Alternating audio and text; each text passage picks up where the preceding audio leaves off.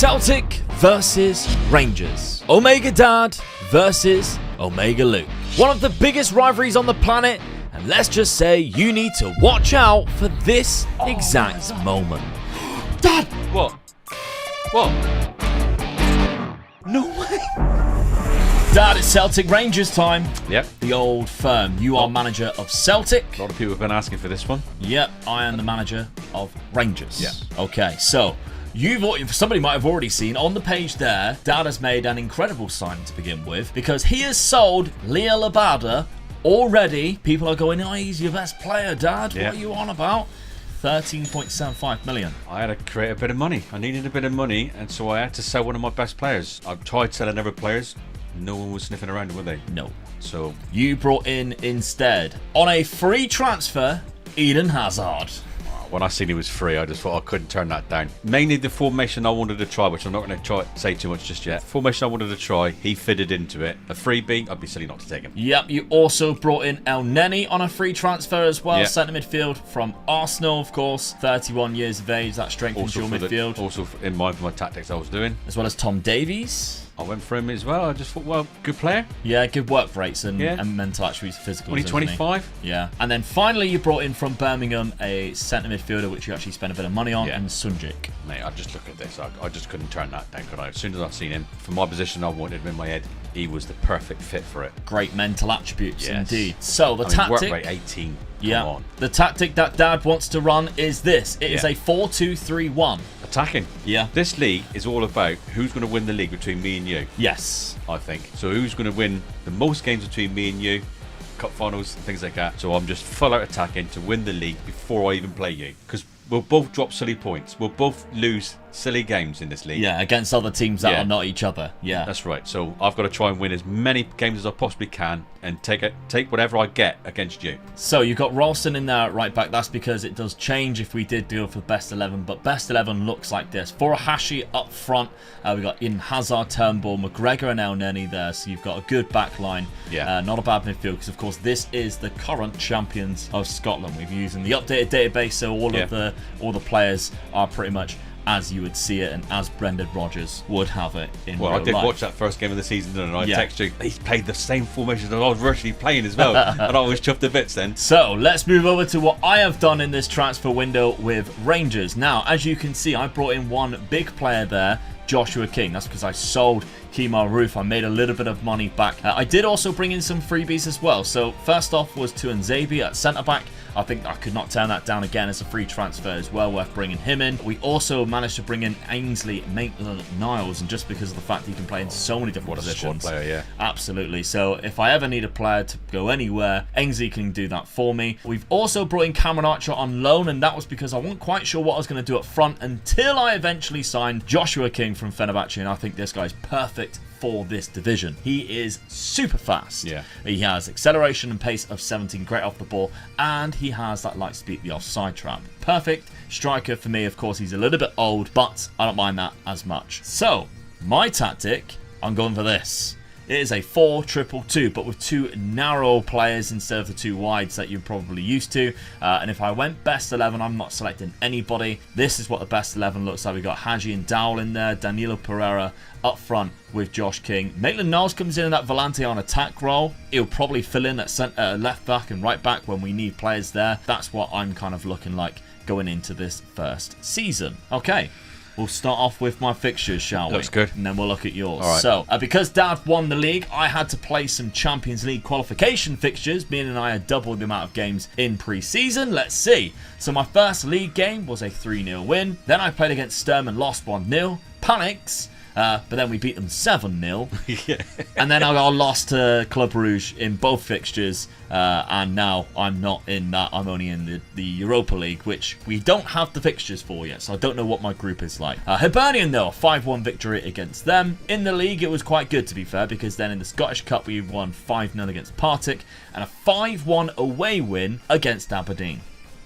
So I've kicked things off in the league very well, Dan. I'm first that looks right good, now. Yeah. That does look good. And that is because in your fixtures, let's take a look, you also won all 4 of your games. Yeah. But you just didn't didn't do it by as much, but we have each other in the next I've game. only conceded 1 goal though. Yeah, that's true. And we're both through in the cups, because remember, the cups in Scotland, there's 2 cups. Very much like England, there's a League Cup and an FA Cup version. That if you take a look at the fixtures, they've got Scottish Cup and Viva Scottish League Cup. Scottish Cup's more like the FA Cup version. You're in the Champions League. Your Champions League group is Roma, Ajax, and Club Brugge, the team that knocked me out. Yeah. But because we are now doing the point system, this is how we're going to do it. So we're keeping it exactly how it is. 1 point if we play against each other and we win that fixture. 1 point also if you finish higher in the league against each other, but I don't think that's going to matter too much, Dad, because it's 3 points if you win a league and you don't get that extra point. So I think one of us is probably going to win the league each season. Yeah. I don't think that's going to come into play today. It is, however, 2 points for winning a domestic cup. And there's 2 cups to be won. So that's 4 points in total. Plus, majority of the time, we're probably going to play against each other at some point. Yeah. So that's probably going to be 3 points. It's going to be 4 games, isn't it? Yes. It's 4 league games, I think, they play each other, don't they? Yeah. So, and then, of course, whenever you come up against each other as well, in the cups. Oh. Then, of course, that league, of course, like I mentioned, to win the Cinch Premiership is going to be 3 points. If we win a European trophy, that's 4 points. And, of course, the Champions League, if somebody manages to win the Champions League, I think you deserve to win the whole thing outright. Oh, yeah. But 6 points in total. Now, there's a lot of people who are saying in the last one, I don't think you should have the 4 points for Europa League, etc. This is the reason why we're having 4 points for Europa League, because if a team from Celtic or Rangers win Europa League, that's a much bigger deal than winning the league. So that's why a European trophy today is 4 points. It makes sense for it to be that way. Because of the new point system, it makes it very interesting to see who wins each season. That's where the battle is going to be. Yeah. So, without further ado, Dad, shall we simulate this first season? Let's go for it. See who gets the head start.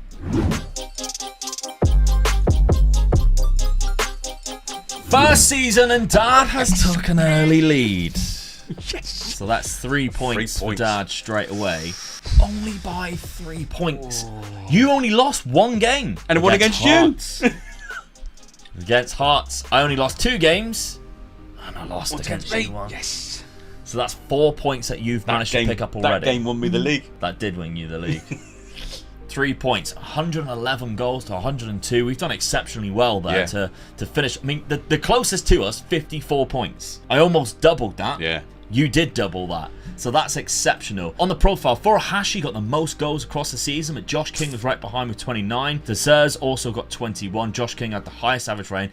Eden Hazard had 21 assists. I told you I brought him in for that. I brought him in for that role. Yeah, I mean, Furuhashi, I did not expect him to be that good. Strength for 4, so you could, sneeze and he'd fall over next year. He's going to have 5 chances. He's going to put 3 away. Yeah. I'll take that. Yeah, absolutely. So, you have won this league title. Yes. Fair play to you. But it's all about the cups. Now we're on Rangers. So this is how I have done in the cups. So I really need to win some cups here. Right. Oh, no. I've won nothing.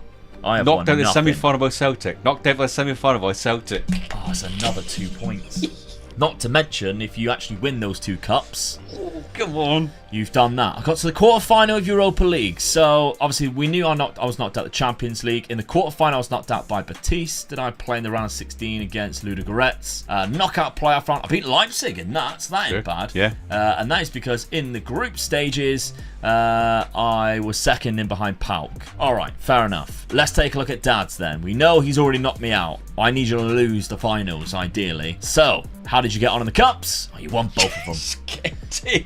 Round of 60 in the Champions League. But in the Scottish Cup, you won 3-0 against Livingston. And the League Cup, 3-0 against Motherwell. You absolutely... The treble. First season. Get it. Destroyed and dominated this first season. Fair play to you. Round of 16 against Inter Milan was a close one as well. 4-3. In the round of 16, your group stage, fair enough, you knocked out Ajax in the group. Yeah. You won 3 games in your group stage. You beat Club Brugge twice and Roma at home. Ooh, you beat Jose Mourinho's team at home. So, your total points, Dad, is 10 for this season. Omega Luke's total points? 0. Get in. 0 points. I have not beaten you in any games. I've won nothing. You've won 2 cups. You've defeated me in both of those cups, and you beat me in the league once. And you won the league. That's 10 points. Fair play. Okay. Your goals tally. Furuhashi got 47. 27 goals and 29 assists from Eden Hazard, who's 33. What a signing that was, eh? Unbelievable. Maeda, your backup striker / winger, got 23 goals. And this guy's attributes always cracks me up because he's just super fast, but he has terrible technicals. But other than that, he's quite good, to be fair. Turnbull also got 19 goals and 11 assists, which is not bad at all. Let's have a look at what I've got then. So I've got 37 goals from Josh King, 37 games. I'm happy with that. Yeah. 31 from De Sers, which is not bad at all. And Danilo Pereira, my third striker, got 18. Assist-wise, not bad. James Tavernier got 22. 15 from Haji. Now, my transfer budget, £10 million. It's not a lot. Your transfer budget is £20 million. Ooh. So you got double the amount already, but that's probably because of Champions League football. Yeah. In that season. Alright, okay. Second season then. Let's see what we have done in the transfer market. Kicking things off in the second season, I sold Sam Lammers for £8.75 million to PSV. That allowed me to have a little bit more of a transfer budget, and I spent quite well. Cameron Humphreys comes in from Ipswich Town, £4.7 million. A good centre midfielder. Only young as well, 20 years of age, with a fantastic potential. Yeah. Good work rates, good stamina, natural fitness, etc. Now, I also sold another £2 million worth of players here, with Matondo being the most at 2.3 after a certain amount, but I brought in a load of free transfers. Alan Campbell from Luton, Scottish centre midfielder again. I have a change of what I would like to do, so I'm bringing in a lot of central midfielders. Then Nathan Baxter, I felt like I needed a better goalkeeper. Nathan Baxter on a free transfer. That's my goalkeeper set for the rest of the rebuild. That's unbelievable. 25 years of age, 6'3", happy days. Gustavo Hamer, again from the Championship, Coventry, very good centre midfielder, 27, free transfer.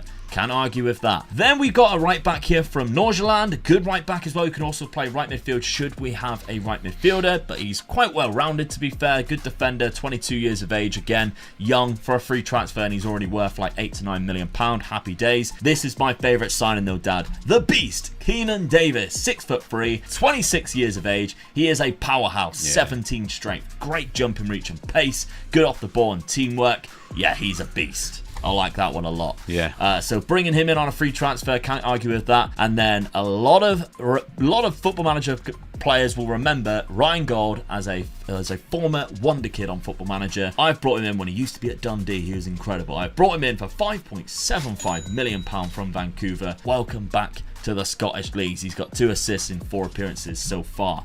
So that's who I've brought in. Before I show you my tactic, let's have a look at Dad's then. So Dad has sold a little bit more players, but he has brought in a lot. So, Matthias Arezzo, speaking of former wonder kids. Yeah, I went for this guy. I'm just thinking I need another striker that can give me 10, 15 goals, even if he comes off the bench. Yeah. And a bit of competition for the other guy. Absolutely. £4 million. Yeah. Not a bad deal. He's got 2 goals for you already in 4 appearances. Start then, you then also brought in another striker in Marcus Leonardo and spent a little bit more money on him. Well, his finishing 16. His acceleration 16. I just thought I just couldn't afford to turn this boy down. Never. I'm going to play an attacking side. I want, in case I get injuries and all that, I just want good players to be there as well. Yeah. And he's young with a lot of potential. This league is all about winning the games, so I've got to be winning games. So you can't win a game unless you score a goal, mate. No, absolutely. And then you brought in Mandy at centre back. Yeah, I wanted to strengthen up my centre back place, with defence. I know he was 32, but look at the stats on him. I just couldn't afford to turn that down. £5 million from Villarreal. Yeah. And then finally a couple of players here. One free transfer, which is Marek Rodak, goalkeeper. I wanted to improve my goalkeeper. Yeah, you didn't like Joe Hart, do you? No, no. From when Man City got rid of him, well, his career just gone right down, and when he come to Spurs, oh no, what are you doing? So this guy's in, and I'm the same as you. That's my goalkeeper for the rest of the seasons. Okay, and then Nathan Phillips from Liverpool. Another centre back I want to in, so I'm strengthening my forward line now. Talks for itself, and I'm just strengthening my defence up now. Yeah. Okay, so tactically you have actually changed it. Yeah. Even though you won the treble, you know people are going to have a go at you if this backfires. I just looked at it and thought, well, the strikers that I've bought, surely I should be playing now 2 strikers. All right. Okay. I've got two, I've got 3 or 4 good strikers. Why shouldn't I be playing 2 then? So you got Furuhashi, who is a pressing forward Yeah. master. He's got good aggression, good pace, teamwork, and work rate and everything. You've also got Marcus Leonardo, who now plays up top. Yeah. Hazard and Maeda on the wings. El Neni and McGregor in midfield. Carter Vickers Starkveld at the back still with Rodak in goal. Okay, on to my tactic then. I have changed it as well. I've gone to a narrow diamond formation with a target forward because big Keenan Davis is a monster and I need somebody up there to be a brute force. You've got Shadow Striker, which can be perfect for Ryan Gold or Hadji, to be fair. Both of them are fantastic in that role. If I was to do the best 11 quick pick, it would look like this.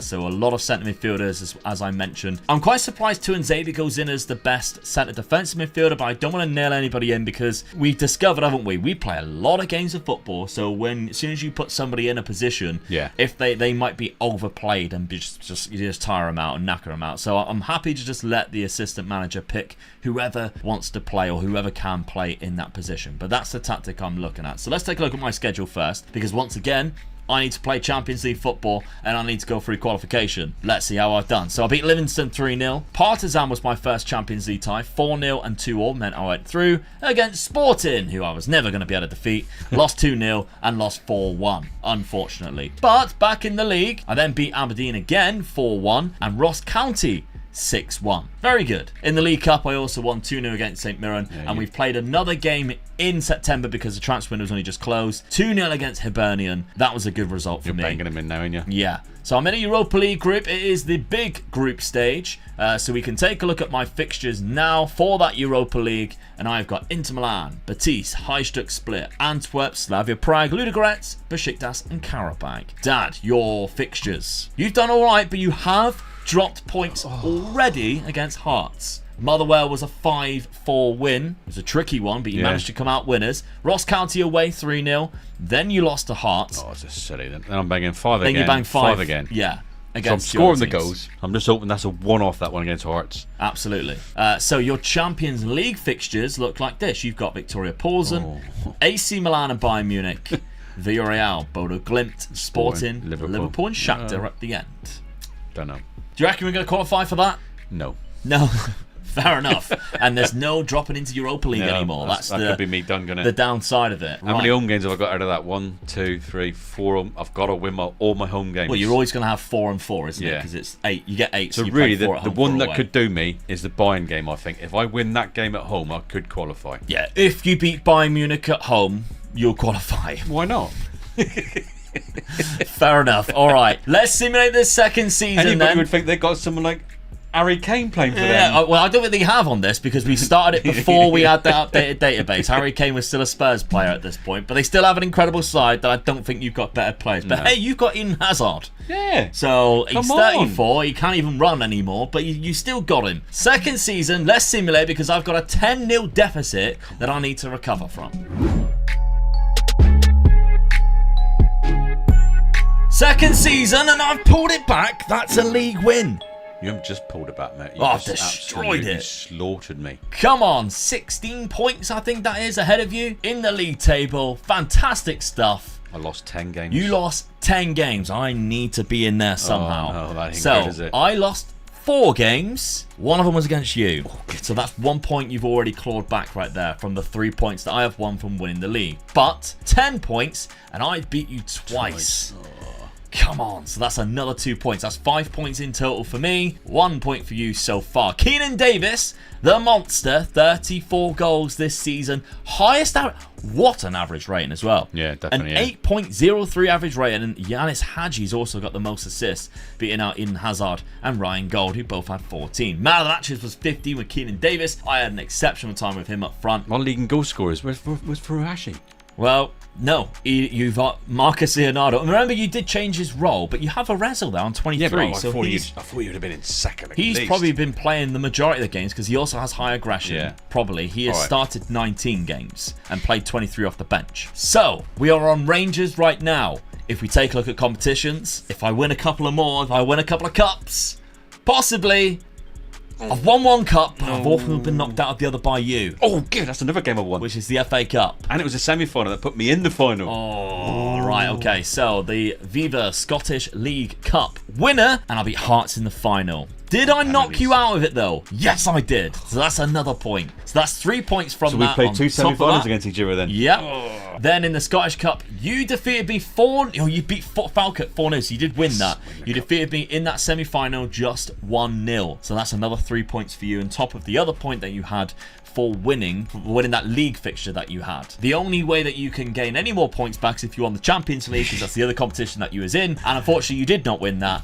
The final is to be played between Liverpool and PSG. But how far did you get? You did not make the round of 16 or the knockout playoff round. You were knocked out. You finished second from bottom. You won one game, which was Bodo Glimt. So if only you won that Bayern Munich game, you might have gone through. In the Europa League, though, I got to the round of 16, defeated by RB Leipzig, unfortunately 2-1, which isn't too bad. I didn't play in the knockout playoff round. The league phase, oh bloody hell, I topped it. Well done. Didn't even lose a game. Drew 1 against Antwerp, but I won 7, so that's not bad. I beat Inter Milan at home, 2-1. You can't all beat European giants when they come across the Scottish shores, Dad, okay? The points tally is as follows now. For this season, Dad picked up 4 points.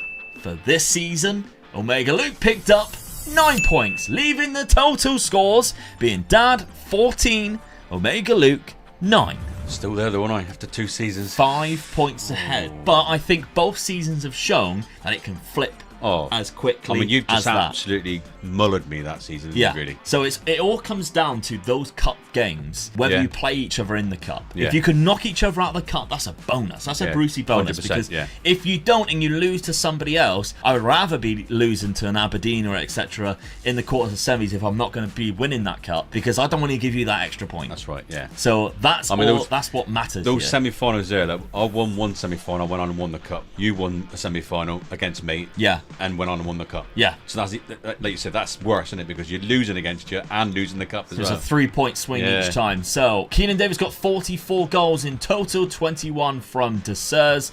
Not as high as what I thought it'd be, considering we won the league there. I also have £14 million to spend next season. Dad, your fixtures, or your results, sorry, 34 goals from Marcus Leonardo. For a hash, he did get 19. Yeah. He played 26 games that he started. Arezzo got 29 and he only started 30, so he got way more. So it looked like them two were just flicking between each other, didn't they? Yeah, it does, to be fair. In Hazard got 14 goals and 18 assists, but he is 34 now. He's starting to really struggle and decline in his physicals. The transfer budget that you've got is £19 million, so we're quite close in terms of budget going into season number 3. Absolutely. Where do I go? Right, let's see what Dad does in season number 3. So, Dad, you sold £16 million worth of players, including your starting centre-back in Starfelt. But I think it's actually a good deal, because £8.5 million for a 30-year-old, not bad at all. Yeah, it was good, wasn't it? You also sold Maeda, that really fast guy with terrible technicals that we mentioned about the Japanese guy, to I think I've got better in the team now, what he has. So I thought, well, £4.5 million. Good price for him. That allowed you to spend a lot of money and also bring in a lot of players on free transfers with high wages. Let's talk about the players that you did bring in. First off, a left back, Dame Foulon. Good bargain this is. In my mind, I'm thinking to myself now, I lost a lot of games in that season. Why did I lose a lot of games? I'm conceding goals, I thought. So I'm thinking now, let's strengthen my defence. So this is when it starts. £1.6 million. Yeah, I thought he was good. You also then brought in a right back, Bright Asai Samuel. Thought he was good as well. Yeah, good right back. Good. I mean, pace 18, acceleration 15. Teamwork 15. It's got it all there for me, any. Yeah. So £8.5 million as well. It's a lot of money, to be fair, for a right back.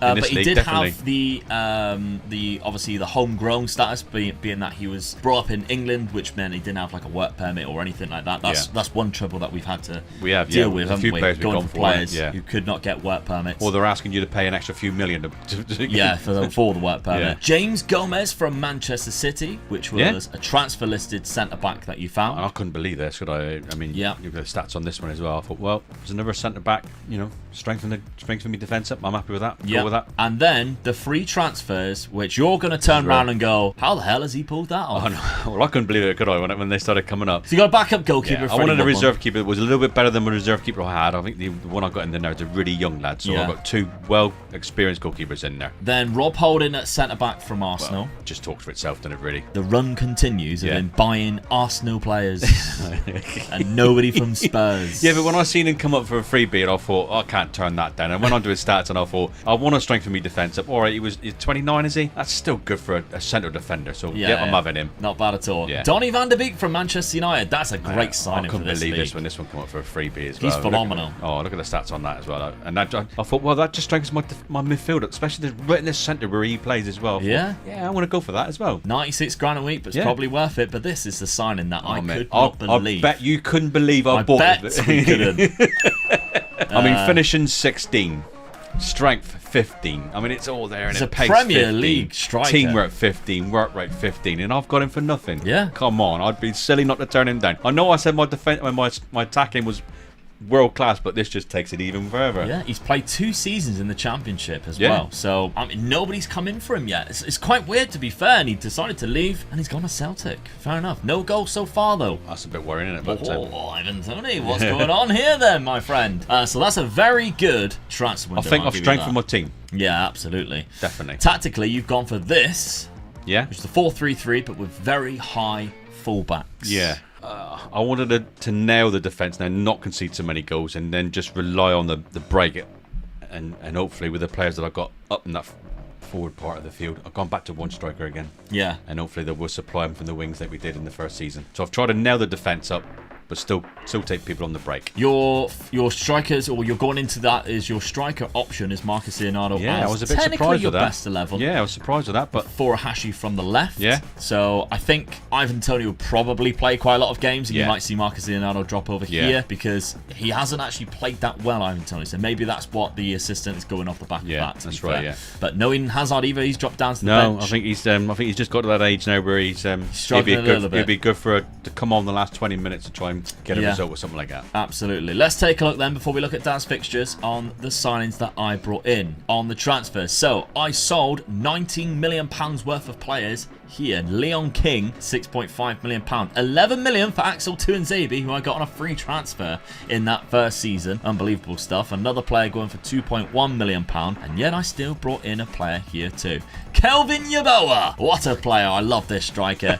He is fantastic. 25 years of age, £7.75 million. He's got a goal so far, only in 4 games. But he has good acceleration and pace, good off the ball, likes to beat the offside trap, doesn't have the best technicals, but I still like him anyway. We also have brought in £18 million worth of player, and I also picked up a couple of really good signings from free transfers. I got myself an Ethan Laird, who plays in both fullback positions really well. Good, yeah. Alex Scott, couldn't believe nobody else was going in for him. In midfield, that's the signing that I was quite surprised with in this summer. He also had been playing the Championship. Tommy St. Jago, which was a signing for centre-back. I think I needed a pick up another centre back because Connor Goldson's getting of age now where I need to think about replacing him. Florin Balogun, free transfer from Arsenal. He's injured at the start of the season, but one game, 3 goals so far before he actually got himself injured.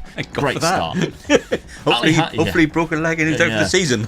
Alejandro Francis, another good centre-back who can also play right back. Fantastic option. I spent a little bit of money on him though, £6.25 million, and when we're in this league, that's a lot of money. Yeah. Gianluca Busio from Venezia is another guy that I've brought in, 23 years of age, can play in all of the different midfield options. When I'm playing that diamond role, I need players who can play in all 3 for variety, for when somebody gets themselves injured. So that is what I'm looking like right now. My tactic, sticking with how it was, because obviously I won the league with it, so I'm not going to change too much of it. Keenan Davis and Balogun up front, and now I've got the likes of Kelvin Yeboah coming off the bench. I can't complain too much with that. That's exceptional. Ryan Gold, Busio, Scott, Hammer. I think my midfield is incredible now. I'm just a little bit about my defence. I've brought in 2 really good centre-backs. I don't know whether they're the best centre-backs in the league, though. I still think you might have one of the best centre-backs in the league, so I might be struggling at the back there. But yeah, I think going forward, we've both got 2 exceptional teams right now. Yeah. Definitely, yeah. Okay, let's take a look at my schedule first. Actually, no, let's go Dad's, because he's got to go into the Champions League qualification. How has he done? He has managed to do it. And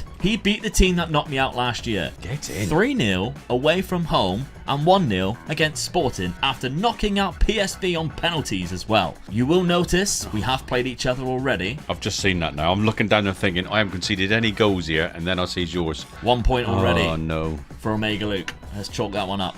Falkirk, though, your first game of the season, 4-0. You got Hearts, 1-0. Livingston in the League Cup, 4-0. St Johnston, 2-0. Not a bad start. Well, to be honest with you, apart from your game, which I would be disappointed with, I'm quite happy with that, really, because I strengthened my defence and we haven't conceded goals. Yeah. Or I've conceded a goal, but it was only one goal against you, and it was at your place as well. Yeah. So I'm happy with that. All right, let's take a look then. Now, of course, I picked up that win, but I haven't dropped any other points. Talking about not conceding goals. Conceded a goal. 1-0 against Livingston, 1-0 against Ross County. I was getting a little bit worried at that point. Queen's Park 2-0, but then I stuffed Aberdeen 6-0. Keenan Davis got 2. Florian Balogun got his hat-trick in the one game. And to be honest with you, really, we look at Aberdeen as one of the teams that can cost us points. Them and Hibs are the two that I consider to be the difficult games, difficult fixtures at the minute. I think Hibs more than Aberdeen at the minute, to be fair. But yeah, that's what we're looking like right now. We haven't been given the Champions League fixtures, so we don't know what that is, but we are both playing in the Champions League going into this season. Remember, Dad is slightly ahead of me right now by about 4 points, so that point already matters. That narrows it down to about 3. Third season. Come on. Let's see what happens. Third season, come on, let's go!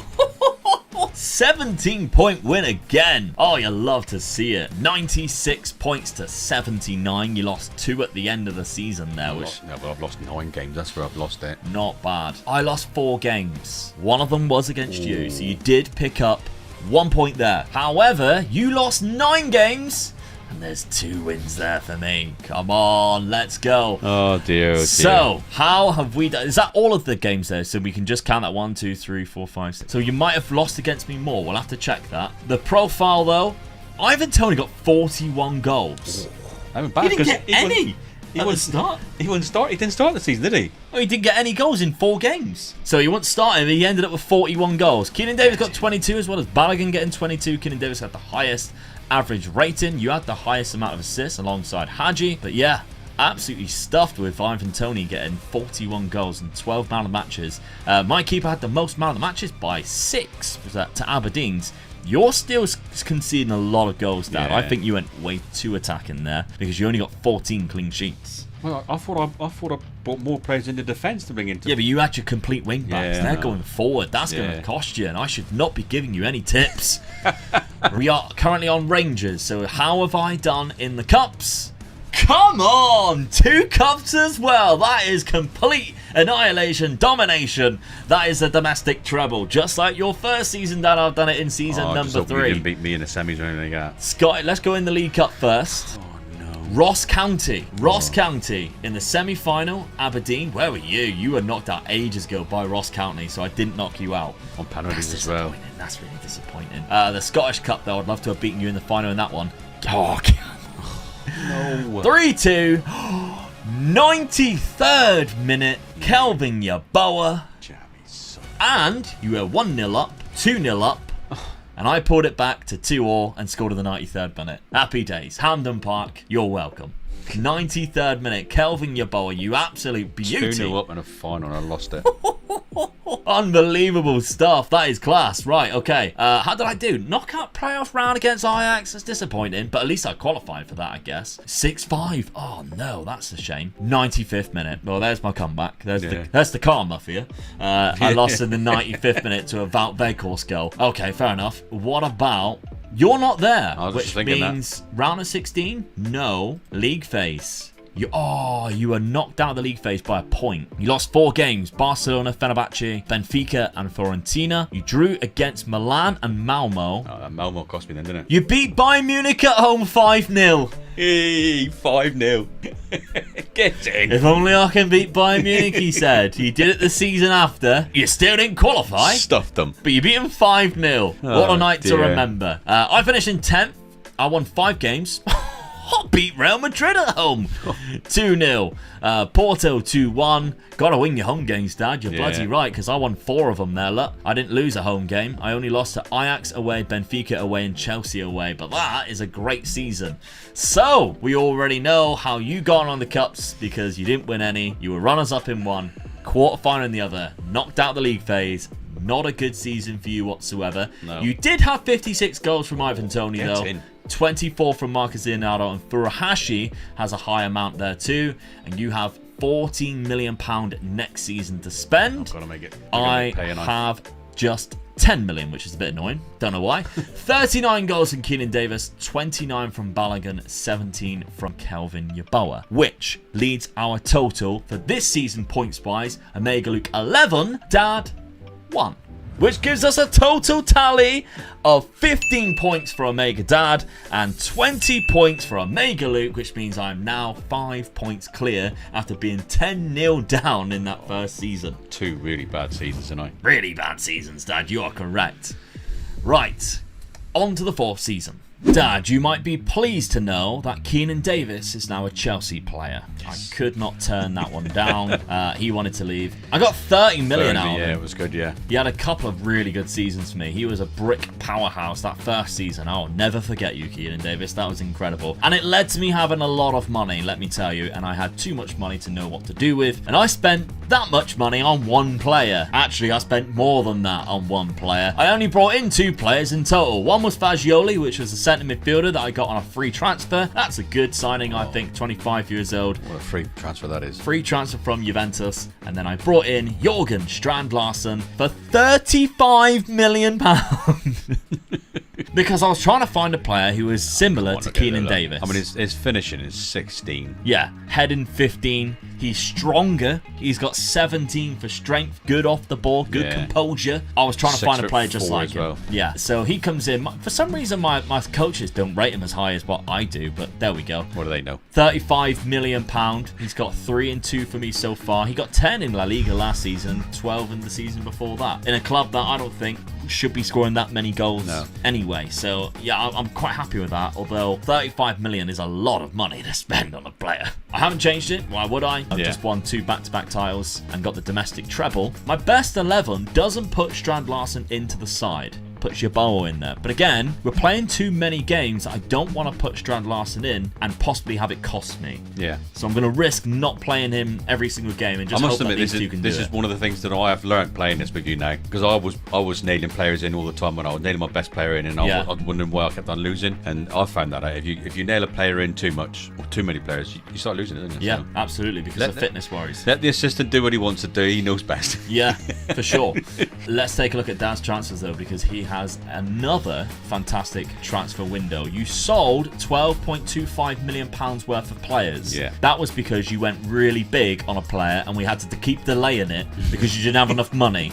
That was to buy Christian Jakic in your squad, who is a CDM who can also play right back, centre back. I was thinking again, I know you keep looking at me saying, why does he keep changing his tactics? Well, I had to after the last 2 seasons. Yeah, you definitely did. So I had to change my tactics again, and I thought, right, I know what I'm going to go for. I tried it on my game at home, and I won the league with it. All right. So this player fitted into that tactic as a squad player, and he's good as well. So I went for him, and I got him in the end. 17.75, even though he only cost the club £3 million the season before. But he started exceptionally well. Yeah. 7.28 average rating with an assist in 4 appearances. I think you were playing him right back as well, because you got a very good midfield. Adding to that midfield is a freebie in Cole Palmer. When we looked at the free transfers and he come up there, I just looked at you and went, I'll have him. I don't care what's he like. So we went out onto it. I'm having him. You were literally only saying to me the other day how much you appreciate Cole Palmer. Yeah. I watched him play the first Man City game. Yeah, the Community Shield. And he come on, and he come on and scored a great goal. And I thought he's a good player, good squad player as well. But I've got Hazard going out of the team now. He's old retired. Now, he retired. So I had to replace him, and what replacement that is? 2 goals, 2 assists. Very high average rating in 4 appearances. The most games he has ever played in the league since 2022. Pep, you don't know what you're missing, mate. Exactly. Thank you very much, mate. He's probably been sacked because of it, isn't he? No, he's still there. All right, so Cole Palmer also came in, but he did spend a little bit of money bringing in 2 other centre midfielders in Gagliardini from Lazio, 32, but he's good. I think this is giving it away now. I'm really, really strengthening my midfield now. Yeah. And this guy does that for me. Yeah, £4.2 million. It's a very good signing. Those mental attributes are phenomenal, but he's also, even though he's 32, he's still got the pace and stamina. And his work rate is 17. Yeah. Team were 18. It's all there for a centre midfielder, isn't it? Absolutely. And you've also brought in Miguel Crespo. Dad now has a list of all these players that he appreciates. You might have seen or recognised a few of them from previous rebuilds, because you asked me to type one in and I'll go, that was from that rebuild one anyway. Probably, yeah. But he's probably also over the next 3 rebuilds that we're going to do, I'm going to be signing the same players. Yeah. He's also done some of his own research now. Miguel Crespo was one of those players. Yeah. Very good signing. Another good one from his centre midfielder again. Strengthening it out. Porto. £10 million from Fenerbache. I just had to have him, I tell you now. It just makes my midfield so strong now. Speaking of that midfield, this is what your side looks like as the best 11 pick. Them two right pick. in straight away, look. Yeah. So we've gone for a new 3 in midfield formation with 2 Mazzalas and a box-to-box midfielder. Yeah. When we were going through the player roles, Dad said, "What the hell is a Mazzala?" And I had to explain and show him. When I shown him, he said that fits my tactic perfectly. And I thought, okay. Okay. So all 3 signings that I've done there, no 4 signings are all in the team, though. Yeah, absolutely. So it's good transfer window. That is your best 11 pick, pretty much, but we're not actually doing that, are we? We're running the simulation. We're running it without any players selected, so that you've got players, obviously, where they need to be played. When you pick your top pick and he puts in the players that you want to be in there, why should you nail anybody in? He's putting them there for you anyway. Yeah, so absolutely. Let it go. Let's take a look at your fixtures then, because you've had to play some Champions League games. Dundee Athletic 3-0, then you lost to AZ Alkmaar in the first leg, but you smashed them 4-0 in the second leg. You then beat Club Brugge 8-0 in the first leg, which allowed you to play a fully... I think I changed nearly every player there except for 2, I think You only lost 4-2 away. And other than that, you won every single game. You beat Aberdeen, you won the Scottish League Cup game against Motherwell 3-0, then you beat them in the league 3-0 with Ivan Toney getting a hat-trick. I won every league game without conceding a goal. You have. And Wraith, a 6-0 away win as well. Your Champions League fixtures, though, they're interesting because you have Real Madrid, Salzburg, Dinamo, Porto. You've got a nice little spell there of games Liverpool. That you could qualify for. Yeah. But then you've also got Liverpool and Leipzig in the last 2 games of the season. So it's possible I could go for it. I think you should be optimistic, especially with that start. I think you could be optimistic there. I'm definitely a better side now. Yeah. Let's take a look at my fixtures then, because that is my best 11 going into this. I won 8-0 in my first league game. Balogun got 5. Livingston 6-1. Dundee 3-0 in the League Cup. 4-1 against Ross County. 4-0 against St Mirren. I am a bit worried now. I've done very well at the start of the season. I am just scoring a lot of goals. My Champions League fixtures looks like this. Sporting and PSG. I've got Inter Milan, Benfica, Barcelona, Lazio, Young Boys. I've got a harder run, I think. Yeah, I won't be surprised if I'm eliminated from the Champions League. Unfortunately, you have got a bad one there. But none of us are going to get points from the Champions League anyway. No. So you might as well just get knocked out of it early. If I'm going to get knocked down, I can focus on maybe the Scottish FA Cup. I'll just focus on that. 4th season. Remember, I'm currently just ahead of Dad on points, but it can all change in this season. Let's take a look.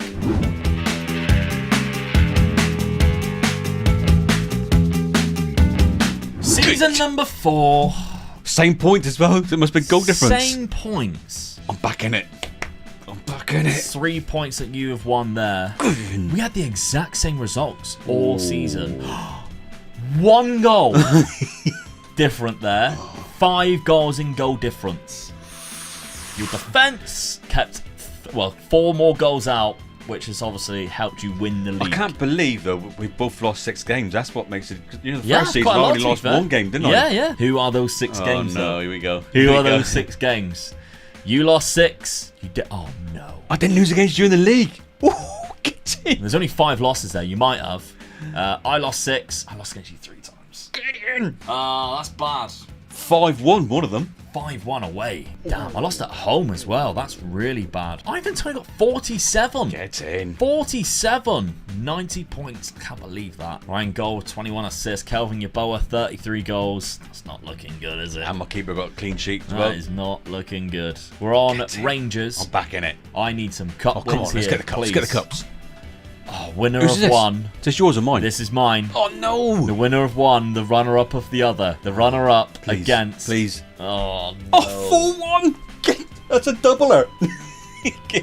There's another 3 points for Dad. But I did win 2 points here. Did you beat me in the final? No. Oh. Did I knock you out? Please say I knocked you out. I did. Right. Okay, that's it. So that wipes each other out. Yeah, definitely. Yeah, for the cups. But then you get another 3 points for that win. So I wonder how many times you actually beat me. We've seen you lost 3 there against me. Well, no, so you beat me 3 times on mine here. So I beat you in that cup there.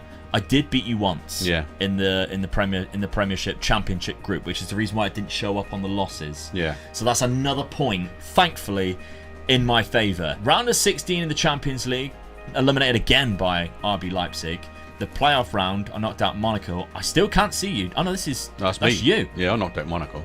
Oh, hello. No, you got eliminated by Monaco. Oh right. Oh, that means I qualified in the top 8. You must have went through with Barcelona because Barcelona as well. Hello. Oh, no. Right, okay. I mean, it doesn't do anything for points because I got knocked out anyway, but it's just nice for bragging rights. Let's have a look then. Finish in 8th. Like, yeah. Finished in 8th. You're very respectable 14th place, Dad. It's no 8th place. Don't get me wrong. You're not in the green portion of up here where where the good teams are. But you won 3 games. 3 teams that you would expect to win. You drew 3. That Salzburg game could have cost you because that another 2 points you would have qualified. You would have bumped me out of it. And you also lost against Leipzig and Liverpool. I had a harder fixture. Oh, just Barcelona coming over to Glasgow and knocking them out 3-1. 5-0 against Sporting. Unbelievable stuff. 2, I drew away to Inter Milan as well. The only 2 games I lost, PSG and Lazio. It's fair enough. Respectable. Yeah. Very respectable. Okay, now we'll take a look at my goals tally. 48 for Kelvin Gabon and 28 for Balogun. Oh, that's good. Yeah. That's very good. So the only thing I'm a little bit disappointed with is Larson. He only started 20 games. And I'm wondering, maybe I should have started him because he was the Keenan Davis. Yeah. He was a lot of money. Keenan Davis was the difference in the last 2 seasons where I've been winning the league. He doesn't play this season. And I don't win the league. That could be the difference. Yeah. That could have been the difference. Yeah, so, definitely, yeah. Jorgen Strand Larsen, maybe I need to look at that next season. I've also been given £25 million. Okay, that's not bad. So, Celtic, competitions, playoff round, semi-final by Rangers, but you did win the other one. So that's some points right there. 87! Get in. That's the most goals I think I've ever seen from just one league campaign. That's absolutely incredible. I mean, you'd settle for league goals will be on 34, wouldn't you? The second boy, 87. How's he done that? Ivan Toney with 87 goals just this season in 55 games, by the way. 87 goals, 55 games. There's why I won the league. That is, yeah. Yeah, because you scored so many goals. Yeah. Fair enough. Ivan Toney, what an absolute monster he is. Get in. I thought Keenan Davis was good. 14 million, though, for next season. Got a little bit more money than what you have, Dad, I must admit. Didn't expect that. Well, to be honest, I don't know what I would change. I know, that's the trouble now. Because we need that type of money to be able to buy in better players. Yeah. Because at the minute, we're not going to find those players. But who would I sell from that team? Well, I just don't know. That's it. Let's look at the points then. So Dad picked up 9 points in total. I picked up 4 points in total, which means that the current points, Omega Dad, 24. Omega Luke, 24. Oh, pulled it back. We go into the final game of the season. Come on. Level on points. Come on. Level on points for that final game of the season. It's going to be an interesting transfer window then, isn't it? Oh, yes. Season number 5, don't go anywhere. Right, as we said, this season was very difficult.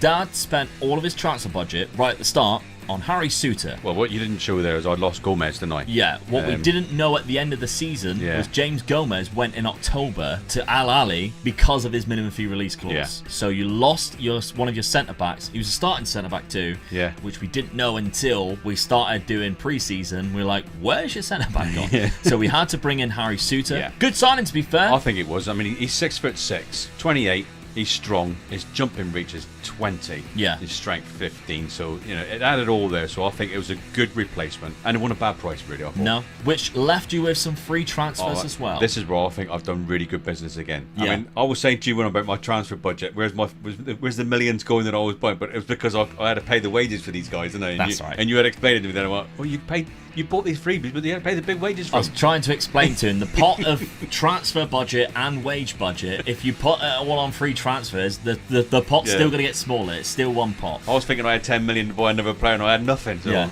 I struggled, but I was still happy with what I bought. I mean, Harvey Barnes, free transfers, not bad at all, is it? I mean, look, he's a good squad player as well, but another squad player like that for free, I'd be silly not to tuck him on. You needed a new left back. You found Terzic as a free transfer. That was the one position I was worried about when I seen you the next time after the last season. I said to you, I need a left back, and I want to find a sort of an half decent one. I found one, so I was happy with this. But this is my signing. He finally got a Spurs player. Didn't come from Spurs. You come from Newcastle, but Højbjerg. You're all going to shout at me and say he's 32. I know he's 32, but look at his natural fitness, 20. His stamina, 19. His strength, 15. Its work rate 18. Yeah, we're not going to get I've players just now- of that quality in their prime, are No, we? I've just now put someone into my centre midfield position, and he'll play every game. Yeah. And he's got it because of that. Yeah. I've got to win this season. Yeah, it all comes down to the This wire. guy could do it for me. Unfortunately, Patreon members, we don't give a crap about you at the minute. Yeah, I'm sorry about that. I am really After sorry about 5 that. seasons, we love you again, and you can have Hey, you this got- save game file. Mate, they've got Aaron Tony to play with him. That's you true. know? He's 32. Oh, 31, he scored 32. 87 goals That's last true. season. Page.com/MegaLuke Gaming. We all love you very much. Remember, you're helping me to pay Dad a wage every single week to now be able to drop a day at work to join me. So thank you very much for that. The Patreon's gone up since that's happened as well. So Yeah, we really thank you do for that. appreciate Yeah. all of you new Patreon members who have, decided to help us out because of that. That means the world to us. So really do appreciate it. If we can get any further, Dad might be able to even drop you more days off. I mean, it's videos like so this there we that go. we're planning on making more of. Because of that. Yeah, because of that. Because these do take us a long time to make, don't they? And now we have the time to do it. So Yeah. thank you, and here's your reward. These amazing videos like this. Hope you're enjoying it. Right, over to Rangers. What have I done in this 5th and final season? Well, I had one free transfer that I have now got the best player in the league in Anguissa. That's an unbelievable signing. That's incredible. How much did you pay for him? He was a freebie from Napoli. Where's my pen? I'm going to write his name down. Oh, he is class. Obviously, Napoli, for some reason, He didn't only want to renew his contract. He only scored 3 goals last season. I know, he played the season and before. started 34 games last year in the How- Serie A. How is he that good and only scored 4 goals in 3 seasons? I don't know. Or I could go 6 goals in 5 He seasons. is only a midfielder, but he's just an unbelievable midfielder. So good. Right, Anguissa comes into the side. Also, I had about £30 million. I sold a couple of players. I didn't really know where to put it, so I bought Levi Colwill, who I think is an incredible centre-back. Yeah. Left-sided too, which is just what I needed. Scouts don't rate him too high, but he has the potential. He's probably my best left centre-back now, or the best centre-back that I have. But as soon as I bought him, which seems to happen every single summer, he breaks his toe. And he's been out for the last 7 weeks, so he's yet to play a game for me. Shame. £31 million worth of player. So that's my lineup. Now, tactically, I'm going with the same, but I'm making the very bold move of putting Strand Larsen up front every single game. Right. I feel like that don't Keenan blame you. Davis role might have cost me last time. I don't blame you, but You beat me in that last Yeah. that last season, so I need it. I need it here because especially if I go pick the best without restriction, Yeboah goes in there as a target forward. well, it was yes, goal he's difference on 6'1". one as well, wasn't it? So. Yeah, but he's not as good as Strand Larsen in the air. Balogun's very good. Yeboah and those two can just deal with it up front themselves. Busio and Guisa, Fagioli, great midfield. You got a hell of a midfield, didn't you? Yeah, I just need Colwell and St. Jago to kind of like, to bond together, have great times, and we should be absolutely golden. Now, Dad's team. Let's take a look before we look at the fixtures. Go on with the same formation. No players in. He shouldn't obviously change it this time round because he won the league last year. Best 11 looks like this. You've got an There he is. unbelievable midfield. Yeah, I mean, to be honest, midfield and strike force. Yeah, Cole Palmer on the right, Marcus Leonardo and Ivan Toney up front. I'm happy with that. The only thing I was really worried about, and I was trying to buy another player or get another player in, was the age of my centre backs. Yes, yeah. Rob Holding is like, what, 31, 32 now, Yeah. 31. I know it's not, if they keep their fitness, so this guy's 29, so if they keep their fitness, they're still alright. Yeah, so but there we go. I'm happy with that. Yeah, me Yeah. too. This is going to go right down I to think the I've wire. strengthened it, so I'm happy with that. So, Your schedule-wise, left-back's let's take a look at you first. 4-0. Oh no, I've lost to you already.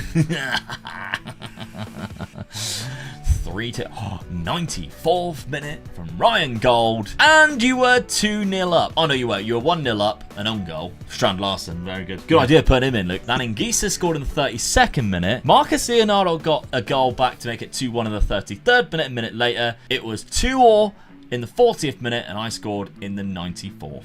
Mate, you had a player sent off before I had a player sent off. Yeah. So I should have went on and won that game. Very I've tricky chucked that game, game. that And one. you beat me an extra time again. So You did, though, beat Hearts 4-0. You beat Falkirk 3-1 and St Mirren 2-0. Your Champions League fixtures look like this. PSV and Ajax, Inter and Dortmund, Bayern Munich and Manchester United at the end. that's me out then. Very difficult. So remember, the points tally means I go one above Dad already now because of that league fixture win. Yeah. My schedule, though, looks like this. I have dropped points in the league as Yeah, well. but you haven't lost though. I haven't lost, no. I had to qualify through the Champions League, which I did. I beat Sturm in the 2 games 3-0, 4-0. I also beat AZ Alkmaar after drawing with them in the first leg away from home, so I also go into the Champions League. I've beaten Hibs 2-0, St Mirren 3-0 in the League Cup, but I drew to St Johnston, and that's really unfortunate, to be fair. They were also down to 10 men at home. That's a bad result for me, which means neither of us. Actually, you are top, even though I've played a game less. That's the reason why. I've played a game less, but you are top. My Champions League fixtures look like this. I have Lyon, Arsenal, Bayern, Manchester City, Ajax and Club Brugge. I don't mind that too much. That's 3 tricky games, a couple of ones that I might be able to win, and 2 that I should definitely win. It's hard, mate. It's hard, isn't it? Yeah, it's very difficult to comprehend at this point. I mean, like we always say, you've got to try and win your own games, but you've got Man City at home. We'll see. Right, 5th and final season, Dad. Best of luck. I'm 1 point above now because of that league win, but it can all change. 5th and final season. Come on. Let's see how we do. Final season. Yes. 2 points. Drew a game more than you. That's very annoying. It's a high amount, isn't it? You got just a little bit better goal difference too. You lost 4 games. Lost 2. Two of them. There's 2 of them. Well, that's only one more game that we already knew about. Yeah, really, we already knew one. Yeah. I lost 4. And one was against you. Right. So one of them might have been in this. I've won the league and I've beaten you. Yeah, there might be more in that championship group as well, because obviously you're missing a loss there. That could have been against me. I'm not missing a loss, so that wasn't against you. So there could be another one that you've lost as well. You are champions though. Yes. Fair play. That's another 3 points. Oh, come on. So 3 points plus another win there. 4 points. Cancel that out because I've also won 2 there. So you are a little bit ahead of me right now. So I've won the league 3 times. Yes. And you won the league twice. Yeah. Ivan Toney got 54 goals. If you win this, it's because of Ivan Toney, to be fair. 100%. Balogun got 22. Strand Larsen only got 18. Oh, that's disappointing. Ooh. Balogun got a 7.6 so you got average rating as the best as well. Yeah. And my assist is a Celtic player. Cole Palmer and Haksabanovic. Right, okay, let's take a look then. We'll have a look at yours first. Competitions. No cups. Oh, no. Quarterfinals by Aberdeen. Twice. Oh, that's annoying. The only good thing is that I didn't lose to you in both times. Yeah, you might have knocked me out of one. Oh, no. I could have done with winning a cup. Okay, League Cup. Yes! 4-1. I won in that final. Right, I don't want to spoil it now. I want to have a look. Did I win the other one? Let's take a look. Oh, runners up. Dad! What? What? Champions League final! No way! Wait, still yet to be played. Oh, no. The Champions League final. That could be it. Still yet to be played. We need to work out the points. If you win the Champions League final, you could beat me. It's got to be close, mate. I mean, I've won the league and that cup could have cost me. Right. This is close. Let's work out the points. This is really close. And then we'll get back to you. So, in the championship group, which doesn't show up on that profile page, there was another win for Rangers. 3-2 at Celtic Park, which if you take a look at the actual league title and go on to stages, does not show up because there it says an away 2-3 loss at Rangers. So that is where the other loss is, which means the points is Dad 4, Omega Luke 5. Which means the total points without the Champions League final is Omega Dad 28, Omega Luke 29. That last game cost me 1 point. And I was at home. 1 point. Because if I'd beaten you, I'd have won. Yeah. Without the Champions League final. Yeah. And I'm at home. But of course, we've got a Champions League final. We have to watch that Champions League final. Oh, we got him, mate. I mean, congratulations to you. What a squad that you had. You beat me, you beat me. So I'm on your side now. Yeah. I'm a Rangers man now. We got to win this final. For Scotland. We got to win this final. Yeah, absolutely. PSG. I mean, what you have built a good squad. So what an achievement this would be. Because neither of us thought we'd even be in any of these competitions. Would we? We thought the Champions League would be way out of the picture. So come on. Let's see if we can do it. Okay, so the squad going into the Champions League final, I do have some injuries, unfortunately. No. Anguissa is kind of injured. Also, Busio needs a bit of a rest. My left back is injured. Also, the striker that I put in every single time, rest So that's what happens, right? That's what happens. Yeah. But before we take a look at the actual final, let's see how I got there. We haven't looked at that yet. The league phase, I finished in 3rd. Only lost 1 game, which was against Bayern Munich. Drew at home to Manchester City, and I won 6. Well done. You unfortunately Man finished in City 25th place, means you didn't get the qualification through to the playoffs. That was only by goal difference too. Yeah. So I automatically went into the round of 16, where I knocked out Lyon 6-1. In the quarterfinals, I knocked out Liverpool 6-1. 6-1 On aggregate, yeah. in. Semi-final, I eliminated Monaco, who did exceptionally well to get to the final as well, to be fair. But it's me versus PSG in the final. So, here we go. Hang on a minute. What? Let's have a look at their squad. They've still got Mbappe. Who else have they got? Musiala. Kevin De Bruyne. Kevin De Bruyne. Martin Odegaard, who is actually injured, Thank God for that. thankfully. Yeah, Ugarte, of course, who's still there. Hakimi, Donnarumma. I mean, their bench is disgusting. They got Rodrigo as well, so yeah, that's annoying. Kudus, he's really good, fantastic. The guy from Ajax, he's incredible as a bench player. Vitinha, who was there obviously. N'Golo Kante is still there at age 37. That's disgusting. That's not very nice, is it? Their reserve player is Rasmus Højlund, reserve striker. So I'm there in the final. Yes. We're gonna do them. Let's see what we can do. Come on.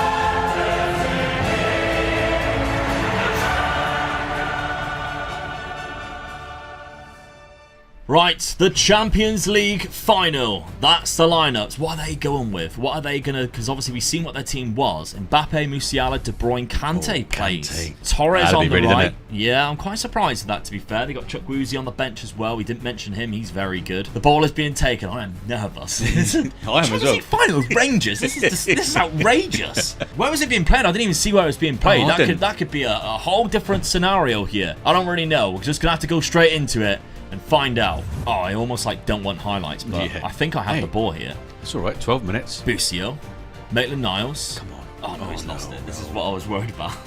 We could win it back. Oh no. Oh, no. Oh damn it. We're losing the ball in their We're back. 18-yard Oh, no. box and we're going, oh no. Ferran Torres, there's a run as well. Maitland-Niles, do something, please. Come on, get in there. Oh, No, he's through. No way. Oh, it's the route one pass from Kevin De Bruyne. He's just too quick. Oh, that could be offside. VAR. Come on. Check in VAR. Come on. Go. Oh, never mind. VAR very much. This is a hell of a ball, though. It's Yeah, his first touch in it. His pace as well. And his first touch there to bring that ball over it. What a pass from Kevin De Bruyne. Yeah. Route one down the middle. I think with his pace, it just makes it look so much different, doesn't it? That's the trouble. He's just Yeah. so fast. Dad, I've just realised the game is being played at Old Trafford. Is it? It's Old Trafford. At Old Trafford. It's 0-0. It's 1-0. So I wish it was 0-0 at Yeah. half time. It's 1-0 PSG at half time. I've had 1 shot. They've had 4. It's still quite tight, to be honest. Man, we're doing better than we thought we was going to do. Yeah. We just got to pray. Do you like how I changed it to we're doing better? Yeah, we are. All of you, this was, Dad. All of you. Okay, another highlight. Again, Come on, let's get a picked up go. the ball. Let's get an early go. Come Ethan on. Laird, he grew up at Old Trafford. He should love this place. Fagioli. Oh, fair enough. Fair enough, having a shot from 30 yards. He's seen Messi do that last weekend. Oh, that was a hell of a goal. wasn't it? Unbelievable, Yeah. if you haven't seen. Can we do something? I might need to make a change in a minute, because I might actually stick on Larson and go a little bit... Uh-oh. Oh, no. Corner. Kevin De Bruyne to take it as well. Come on, let's keep it out. Keep it As out. we keep can... it out. Musiala makes it 2. Jamal Musiala, who I think is about 5'2". Yeah. It's just one ahead. Actually, he's a lot taller than that. I think he's way taller than that. But still, not really somebody that I would expect to win a header. And he's done it against 3 of my players. Not one of them jumped. Not one of them. That's really disappointing. Time to make some changes. They've just plonked Musiala up top. How tall is he? He is 6 foot. Okay, he's an incredible player too. Let's make some changes though. I'm not happy with that. I'm going to go Strand Larson up top for Kelvin Yeboah. And Gisa is really struggling, so I'm going to have to bring him off. We'll bring on Ryan Gold. Busio's going to have to stay on for a little bit longer. I might need to change into a more of an attacking. We'll go a little bit more attacking. I don't want to change the formation too much. It's got us to the final. Right, it's their throw-in this time round. That's all we've had. Here we go. Clear it. Balogun for the win. Nope. Kimpembe. Never mind. Marquinhos to Hakimi. To Rodrigo. Oh, but he lost it straight away. All right. Come on in. Levi Colwill. My record signing. No one up there. No one up there. Nobody is up there, but He's just going to run all the way himself and pass it all the way back hell of a ball to Baxter. Oh my God. Rodrigo's through, and he puts it wide. That's embarrassing. I'm going to go with 3 up top. I haven't got any other strikers, so I'm going to have to bring Alan Campbell on. I'm going to do that. And Ryan Gold, maybe, up top. And we're just going to go a little bit more direct and just pump the ball up there, I guess. We've just got to go for it, unfortunately. 90th minute, 4 minutes to be added on. It's not looking good. And unfortunately, Dad, Rangers are just the runners-up of the Champions League this year. Mate, hell of an achievement, though. Yeah, I mean, getting to the final is incredible. Yeah, hell of an achievement. But there we go. The city of Milan in football is divided between red and blue. And in today's rebuild battle, I'm taking the red side. There's no doubt Dad and I build incredible squads, but of course, there can only be one winner. Runner-up of the Champions League.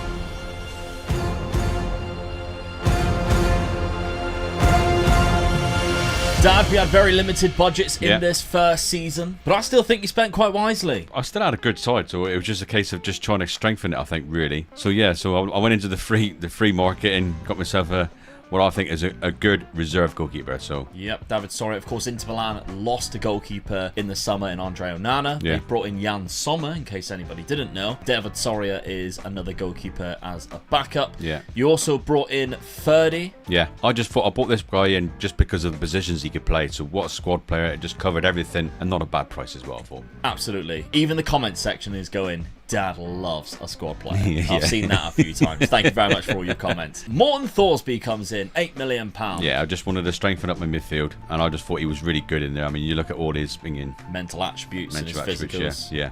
So yeah, they're all there for me to take. So I just thought, right, good squad player. Yeah, he loves a good squad player. Okay, before we take a look at Dad's tactic, let's have a look at the transfers that I made. I only made one, but I did sell a couple of players because I didn't really have any money. I sold Yunus Munsa to Manchester City. Divock Origi I sold for £5 million. Yassin Adli as well for about 4.6, which left me with around about £40 million.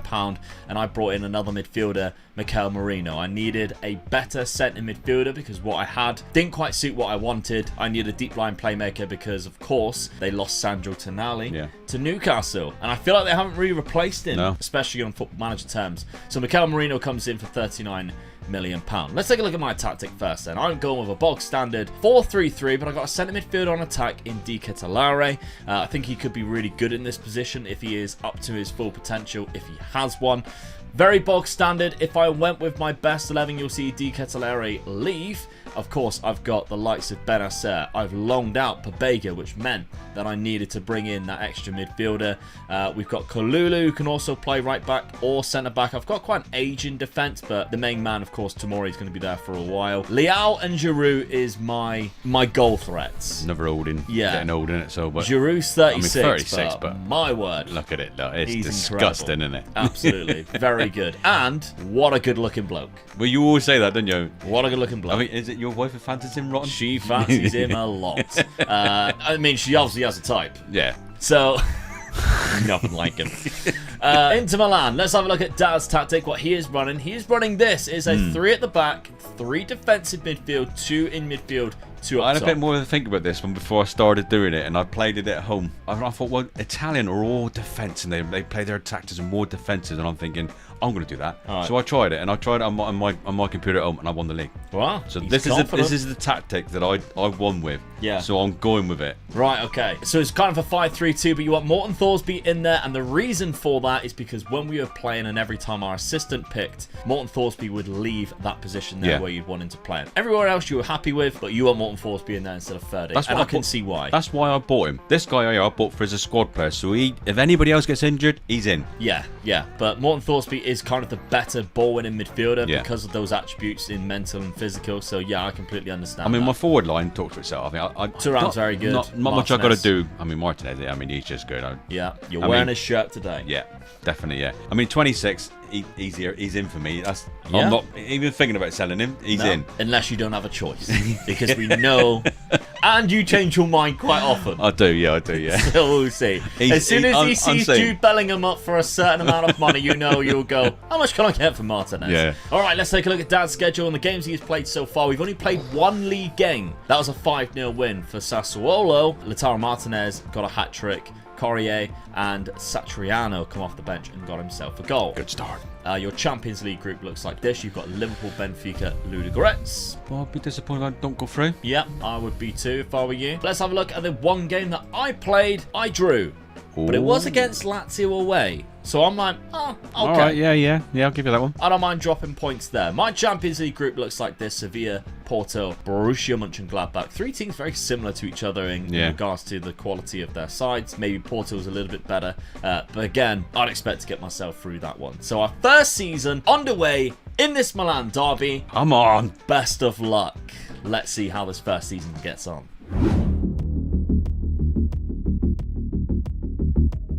First season and Inter Milan are the winners. I finished in 3rd and I was 4th on the last game of the season. Salernitana might have been 3rd there for a while. Mate, have you seen my goal difference as well?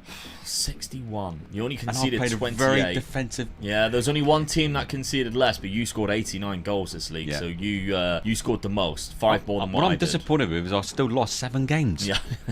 Who did you lose against? No AC Milan. Who did I lose against?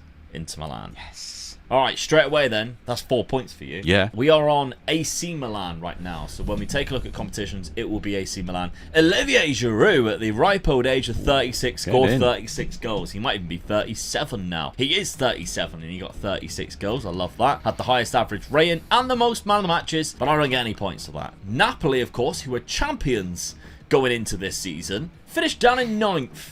That's bad, isn't it? Really bad. What happened 57 there? I mean, points. I'll be honest with you. I thought they would be there or thereabouts again. I exactly the same. I thought it would be the 3 teams, but no, Atalanta replaced them. They got 77 points. Of course, a very good side again. Okay, so we're on AC Milan. I need a cup win or something. Come on.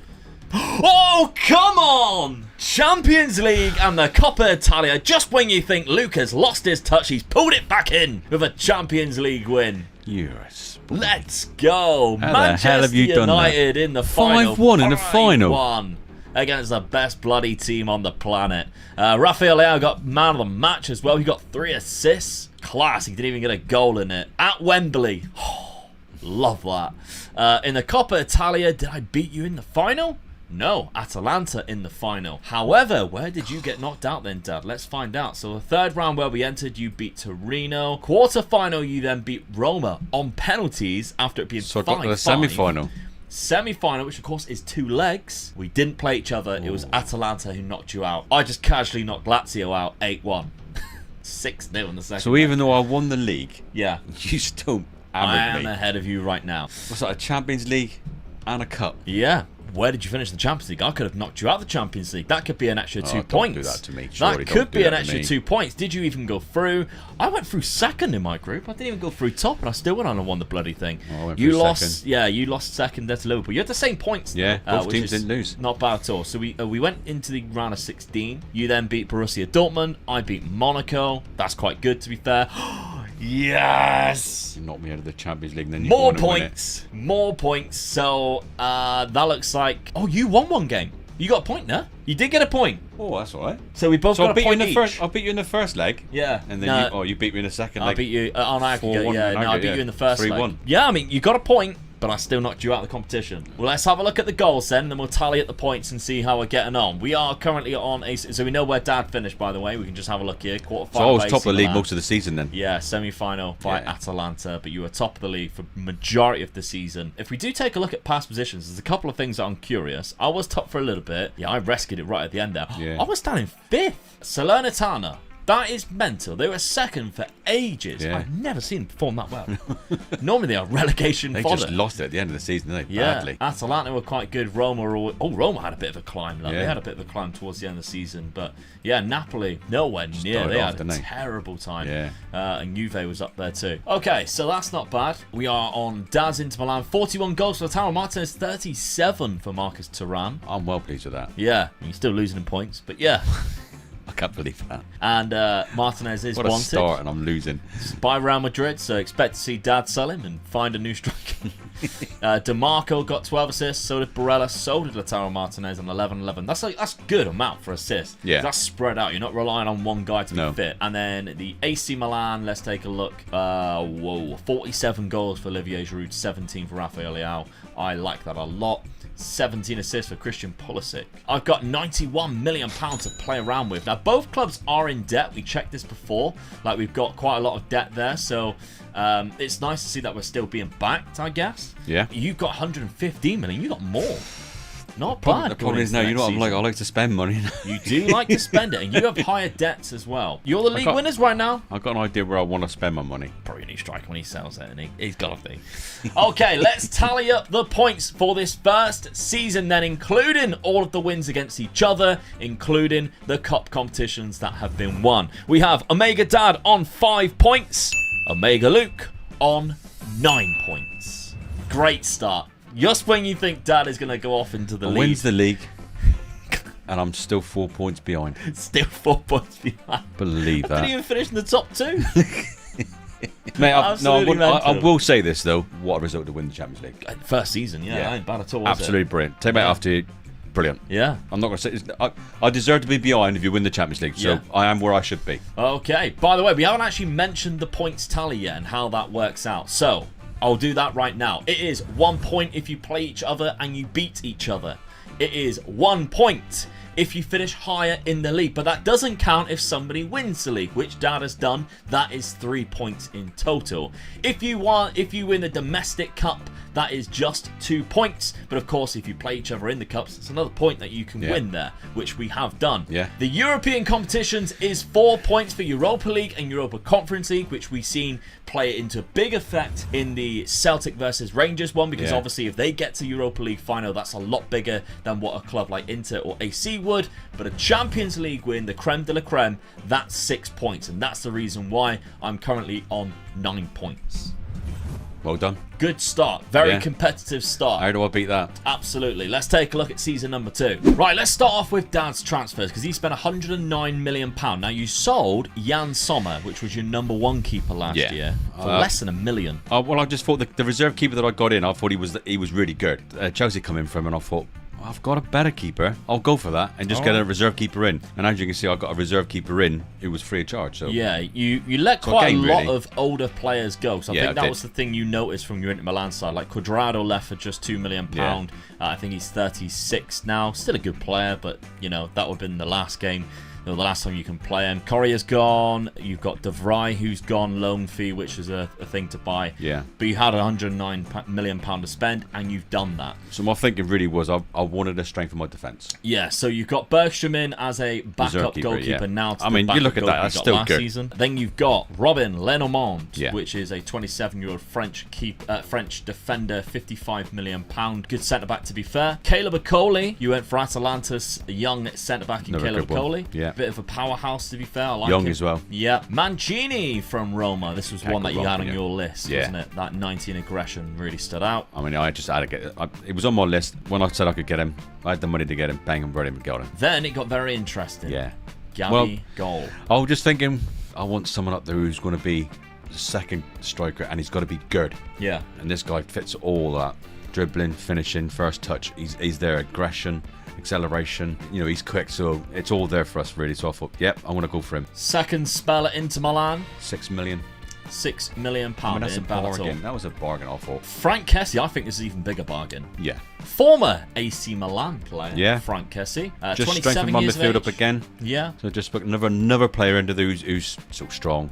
Young lad as well. So great physicals, only £9 million. Unbelievable, really. Then you got Jakic, who is one of your squad players that you always like to go to again. Yeah. Going back to the old well. I mean, his mentals is all good. Yeah. You know, so I just thought, and his physicals is very good as well. So it's only 27. I thought, yeah, good, another good squad player, and just in case a few, niggly injuries or something like that, he's in there, isn't he? Yeah, absolutely. Okay, I'll have a look at my transfers then. I'm very much similar, but we realise after that first season, I lost Benacer, £43 million to Liverpool in the January transfer window. They activated a release clause for £43 million, which I didn't know was in there. I would have tried to keep him if I knew that. I also sold Salamakers as well for £19 million. There's a lot of other players that I let go for different prices, which allowed me to spend roughly about £85 million.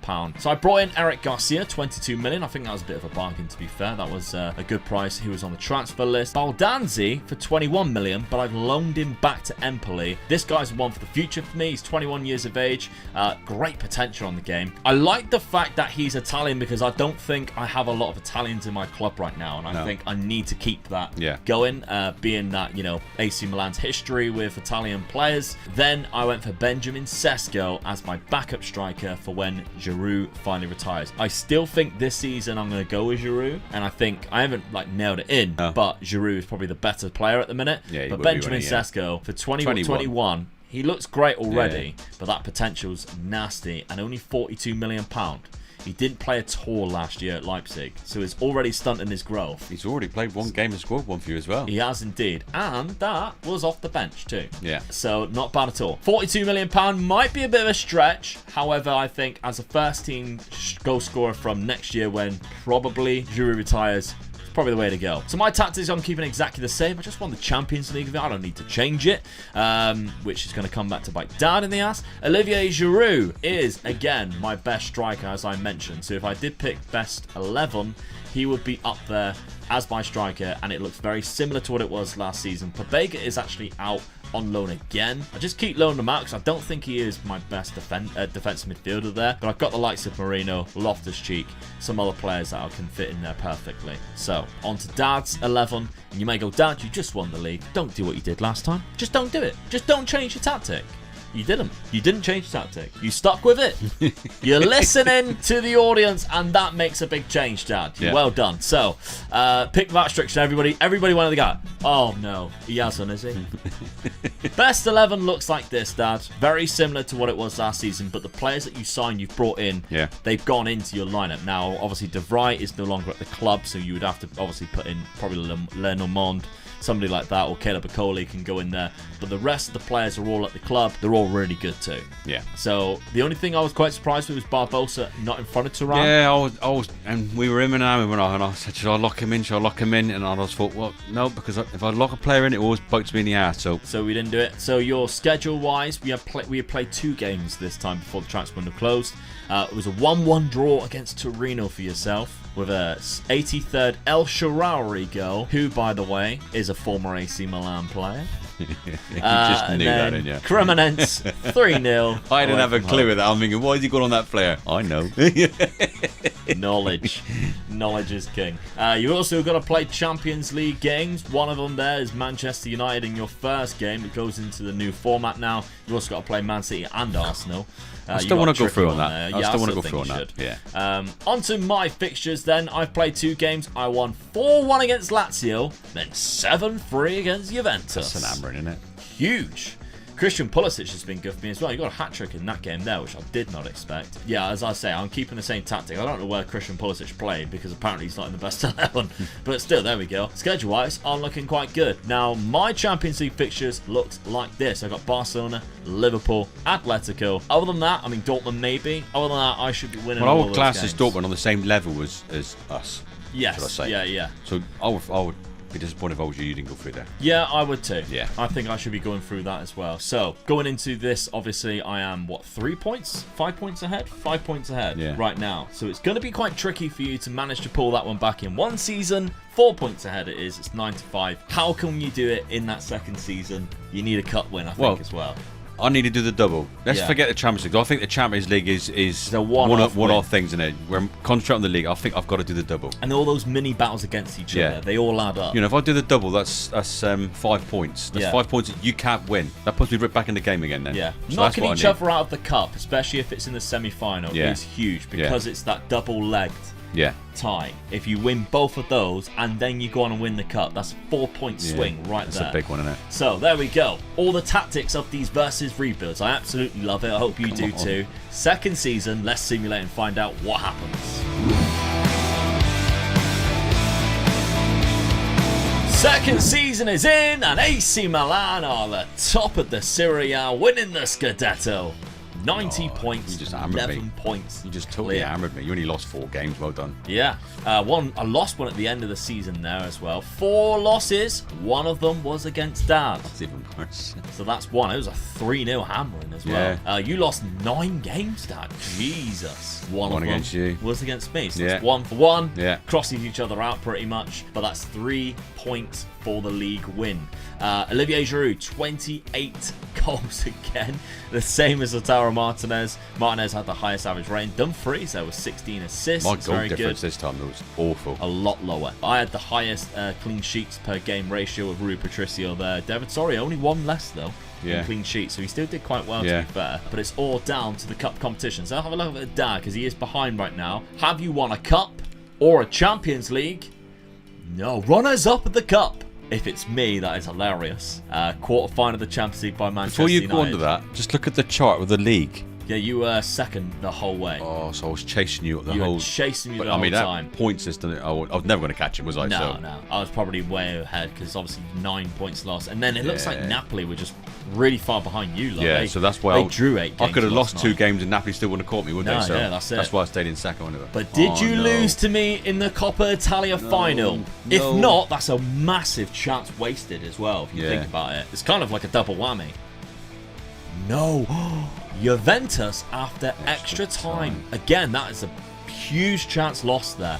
In extra time.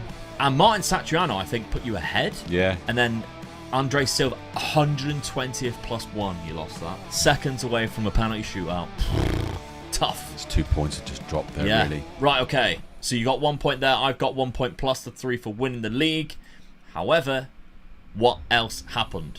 Competitions. Round of 16 for me. Semi-final by Juventus. He didn't knock me out of the cup. Right. Round of 16 by Bayern Munich. So, no. Nothing. We didn't play each other other than those 2 league games, which cancel each other out. Yeah. Pretty much. The league phase looks like this. I finished in 8th place. You finished in 15th, which meant you went into the knockout playoff. You beat Salzburg in that. The round of 16 where I got eliminated, you also... No, what was that? No, you went through against Monaco. I got eliminated by Bayern Munich. That's tough, isn't it? You had Monaco, who finished in the top 8. Yeah. I had Bayern Munich, who didn't. That's ridiculous. Who had Harry Kane, of course. The quarterfinal was obviously when you were eliminated by Manchester United, who Bayern Munich went on and won it against PSG in the final. Okay, let's tally up the points. Now, although we don't count the Super Cup as a competition win, it was Dad's decision, not mine, I said not to count it as a point Well, I think- for whoever wins it if we face each other. To be honest with you, it's all about me and The you playing rivalry. against each other, the rivalry, innit? So Yeah. I think the result still stands. Okay. We've played against each other, you've beat me. We're not going to count the cup as at the 2 points, but we're going to count the game, and I Yeah. think that's fair enough. Okay, I'm fair happy enough. with So that's another point for myself, which takes my tally this season up to 5. Dad's tally up to 1 for this season, which means the total points looks like this. How come when you wins the league, I does nothing? Anyway, total points looks like this. Omega Dad is on 6 points in total. And after season number 2, Omega Luke is on 14 points going into season number 3. It's a big gap. So, our transfer budget's £92 million for myself. That's quite a lot. Dad, you have 132 million. Woo! That's a lot of money for Dad to be spending. But remember, guys, It just makes it harder for me, though. That's a problem. Page.com/Omega Luke Gaming is where you can get the save game file at the end of this 5-year rebuild. You can come on and take our game over and have a go at it. Let us know you Exactly. can see if you can Yeah. beat us. Maybe you just want to have a peruse. Maybe you want to have a look at the tactic, etc. Then you can do that. £5 tier. I've got Omega so Luke many Gaming. tactics on mine. Page.com/ stop cutting me off when I'm trying to promote the Patreon. This is paying for your wages. Page.com/Omega Luke Gaming. The link is at the top of the description should you wish to use it. Thank you. Dad, you sold Ferdy. Yeah. Was it just because you were getting really annoyed when they kept putting him back in the ball-winning midfielder role? It was really. So he sold him. I don't want him playing there. Get him out. 19 million. You also Wow. made 3.7 out of Yeah. Satriano. De Vrij went for 1.1, bringing in another 23 million pound, and you spent 140. Well, this is another reason why I was selling those players. I was trying to build up. I had an idea in my head what I wanted to do, and this is it. There was a couple of players I really wanted. This is the main one I wanted. I was Thomas pleased to bits when I got Yeah. him as well. Absolutely. I thought this is the guy guy that's going to just sew my defence up now. So at one point, our little rule is that once one of us has put an offer in for a player, the other one can't do that. If nobody has, he's fair game. Yeah. Dad said, I think I'm going to go for Antonio Silva at one point. And then he didn't put a bid in. And I thought, I really need a centre-back. So I put a bid in for Antonio Silva, and he was like, oh, you're joking. But I didn't end up going for him in the end. I ended up withdrawing the transfer bid, and Dad snapped him up as soon as I didn't do that. £43 million is a good deal, to be fair. So you could have to see who I think that's when I started selling everybody, innit? Just trying to get the money. Quick, get them all out. Get them all out of the club. I don't care who goes. So 30. Then you also brought in Alex Grimaldo for £40 million. Yeah, I mean, this is a class left-sided player. I've got a really good one as it is, but I wanted a second one as a reserve one. Yeah. I'm now building, rather than just having squad players, I'm building a really good team. Yeah. So I got him in. Then you upgraded your goalkeeper. I went for this guy as well. He loves an Arsenal player. I'm telling you that. You don't see him ever buying anybody from Spurs, this is a problem, do you? But I just wanted a really outstanding keeper this time. Yeah. This is who I think should be the England #1 as well. According to this, he has been 38 caps for England. £46 million is what you spent, which is quite a good deal, to be fair. You got 15 clean sheets last season. Nabil Fekir. And you're going to see why Dad has bought a centre attacking midfielder in a second. A very good one. 32 years of age for £12 million. Yes. Not a bad player. Let's take a look at my transfers then. Because I sold £52 million worth of players, 16. I actually sold 2 players to the same club Cristiano Ronaldo's at in Saudi Arabia, so they just threw money at me. Okafor was also a player I sold. Luca Romero, Gabia, players I didn't necessarily need because I knew I could upgrade them. Sugawara comes in as a free transfer for that right back position. Not bad for a freebie. I also got a freebie for the left hand side as well. Didn't necessarily need it. I've got Teo Hernandez there, but I brought in Truffert as well. Then I actually started spending a little bit of money, and what I did spend, I thought I spent quite well. I needed a backup striker because now Olivier Giroud has retired, and I've got Benjamin Seska, but nobody else other than Rafael Leao, but he's left-sided, so I went for Ciro Immobile. What a player that is. 35 years of age, £4.7 million, and he had already scored 2 goals. Guess who they were against? Me. So he scored against me. I signed it. So there we go. Matteo Pessina, £5 million. Not a bad signing. Again, he's Italian, so I'm signing quite a lot of Italians. I think that's a bargain, to be fair. I think they got relegated last year. That's why he was so cheap. Nicolo Casale is an Italian centre-back. That's the centre-back I went for when I decided to not go for Antonio Silva because I had my eyes on other options. £12.5 million. I went for Martin Baturina, centre attacking midfielder, centre midfielder. Very good player, especially for only 22 years of age. Gets a number 7 shirt for just 14 million. That's an absolute steal. Ekalenkamp. Again, he's kind of the same type of player, really. 25. He costs a little bit more, £19 million. But he's better than what I had in centre mid. Then I needed a ball-winning midfielder, and I went for one of the best in the business in Cacaret. 25 years of age. He's French. Really good at that. His mental attributes are phenomenal. Fantastic player. So tactically, I've changed to this. So I've moved basically one player from there to there. That's because now I don't really have a very good right winger, but I do have 2 very good centre attacking midfielders, and also Ciro Immobile can also play there too. So very similar to what I was running already. Dad, however, has changed things. He's gone for this, so he's moved a player from there up into there and moved these from 2 Mazzales to a ball winner and a box-to-box midfielder. Other than that, it's pretty much the same. Reason being, I didn't do too well last season, and I thought I'm going to play a little bit more attacking. I didn't score a lot of goals last season. I'm going to put that player into that position, and hopefully I've reinforced my midfield and my defence. Hopefully they'll look after themselves. You got Çalhanoğlu and Nabil Fekir. You can both play there. Best 11 puts Fekir in there. That's kind of how you liked it, right? Definitely, hard to argue with that, really. Okay, now my tactic, if I did do best 11, would look like this. So, as I kind of would hope it to be, other than De Ketelaere, but he is actually out injured for a very long time. Broke his foot, so 7 weeks he's probably out, but he hasn't played at the start of the season either. Interestingly, it does put Immobile in there, but I probably suspect that Seska will probably play a lot more games than what he did last year because he's got better and better as well, so he might start featuring a little bit more. But other than that, yeah, I'm really happy, to be fair. My schedule, we've played a lot of games, but only 2 in the league, and as you can see, Ciro Immobile did score 2 against me, and it cost me the game, 87th in the 90th minute, and that's when I snapped him up and signed him. Then I signed, once I did sign him, I then beat Genoa 3-1 away from home, so I've dropped points already, Dad, as champions. I'll tell you what I have noticed, though, which I just don't I can't believe friendlies at the beginning of the season. You nearly always played Juventus and Napoli. Yeah, it's really annoying. It's like Man United playing right Liverpool in before. a friendly, isn't it? Yeah, it's really bizarre. It just wouldn't happen. So yeah, I don't know why. Let's have a look at your games though and some of your friendlies. You do play Roma and Crotone. You play a lot less than what I did. You beat Roma though after only playing them a couple of weeks before that. 5-1. Is it working? Yeah. Is it working? Yeah, at the Olimpico as well. Then you beat Sampdoria 3-1 at home. Lautaro Martinez is on fire right now for you. 5 goals already in 2 games. That's what I wanted. And we play each other next. Oh. Interesting. You're on form. I'm not quite on form. But we will be facing at the San Siro against each other. Interesting stuff. We haven't been given our Champions League fixtures yet, though, so we don't know who we're facing in that competition. But it's season number 3. I've got to win it. Come on. You've got to win something. Let's find out. I'm scoring more goals, so come on.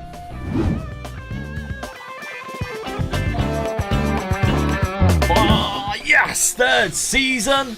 I looked at it and I was like, what team am I again? AC Milan, champions. 4 points this time round. Both lost 7. 2 draws cost you. And one of them was against me there. We've drawn 1 game. I haven't lost, but I've beaten you 2-0. Come on. So that's 1 point. Plus the 3 for winning the league. That's 4 points. 0 for Dad so far. We're on AC Milan as we speak. Lautaro Martinez, top scorer, 35. Oh, I'm glad to see that. So what I changed has worked. Yeah, you scored way more goals. Yeah. Not goal difference is still not good though, is it? No. 68 for me, 46 for you. 22 in that swing there. Chiro Mobley got 27 goals. And Sesko got 24. They're both playing. They're both scoring loads. Yeah. Cuadrado, the player you sold, got 14 assists at the age of 38. That's mental, isn't it? Crazy. So there we go. Aaron Ramsdale, though, did get the highest clean sheets alongside Wojciech Szczesny. And Barella also got the highest. That side of it worked as well. So yeah, just not getting that in the right games, no. I guess. We're on AC Milan. How did I do in the other cup competitions? Come on, winner of the Coppa Italia. Let's go. Oh, who did I face in the final, though? Bologna. Okay, maybe I knocked you out on the way there. 3rd round, Inter Milan, you beat Udinese. Quarter-final, you beat Atalanta. No, I beat Atalanta, you beat Fiorentina. So the semi-final, no, you lost to Bologna. Oh, huge opportunity for a Coppa Italia final between the 2 Milan sides. I'm pleased in one way.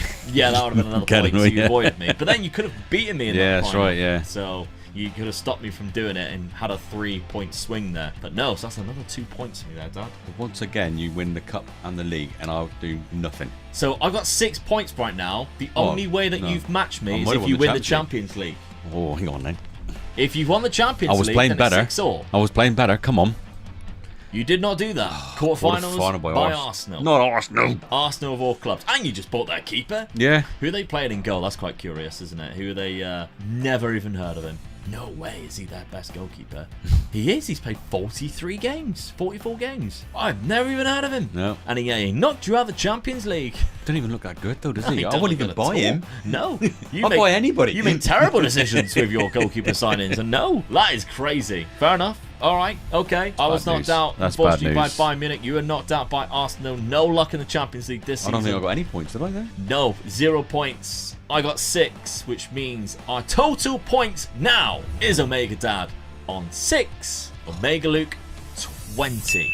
There's a 14-point gap in just 3 seasons. I've got to win the Champions League for the next 2 seasons. You've got to beat me in some stuff as well. You've got to start knocking me out. Yeah, but the Champions League is 6 points, isn't it? So yeah, I've got to win them and then try and win the league with it. Yeah, but if you knock me out of yeah, but I know that. But I've still got to win the big ones, don't I? To get the bigger points. Because at the minute, I've got free reign on the cup, mate. That's 2 out of 3 years I've been winning. I'm nowhere near that cup, am I? Inter Milan, your goals, 52 goals in 51 games, Martinez. Thank you very much. Huge, 21 for Barbosa. My little changer worked. Yeah, Marcus Thuram got 18. It looks like they did favour Barbosa. Yeah. Across the season. Well, that's which is kind of what you wanted. I wanted, but I didn't want to lock him in, though, did I? Yeah. So that's quite good. And assist-wise, 13 from DeMarco, and Barbosa also got 13. I like that, to be fair. Yeah. Transfer budget-wise, 115 again. They just keep lobbing money at you, Dan. It's mental. No wonder why they're in debt. The debt is coming down. It makes it so hard for me, though. It feels like I've got to spend it. £201 million still in debt. Okay, let's have a look at my games and goals. 45 goals from Benjamin Sesko. That's huge. 10 appearances off the bench as well. 35 for Ciro Immobile, despite his age being 36. 19 for Rafael Leao with 15 assists. 20 assists from Baturina with 14 goals. That's huge for a player that was just 22 when I bought him. Okay, great signing that was. I'll be writing that one down. To be fair, you've already written that one down. I think you signed him before. Yeah. So there we go. Let's have a look at how much I've got. Oh, what? 64 million, I think. I just won the league 2 seasons in a row and the cup. A domestic double. That is crazy. Right, okay. 4th season. Who do we bring in? Well, we know that Arsenal really needed a goalkeeper, so I gave them mine. I can't believe that. We were just saying how rubbish he was. I know. Mike Mannion, who I thought I'd keep throughout the whole of this, they came in with a very late bid of £57 million. That's just ridiculous money, isn't it? Yeah, it's a lot of money for the goalkeeper. Yeah. And the only reason why I accepted it was because I'd already seen in my scout report somebody who I could pick up for a lot less. So I did that. I sold Mike Mannion for £57 million. I also sold Chukwueze, £22 million. Truffett, who I got on a free for £9 million. Di Catalare, I was very disappointed with. Obviously, he broke his foot. He never really recovered from that. He went to PSG. He doesn't look that good anymore, which is I'm a bit annoyed. They didn't even count him in the UEFA Champions League squad, so he's already fuming over there. But I did make £150 million worth of signings, and the goalkeeper I replaced him with was £31 million. Yeah. Diogo Costa. I think that's a good move. We do like him, don't we? I always go and have a look to see how much he's worth, and any of the times that I'm doing this game. Yeah. After selling Mike Mannion, I looked at this and I thought I've made the right decision here, I believe, because very similar goalkeepers, but according to attributes, I prefer Diogo Costa. I think eccentricity is 13 for Mike. That's quite high for that type of attribute, and agility, etc. All very similar, but yeah, Diogo Costa, a little bit younger, cheaper. I think it was worth it. Yeah. I also brought in Leon Bailey for 69 million. Yeah, I was interested when I seen you design this guy. Not a bad player. No. 29 years old, 69 million. He had a good season last year because of that high average rating, 7.57, 7.4 in the Premier League. It's very hard to do. Yeah. So he comes in, can play on the wings, and I also brought in Ilya Zabarnyi, a very good centre-back, 24 years of age, Ukrainian, £50 million. That's a good signing, I believe. Let's take a look at Dad's transfers, though. This one, James Ward-Prowse, free transfer. I just seen this I can come up and I thought, right, I'm going to strengthen my midfield, and this guy does everything I want my midfielder to do. He takes the corners, he takes set pieces and all that, and he is lethal at it. Yeah. By far the best in the business at it. So he just fits into the role that I wanted, really. So yeah. This guy, then you got Bruno. This guy just sews my defence up then, doesn't he? And my midfield up then. And when I could afford him, I thought, it's a no-brainer. I've got to get him in. Free transfer again from Newcastle. Got a goal already in his first appearance. I mean, for a free transfer, he's phenomenal. In his prime, I just couldn't 28. believe it. When we seen it, I said, I'm having him. I don't care what you got. And it was like, he's free. I'm definitely having him then. Yeah. So you got those two players. Then to play in front of your midfield, because now you've got a position in there. Fekir was like, he dropped off a cliff attribute-wise to me, because his physicals aren't that great. So you brought in Christopher Nkunku, who was on the transfer list at Chelsea. Very good. And I know I keep saying it, but he is a squad player as well. Look, I mean, he plays in all the positions there, so ideal to have there. Yeah, £48 million, got 2 goals and an assist in just 2 appearances. Straight away there. Has not been playing for Chelsea at all, which is a shame. He's very good. Alan Rodriguez, now there's a story about this one. You couldn't register him because of that non-EU rule, which isn't too bad because you only spent £4.9 million. He's a very good player, though. Hopefully next season I was having him in for a squad player as well. At that price, I thought I can't afford to turn that down. So that, just in case you are wondering, to tally up, it's the 19th squad player that Dad has purchased so far in this video. What a squad I got. There's only 11 positions on the pitch. Then finally, your final signing is a squad. No, it's not squad player. Enrique Araujo. And I'm thinking, I forgot Ward-Prowse in the team. He's going to be putting the balls in. I want someone who's good in the air. So I started looking for a player that was still a good striker, good finisher, and good at headering the ball as well. This guy fitted it all. Yeah. 15 for heading. Yeah. A couple of times when we were searching, Romelu Lukaku came up and he was like, no, can't get in. No. I'm just thinking of the Milan. If there's any Milan fans watching this, if I signed Lukaku, I think you would crucify me. Yeah, there was no way he was coming back in my team. No. £20 million for Enrique Araujo. I think you made a good decision there, so that's not bad at all. Tactically, then, you went for this. Yeah, I've just changed it a little bit. I kept the forward line as it was, and I've kept the back line as it was. I've just sort of dropped the midfield. Yeah, I just wanted to sew it up a little bit so it was a little bit tighter in there, then go on the break. Yeah, Dad has also fallen in love with the instructions of a Segundo Volante after I described it, and he was like, I want that one. Yeah, that's it, mate. Especially when you got the likes of Barella, who can play there exceptionally well, and Bruno Guimaraes. I think I've just bought the right players for that sort of formation, I think. Yeah, absolutely. If we take a look at pick without restriction the best 11, it looks like this. So actually Kessie goes in now. Yeah, I was surprised with that. So yeah, Nkunku, Bruno Guimaraes. Very good time. Very good. I mean, look at my defense as well. It's awesome, isn't it? It is good. It is very good. Okoli has developed quite well. Those physicals are insane. Nothing underneath 15. Bastoni, obviously, we know how good he is. And then, of course, your boy Antonio Silva. Yeah, I do like him. I think if you could adopt him instead of me, you probably would. Very good player. Okay, let's have a look at my tactic then. How am I getting on? I've currently changed it to this. Now, the Leon Bailey transfer meant that I wanted to change and try something different, but I still had a very good centre attacking midfield, so I've gone for this asymmetric tactic. Still got my focal point with a complete forward now, which is going to be Benjamin Sesko. Again, great season last year, very good. With Rafael Leao, who's always going to be playing in that position absolutely every single game. He is my best player, my focal point, number 7. Very good lineup. Looks like this, though. If I did best 11, we've got Baturina in behind Sesko, Leao, Marino, Cacoret, and Bailey comes in on that right-hand side to cut in on his left. Good.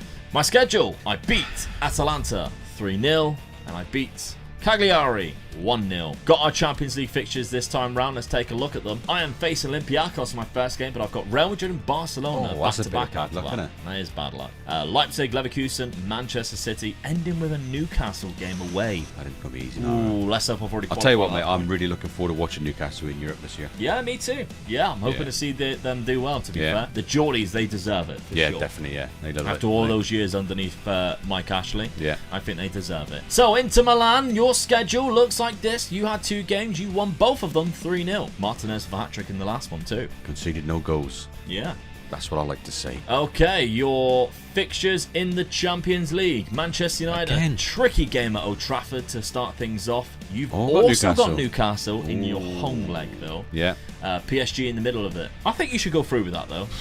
I'm hoping it's going to be a close one. I think this will. I mean, Porto don't have a goalkeeper at this point. I don't know whether they ended up signing a goalkeeper because I stole their goalkeeper right near the end of the transfer window. Oh yeah, they brought in Castiles. Yeah. So they have a goalkeeper. He's a good one as well. Yeah, he's not bad to be fair. Yeah. So they do have a goalkeeper going into the Champions League. All right, season number 4 we're on now. Dad is slightly behind me. By about what 8 points? So many different points. 14 was it? 14 points, something like that. Let's see if we can catch up in this season. I've got to win it. I've got to win it this time.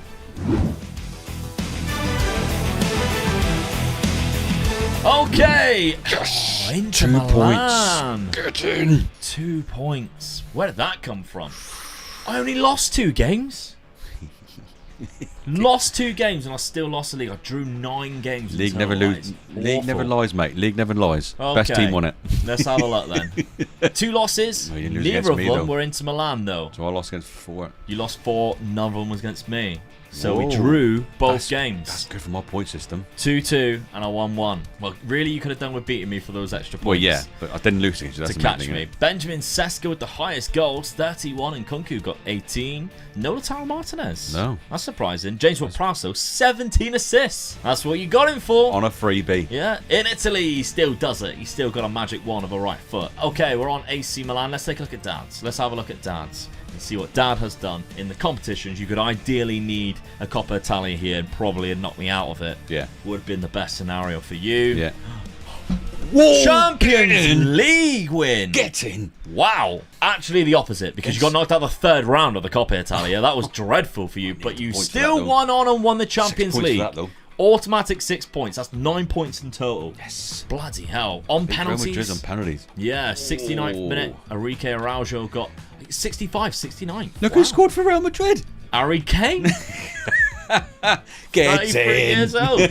He moved from Bayern Munich on a free. Wow. I bet you're gutted you didn't see him on a free. He might have already done it before we got to the end of the season. This absolutely could have. I should have looked past that. That would have been hilarious. But you only had Bruno Guimaraes, who missed a penalty. They had Harry Kane missed one. Yeah, get in. Oh, you couldn't write it, could you? Absolutely couldn't write it. He was like, I got you, Dad. Yeah. Harry Kane, Eder Militao, Grealish scored for him as well, to be fair. So they've also got Jackie Boy over there in Spain. Lovely stuff. Right, okay. Champions points League there at win least. at Old Trafford. Ooh. Oh, I would have gone and watched it, Dad. Yeah. Okay, no cup win, though. I know that doesn't mean it. If I've won the cup, I hope you haven't won it, though. I did win the cup. And you didn't knock me out the Champions League, because I was knocked out in the semi-final by Real Madrid. So we didn't. We could have faced each other in the final. What a final that would have been, eh? Oh, that is gutting. We'll take a look at that in a minute. I beat Juve in the final on penalties. Not bad at all. 9-8 on penalties. So you didn't as well. knock me out of the cup. Did I knock you out the cup? Oh no, you were third round. You were third round. You got knocked out way before. Yeah. With all the minnows. What was I mean, I'll go on and win the Champions League and I'll get knocked out in the third round of the cup. Spezia. Okay, so the Champions League then. That was quite a big one for you. How do we get there? So the league phase. Oh my god, you went through. Yeah, you went to the playoff bit. So I finished second there. I didn't lose a game in mine. Drew 2. Yeah. I drew to Benfica and Real Madrid, who knocked me out eventually. And I won 6. I beat Man City and Barcelona there. You won 4. You beat Newcastle at home. So we both beat Newcastle, then? Yeah, you stuffed Porto. Didn't matter. They bought a new keeper. It didn't matter. Drew 2. Drew against Man United at Old Trafford. Then you went on and won the Champions League there. Then you lost 2 against PSG and Benfica. The Benfica one's disappointing. Yeah. But it didn't matter because that led you onto the right path. Because then you knocked them out of the knockout playoff round anyway. Then the round of 16, I beat Sevilla 7-2. Absolutely smashed them 6-1 in the second leg. You knocked out Barcelona, Dad. Oh, get in. 2-0 in the second leg. Quarterfinals, I knocked out Man City. You knocked out Juventus, another Italian club, which led to the semi-finals where you knocked out Manchester United and stopped them from winning the Champions League at Old Trafford. Yes. Wow. 5-4 in aggregate as well. It was a close one. Ooh. I got smacked up by Real Madrid. That's bad. Right, that's an interesting season. So we both won the Champions League. Both won the Champions League going into this final year. And you've won 2 for 2 for leagues? Yeah, I won the first season and this season, and you won the 2 in between. Wow, okay. Both won a Champions League, but the points, obviously, I think is a little bit different to that. Sesko, 50 goals, 23 gols for Batarina. It's not bad at all. No. That's very good. My transfer budget is £99 million. They don't like giving you the 100, do they? No. Dad, you got 24. That's a low tally. You won the Champions League. You got a low goal scoring tally there. 20 goals, 21. The defence won it for me, didn't it? Yeah, the defence is unbelievable. Yeah. James Ward-Prowse, 25 assists across the season is absolutely crazy. Yeah. And you've been given £92 million as well. I win the Champions League, and then they don't give me as much as they did. Less. Crazy. Right, let's tally up the points. Omega Dad got season points of 9, which puts his tally up to 15 for season number 4. Omega Luke only got 2 points, which puts his total tally up to 22 points. So it's 22 to 15 going into the final season, Dad. Only 7 points in it. I've got to do the same as what I've just done. Yeah. Really? Which, I mean, to be fair, that's very doable, 7 points. You've just stopped me from winning the cup. You win the league again. Yeah. Already, you're almost there. I've got a hell of a squad, so I could do it. And I've got 90 million to spend, and that's where I'm stuck in there because I don't know where to spend the 90 million. Yeah, I'm like, where do I improve this squad apart from spotting more squad players? Which would not surprise me that you will do. Expect to see the Kepa Arrizabalagas come in, and Ivan Toney will pop up probably. Yeah. Ivan Toney. I've already got it. I'm thinking that already. I tell you. All right, let's have a look at season number 5. Dad finally managed to sell Marcus Thuram after 3 seasons of trying to Saudi Arabia. He just didn't want to go, did he? Didn't want to go. Every time I accepted a deal, he refused it. Yeah. Same as me with Ruben Loftus-Cheek. I've been trying to get rid of him for about 3 seasons. Finally. Was it? It started off at 50, and you even offered him at 5, didn't you? £50 million he was valued at the first time I offered him out. You should see what he leaves for now. Asllani was the other player, £8.5 million, and that allowed you to spend £125 million in total. You picked up a free transfer, 22 years old. I went for this guy as a squad player, but mainly for the patrons. Yeah. This guy is a good player. Yeah. And I thought, 22 years of age, he's a good squad player. With all that there, I'm thinking, get him in. Patrons, you've got him. I'm not going to use him this season, but I just couldn't afford to let him go. He's one of ours. You also brought up a backup centre-back. Right, a backup centre-back. I was looking at my centre-backs. They're lethal. I couldn't bet them for the money that I had. So what I had to do is think, well, they're getting to an age where they can pick injuries. This guy can drop in. Yeah. He's good. Yeah. So he could drop in if one of them got injured. Great mental attributes, that determination and leadership. That was my thinking as well. And he's 27, so good for the patrons again. So Absolutely. I'm thinking of the patrons this time. It's usually you. This time it's me. All right, okay. And this one's actually one to strengthen your first team. Yes, a bit weak on this side, on the right hand side. Well, Dumfries is very good, but this guy's just better. Yeah. And when I looked at my squad, Dumfries was my weak point. Yes. I felt. He was good, but he was my weak point. Yeah. And he was 31. Yeah, and I did say to you, I said, he's the only position really I need to improve out of the whole team. Yeah. So I went out and I'd spent on this guy. And mate, he's 22 years of age. It's phenomenal. And look at it, look. Yeah. So once again, for the patrons, I'm just giving you one hell of a side that's just won the league and the Champions League. Yeah.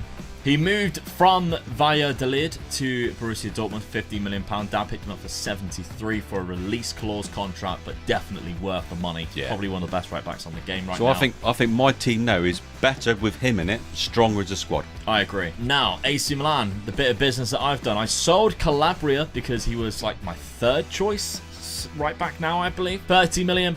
Ruben Loftus-Cheek finally got rid of him for 3.8 million. Unbelievable. You paid them 3.8 million, didn't you? Yeah, I would have. I would have. It got to that point. I signed 3 players, all 3 of them Italian, actually, funny enough. Salvatore Esposito. You used to have Sebastiano Esposito. This guy actually used to play for you as well. He came through your youth academy. Good player, to be fair. He moved to Real Madrid. Didn't play very many. Actually, he played 29 games. For some reason, he's on the transfer list. I got him for 45 million. I think it was worth it. He comes in very good centre midfielder, exceptionally good at the things that I needed, I think, because there's a couple of positions. The only thing I didn't like about it, he's now my highest paid player, and I hated that. Yeah. But there was nobody else that I could get for the money that I had left. Bellanuova is a right back, Italian again, like I mentioned. You can play on both sides, which I quite like, to be fair. £36 million.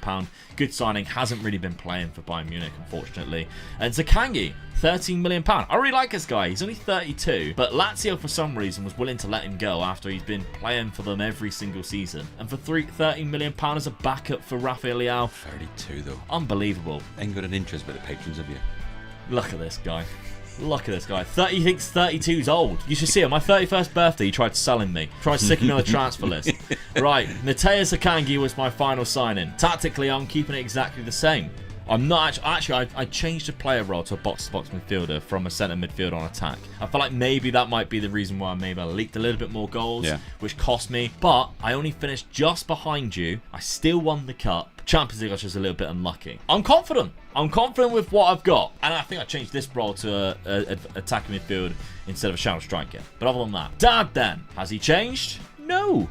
He's learning. He hasn't changed tactics when he wins things. I won the league and I won the Champions League. Why would I change? Because we know what you're like. Like I said to you, I couldn't strengthen well, I strengthened one position, didn't I? So nothing else I could do with that team. Yeah, they are a good team, so let's go for it. Your best 11 looks like this. Fraser Nader, Barella, Bruno Guimaraes. Yeah, that is so naughty, isn't it, that team? Innit? Very good team. Oh, come on. Very good team indeed. I think we both built an incredible side, really. I mean, when you look at it, really, what have we done now?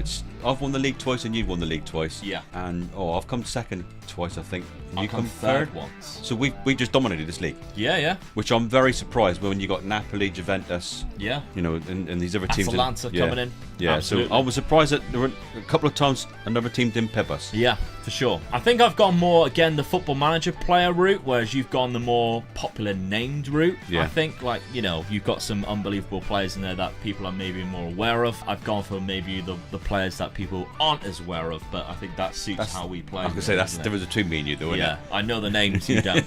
When we're trying to buy a player, I takes 15 minutes trying to find one player. He takes 10 minutes. He's bought 7 players. It's exhausting. It is exhausting. But that's thanks to us having a full day to be able to do it now. Thank you very much to the Patreon members for allowing us to do that. Dropping Dad's day at work. Okay, so this is on mine now. So schedule-wise, I've played 2 games. I've dropped points already. That was to Dad. That's the first time we've played each other at the start of the season. It was a 2-2 draw. I needed to beat you. 87th Pulisic equaliser. He's still at the club. I needed to beat you there. You did, really. I also hammered Juventus 3-0. Which was quite funny, to be fair. How did you get on in your other game, though, Dan? Because you played as well. Torino, 2-0. And you won the Super Cup. We don't count any points for it. We didn't play each other, so it doesn't count for any points. Your Champions League fixtures look like this. You got Liverpool, Borussia Dortmund, Manchester City. But you got an easier I'm happy with that. Yeah, I'm happy with that, actually. Yeah. Me, on the other hand, let's have a look at what I've got to contend with in the Champions League. Again, I think I've got quite an easier end with Atletico and Copenhagen, but Liverpool in there in the middle and Manchester United should qualify as well, though. Definitely. I think we should both qualify quite easily, to be fair, in the top 8, really. Okay. Final season. Remember, the total points is Dad at 15, Omega Luke at 22, so you've got 7 points to try and win back. Can he do it in this final year? I've got to win all 3 cups. Let's find out.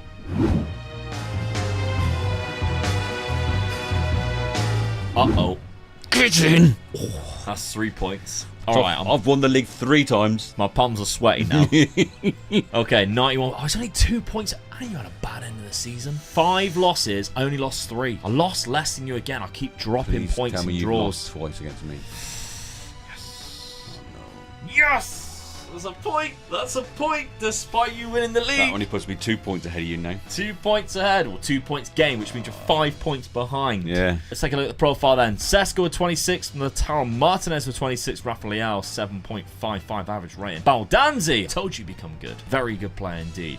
Has come into full My keeper form. was first again. Yeah, 21 clean sheets. Yeah. With only got 17 for Diogo Costa. Not bad at all. We're on Milan. Let's have a look at Inter and go on competitions. Come on. What have you done? Runner-up of the Champions League. I've nearly done it. I got to the final. Runners up. Please tell me I didn't lose against you, though. PSG. Oh, they hammered me. 5-1. I've been knocked out at some point. Yeah, but but I had to win. If I had won that, mate, you'd have been sweaty bombing then, hadn't you? Yeah. Oh. However, I have seen something. Semi-final by AC Milan. Oh, you beat me again. So I put you in the final. How did this go, though? 5-1 on aggregate. Oh, I beat you both. Beat you in both. So you beat me in the league and beat me twice there as well. Yeah. Oh, that's the 3 points gone. And then, did I go on and win the cup? That's the question. Come on. 2 points. I have absolutely dominated this cup. You have, yeah. 4 out of 5 years. I didn't get him. I don't think I got to the final, did I? No, but there we go. I smashed you in that cup every single time. That's the first time I think we've met in the cup. Yeah. And I've knocked you out of the semi-final, which goes across 2 legs. That is a killer. Okay, interesting. The only thing we need to find out now is the Champions League run. So, league base. Oh, we were both up there, to be fair. Well, I we said lost we should have one, been, didn't we? Yeah, against Atletico. You lost one against Liverpool at Anfield. Nothing to be snuffed at, really. You drew to Porto. I drew to Liverpool. 9-0. I beat Copenhagen in the Champions League. I beat Man United at Old Trafford. You beat Man City and Dortmund as well. That's both 2 at good home. wins, isn't it? 2 very good wins there.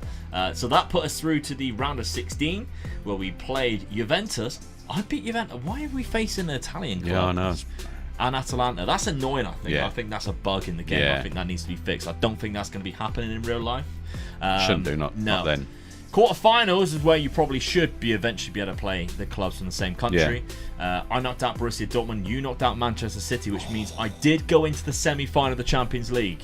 Come on. It was either against PSG, Real Madrid, or Inter Milan. You knocked me out. Get in.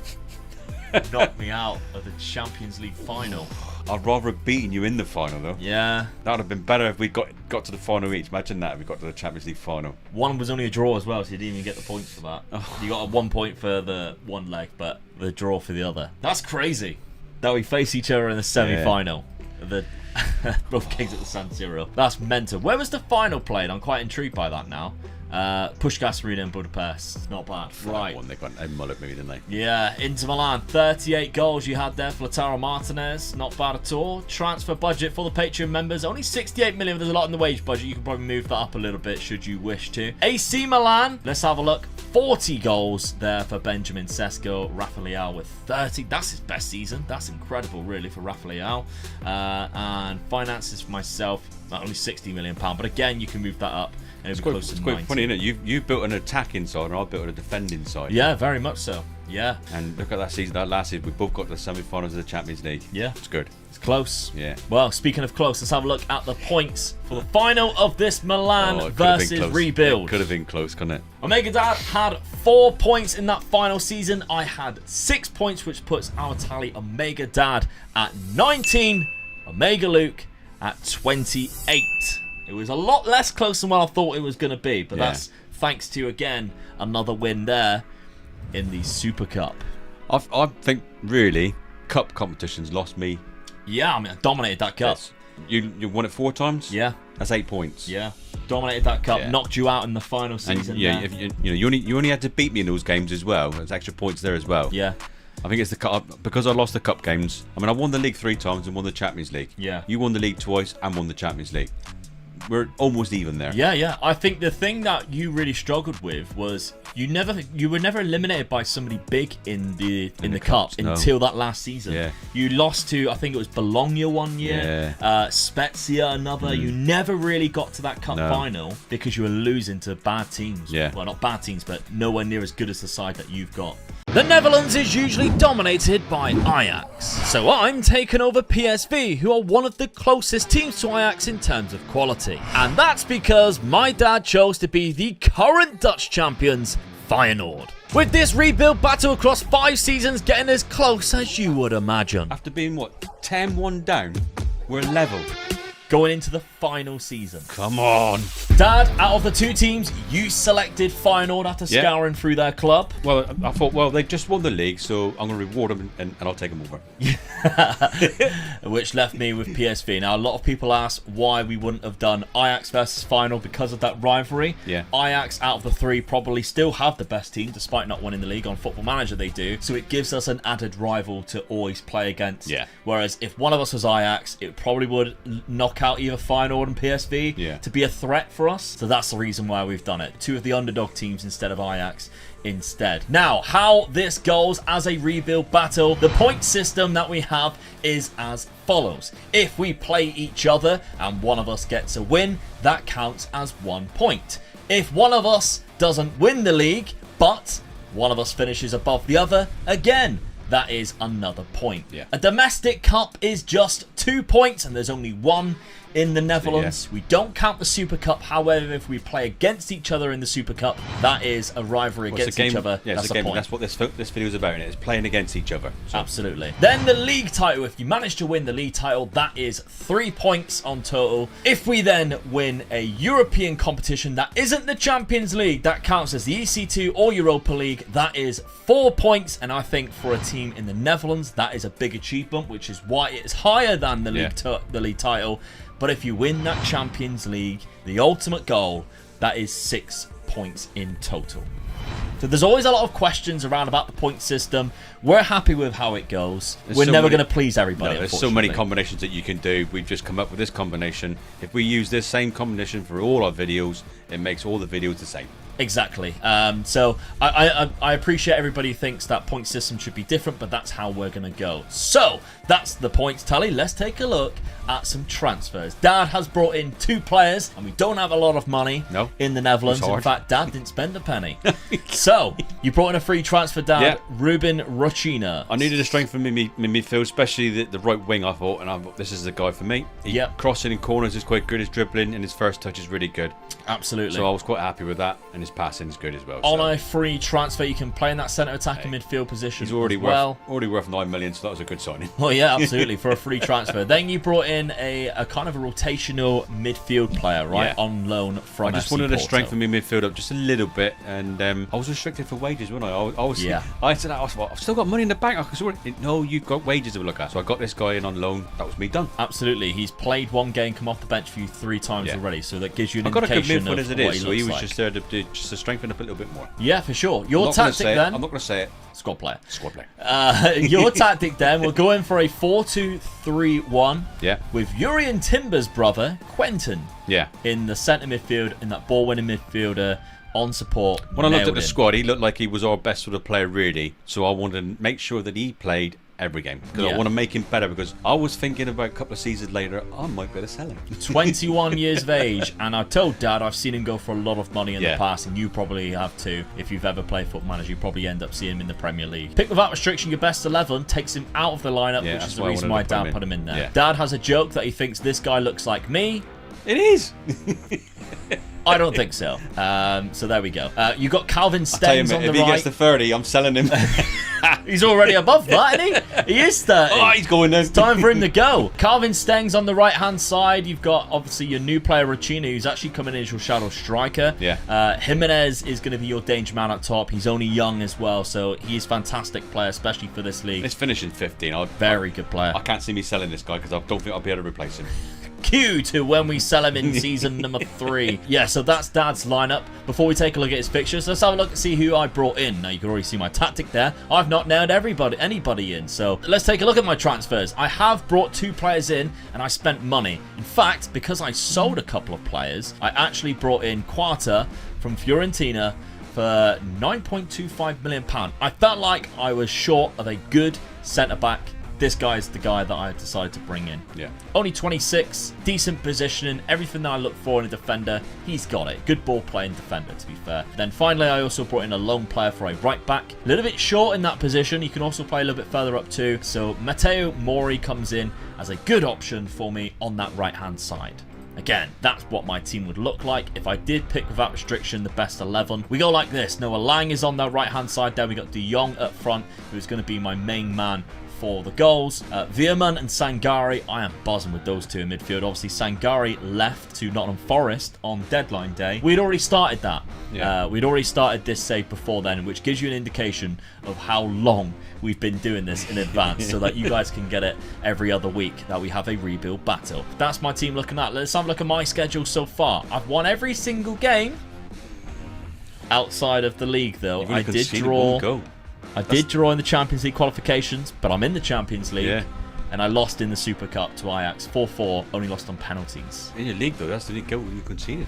Yeah, no goals whatsoever. 3-0 against FC Emmen, 2-0 against Go Ahead Eagles, 6-0 against Volendam, and Excelsior 3-0. What I will say is I haven't played anybody good in that league yet. I've played a lot of the teams that I can be facing the bottom half. Yeah. My Champions League group stage after qualifying, Bayer Leverkusen, PSG, and Liverpool. Very much doubt I'm going to get out of that. If I get to Europa League, that's a Brucey bonus for me. Definitely, yeah. Over to Dad's fixtures then for the start of this season. Dad lost his first game, 2-0. Hamulich. I mean, the tests can be quite good. They can be good. Heerenveen is another team that can be quite good. 0-0 against them. But then you finally got two wins there. You got a 2-0 and a 2-1. Yeah, and my striker started scoring already. So he has. Now, we didn't do the update where Dad will be playing in the Champions League. We just did update for players, not the league. The main reason why is we both got loan players. And if you do that where you go into the future, that loan then cancels itself out. Yeah. So we did it so that we've got the same players, but not the same results of the season just gone. So you're in the Europa League instead of the Champions League. But if anything, that's an advantage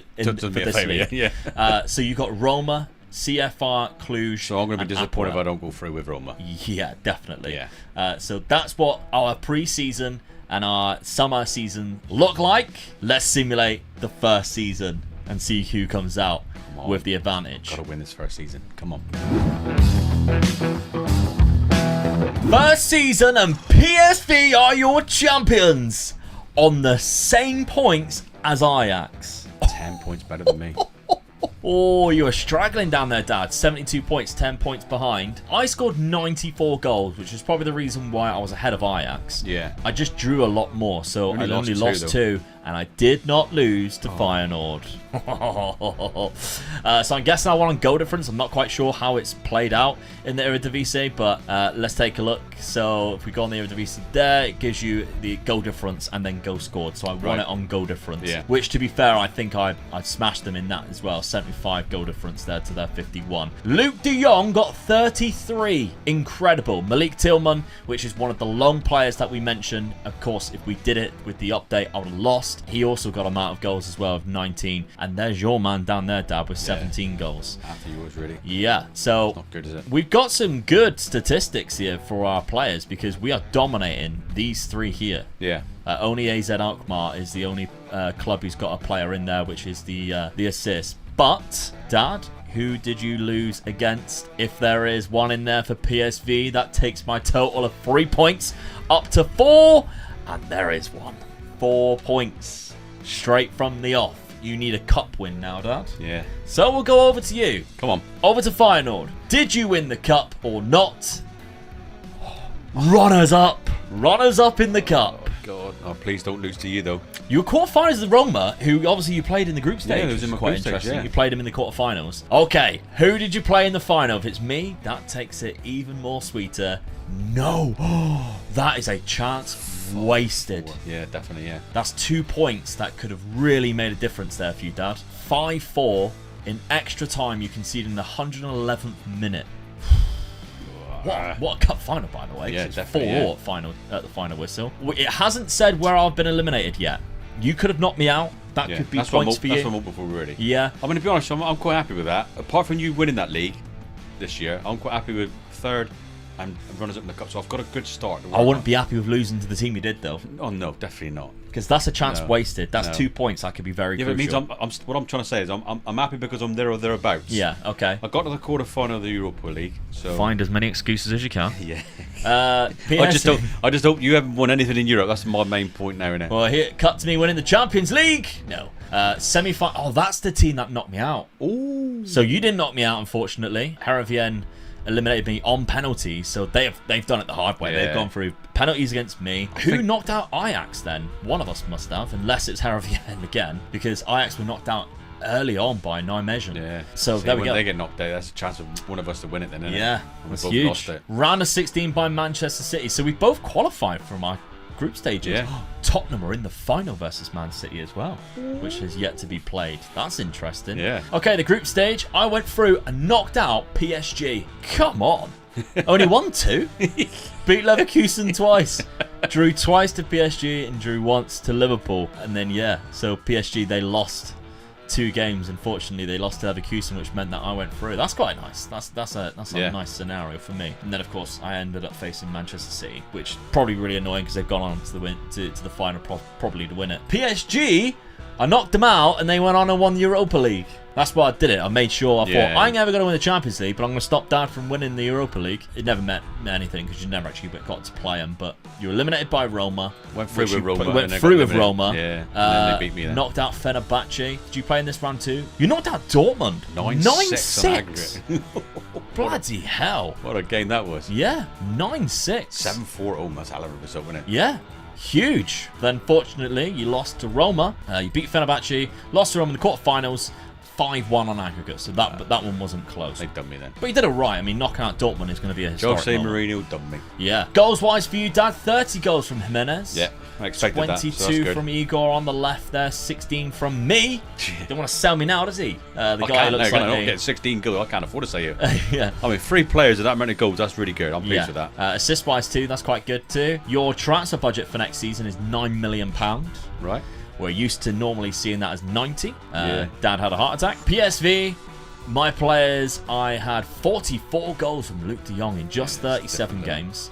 24 from our loan signing, so I won't have him, unfortunately, for the next season. Gus Teal, though, did also get 21. Really, you look at that, you're losing your loan signing, but de Jong is 32 years of age as well. He's going to even get slower, isn't he? It's not going to get much better. No, that's for sure. Assist-wise, Veerman did get himself 18 assists, which is very good. And my transfer budget is 16 million, so I've got a little bit more probably because of the Champions League qualification. Sure. Interesting stuff. So, the points tally in this first season is as follows. Omega Luke 4, Dad 0. What a start. Second season then, Dad spent a little bit of money, but he also sold a player. Yeah. He sold Direlson. I was just trying to create a bit of funds, really. I don't think I used him at all, so... No. I mean, he played 20 games, got 5 assists. I did use him. Only 18 starts. He's probably the only one I could sell then, probably. Yeah. That's what it was. Probably only worth a little bit of money for Direlson.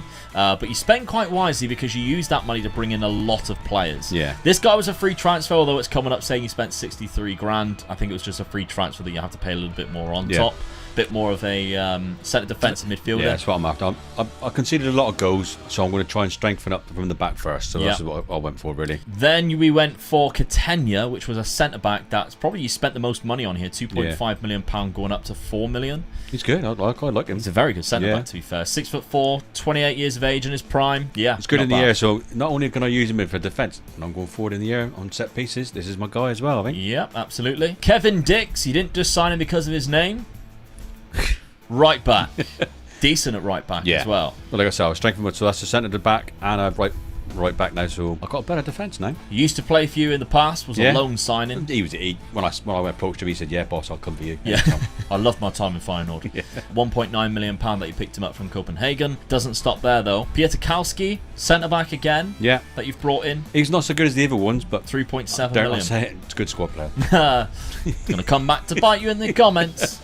Then we've also got in a couple of loan signings, starting off with Alberto Malero. He's better going forward than what I've got, so I Got him in there. He's a very good attacker. I've got a world-class striker, I think, in the team that I've got at the moment. For my level type of thing, this is the guy that's going to feed him. Yeah, I mean, obviously you sold Dilrosun, so you needed to replace that left-hand side if he was to play that, and he does play there obviously quite well, being that he's quite both-footed, to be fair. Fairly strong left foot, very strong right foot. Only 19. He is a loan signing from Real Madrid with an optional future fee of £34 million, should you ever wish to do that. I don't think he'd be coming to us for very long. £1.3 million as a loan signing, though. And Hugo Ekitike, which came in as your backup striker. Yeah. And unfortunately, he broke his foot and he's out for 2 to 4 months. Couldn't believe that. Yeah. One for the future. Only a loan signing, again, with a future option fee. Yeah, I know. £14 million. Very much doubt you'd ever be cashing in on that, though. Okay, tactically, you're going exactly the same, but this time you're not nailing in Quentin Timber. No. That's probably because if we did do pick without restriction, he goes in there as a box-to-box midfielder. So we're looking at he was automatically putting him in, so I didn't have no reason to lock anybody in then, did I? Really? Absolutely. So okay. You're keeping your spot, so you're happy. Yeah, I'm in there, scoring 16 goals for you last season. PSV, let's have a look at the signings that I made. Now, I actually sold a player for £7.5 million too, so I spent a little bit of money. Olivier Buscagli, I looked at him and I thought, to be honest, I think I can do better bringing somebody else in. And I did that, just didn't bring him in that position. I started off bringing in a backup striker who can also play centre attack midfield in Philip Bungard, only 19 years of age, and he looks very good. He looks really young, doesn't he? He does look young. So I brought him in from Randers FC. He got 3 goals last season in 15 starts. It's okay, that's not bad. It's one for the future though in my eyes. And then I thought, I need a better striker though for when I actually sell Luke de Jong or lose Luke de Jong. Pietro Pellegrini, very good. Yeah. Very good. Do like this guy. 22 years of age, 6'2". Not the quickest, but he's very good at finishing. Good off the ball, good strength. That's what I like to see. £9 million. He's only started 1 game, come off the bench for 2, got 2 goals. Happy with that. Very happy with that. Got himself a man of the match as well. And then finally, this is kind of the talisman signing of the summer. Alan Velasco. He's going to be starting every single game. The Argentinian who can play from the left or behind the striker quite well. Very good player on this game. I picked him up for £8.75 million for that attacking midfielder. He got 3 assists so far in 3 games. Good at goals as well. He got 9 in the MLS last year from centre attacking midfield. So Alan Velasco joins us. And his value has already skyrocketed, which I love to see. So my tactics, I'm going exactly the same. Don't need to change it. Wouldn't you? Exactly. Won the league. My best 11. We got Gus Till coming in there in that centre attacking midfielder role this time round. Sangari and Veerman in midfield. Noah Lang on the right. Velasco this time on the left. Very similar at the back as what it was last season. Okay. My fixtures. Let's take a look. We've only played 3 games so far. Dad's got himself a point. Get in. 5-1. That's not just a point. That's a hammering. Get in. Santiago Jimenez got himself 4 goals. And Hugo Ekitike, before his injury, picked up a 93rd minute. Not bad. There's your first point on the board. VVV Venlo. This is the start of it. VV Venlo, 3-0 against them at home, but then I drew away to Utrecht when I played Pellegrini. Cost me, unfortunately. That's 4 points you've dropped already. 4 points already. Champions League group stage, I have Chelsea, Porto and Lugano in my group. See you. Very cocky for somebody who lost the first season. How much was it? 4-0. Let's take a look at your fixtures so far, because you've also dropped points, Dad. No. No. You were bragging about it. You are, however, in the Europa League after qualifying. So you played Auda in that first couple of legs, Servette in the second one, the Swiss team which you beat 2-0 and 1-0. I mean, I'll take the Ajax one. Yeah. 3-1. I'll take that. You've played 1 game less. Yeah. So you're behind me in the league. But you did win 5-1, but then you lost, unfortunately. Who signed Alfredo Morelos. He was a free transfer, of course. He's actually just signed for somebody in real life. But yeah, and they still have Mohamed Kudus as well. Yeah. Because he didn't go to West Ham until very late in the transfer window after we started this. So far, 6th and 7th, Dad. My Europa League group don't look bad now, right? Europa League group, that's right. I'll be disappointed if I don't go through, to be honest, yeah? Standard, St. Mirren, Slovan Bratislava. He definitely should be going for his top. Second season, Dad's chance to regain some points back. I could do with winning the Europa League. There's actually Europa Conference League. All right. So you should be winning that, definitely. Second season. Come on, 2 league titles in a row. There's another 3 points. Dad finishing second. Just the 12 points behind. Yeah, it's not even close, is it? Ajax dropped off massively there, considering where they were. I only lost one game. That was against me. That was the first game of the season. Wow, what a run I went on. I'm glad I did beat you then. I couldn't have handled that if you'd won every game. You, however, Dad, you lost 7. Yeah. You could really do with not one of them I not don't want to being see me. your name on this. It isn't. You did lose to Ajax twice, though. So I take it we drew in the other fixture. Yeah. We did. So far this season alone, it's 3-1. But you need to do something. I've got to win the cup then. You need to do something. So we're currently on PSV. Let's take a look at my competitions. And I am the winner of the cup. Come on. So that's another 2 points to add to my tally. So that's 5 points this season alone. Not bad. Who did I beat in the final? Oh, please don't be me. Ajax. Oh. Ajax in the final. Just the 1-0. Ajax beat me in the semi-final. Right, so the round of 16 I got through against Liverpool, so I actually qualified. Yeah, you done well to get through again. I could have probably done, Man City won last year, by the way. I could have probably done finishing in 3rd and then going into Europa League, but I didn't. I actually qualified. Qualified as top as well. Ooh. I only lost to Porto away. And you're So I not finished above Chelsea. Round of 16, I then face Liverpool. How unfair is that? I win the group and I still face Liverpool, who, aren't they in the final? Did I just see that they're in the final? Yeah, against Arsenal. That is 2 seasons in a row I've been knocked out by the finalists. It's bad luck, mate, isn't it? Oh, yes, it's very bad luck. Right, okay. Let's have a look then at Dad's results. Where did he get knocked out in that cup? Do I gain another point from this? No. Yes! No. Third round. 6 points in total for me then. 2 wins for the cup. And I got to the quarterfinal of the Europa 1 League. for the cup win. 3 for actually winning the league. That's 6 points for me this season. I'm in Just trouble, the aren't I? 1 for you. Quarter-final against Monaco, Dad. That's unfortunate. Man United's in there. What are they doing in this competition? Monaco versus Atalanta is the final. They didn't even reach the final. The group stage then. How did you get on in your group? Finished top, as we expected. Unbeaten. You only drew 1 game to standard. 0-0. Then you went through to the knockout playoff. No, you didn't. You avoided that to the round of 16 where you beat Aris in that round. Then it was the quarterfinal, which unfortunately you lost to Monaco. Oh well. Disappointing. Now, your goals. 31 goals for Santiago Jimenez. 15 for Igor. Catena getting 12. Ekitike still got 10 despite his big injury there. But 29 assists down for Calvin Stengs is a very high total. Yeah, that's good, wasn't it? Yeah, cracking player. 7.29 average rating across the season. Dare I say? Yep, it is the highest. So you can't afford to lose him, really. No. He's been your best player this season. Your transfer budget for next year, £8 million.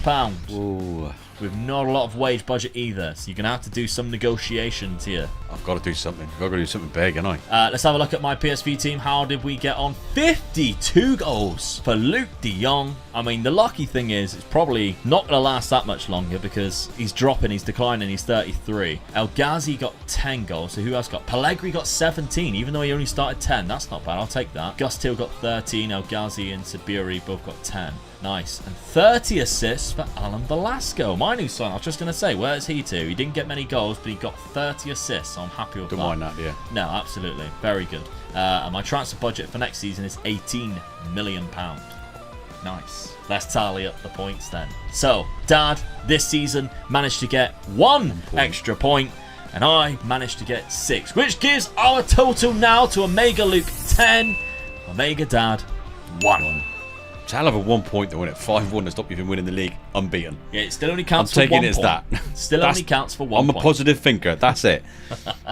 You need to think a lot more positively for the next season. Season number 3, let's see. Dad, you sold Gertruda. Yeah, it's probably my best defender. I had an offer for him, and I thought about it, and I thought there's a lot of money involved in it. I could buy quite a few players with that money, so I'm taking a chance. Okay. I've sold 24 him. years of age, sold him for £29.5 million. Could go up to 33.5 with add-ons. But yeah, he's been very good for you last season. I'm being done at the moment. I've got to change to something. So You needed the money. I needed the money to get people in. So this is what I've done. And what you've done with it, I actually think is very, very good. So let's take a look at his replacements for that role. Because Roger Ibanez was the first guy that you brought in as that ultimate replacement. This is, I mean, straight for straight, 12 million. I think that was a bargain. Yeah, I he's paid for him. class. Yeah. He is very, very good indeed. So that's my straight replacement straight in. Only 25 years old as well. 12 million. Sorting the patrons out already, look. Very good. Exactly. Patreon members, patreon.com/MegaLukeGaming. You get this save game file after. And we've actually added some additional things that you can now get on the Patreon. Only for the patrons as well. Only for the patrons. Yeah. We're going to do a weekly podcast now, aren't we? Yeah. So we're going to do videos based on the results of the season just gone, how we get on in these rebuilds. We're going to do like more of an advanced just conversation chat about the rebuild that came out that week. Talking about football, all the topics that happen in the world of football, everything that you kind of wish that you could just hear about us talk, and anything that you want us to talk about, you can also put in the comments section for us to mention in future videos. But we're going to do that. We recorded one so far. It was about half an hour long. We're going to do audio and video as well. So that's on the Patreon on any tier. You don't have to be on the £5 tier like you would to get the save game file. But we want to give something a little bit extra, not just a save game file, because we've realized that you guys are supporting not because you want the save game file, but because you just want to support us. So we want to give something back that maybe you want a little bit extra. Given us as well, exactly, as a thank you. And this is hopefully our way of doing that, and hopefully something that you'd want to see. A little bit more of us behind the scenes. Hopefully you want to see that. So there's some already out on the Patreon. So check the link out in the top of the description. If you want to support and you want to watch those videos, but you don't want the save game files, you can do that. But also, if you want the save game file, that's on there too. All right. Thank you very much, by the way. Yeah, thank you. Just to let you know as well, we've also added this to channel memberships. A lot of people have been asking about it. You can now see the join button next to my channel name underneath this video, and you can join and get the exact same rewards as what you would on Patreon. Just press join and you can get either access just the podcast or the podcast plus the save game files. Cheers. Okay, your next signing, Dad, you also brought in another defender. Yeah. And you spent 20 million on this guy, yeah. I'm rubbing my eye because it was a little bit itchy, but you spent 20 million. Can't believe it. Well, Alejandro Francis. Yeah, he's another one I thought, well, 22 years of age, he's good. Just strengthens my right side of my defence up as well a bit more. I've got the other guy in there, but he can also play in that position, the centre back as well. So yeah, which is exactly the same as the player you just sold. Yeah, he played both, didn't he? So that replaces that option. I know it was a little bit more, but I'm quite happy with that signing. Yeah, because you could have got him for 5 million the season before. Yeah, that's unfortunate. Yeah. So that's two class defenders I've bought for selling the one. Yeah, that's one way to look at it. Yeah. Free transfer though, Joe Perreault. Good striker, to be fair. Well, played for both clubs too. Yeah. Interestingly enough. The thing behind my reason here is I'm going to change my tactics. So I needed another striker. Joe Perreault comes in. He's very good striker as well. This guy sits right where I want him to be. Let's take a look, because you also brought in Daniel Ruiz. Yeah. Who can play on both wings or behind the striker. Yeah. Good signing, only for £1 million. Cheap as chips. Then you mentioned Joe Perreault, but then you also went and got Moussa Dembele up front. Well, I was thinking to myself, really, if I want to play two up front, I need 3 strikers then. Yeah. Because if one of them gets injured, here we go. Absolutely. So this guy came up, and I thought, I'm not letting this guy go for that money. He is very good, Moussa So Dembele. this could be my second striker, and the other guy could be my reserve striker. Yeah, I mean, last season in the Saudi Arabian League, he got 28 with 10 assists in just 30 games. Yeah. And then you only signed him for 5.5 million. And he's in his prime. He's 28. I can't believe it. 28. 3 goals, 2 assists. 2 player of the matches. The boys, 8.2 average rating for you already. The boy's firing already. He is firing. Look the out. comeback is on for Omega Dad. Let's take a look though. That is all the signs on that page. You got one last signing, which was £4.7 million. Ladislav Krejci. Yeah. Who is Czech Republic. Just strengthen my midfield up. Yeah. This guy does it for me. A lot of 15s. Very good at what he does. Good work rate. Gets forward whenever possible. The only reason why Dad was a little bit put off by him, he only had 10 aggression. He's fuming. And he didn't play in enough positions for it. No, that's right, yeah. But there we go. It's a good signing, I think, to be fair. Had a good season last season too. You mentioned a new tactic. Let's have a look at it. Okay. I'm going for you. Okay. I'm attacking. A 4-2-2-2. Mate, if I lose this season, I'm out of it completely. Yeah. So I had to do something. So this is it. And you might think, I don't know who that guy is. Now, we recognised this guy in the first season. He was actually in the highest average rating, but he was in Dad's youth academy. Yeah. This is the season that you wanted to bring him up. He's just turned 19, Malambo. Look at this for a 19-year-old. Look, dribbling 15, finishing 15. First touch, 15. This guy's got it, hasn't he? He's good. So I just wanted to make sure he got better. Yeah, absolutely. And I know it's a gamble, but I've got the strikers in front of them that could just put the ball away if he just slips it in. Yeah, he comes through your youth academy, as you can see, but last season he did get 7 goals and 2 assists, even though he was playing non-competitive football, which is your youth academy, where he got 26 goals in 29 games. Yeah. The season before that, 35 in 34, and he still played 13 games as a 17-year-old for you. So he knows where the net is. Anthony Malambo, remember the name? Yeah. Let's see what he can do for you as a staple point in your starting 11. You're securing him in, as well as Krejci there. Yeah, I wanted to strengthen my midfield up, and this guy does it for me. Yeah, so you play him in that Segundo Volante on attack. The reason why he has put them in like that is because when we do best 11, that happens. Both of them get taken out of the side, and you wanted to keep that. Which, by the way, a lot of people ask, because I know on console, I don't think you can do it, but when you go on holiday, how we simulate, we go my profile, go on holiday. The use current match tactics is obviously how we play our tactic, but if we have a player selected in there, we go use current team selection when possible, and that keeps that player in whatever position we put them in any single time they're available. There's obviously downsides to that. If they're coming back from injury, they'll still get placed in there, or if they're really tired, they'll put in a bad performance, but sometimes you got to weigh those situations up. Okay, let's have a look at my fixtures so far, which might have given away a little bit on how Dad has done. £7.75 million I sold Babadi there. Also think I let a few players go on a free, and I brought in 3 players, and I spent £7.75 million on Thiago Almada, another Argentinian attacking midfielder. Looks good, doesn't he? He's very good. Ex-Wonder Kid on Football Manager, then he moved to Atlanta United, £14 million he moved there. I signed it for half the price, despite him playing very well last season. I also picked up Antonio Gallo. Probably got it wrong still. Good left back, nonetheless, I know that. 24 years of age, Italian left back from Lecce, 13 million. I'm liking that because... well, you know what I'm like with Italian defenders. I do like them, don't I? Yeah, I mean, that team is not somebody who finishes in the top half of Italian football, and he got a 7 rating the last 2 seasons. He's got a 7.2 for me so far, so the guy's got it. And then finally, that is not João Felix. It's Joel. Very different player. This guy's from St. Lucia, which I think is the first time I've ever signed a St. Lucian player. Yeah. Must be. Yeah. But there we go. Just a backup centre-back. He was a free transfer. I'm a little light at centre-back. He just comes in as a backup. Is he a squad player for you then? No, because he only plays one position. All right, yeah, I'll give you that. He isn't dotted around any position like Ferdy, Dad's favourite player. Okay, my tactic, I'm looking like this. Exactly the same again. I think I've changed a couple of the player roles around, but shadow striker, Thiago Almada, I want him in there. Yeah.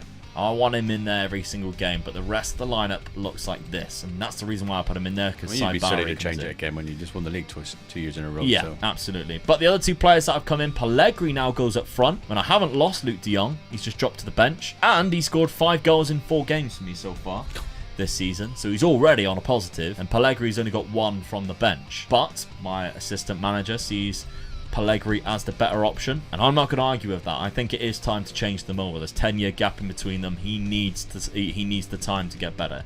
So my schedule looks like this, and I have not started off well, and we've played each other twice. Dad beat me in the league, which is arguably more valuable than me when I beat him in the cup. Yeah. The Super Cup, obviously, we don't count as an actual trophy. It's just a game against each other.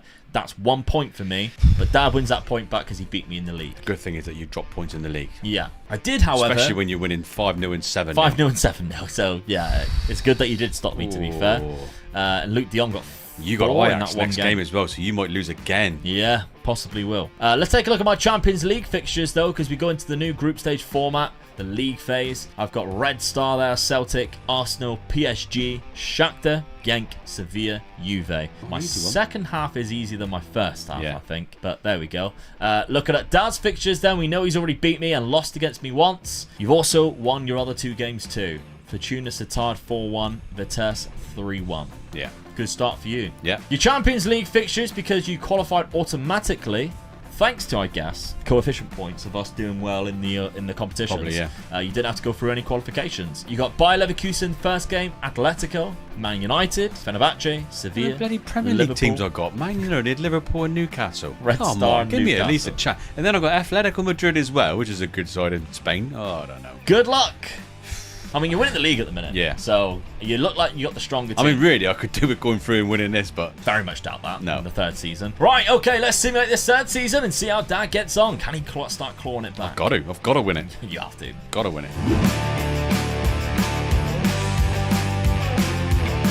The clawing has begun. Get in. 88 points as well. I was there all season as well. Look, come on. That's me, Dad.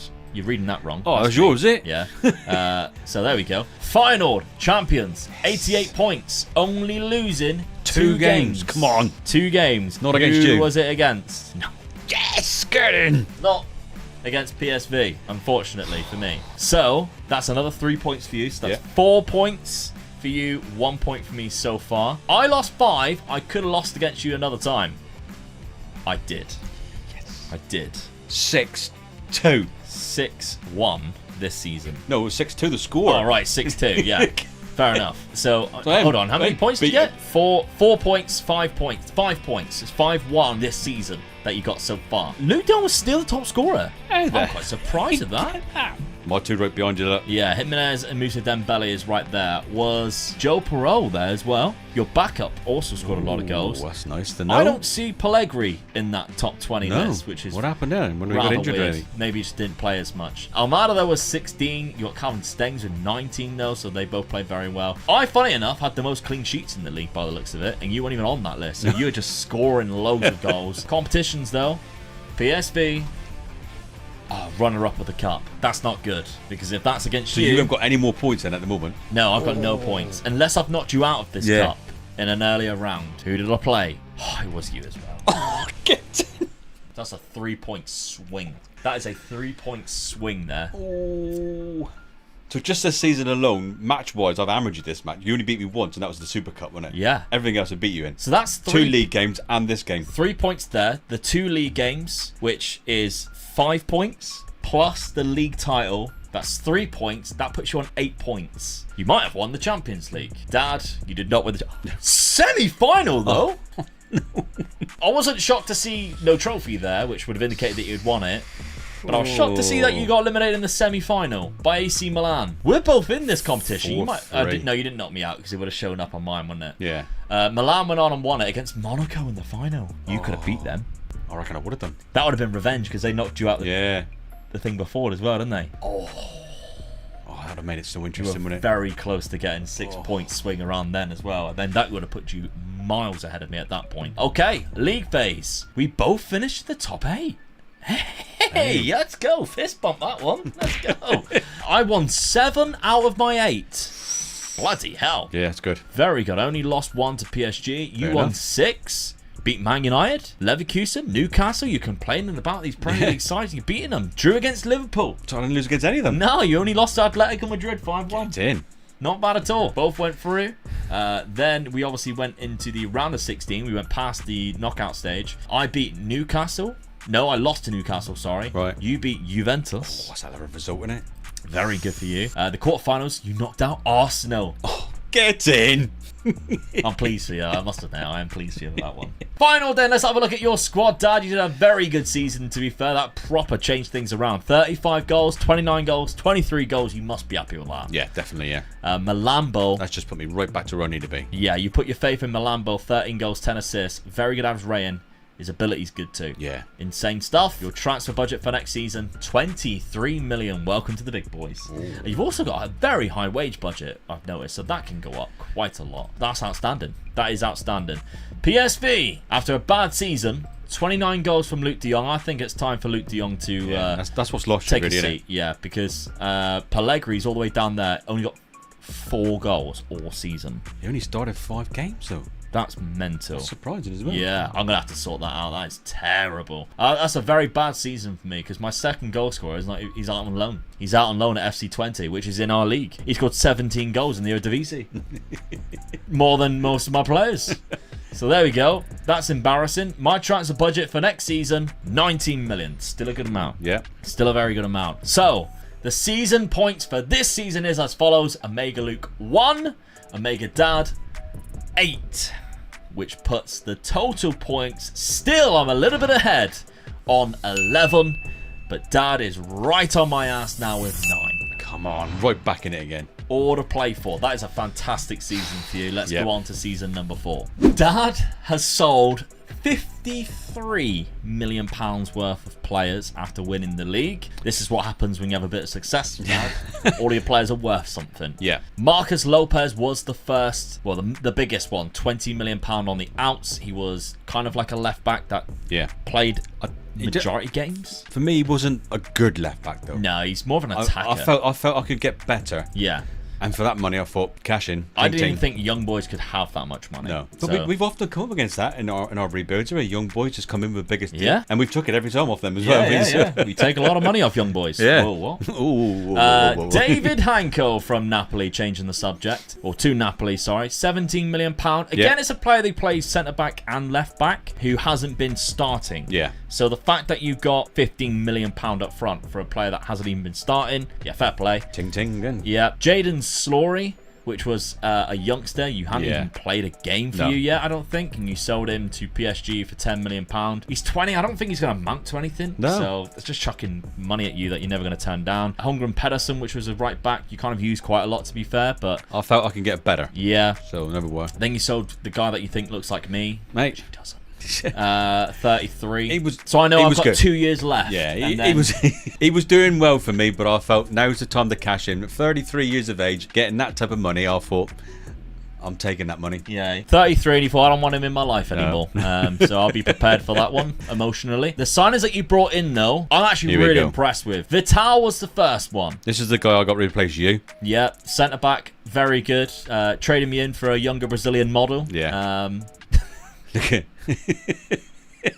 The things we say on this and get away with is ridiculous, isn't it? £13.25 million from Shakhtar. That's good, by the way. Yeah, he's a quality player. He's hell of a good, to be fair. Yeah. So very good signing for you. You also brought in Jose Fontaine, left Here's back. my left back. Who can also play centre back. Yeah. So is it?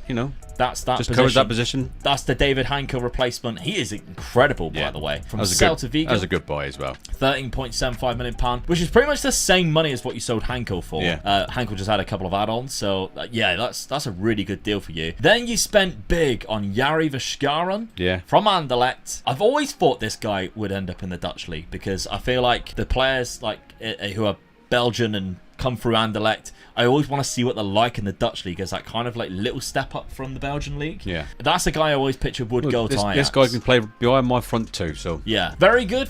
A very good couple of seasons he's had at Anderlecht in the first team. He's a quality player, to be fair. Good signing. Then you got Aslani on loan, using the loan market again to your advantage. I quite like that signing too. Strengthen my midfield up again. Yeah, for sure. Squad player. Then finally you got a backup centre back. And how weird is this? That first season you didn't have a penny to scratch your ass with. Now you're spending £8.25 million in season number 4 on your backup centre back in Bitshiabu. What's wrong with that? No, I'm just saying how great we've got to the point that you've been able to do that. So good signing, 20 years of age. Centre defence for me is the main position in any team. You've got to have good players in there, but if you get one of them injured, you've got to have a person coming in behind them. So this guy does it for me, I think. 6'5", and he's very big. good. So that's what I've built my team on. So a lot of my players now are quite tall. Yeah, absolutely. You're going to look hilarious doing a team talk. Yeah.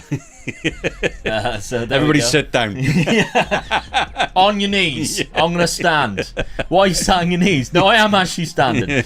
Tactically, you're going exactly the same. Why wouldn't I? Exactly. I've just had the best season I'm going to have. I've got to try and do it again. Yeah, semi-final of the Champions League, remember. And your pick without restriction looks like this. Yeah, very good. Which is a good thing is that guy stayed there. So that goes to show that one season in investing in him pays off. And that's exactly who you'd want everywhere else as well. Yes, definitely, yeah. And I agree. Let's take a look then at the signings that I made. I sold £31 million worth of players, so we both sold quite a lot. Yevon Simmons, I never played him, but for some reason Man City came in for him at £14.25 million. Bungard, I sold him a season after, £7.75. El Ghazi, I hadn't been playing as much, £8.5. He's also 30 as well, so it's the right time to sell. Loaned a couple of players out for some money too, and Bakayoko, who's really good in real life, by the way. I just haven't been using him as much, to be fair. But yeah, he's gone to Tigres for 2.7. If I played him a little bit more, because he's been coming off the bench most of the time, he probably would have gone for a lot more money, to be fair. But I didn't utilize him as much as other players. But the players I brought in, though, oh yeah, you're gonna like this. First off, Frank Kessie, free transfer. Can't argue with that. Unbelievable. I can't believe he came to this league. This is one of the players that I always go for in any of my rebuilds. Yeah, He he's is so good, lads. Dad has written down in his notes twice. Just to make sure I don't forget him. Centre midfielders, Frank Kessie. A few other players that are squad players, Frank Kessie. So good he wrote him down twice. Hey, just look at it though. He is good, isn't he? Yeah, and because he's in the Saudi league, you can get him for quite cheap. He's only Yeah. on a 3-year deal, so I took advantage of that. At only 28, he come to this division. I couldn't believe it. But Andrea Papetti, everybody who played Football Manager 2022 or 2021 would know about this guy because he was a wonder kid on there. He's very good still. 23 years of age, £2.7 million. Not bad for a backup. I'm gonna leave this guy here is the last one because, oh, you wait till you see it. Patreon members are going to be frothing at the mouth. Then I spent a lot of money on one player, but first off, I brought in a backup goalkeeper who could become my number one, to be fair, in Moises Ramirez. Very good goalkeeper from Ecuador. Quality player, to be fair.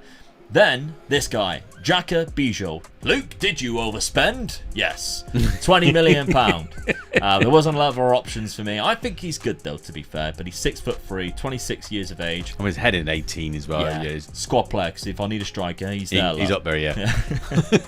Good player, though. Very good strength, jump and reach, etc. But I don't need another striker, because if I am losing a striker, I've got Idrissi, a new gen from Spain. 18, look from at it. Look. Sevilla. Just 18. Look how good that is. Yeah. That's insane, isn't it? Yeah. What a player that is. A 950k release clause. Got a goal already in 3 appearances. I'm buzzing with that. I'm really buzzing with that. It's only the only thing that worries me is his composure off the ball is only 10. Yeah, but he's only 18, and Yeah, come he on. can develop and grow. Yeah. So to start off with, he's insane. Anybody who takes this over on the Patreon, you can let me know how good that guy is at the end. Please do. That's something that we can then talk about. Look how much he's valued already, look. Yeah, I know. That's something that we can talk about on Yeah. the Patreon videos as well. When you guys send back how you've done, etc., we can load things like that up and show you guys. So that's something that I was mega impressed with. Okay, my tactic. Going with this, and I'm going with Almada in that shadow striker role again. I need to keep him there, to be fair, because when I do pick without restriction, he does come out of it quite often for Saibari, and I wanted to keep him in there. But now my centre midfield is Frank Kessie and Sangari. That's good, With, to be fair, Veerman is class. Yeah. And he goes down to the bench. 41 to 50 million pound. I love the guy. Weirdly, he is the player. Whoever remembers me doing streaming when I did a PSV save, I signed him for PSV, and then 2 weeks after, he actually signed for PSV, and I was like, it's happened again. So there we go. But other than that, I'm happy with that team. I maybe need another centre back, but I'm happy with that. Okay, how have I done schedule wise? 3 games, 3 wins. Ooh, he's scoring goals as well. Allegri is scoring a lot of goals. Yeah, look at it. Look. Oh 5 in God. one game there against your rivals, Sparta Rotterdam. Yeah. Of course, another team from Rotterdam. Against Utrecht, he got 4 as well. And then he also got 1 in the very first game against Nijmegen. I'm worried now. We haven't got the Champions League fixtures through yet. They haven't come through, or Europa League, or whatever competition I'm being plastered in, because I can't remember where I finished or where that qualified. I'm guessing it'd be Champions League. Yeah.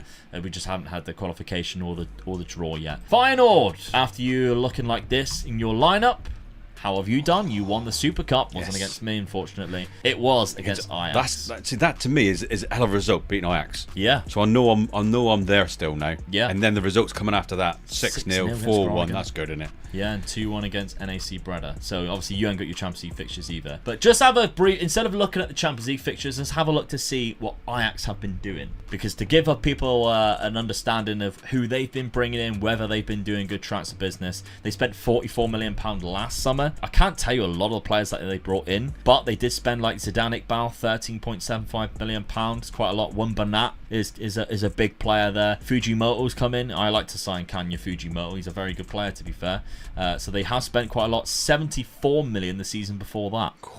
Yeah. Donio Malin they brought in for £17 million after a loan deal too. So Kylian Sardella 2.5, 21 million pound on Bazoa, who actually come through their youth academy and left. So that was a bad deal, wasn't it? Yeah. Sold him for £10 million, bought him for £24 million about 8 years later. So yeah, they spent a lot of money so far in this rebuild. How are they getting on? Well, you've been seeing it. Let's have a look then.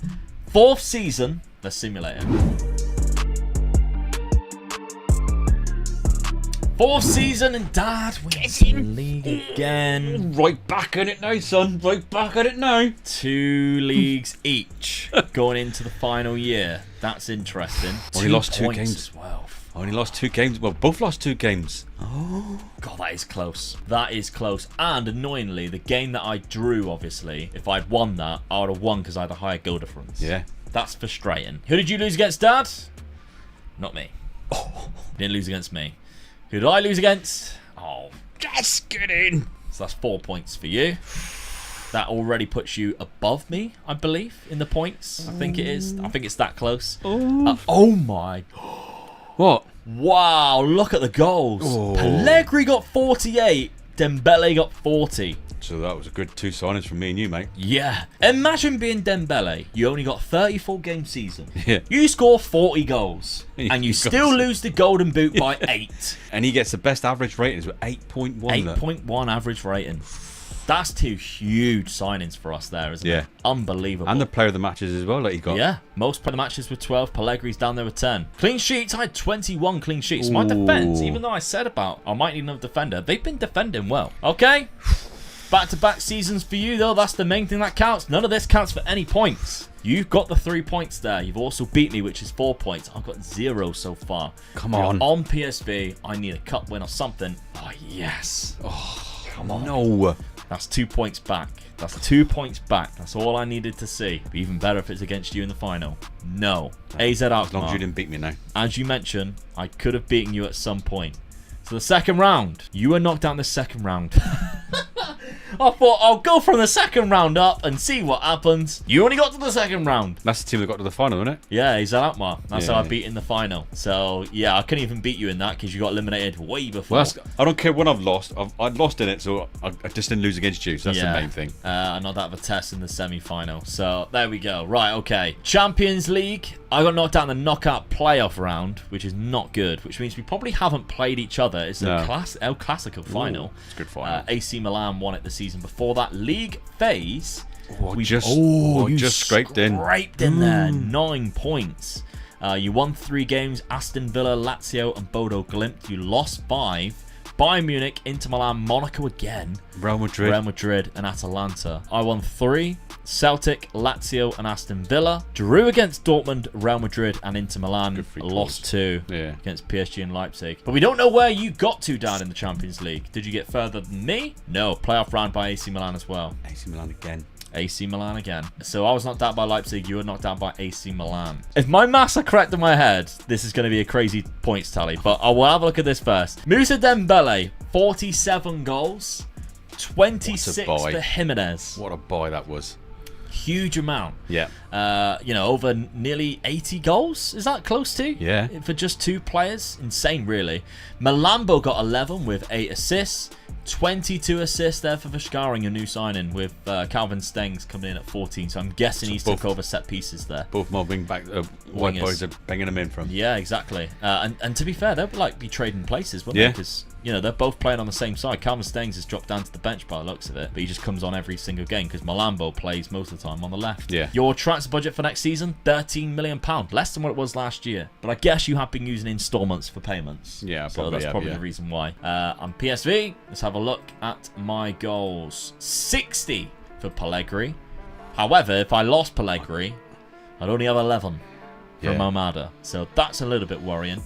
Who got 26 assists, and Alan Velasco also got 23. My 2 Argentinians are playing very well and assisting a lot of players. Yeah. My transfer budget for next season is 18 million. All right, I'm losing Gus Till on a free transfer as well. So let's count up the points tally. Season points, I won the cup, which only gave me 2 points. Dad, however, won the league and got 1 victory, which gives him 4 points. And you wouldn't believe it, because going into the final season, it's 13 points each. Oh, yes, I've pulled it back. After being, 10-1 down, we're level. Going into the final season. Come on. Right. Looking at Dad's transfers, doesn't give you the ounce of stress that he had to go through in the final moments. Oh, I couldn't believe this, But could we'll I? get to that. To begin with, Yep. it was a very easy box standard transfer window for you. Yeah. Thomas Souček came in as a free transfer. I strengthen my midfield up with this player. I mean, anybody who doesn't buy this player, you know, well, pays money for him would be silly. But when you're getting it for a free transfer, come on. He's very good. Very good on Football Manager. And Duvan Vergara. Yeah. Centre attacking midfielder or, you know, left winger. Very good player. Well, I'm looking at it now. My defence is solid. Yeah. So I'm just thinking now, what do I need to strengthen, or what could I strengthen? So I'm thinking, you scored a hell of a lot more goals than me. I know one player scored them all for you mainly, and I was there or thereabout, but I thought if I just strengthen up a little bit more in my midfield going forward, I could be all right here. You said your defence was very strong. Yeah. Well, they were. It's a big word, isn't it? Because you sold Roger Ibanez. Well, I didn't sell him. Not by your choice. No. I'll give you that. And how late was this? This was deadline day. Yeah. £49 million. I sat there and thinking, I've got it in the bag now, and all of a sudden, bang, it comes up. Release clause is gone. Uh-oh. You went, what? Roger Ibanez on the 1st of September moved to Manchester City, which meant that you had to scramble and try and find a defender. You bought two. Yeah. To be fair, for the money of £49 million, you only spent about 38 of it. Yeah. Something like that. Not bad at all. Mario Gala was the first player. Yeah, I was happy with his. This, you know, really is. It's all there for me. Yeah, like for like, really. 27 million. He's got better mentals, actually. Yeah. And then Cameron Carter-Vickers, because you're a fond player of the Celtic centre back. Yeah, it was. Yeah. This is more of like a rotational option, isn't he? He comes in as a squad player. Yeah. When he plays in one position, he can't be a squad player, can he? What you said to me. I meant the contract squad player, not how you mean squad player. No, he's there. He's another centre defender. Like I said to you on the last season, if I lose one centre defender, I need a good one to be in there to come back in there. So yeah, he does there do we that. go. He secures that up. Yeah. Okay, but you did sign two other players. You got a backup goalkeeper because Yeah. you needed one. I think one of your players left, so you needed a better backup. He So wasn't that bad. comes in. Yeah, he's quite good to be fair. Zetterstrom, nice, good name. I didn't want to spend a lot of money on a reserve keeper, so that was good enough for that. From Jagordans. Yeah. But this signing, I mean, you stole Celta's left back last season. This time you stole their right back, and he's very good too. Yeah. So that's just really made my defence a lot stronger now. Yeah, a very Spanish defence now. Yeah. You've got. Interesting. Yeah. Okay, £18.5 million. See, yeah. You can't see a thing. 3 assists in 3 games. 7.4 average rating so far. Looks good, doesn't he? Very good. Not bad at all. Tactically, looks like this. Exactly the same. You've won the league. You won the league the last 2 seasons. Yep. No players nailed in. That's because best 11 looks like this. We've got Malambo, Verscharen, Dembele, Jimenez. The same, similar names, but Souček has joined in there. Yeah, too, didn't he? Vital and Gila. Vital's actually been out injured for you, hasn't he, for a while, which has been annoying throughout the start of the season. But you've got Fontan, you've got Carrera coming in both those fullback roles. Looks strong. Oh, I'm pleased with that. Looks very strong. And like I said, with the budget that we've had as well, I think I've done really well to get to that. Yeah, I agree. PSV, let's take a look at who I've signed. Now, I have also sold a few players. Players that I can't say I was ever going to use anyway. Tygo Land, he's only 20. I mean, how... Man City offered me 11 million, and they were fighting for this guy, weren't they? Yeah. It was like 8 bids coming in. They must know something I don't, because I mean he has good potential, but he's 20. He ain't gonna reach that. So I sold him. I'm sorry, Patreon members, if you were really looking forward to managing Tygo Land. I very much doubt none of you exist, but there we go. I sold him for £11 million. I brought in some better players. Jurdy Shelton for £5 million as well, and I also sold Ricardo Pepi after he got quite a few goals in the last couple of seasons. I sold him. He's gone. But I brought in a bigger and better striker in Elio Wahi. £30 million I spent on this guy. He is phenomenal. Yeah. Lights beat the offside trap. He's quick, great agility, composed, good finishing. I needed another striker outside of Pellegrini. 3 goals in 3 games. He has. We have also managed to pick up Mohamed Abdel Momen. Yep. Centre back. Egyptian centre back from Al Ahly. £6.75 million. That's a bargain. That's a steal. He's had some very good seasons as well. So that was good. I'm happy with that. Didn't sign anybody at the start. But then we look at some free transfers. And one of them I'm going to leave to last because there's an interesting fact about it. I got a long deal in Guindo. My squad was so thin. I needed to start bringing in some backup options. So I used the loan market to bring in him. And this guy here who can also play on the wings. He is actually probably my best right winger now. Because he is insane. And I've never even heard of him before, so I do apologise, but he plays for PAOK and he's exceptionally good as a wonder kid on this game. Okay, I would say Dad would write his name down. There's no way Dad's writing that name down. No. But then that leaves me with these 2 free transfers. This one, Mufek. Good CDM, great mental attributes, happy with that. Again, he comes in as like a rotational option for me, 25 years of age. And then there's this man. And this, Dad, is the very first player to ever play for both clubs in the same rebuild, because Dad released him at the end of last season and I signed him on a free transfer. So there it is. There you go. Facts. I'm happy with that. I didn't want him. We've never signed a player from each other, have we? We've never even bid for a player from each other. But when my scouts come in and said, we recommend you sign this free transfer, I couldn't resist. He played 6 games for you last season. Didn't score any goals. Didn't do very well. He's played a few games before in the past. Like our first season there, he got 5 goals. I hope you nail him in. 4 assists. He ain't bad. He ain't bad. He's only 24. He's got 1 cap for Sweden. But my scouts don't rate him as high as... I'll tell you what, then, if any of the patrons take this over, your team, let us know how he does. Yeah. Just let us know if he does successfully or carries on going or down. After the 4 years, where he goes. Yeah. If he goes back to Feyenoord, that'd be hilarious.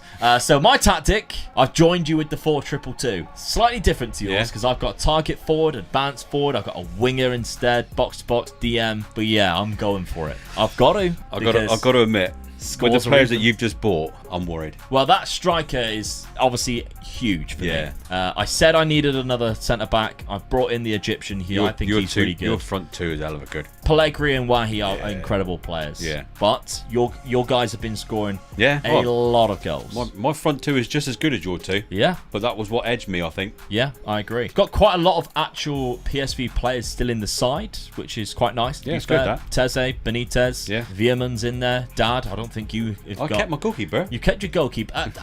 That's harsh, actually, because you've got Quentin Timber. Yeah. This is the first season I think I don't actually look... Well, first rebuild, I haven't looked to replace my keeper. Yeah. Jimenez and Malambo, both final players. So, yeah, maybe I was being a bit too harsh. There's at least 4 players in there. So, there we go. Right, let's have a look at your fixtures, Dad, as the current champion. And probably with the momentum on your side at the minute. Yeah. How have you taken that into pre-season and the summer? You lost against me, Dad. Oh, no. Yeah, in the Super Cup. That's another point. So that's 2 points I've gained from you from the Super Cup, which remember, we're not counting as a cup competition, but we're counting it as a head-to-head. Yeah, but look at the games after that, mate. 8-1, However, 5-1, you did 3-0. Come on. Yeah, you're scoring a lot of goals. Moussa Dembele got 4 goals there. Imagine being Jimenez, getting 3 goals and you're still not getting the praise because Dembele scored 4. Fortuna Sittard beating 5-1, 3-0 against Velem 2. Yeah, good. We've got our Champions League fixtures this time round, so we can have a look at it. Mine's not that easy, no, I don't think. Nope. Juventus, Chelsea, Inter, Shakhtar, Leipzig, Manchester City, and 2 away fixtures at the end there is not going to be in your favour. Seville and Florentine are not easy. Not at all. Not at all. Okay, let's have a look at PSV. An easier one there. And my schedule. Of course, 1 point for me already, which only puts me a point ahead, remember. And then I've been kind of conservative. Through. Yeah. You've gone attacking and you're scraping through 1-0, 2-0. Haven't conceded a goal yet. I'll give you that, but you're... Mate. The trash talk is coming very early. I'm a little bit confident now, I tell you. Alright, okay. I'm sat here thinking, I've got this. He makes the same mistake every time. I've come back from 10-1 down. Early. I'm level points, and I'm a lot better than you at the moment. Okay. 2-0 against AZ Alkmaar. 2-0 against RKC away from home. And my Champions League fixtures don't let me down. Look like this. Young boys. We sold a player to them recently. Yeah. Arsenal, Manchester United. 2 hard ones. Very hard. Sociedad and Milan. Again. Monaco better do you. Monaco, now mates of them. Rennes, who I can't stand, of course, from previous Youth to Gold series. And Slavia Prague. Okay, final season, Dad. Come on. Joint on 13 points. Nope. 14-13 to me after that 1 Super Cup win. Yeah. Let's simulate the final season. Final season. Get in. Feyenoord. Yes. Get in. Are winners. And there's an arrow there, Dad, which suggests that it happened on the final day of the season. Oh, no. Get in. 83 to 81 points. Oh, mate, this could go down to the cup games. It could. Cup competition. Oh, no. Okay, so what have we done? I lost 5. Oh, come on, I could do with you losing a few against me. You lost 3, I lost 5, but I lost in that final game of the season, which put you above me. I lost 5. I didn't lose to Feyenoord. Oh, no. You lost 3. You lost 6-0. So that puts you just 1 point above. Yeah, you've beat me twice and I've won the league. Yeah, so it's I'm winning by down 1 to point. the cup. I'm winning by 1 point. It's down to the cup. Oh my god, this is tense. Profile, let's have a look. Pellegrini got 35. Wahi got 29. Dembele got 27. I dare say your other striker's probably 4th. He was. Santiago Jimenez, he got 17. So we're up there. I didn't score as many goals as I thought I was going to. We're dominating again. Yeah. I had the more clean sheets as well. I had the most assists as well. Look at my goal difference. 93 to 65. Did say I was worried about that, didn't I? I just needed to win 1 more game and I'd have been alright. That makes it 3 league titles in a row for you. Yeah. After losing the first 2. Mum, when you think of it, we were worried about Ajax beating us. They were nowhere near, were they? Didn't touch us, did they, really? No. So you won it twice, I've won it 3 times. But it's all down to the I think cup Ajax competition. split us once or twice, I think Once. they split us. Yeah. Okay. So we're on PSV. Then. So it was on yours then. We're on PSV. So I don't want to see any cups at all. Are you now, I don't want to see any cups at all. It's PSV. Come on! Yes! Yes! Come on! That makes it 2, which puts me 1 point ahead. And to put the cherry don't against me. on the top of the cake. 8-0. 8-0. I strengthened my defence. I've brought in 2 very good defenders. I'm going to say it again. I was robbed. Robbed I was. 8-0. I was robbed. You didn't deserve to win this rebuild battle after that. Well, I've lost one. In your stadium as well. I lost. The so I lost 2 games really, which has cost me the 2 points, which was 8-0 and 6-0. 6-0, yeah. That's in your ground. It's unbelievable, isn't it? Unbelievable. I didn't deserve to win it, losing 8-0 and 6-0. I was only. That to me is that's the winning points there. And to lose 8-0, then you deserve to win. What just made me laugh? It's killing me. Do you know what just made me laugh? Is you just bragged about not having to change your goalkeeper? Yeah. I'll tell you one thing, if we had 1 more season, he'd be gone. I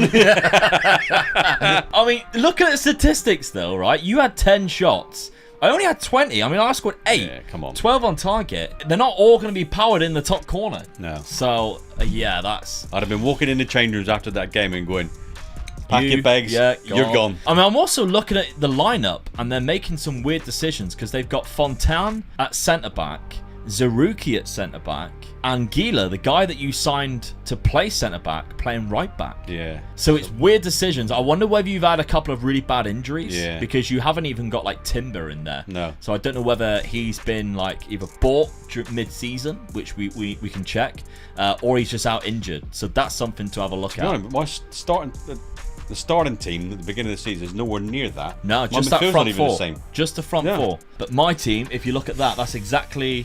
You know, the players available to me probably at the time was playing. Idrissi even came off the bench and scored 2. My youngster. Oh, wow, he's looking fantastic. Right, Patreon members need to let me know what 54 million. What he does. Mate, I like him as well because his aggression is 17. Yeah, I know. I thought that. Yeah, you're going to like him a lot. At 20, that's good. He is incredible. Right, very good new gen. Okay, I mean, that is an absolute whitewash there at the end there. I thought you'd stole it. I thought you had stolen it. When I won the league again, I thought, that's it. I'm in. Yeah. I've done him. That's insane. Okay. Where did I finish the Champions League? Quarterfinal by PSG.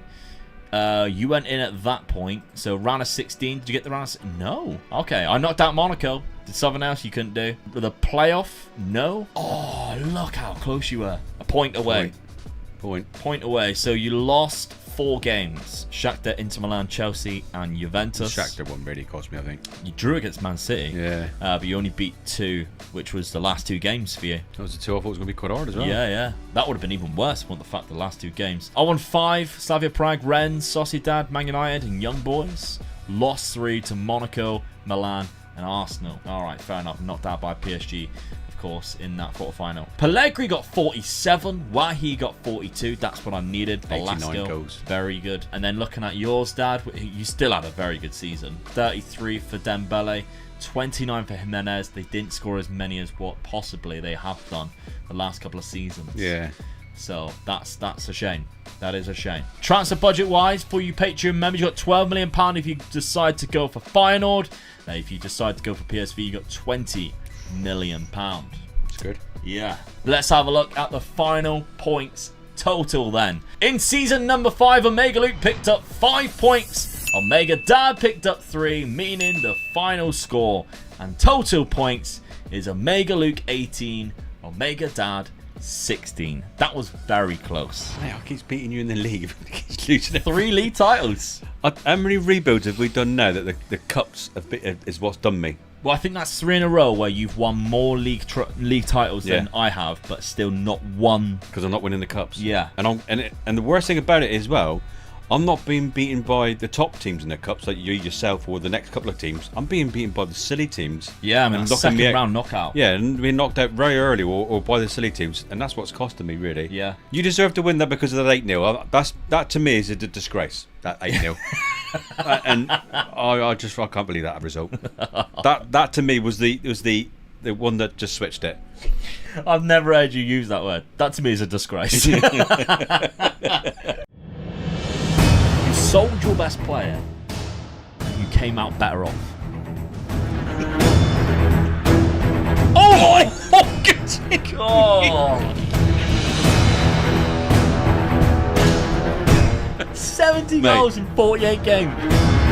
The gap is even bigger.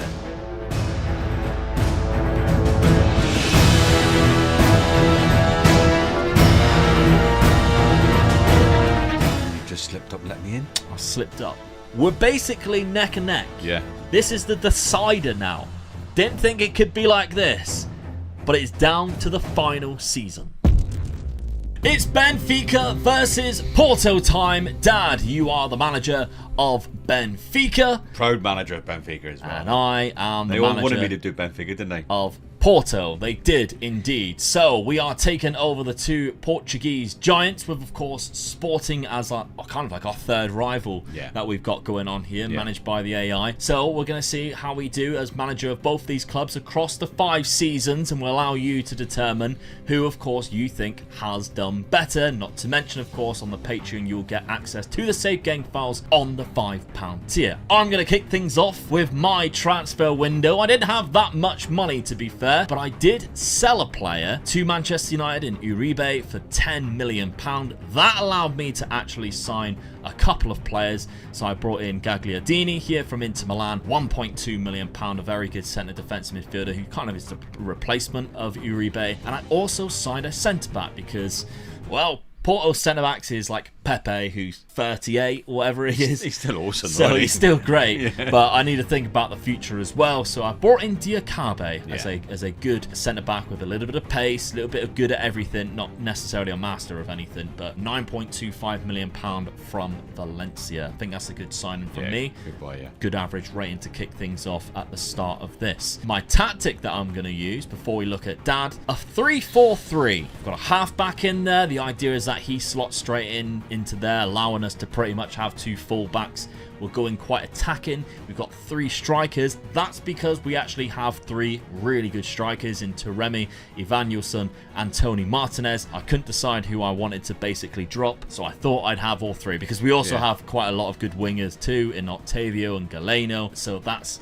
how I'm going with this. This is very gung-ho. You got me worried now.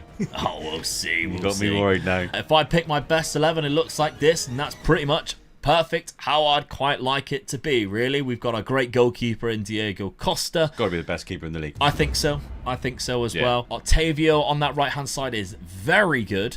The mental attributes are incredible. He's already wanted by quite a lot of the big clubs in Europe. Taremi dropping off in that DLF role, I like quite a lot. He's probably the best at doing that because he has that good passing ability and great vision. And he comes deep to get the ball anyway. So I think that's a perfect little role for him with Tony Martinez and Evanilson up front. But that is how we are rocking. Now, I haven't played Dad's Benfica team yet, so I can show you the schedule. It's been quite good, to be fair. We played in the Super Cup and I won 9-1. Oh yeah, we're scoring some goals. Then 7-1 away in the first league match. Evanilson got himself a hat-trick. All 3 of my strikers scored, in fact, including Pepe. Pasos de Ferreira, 3-1 victory against them. Santa Clara was a 1-0 away win at 92nd minute, and this is where it all kind of started going wrong, because then I drew at home to Gil Vicente. Oh, you just slipped up and let me in. I slipped up straight away. Yeah. I'll take any slip up. My fixtures for the Champions League, well, we can actually have a look at the group, because we're still at the group stage, is Chelsea, Salzburg, and Dinamo Zagreb. Fancy my chances going through the Champions League, absolutely, to the knockout stages. We should definitely do that, but that is how we are rocking and rolling. Let's take a look at what Dad has started off with in his campaign. So, transfer-wise, Dad. I've got a good squad as it is already. Yeah, you do. You do have a good side. When I had a good look at them, I thought not a lot I can change, really. I was looking at more age concerns and weaknesses. Not a lot of weaknesses.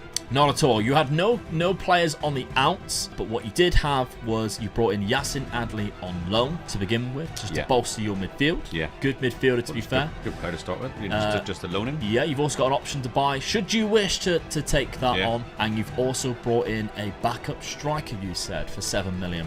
Yeah. I thought, really, that's where I was lacking a little bit of just another out-and-out striker. Yeah. This was the guy. I looked at it, I thought, I looked at a few other strikers. I had to bear in mind, really, that how much I could afford. Yes. Yeah. So, obviously, I am not Real Madrid this time, so I haven't got the hundreds of millions to play with. Absolutely so we had to be a little bit careful this time, didn't we? Yeah. And for the money I could afford, he was probably one of the best ones I could get. So he did look quite good, to be fair. Good age, 25. Yeah, absolutely. 6'2", Ukrainian. Financially, just to put it into perspective, Dad's comments there, he had £54 million in the bank. The original budget was only about $7 million. The debts and loans, we both have huge debts, which I didn't realise that we had, to be fair. You've got $400 million there in debt, and Porto isn't any better, to be fair, 376.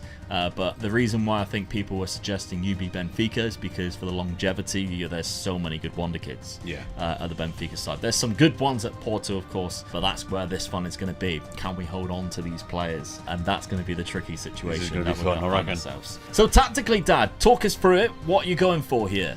I think this was the same formation I played with the Real Madrid tactics I had, don't I? So that's what I thought. Well, I knew it worked there, so I thought I'm going to go with that at the same, really, rather than just trying to change it around. Something I knew. Really. You changed a couple of player roles, I believe. Yeah, I did. And that was basically it. Yeah. My out-and-out striker, Ramos. Gonzalo Ramos. He was the one I was definitely going to play with, so ideal there. Yeah. The one I bought was going to be my assistant. Just backup one. I think the rest of the team, if he went quick pick, I think the rest of the team picked itself. How I was really happy. Yeah, it was just David Neres that you wanted on that on that right hand side, wasn't it? I mean, Rafa's quite good. He's getting on a little bit of age now. How old is he? 27. So for the 5 season, 29. For the 5 season, I might have to change him. But he was a good player. Yeah, absolutely. I mean, Silva at the back. They're definitely my main defender. 18 years old, one of the best centre-backs already. To be that already, that's brilliant. I mean, there's a player there for the 10 seasons easy for this team, isn't it? Yeah, absolutely, if you manage to keep hold of him. But his assistant really is the one I'm worried about. You keep saying assistant, they're not... Yeah, sorry, his centre-back partner. 34-year-old Nicolas Otamendi. I mean, what a player he is, but, I mean, bravery, 20. Yeah. Anticipation, 18. Used to play for Porto as well. Yeah.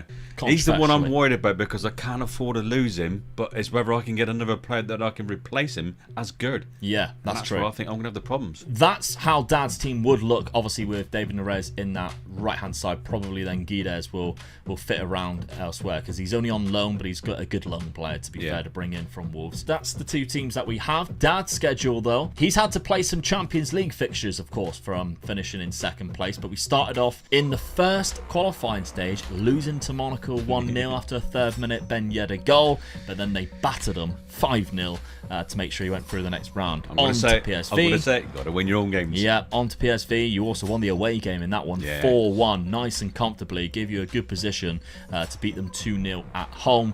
But in the league, Dad is winning right now. He has a 4-0 win to kick things off, a 4-1 win against Vizela. Pasos de Ferreira 3-0. Of course, I only beat them 1-0. And then Casapia 7-1. And you've got some big goals in there from Gonzalo Ramos, of course, Guedes. They're all getting involved in your Champions League group, though. Ooh, it's a bit bit of a curse though on there because, of course, we know teams already straight away in the Bela Gutmann curse yes. of Benfica put a curse on them after they won the Champions League and then he was sacked. We heard about it in the Benfica rebuild, of course. Dad gave us all the facts about it. They haven't won a European competition since. Don't think you're going to be winning the Champions League in this one because I don't think you're going to get out of the group. No. PSG and Liverpool. I think this is Europa League all over for me, innit? Yeah, which might actually be in your favour. Definitely. I think probably I'm good enough to probably win that, but I'm not good enough to win the Champions League at that moment. So I don't think you get out of the group. I'll be quite happy as long as I qualify third to stay in the Europa League. I'll be happy with that. Yeah, I think that'll be good enough for you. Then I might be able to break that curse then. It's a European trophy, mate. Yeah, it is a European trophy. We'll see.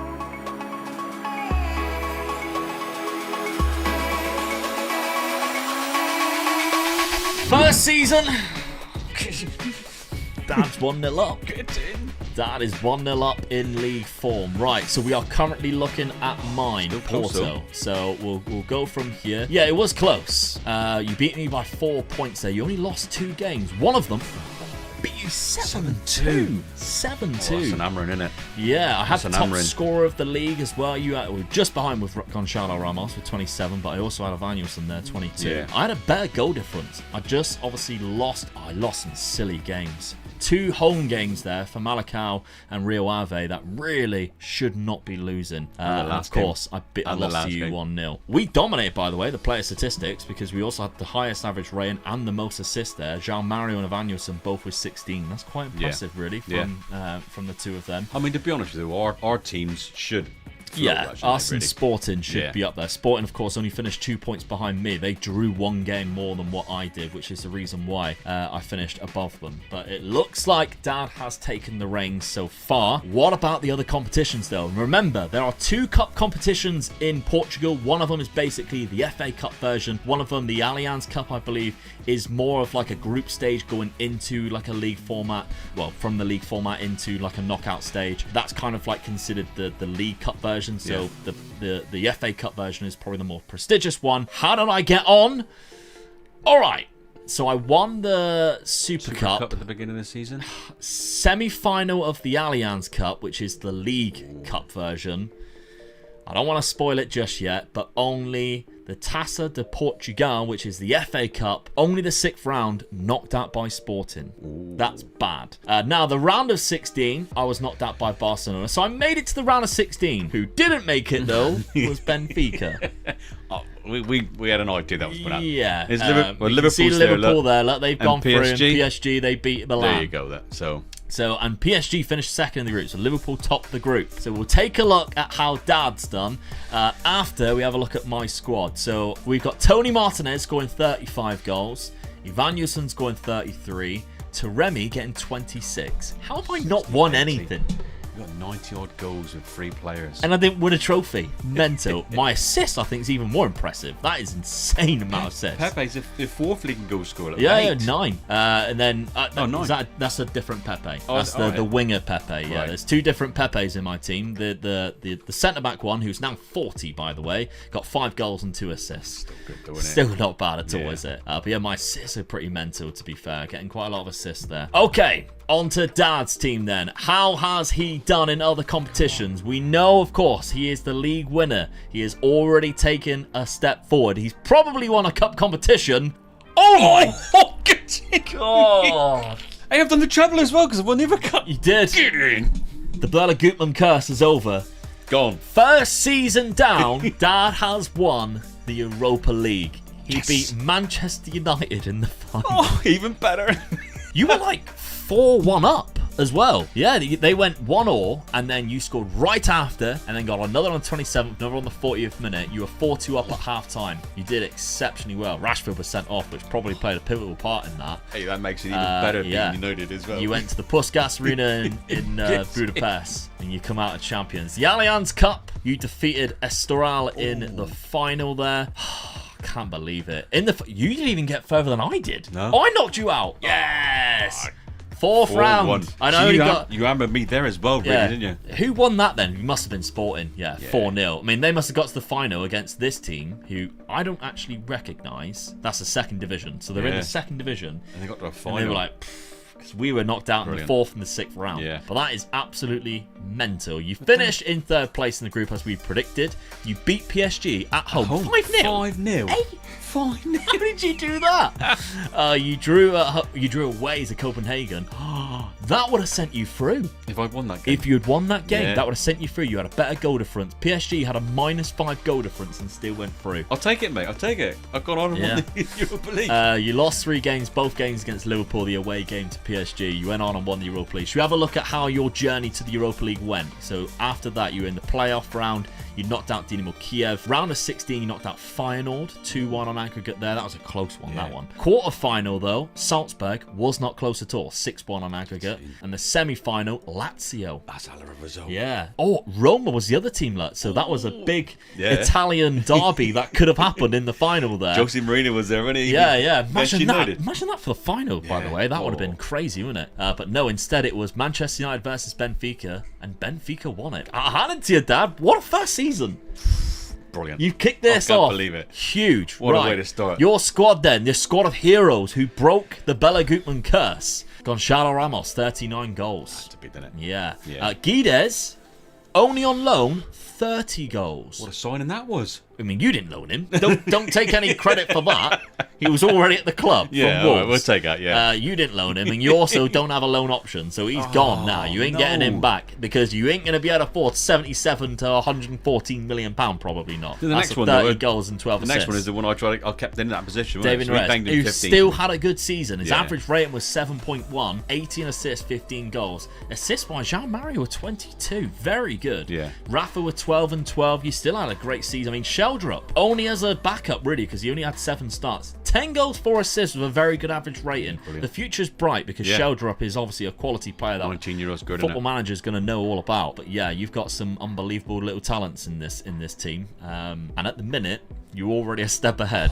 Very good. You've got a couple of people sniffing around Gonçalo Ramos already, which I'm not surprised. I probably have exactly the same with my strikers, no doubt. If I have a look at mine, if I go by goals, I mean, yeah, Tony Martinez is wanted, Evanilson's wanted, Taremi isn't. So 2 of mine are wanted, and 1 of yours is too. So that's quite exciting. Now, transfer budget-wise, I'm not expecting much, but I'd like something. Okay, maybe not. 3 million. Oh dear. Oh dear, oh dear. Benfica, though, you've probably got a little bit more. 22 million. All right. Well, after seeing yours, I'm really pleased with that. Yeah, I would be If too. yours had been 22, I'd have been thinking, I'll take that. Oh, God, this is going to be tough. All right, okay. Second season, then. Let's see who we bring in. So, what we didn't notice, and we only really noticed it when we went and had a look at your actual transfers out, is you lost your left back in January, Dad. 21.5 million to Inter Milan. I mean, it's nice to get the money, but he was my best left back as well. Yeah, he's a quality player. And he's only 27. Yeah. That's probably the reason why you had a transfer budget this year. Yeah. But you also brought in more money because you sold Lucas Verissimo to Al Shabab for a good amount there, £11.75 million, going up to 14. And you also sold your goalkeeper. I mean, I looked at it and I thought, all right, he's a good goalkeeper for that league, but is he as good as what I want? Because I always try and build my sides on getting a good goalkeeper in. So I mean, there was talks. People have already been saying, I bet he signs Kepa. I did look at him. And we looked at him. Yeah, we looked at him. So I've decided to go get rid of him and try and get a better goalkeeper in, should I say. And you brought in Hedl, Nicholas Hedl, the Austrian goalkeeper here. Good young goalkeeper. £9 million. Yeah, that's not what I bad went for as goalkeeper well. at all. I think he turns out to be quite good on this game. So I mean, you might argue with me whether he's better than the one I've just got rid of, but for what I could afford, he was probably the best keeper I could afford. Yeah. Kepa was just out of my reach. Outside of that, though, you did make some really good signings, to be fair. I'll hand it to you. One of them was a signing that he told me, I have to sign this guy because on my game, because Dad's been practicing, he's got the iPad version now, FM Touch, so he can be really into it. He brought Shatalo, and he's been loving him, and he said to me, Luke, I've got to sign Shatalo. Let's do it. Well, this is what you do, isn't it? You play the game, so you know all the good players. I've started playing it, and this player done well for me in my own game, so I went ahead and got him. And I was very impressed, to be fair. 23 years old, 6'3", for only £15 million. He comes in probably as a very good defender for you. Yeah. For when Otamendi wants to leave, when he retires, when he's not good enough. On the game, obviously, that's what I was trying to do. I was trying to find a replacement for him. And lucky enough, I come across this player. Good ball playing centre back, and you got him for a good price too. You also obviously replaced your left back. back. When we realised in August that you didn't have a left back, and we wondered where the hell Alex Grimaldo went, you bought Ajax's left back, Wijndal. I was pleased with this signing. He's good. Admit. Yeah, very pleased with this signing. I was actually quite shocked that he'd want to come to the Portuguese league. Yeah. Being that usually you see him in some of the bigger sides in Europe. I mean, you look at him, another young player as well. So yeah, absolutely. 5 assists last year. Building for Ormington. For the patrons. For the patrons, yeah, he's thinking about you Patreon members. You want to take over these sides on the £5 tier. Right, so if we take a look at your tactic then, you're sticking exactly how you were, but you have not selected anybody, and that's probably because David Neres is now going to be the selected option on that right-hand side. He is, and you're quite happy with how this is laid out. Definitely, You managed to keep hold of the big man. I can't afford to sell him, can I? No. It's my best player, so... Can't afford to let him go. No. That might be at somebody else's expense. We'll find out, because let's take a look at your schedule first. You started off in the Super Cup against Sporting, and you lost it. Yeah. Gutted. Was not a good match for you either, really, because they were 3-1 up as well. But in the league, you're doing all right. And then he plays Champions League winners Barcelona and beats them as well. Hey, get in. In the league form, Dad, you scored Barcelona? 16 goals. You haven't conceded a goal. You've won 3-0, 5-0, and then 8-0. It's been a great start in the league for you. In the Champions League, the last time we're going to see this format, you've got an easier group than last time. Manchester City, Leipzig, Fenerbahce. I'll be disappointed if I don't go through. I think I would be too if I were you. So Leipzig are going to be tricky. It's going to be, it's going to be you tricky, and Leipzig, but if I can get through, it's going to see just about where I do stand in the European Champions Leagues, really. Yeah, you also had a little bit of money left over, but you were happy with your side. You had £11 million left over. You can see we're rejecting a few bids here. We had a terrible bid come in from Bayern Munich there for Gonzalo Ramos on deadline day, by the way, up to 58, but only 18 million up front. He was never going to say yes to that. He's my best player. I can't afford to sell him. No, absolutely not. So we take a look at my team then. What have I been doing? Because obviously I had no money. So you might think Luke probably hasn't spent anything. You'd be wrong, and that's because I sold a lot of players. I sold Taremi to PSG for £16 million, thinking, well, at least it gives me some money. And I thought, all right, okay, I can let him go. Look at the greens on that. I know. Mentally, he is fantastic. But he is 31, and it was probably time to let him go. And then, unfortunately, Man City came in and got Evanilson as well. And then I was, oh, no, I don't know what I'm going to end up doing. You lost both your strikers. I lost both of my strikers. I only have one left now in Tony Martinez, which thankfully I did manage to keep hold of. And I also sold Claudio Ramos. So who have I brought in? Well, I had to be a little bit shrewd in the transfer market. So I brought in first Axel Tuanzebe as a centre-back option, because I don't really have that many good centre-backs. I've also brought in a backup striker in Jose Juan Macias, the Mexican striker. He looks quite good, but maybe not as amazing as some might think. But I went big, and the best striker I could find was Beto from Udinese. Really good striker, fantastic attributes. I hope this is going to be the goal scorer that Evanilson has obviously exited. I hope he's the replacement, gets those goals. He's a fantastic player. Of course, he's Portuguese. He's played in this division for Portimonense. He's moved to Udinese. He scored 18 goals last season. It's a good amount. He's already got 6. He's got 6 in 3 with 1 assist and a player of the match and an average rating of 9.1. Oh, not bad. Stanisic is another player I brought in from Bayern Munich. He's good because he can play in so many different positions, and that's the reason why I like him. Again, he's quite young as well, only 23 years of age. That's a good signing in my books. Tactically, I've changed it. I've gone for this, and I want Otavio to play more of a central role. So I've only got 2 strikers now. I've brought in a volante and a halfback. We've got 2 inverted. Well, we've got 1 inverted winger and 1 defensive winger.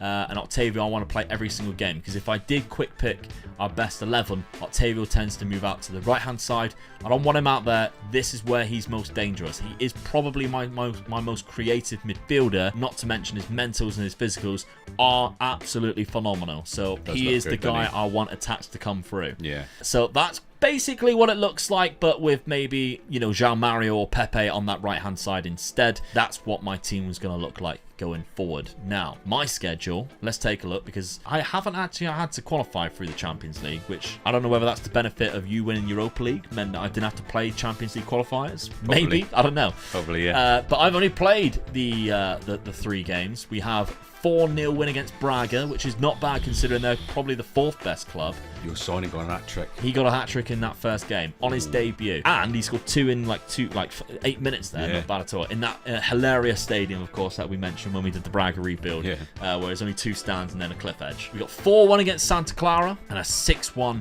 there against Rio Ave. So I think you scored 16. I also scored 16 goals. This is going to be close. Yeah, but I also conceded 2. Jose Juan Macias actually got a hat-trick as well, so he started off quite well. Let's take a look at my Champions League group, though. You weakened Ajax me by stealing their left back, so thank you very much for that. I also have AC Milan, who has seeded the 3rd best team in this, which I think is a little bit unfair, considering how many Champions Leagues they've won. And Celtic, who obviously always going to be a tricky game when you travel to Scotland, no matter who you are. But I'd like to think that we can possibly give either Ajax or AC Milan a run for their money for that 2nd position. I'd like to hope so. Yeah, okay. I think you should. Let's simulate this 2nd season and see if I make it 1-1 or whether Dad starts pulling away. Come on. 2nd season and Dad has won again. Get in. This is getting quite embarrassing. My goal difference is better than yours as well this time. I've played Football Manager for 20 plus years. You're playing it for about 2 weeks, and then you are beating me. So, 92 points you ended up on, Dad. You only lost 2 games. One of them was me again, 1-0. And I'll take that. You didn't hammer me this time. No, you also drew 2 games, one against Sporting, one against Rio Ave, but 2 away games. Your home was, like, I don't think you... Oh, you lost 1 home game. Yeah. So that was the only home game you dropped any points in the league, which is quite phenomenal, really. I lost only 2 games as well. One of them was against you. One of them was at home to Braga, but I drew 4 games. It was closer this time, just by 4 points instead of 5. All the games I drew were all 1-1. Yeah, that's annoying. Yeah, it is annoying, yeah. Gonzalo Ramos, Dad, got 38 league goals. Beto got 37. It's only a 34-game season, which is quite phenomenal. Beto had the highest average rate, and Octavio had 25 assists. That's a good signing. That's not a signing. He was already at the club. Oh, was he? Oh, yeah, you moved him in that I moved him in that position, didn't you? Yeah. That's right, yeah. That was a good move on my behalf. Yeah. But you had the 2 secondary assisters there with 2 16s from Sheldrup and João Mario. Nice to see Sheldrup doing quite well there. Yeah. But we didn't even have the clean sheets. Like Galini for Sporting got the most clean sheets in the less games instead of Hedel. Beto got the most player of the matches. Now, I'll take that with my keeper getting 2nd, you know? Yeah, well, it was 2nd, but it's the same amount. Yeah. It's probably just less games that the other guys I mean, had to be less honest, minutes. our goalkeepers should be there, shouldn't they, really? Yeah. We're going to be the top of the league. Especially with goal top differences 3, like that compared to Sporting's only 28. Yeah, definitely. You know, a 60 more goal difference between us. So that's back-to-back league titles. We are on mine again. So let's take a look at how I've done in the competition, because I need something now, because I'm fearing for my job.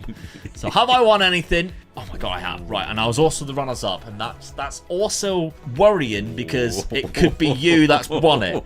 So, the Allianz Cup. I beat Guimarães in the final 5-1, so that's fantastic. Let's not look at who won it yet, and we'll wait until we pop up on yours, shall we? Now, the round of 16, I lost to Newcastle, but I think we just go straight over to Benfica and have a look after we see 55 goals. 55? Beta with 15 49 assists. 49 games. 28 for Tony Martinez. And 19 there for Where Galeno. did you dig him up from? Wow, even Macias got 12. That's not bad, is it? Not bad at all, my 2 strikers getting over 80 goals. I'll take that. Right, over to Dad. How has Dad done? We know he's won 2 league titles. He's already got a treble, so that makes it 4 trophies. How have you done? Oh. Okay, you didn't win anything else. Yeah, but the Super Cup, UEFA Super Cup. Yeah, you already won that. We've seen that at the start of the season. Your memory is awful. You beat Barcelona. Well, that's still a trophy, though, isn't it? I mean, to beat Barcelona, that's a big one. It's a Super Cup. Right, Allianz Cup, you were eliminated in the semi-final against the club that I obviously beat in the final, and you were knocked out in the 6th round by Sporting, which means that they probably beat me in the final. No! Desportivo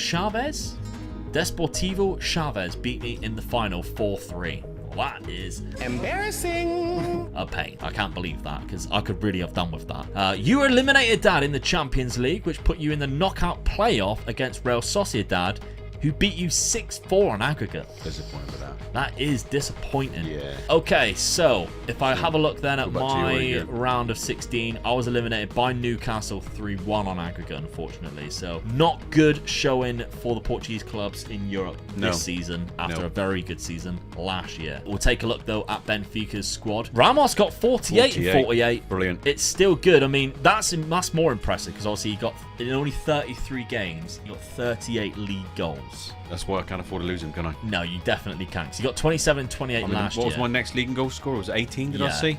He is wanted again by Atletico and Barcelona, so we're going to spend a full summer transfer window fighting to keep Gonçalo Ramos, and no doubt I'll be fighting to keep my other lone striker that I've got. He's only 22 as well, that's the thing, isn't it? You know, I desperately need to keep him. And really, it's like, that's not enough, is it? No. That's not enough for us, really, because to replace him, we need more than that. If I have a look at my strikers, Beto's already wanted by Barcelona as well. Like, I've only had him a season. He's even less value, and it's like...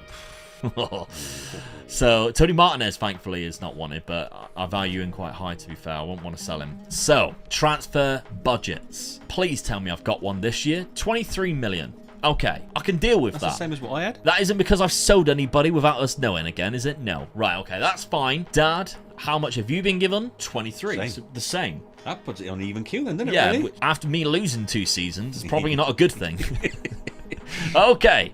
Season number 3, who do we bring in? Right, starting with the champion, Dad, who's won 2 seasons so far. You didn't sell anybody, but you manoeuvred the wage budget, used a bit of installments, and he's managed to sign £46 million worth of players in just 2 players. Angelo from Santos. Your scouts have been doing some business, Dad, because they're finding some South American wonders. Very much realistic if you consider the Portuguese league. They tend to be the main league, I'd say, that bring over South American imports. We've seen so many quality South Americans come through the Portuguese leagues. The way I looked at this one, he's another young lad, which I was really interested in. Good price, really. Can't say that on the internet.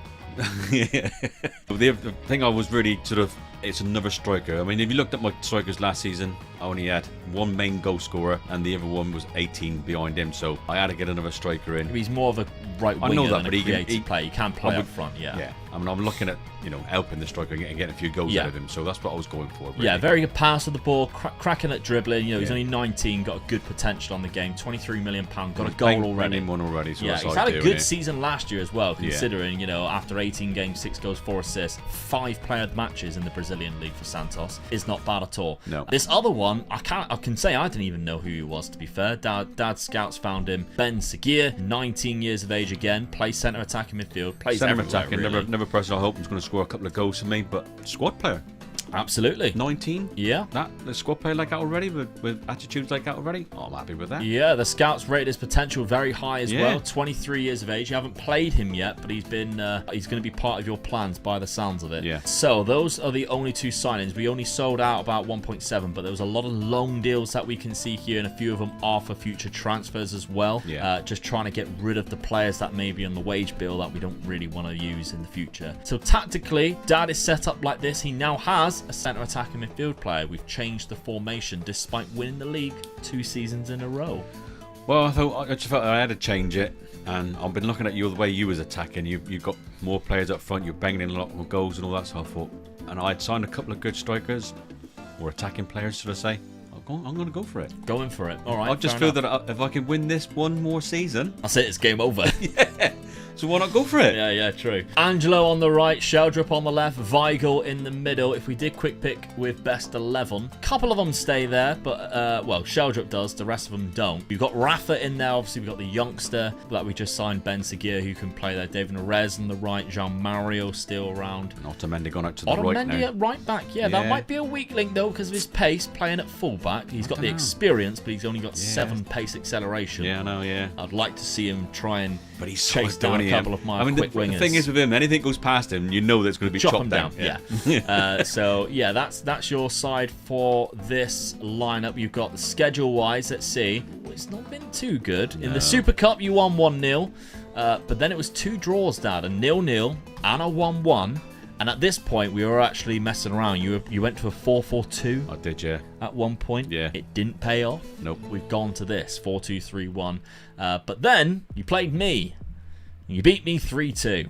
Get in. So already you have you defeated me and gave me a loss. Already strutting. Now, your Champions League fixtures, we'll take a look before we move on to how I've done in the summer. You've got some difficult games, Real Madrid, PSG, Inter Milan, but you've also got some very winnable ones too. I think you should easily go through there. Disappointed if I don't go through. Yeah, I've got a feeling you might even get into the top 8. So it only takes one of those to be won, and you'll probably get through the top 8. So, over to Porto then. What have I been doing? Well, if we take a look, I haven't signed or sold anybody until it actually changed over. Didn't sell anybody either, but what I did do was a little bit of negotiating, and I managed to spend £31 million. I also brought in a free transfer, a very good one at that, in Dominguez. Fantastic in his prime as well, might I add. Centre midfielder. Great player, I think. The signing of the summer for me, I think, is my left back. I brought in Vasquez. Very good signing from Valencia. That is a good quality left back. Can play a little bit further up, should be 21 as well. 21, yeah. He is a good player, though. £13 million. Fantastic signing. I also brought in a right back because I'm changing formation. Remember, I wasn't using full-backs in my first year, so I have changed it. Van der Bremt has come in at right back. Again, a youngster, 22 years of age, from Belgium, £9.25 million. And I've also brought in a centre midfielder in Sivert Mansverk, who was at Juve and hasn't really done much. So £8 million for Sivert Mansverk. Good squad player, though. Yeah, I don't think it's my strongest window, mainly because obviously I signed like Beto, who was quality, but maybe this is just like the signings I need to complement my previous windows. Yeah. Tactic then, I've changed it. I've gone for a 4-2-2. Volante on attack there, and Dominguez, he's very good going forward, but also obviously he's quality in defence, so that tackling of 16, but he's got the stamina and the natural fitness to get back should we need him to. But we've got, if we go to pick without restriction, I was quite happy with the rest of the lineup. Tony Martinez and Beto up front. They've got a nice relationship now. Octavio moves to that left. Yes, he did amazing for me in that centre midfield role, or centre attacking midfield, but at the detriment of the whole squad. Yeah. I can't afford to do that. No. Jean Mario possibly at right back may be a bit more attacking, which is why I made him inverted, because he will bomb forward and be on the outside of Galeno, who's more of a winger, and I like to see I liked what I saw during pre-season and throughout the summer until we face Benfica. But let's take a look at my schedule, how I've done so far. I had to play Champions League games, Dad. Yeah, so coefficient points wasn't as good.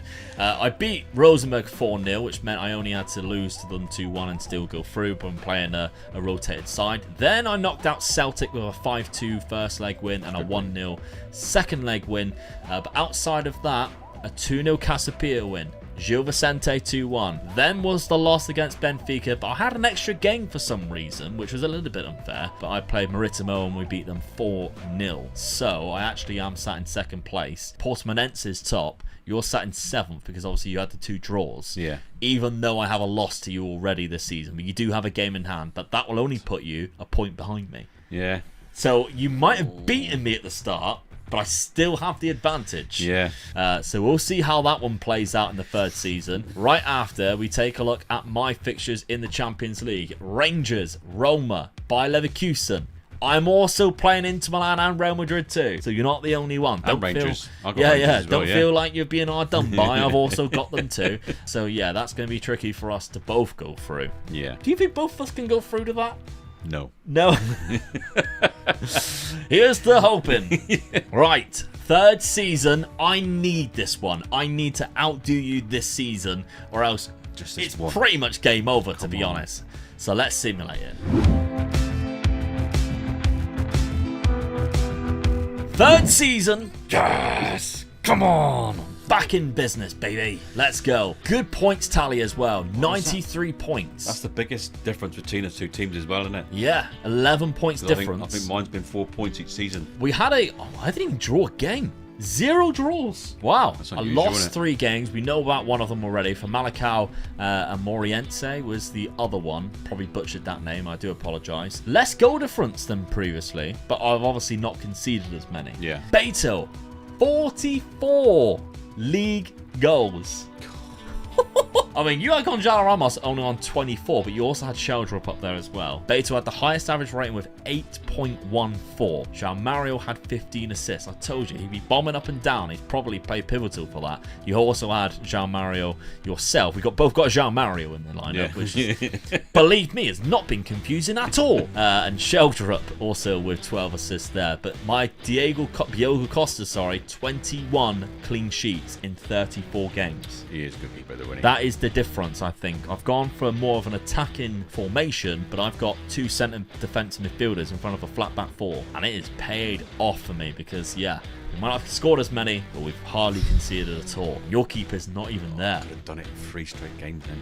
So, it's back on. It is back on. We are currently on Porto again. So let's take a look at my competitions. I need a cup win, ideally, to kind of even it out somewhat. Because you've had, what? You've had 2 cup wins? Or is it a 1? You've had Europa League and a cup win. Yeah, won the treble the first season. Yeah, and I've just had a cup win. Yeah. And nothing. So you got 2 league titles, a Europa League and a cup win. I've just got a cup win. Now I've got a league title. Okay, Allianz Cup. I got to the semi-final of the Champions League. Wow. That is good. That is impressive. Yeah, I'm pleased with that. That almost makes the 4th round knockout from Benfica. Oh, I didn't see that. Get in. It doesn't. It doesn't help it at all. I hope you didn't beat me in that final, though. So, did I? Yes. Oh, 1-0. Yes. Oh, take it. We can't even see it, I don't think. No.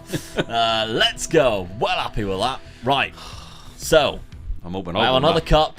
I have another league. I need you to not win anything. And then it's nearly, I mean, you've won a Europa League, so probably not. But we're almost on the same amount of trophies. You've just won more established ones. We know you finished in second place. How else have you done?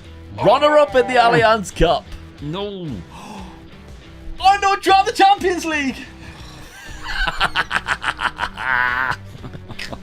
Oh, that's such a... Come on! It's the worst. I always say, don't it? It's worse losing to a team in your own country in the Champions League, isn't it? Oh, no. That early as well. We both went through. That's good, then. Yeah, we did both go through. We'll take a look at that. Now, Allianz Cup. We know you obviously lost to me in the final 1-0. You got to the semi-final of the Taça de Portugal, which is the FA Cup version, knocked out by Sporting, who then had an easy game against Viseu in the final 1-2-0. They've done quite well in that competition, by the way. They've won 2 out of 3. Yeah. Neither of us have won that one yet. No, that's the Portuguese FA Cup. We're like kryptonite to us. But in the round of 16, I knocked you out 6-3. It looks like as well I went through automatically. You went through the playoffs. One of us would have had to have done to get to that point. So if we look at the league phase, you weren't quite close though. Only 2 points off. So you lost 2 games. PSG and Real Madrid. Oh, well. Expected. Yeah, definitely, yeah. You drew against Villarreal at home. Ooh, that could have been the 2 points. Yeah. Because if you win that, you probably would have had a higher goal difference, which would have knocked Barcelona down. Yeah. So that probably was the only game for you there. That's cost you, to be honest. Away to Inter Milan, a draw is like, yeah, we'll take that. But I mean, the worst thing out of that is, because of that, put me in the draw against you.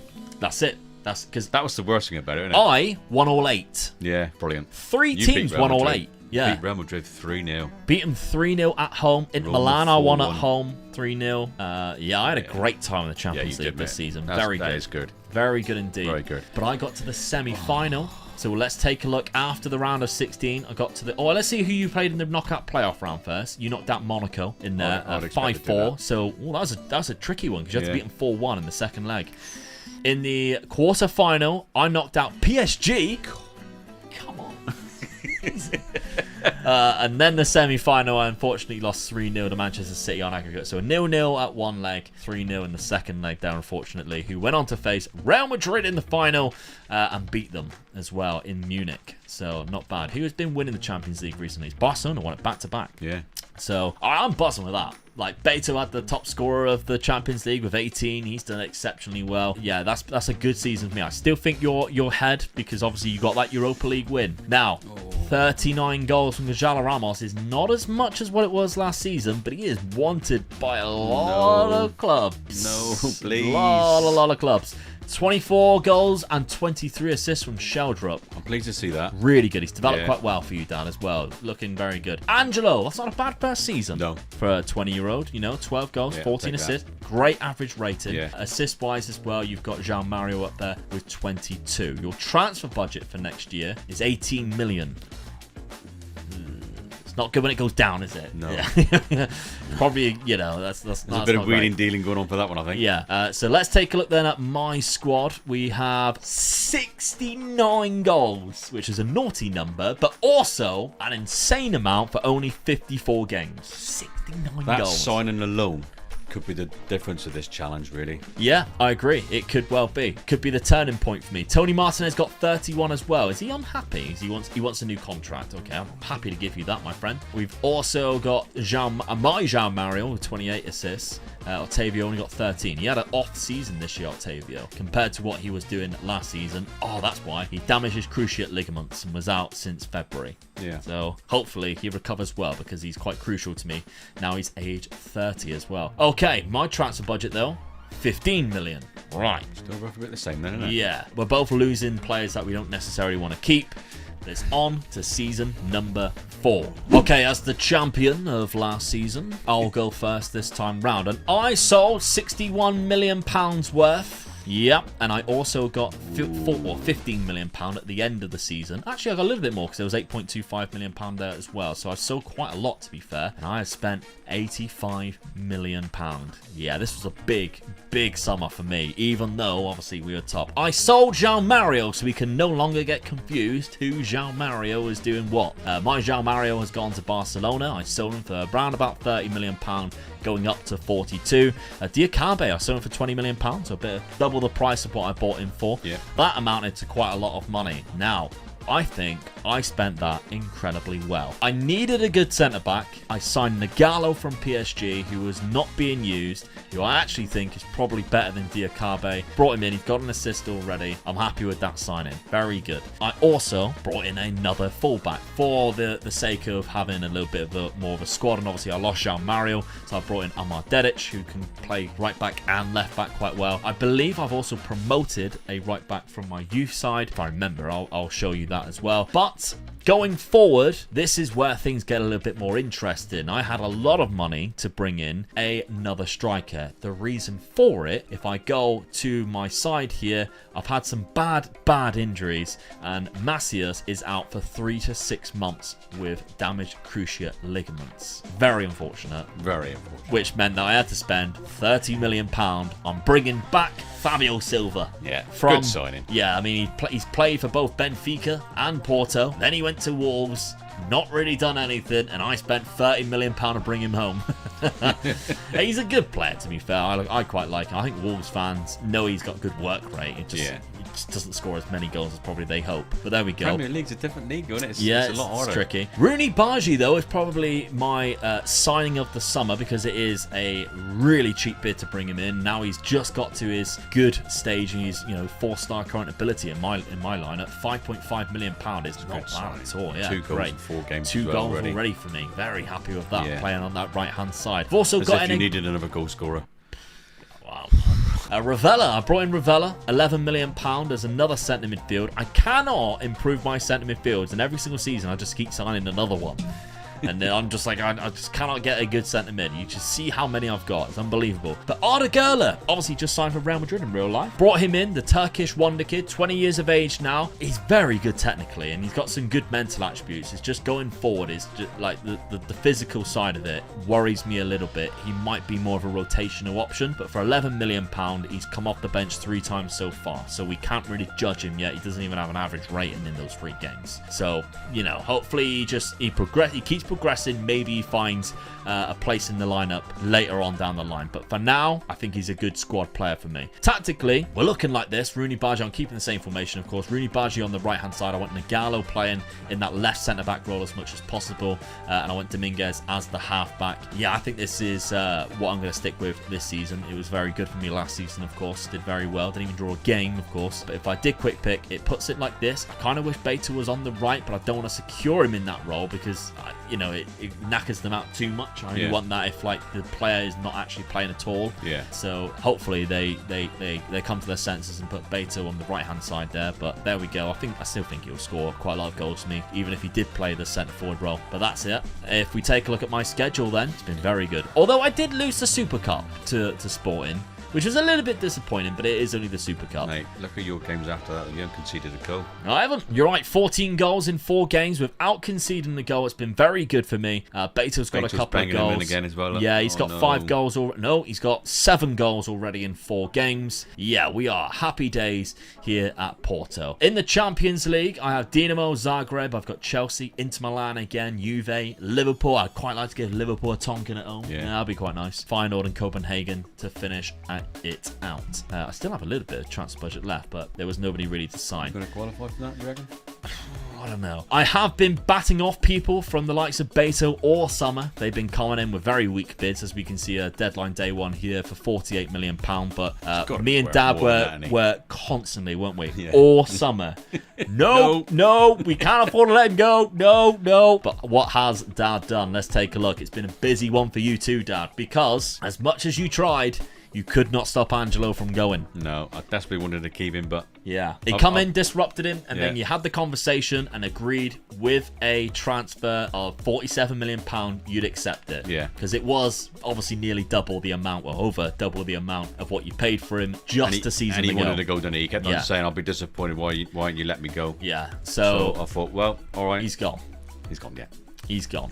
You also got rid of a couple of squad players as well for a little bit of money to free up the wages, etc., allowing you to spend £75 million. Quite a lot of money. Now, your out-and-out replacement for Angelo was this guy here, Keane Lewis Potter. I must say, I've never seen anybody spend £42 million on King Lewis Potter. You did. Well, it was one of those things. I just looked... When he came up, I was looking at all the other players, and they just didn't seem to be as good as a squad player that I really wanted. Yeah. But if I remember rightly, his crossing was good and his dribbling was good, and I thought, I've got to get the balls in there, and he's good on either side, so I thought, well, I'm going to go for it. So, yeah, it was a lot, but I think it's going to be worth it. All right, okay. Well, he's got you a goal and 2 assists already, so he has already proven me wrong. Yeah. And an average rate of nearly 8, so I'll take that. Not bad at all. Yeah. Good start. Now, we're going to leave one player to the end because I'm very annoyed by it. But before we do that, you bought a centre midfielder. Your goal in this pre-season was, Luke, I need to find a better centre midfielder. Yeah. You bought in Uros Racic. Yeah, I was pleased with this signing. I must admit, he looks good at nearly everything, really. So he reminds me of the Serbian Tomas Suchek. Yeah, going forward, looks good like age that. as well.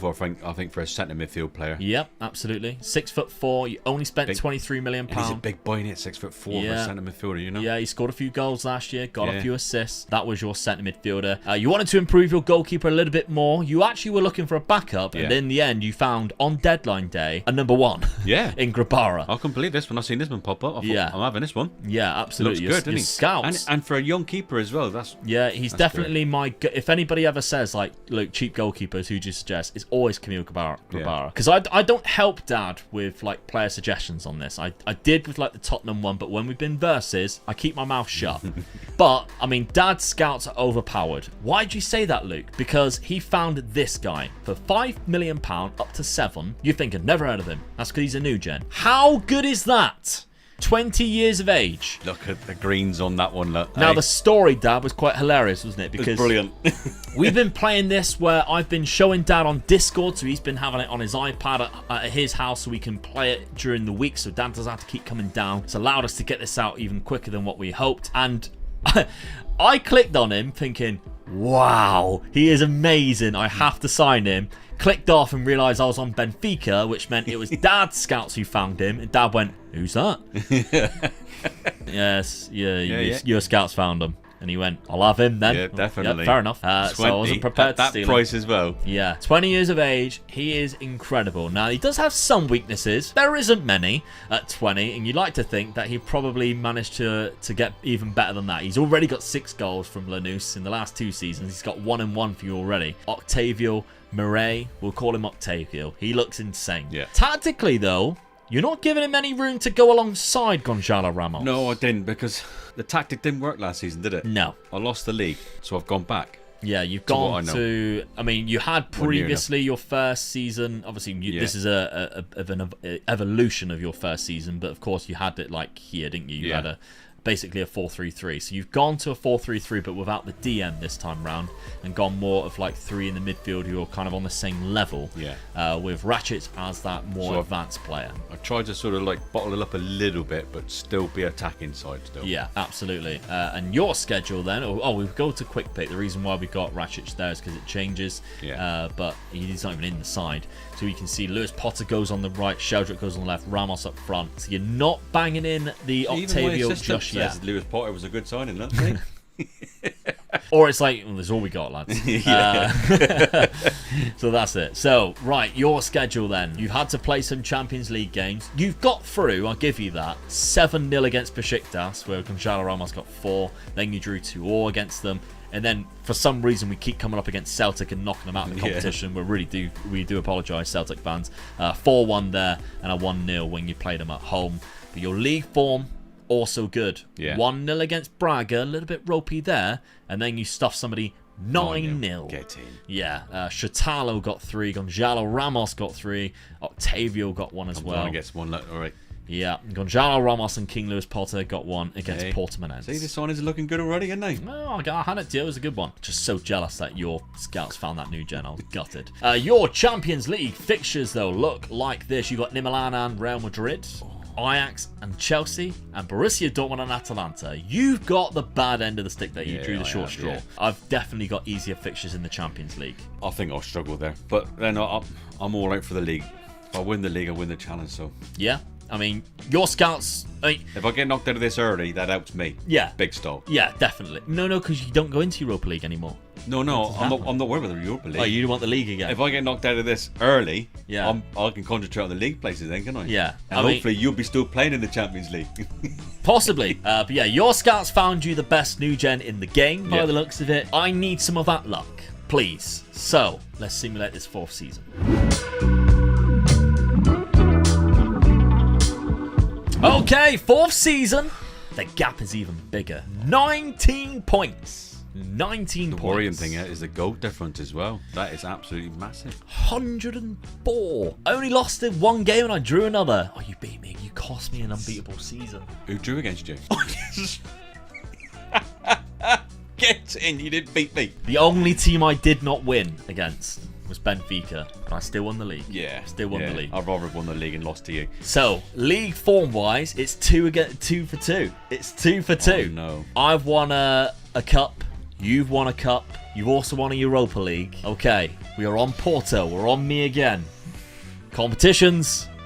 I've won the Allianz Cup. Ooh. You've knocked me out the semi-final, though. Ooh. And I'm only in the round of 16 of the Champions League. So, the Allianz Cup, I beat... That's 2 finals I've knocked you out of. Yeah. Well, I've beat you in. So that's another competition to put to my name. That's 3 years in a row that I've won that. That's not bad. But you got to the final of the Taça de Portugal. So let's find out how you did. We go on your competitions. Oh, no. Yes. Now, I still think you are slightly ahead. Because that Europa League is more important than the Allianz Cup. More established trophy. Yeah. I still think you're ahead. That would have definitely put you ahead, though. But you lost to Portimonense. That's not good at all. They finished 11th in the league. And you could not beat them in the final after knocking me out. I got to the last 16. You got to the round of 16. We both got to the round of 16. In the first Champions League? Yeah, I think they did, right? Yeah. Okay, so you lost 3-1 on aggregate. I lost 6-4. That's that second leg, like 5-1 against them. I qualified through again. And you got to you went through the playoffs. So the league phase then. Bloody hell. Ooh. I only lost to Chelsea and I drew to Inter Milan and I won 6. I beat Liverpool at home 3-1. I beat Juve 5-1. You dad are down here, so you won 4 games there. Ajax, Copenhagen. I beat Real Madrid. You beat Real Madrid away in the Bernabeu. Nice. Santiago Bernabeu. You drew 3 games. That's what's cost you there. You drew against Atalanta and Borussia Dortmund, but you also drew at home to Inter Milan. Again, we did say you did well to qualify because you had a harder league phase than what I did, definitely. But you only lost 1 game against Chelsea at home. I'm happy with that qualification. It's, Yeah, it's just definitely. losing in that final. I needed that. You knocked out AC Milan in the playoff, the knockout playoff, and then of course the round of 16 was where you came to an end. The final was won by Chelsea, who beat Bayern Munich 4-0, and easily the most tonking final that we're probably going to see. Okay, we're on Benfica. Let's take a look at your goals. 55 for Gonzalo Ramos this year. Definitely, he's put it in this season. Oh no! But is Antonio Silva and Chatalo. Is he wanted? He's bound to be wanted. He is wanted. Yeah. Look at the teams lining up to try and buy him. Look. Every season we are batting them away. Your new guy, only 9 starts and 11 goals. I'll take that. Has he got better? He's not even been playing. He's got better. What's he? He's been training with the best squad in the country. Oh yeah, you haven't won the league for 2 years. Gian Mario looks like he's got the most assists for you again. Okay, on my side of things, who by the way got the top score of the league? 46. This could definitely be the difference between you winning the challenge and me losing the challenge, really, isn't it? Just by him scoring the goals. I mean, Ramos is there, but it's twice as many, 3 times as many nearly, isn't it? That signing alone could be the reason why I win. That signing alone. Beta. Oh, well, since you've bought him, yeah, you've won the league twice. Yeah, he scored 44 and 46 goals. He's got better each year, more goals per game. And he's still getting assists. He's got 17 player of the matches there. That's absolutely outstanding. Okay, not bad at all. So the rest of my squad, I mean, across... He got 70! He got 70 goals!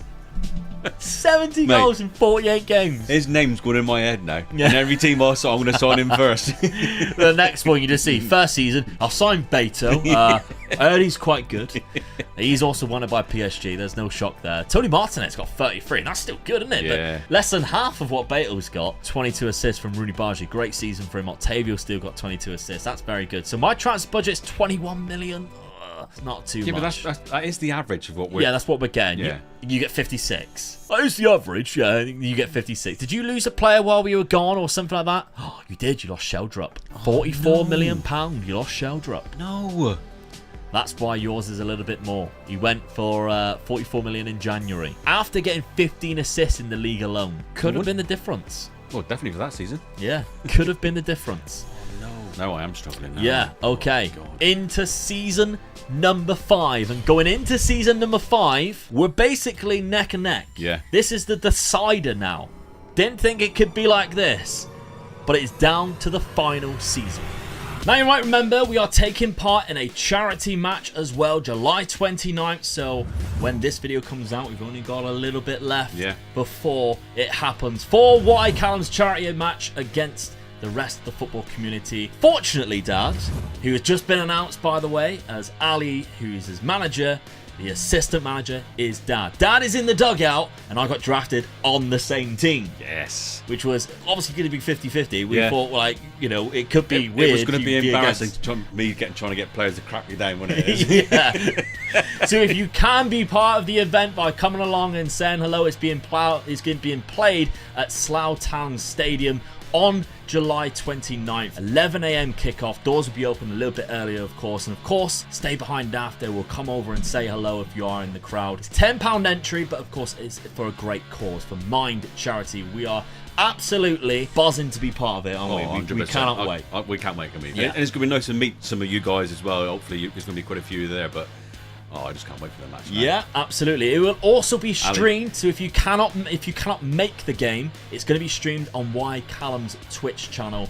So go check it out live if you want to see me play, but also Dad give me some instructions. We speak about it often, how you sometimes give me stick and shout stuff from the sidelines as I was growing up. Now you can watch it for real life happen. Yeah. So yeah, you can do that. Me and Ali have been texting channel. each other and constantly the last few evenings about tactics and who to play where and all things like that. So yeah, me and him can't wait to get together in Irish. Yeah, and the other team is being managed by none other than Kev Lelujo. Yeah. So yeah, very interesting. Teams have been drawn. I've got Clates in my team, but on the other side you've got the likes of Tom FM and Hood Gaming as well. So yeah, it's going to be a good one. Yeah, see you there if you can make it.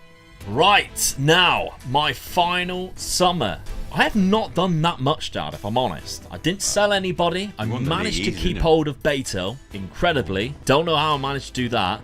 But that could be the difference. yeah, I signed one player, Even Martin, centre midfielder. Again, I sign a centre midfielder every single summer, it seems, and none of them really seem to improve the side as much. Good, though, doesn't he does look good. £22 million from Girona, but I also signed on loan Matisse Tell. Good signing. We had another injury, so I had to bring somebody in, but he got himself injured straight away and is out for 4 weeks. However, we'll have to just live by that. He hasn't even played a game for yet, and he got injured for 4 weeks, but there we go. Now, tactically, I'm going with exactly the same lineup, but this time I want Beto playing on that right-hand side. He needs to be playing on that right, because every time I quick pick it, they stick him out on the left, and I'm not sure why that keeps happening.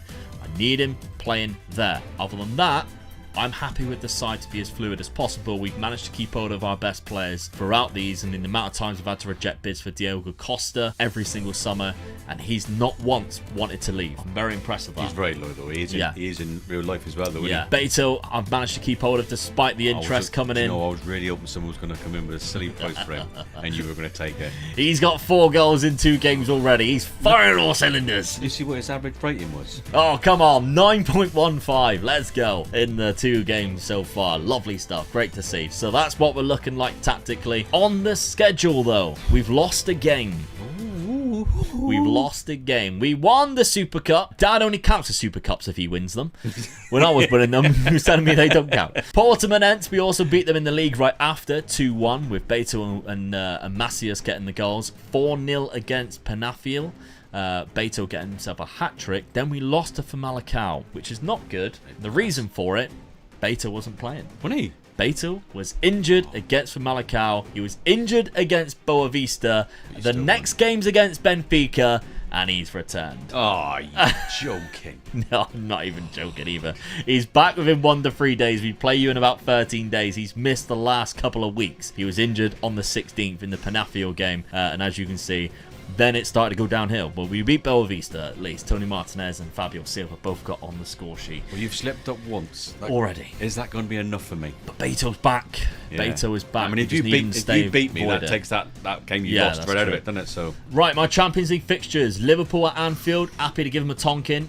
Tottenham, first time they're popping up there. We'll give them a Tonkin as well. I'm happy to do that. Man City as well. I'll be checking that result later on. Yeah, I'm sure you will. I've got a very Premier League heavy one here. Yes, definitely. Yeah. I mean, Newcastle, that's not going to be an easy game neither, is it? No, I've only got 2 easy games, I'd say. Slavia Prague and Shakhtar, which is still obviously sometimes quite hard, especially going to Ukraine. Yeah. I think I've got a really difficult league. They knocked you out of the last 16 in the first league, I think. Yeah. And Leipzig, of course, knocked me out last year in the round of 16. Over to you, though.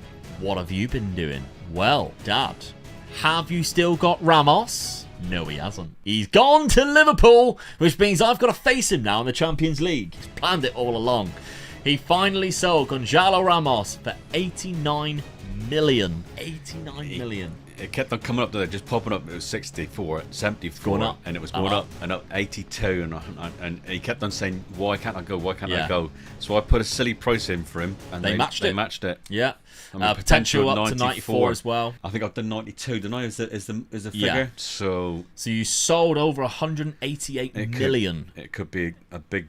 In that kind of year that they class as that season, because it was right at the end, the end of June, just before the cut-off, which I think is like the 18th or something. But what a few signings you've had, by the way, and then one really bizarre one. But we'll look at that in a sec. I know. On a free transfer. Even my wife couldn't believe when I saw that bizarre one.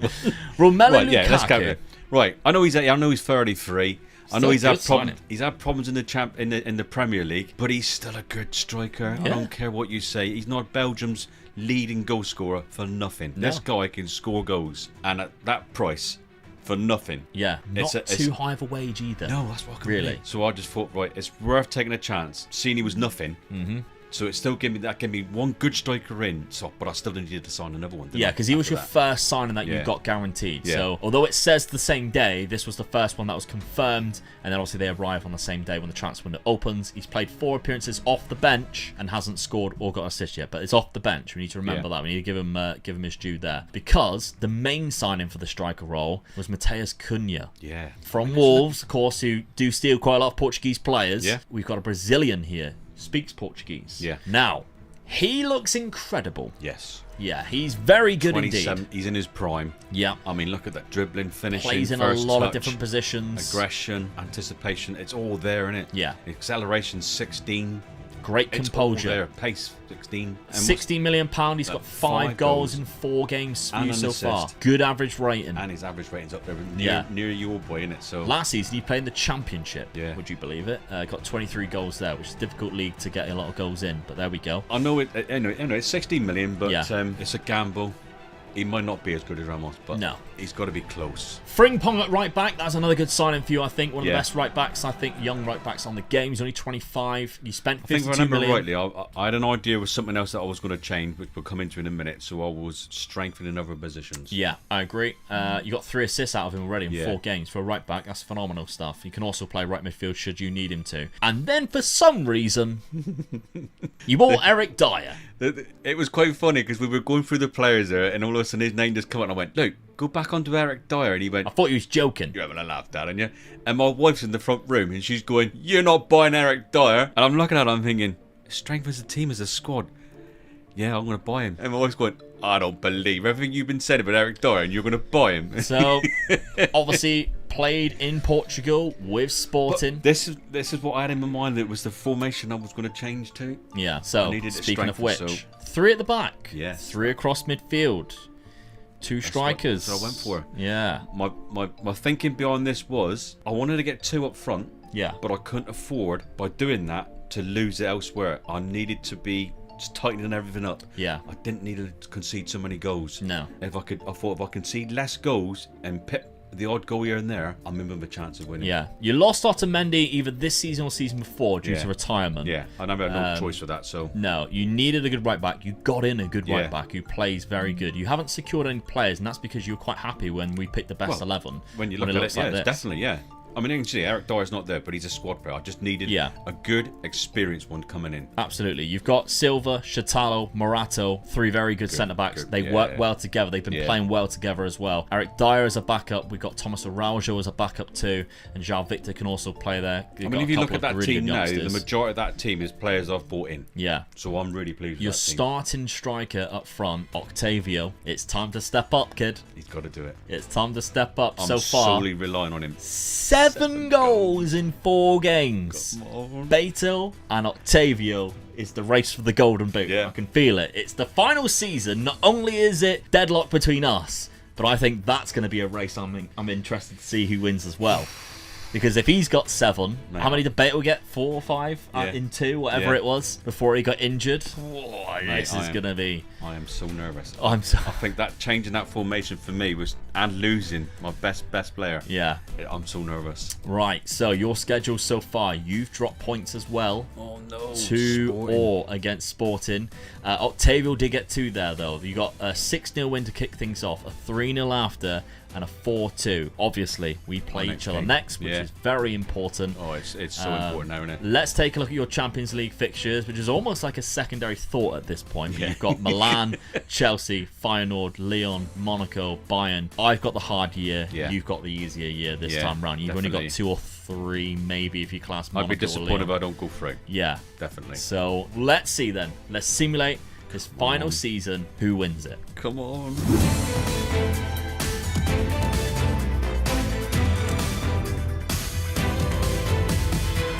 Final season. Get in!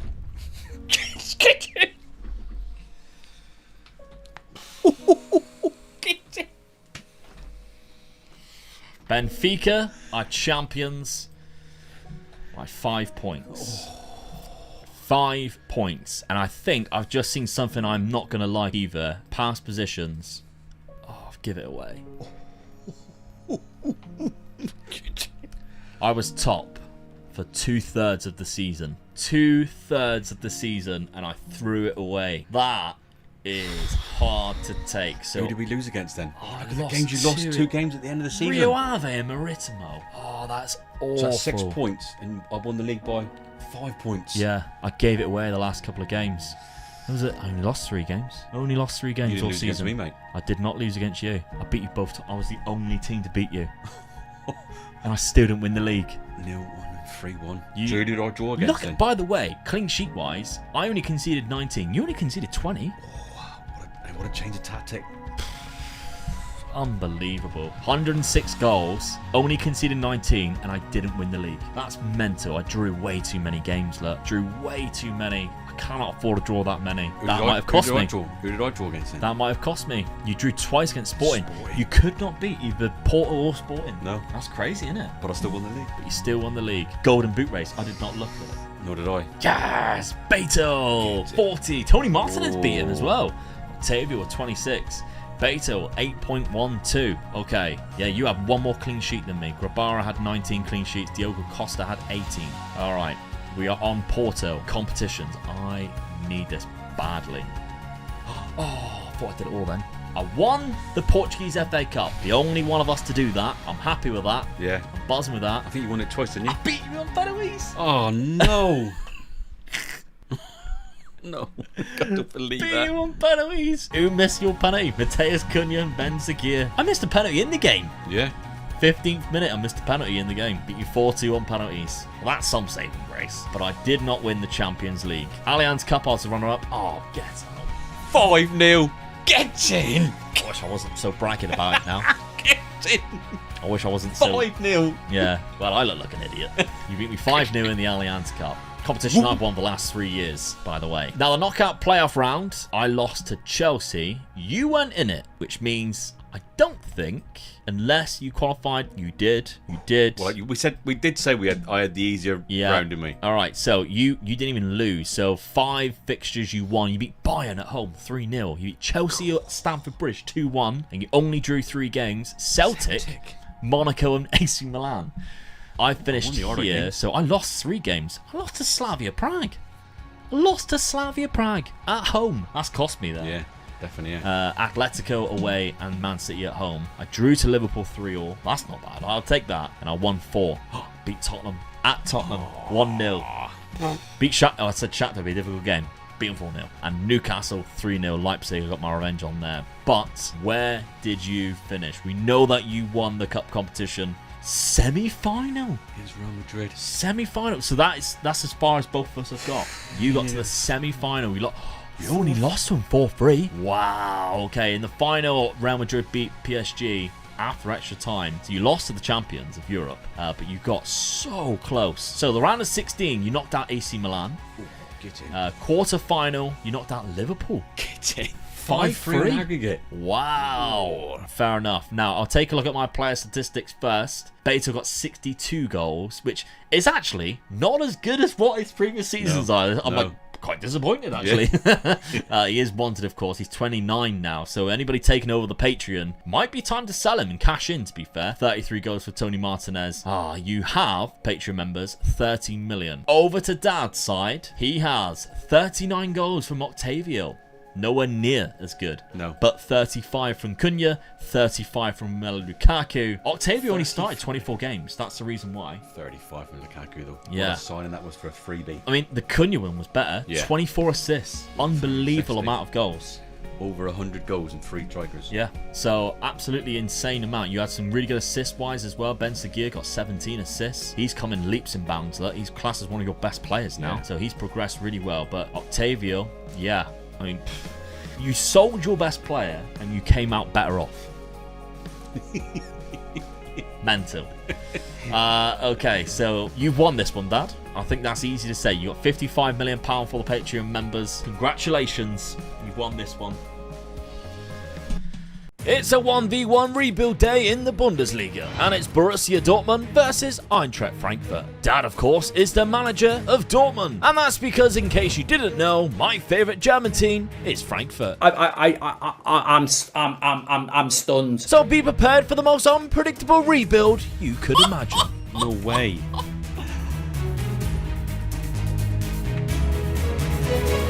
So, Dad, Borussia Dortmund, they lost the league on the final day of the season. Absolutely. I just could not believe how they chucked that away. Yeah, I watched the game as well. It was in the bag. It was such a shame. One of the first times that Bayern would have been dethroned for a very long time. Yeah. Eintracht Frankfurt, however, they dropped all the way down to 7th place. The Champions League, we know, is too much to handle, as well as the league form. They didn't exactly have the best players. But this versus episode that we're going to do is quite interesting because Dad, he's gone. People were mentioning, everybody was saying, what's Dad going to do? Because, of course, Jude Bellingham has left. We've got the updated database as well. He's at Real Madrid. I'm going to do? I don't think you're going to be able to sign him. I'm going to give it 2 seasons. I'm going to buy him back. Oh, I don't think you're going to be able to do it. I'm absolutely gutted. Yeah. Really gutted, because I've watched Dortmund a few times this season, or last season as it's finished now. He does make this team tick. So He does. I'm a little bit confident because we've got a good team. Yeah. But there's a little bit of doubt because he's my your best star player. Yeah, absolutely. So he was captain. can I replace him? That's my biggest. Yeah. That's going to be my first season. It's all about is replacing Absolutely. him. So let's have a look to see what you did, because I did give you the money Yeah. to do it. We had the Yeah. exact transfer budget that we were given, and you went straight away and you went and got Lorenzo Pellegrini. You Yeah. had an idea in your head who it was that you were going for. You went for him. I was looking for a centre midfield player that can play the 3 positions, as you can see on the tally there, and he just ticked every box for me. So Yeah. it was a no-brainer, good price. I went for him. £50 million from AS Roma, a good deal, I think, for Lorenzo Pellegrini. And then you actually spent the money quite well. Now, Romagnoli was already a deal that was done. You went for David De Gea, who is currently a free transfer. Well, the boy's not happy at Man United, so I thought, well, come over here and I'll. It wasn't that he wasn't happy. We booted him out. Very unfairly. I just thought for an experienced goalkeeper like that, why let it go for a waste on a freebie? So Yeah, I absolutely. just brought him in. For a cheap wage as well, only Yeah, 35k. that was I another, couldn't that was believe another that. thing as well, wasn't it? Yeah, you also got James Rodriguez. Yeah, I just thought, well, there's another freebie. What Dad's living in 2012. What a squad player this boy is, look. Yeah, he is good. Dad loved him at Everton. Yeah. He's like, play for Everton, did he? Then you also wanted a left back. Yeah. So you brought in Juan Bernat.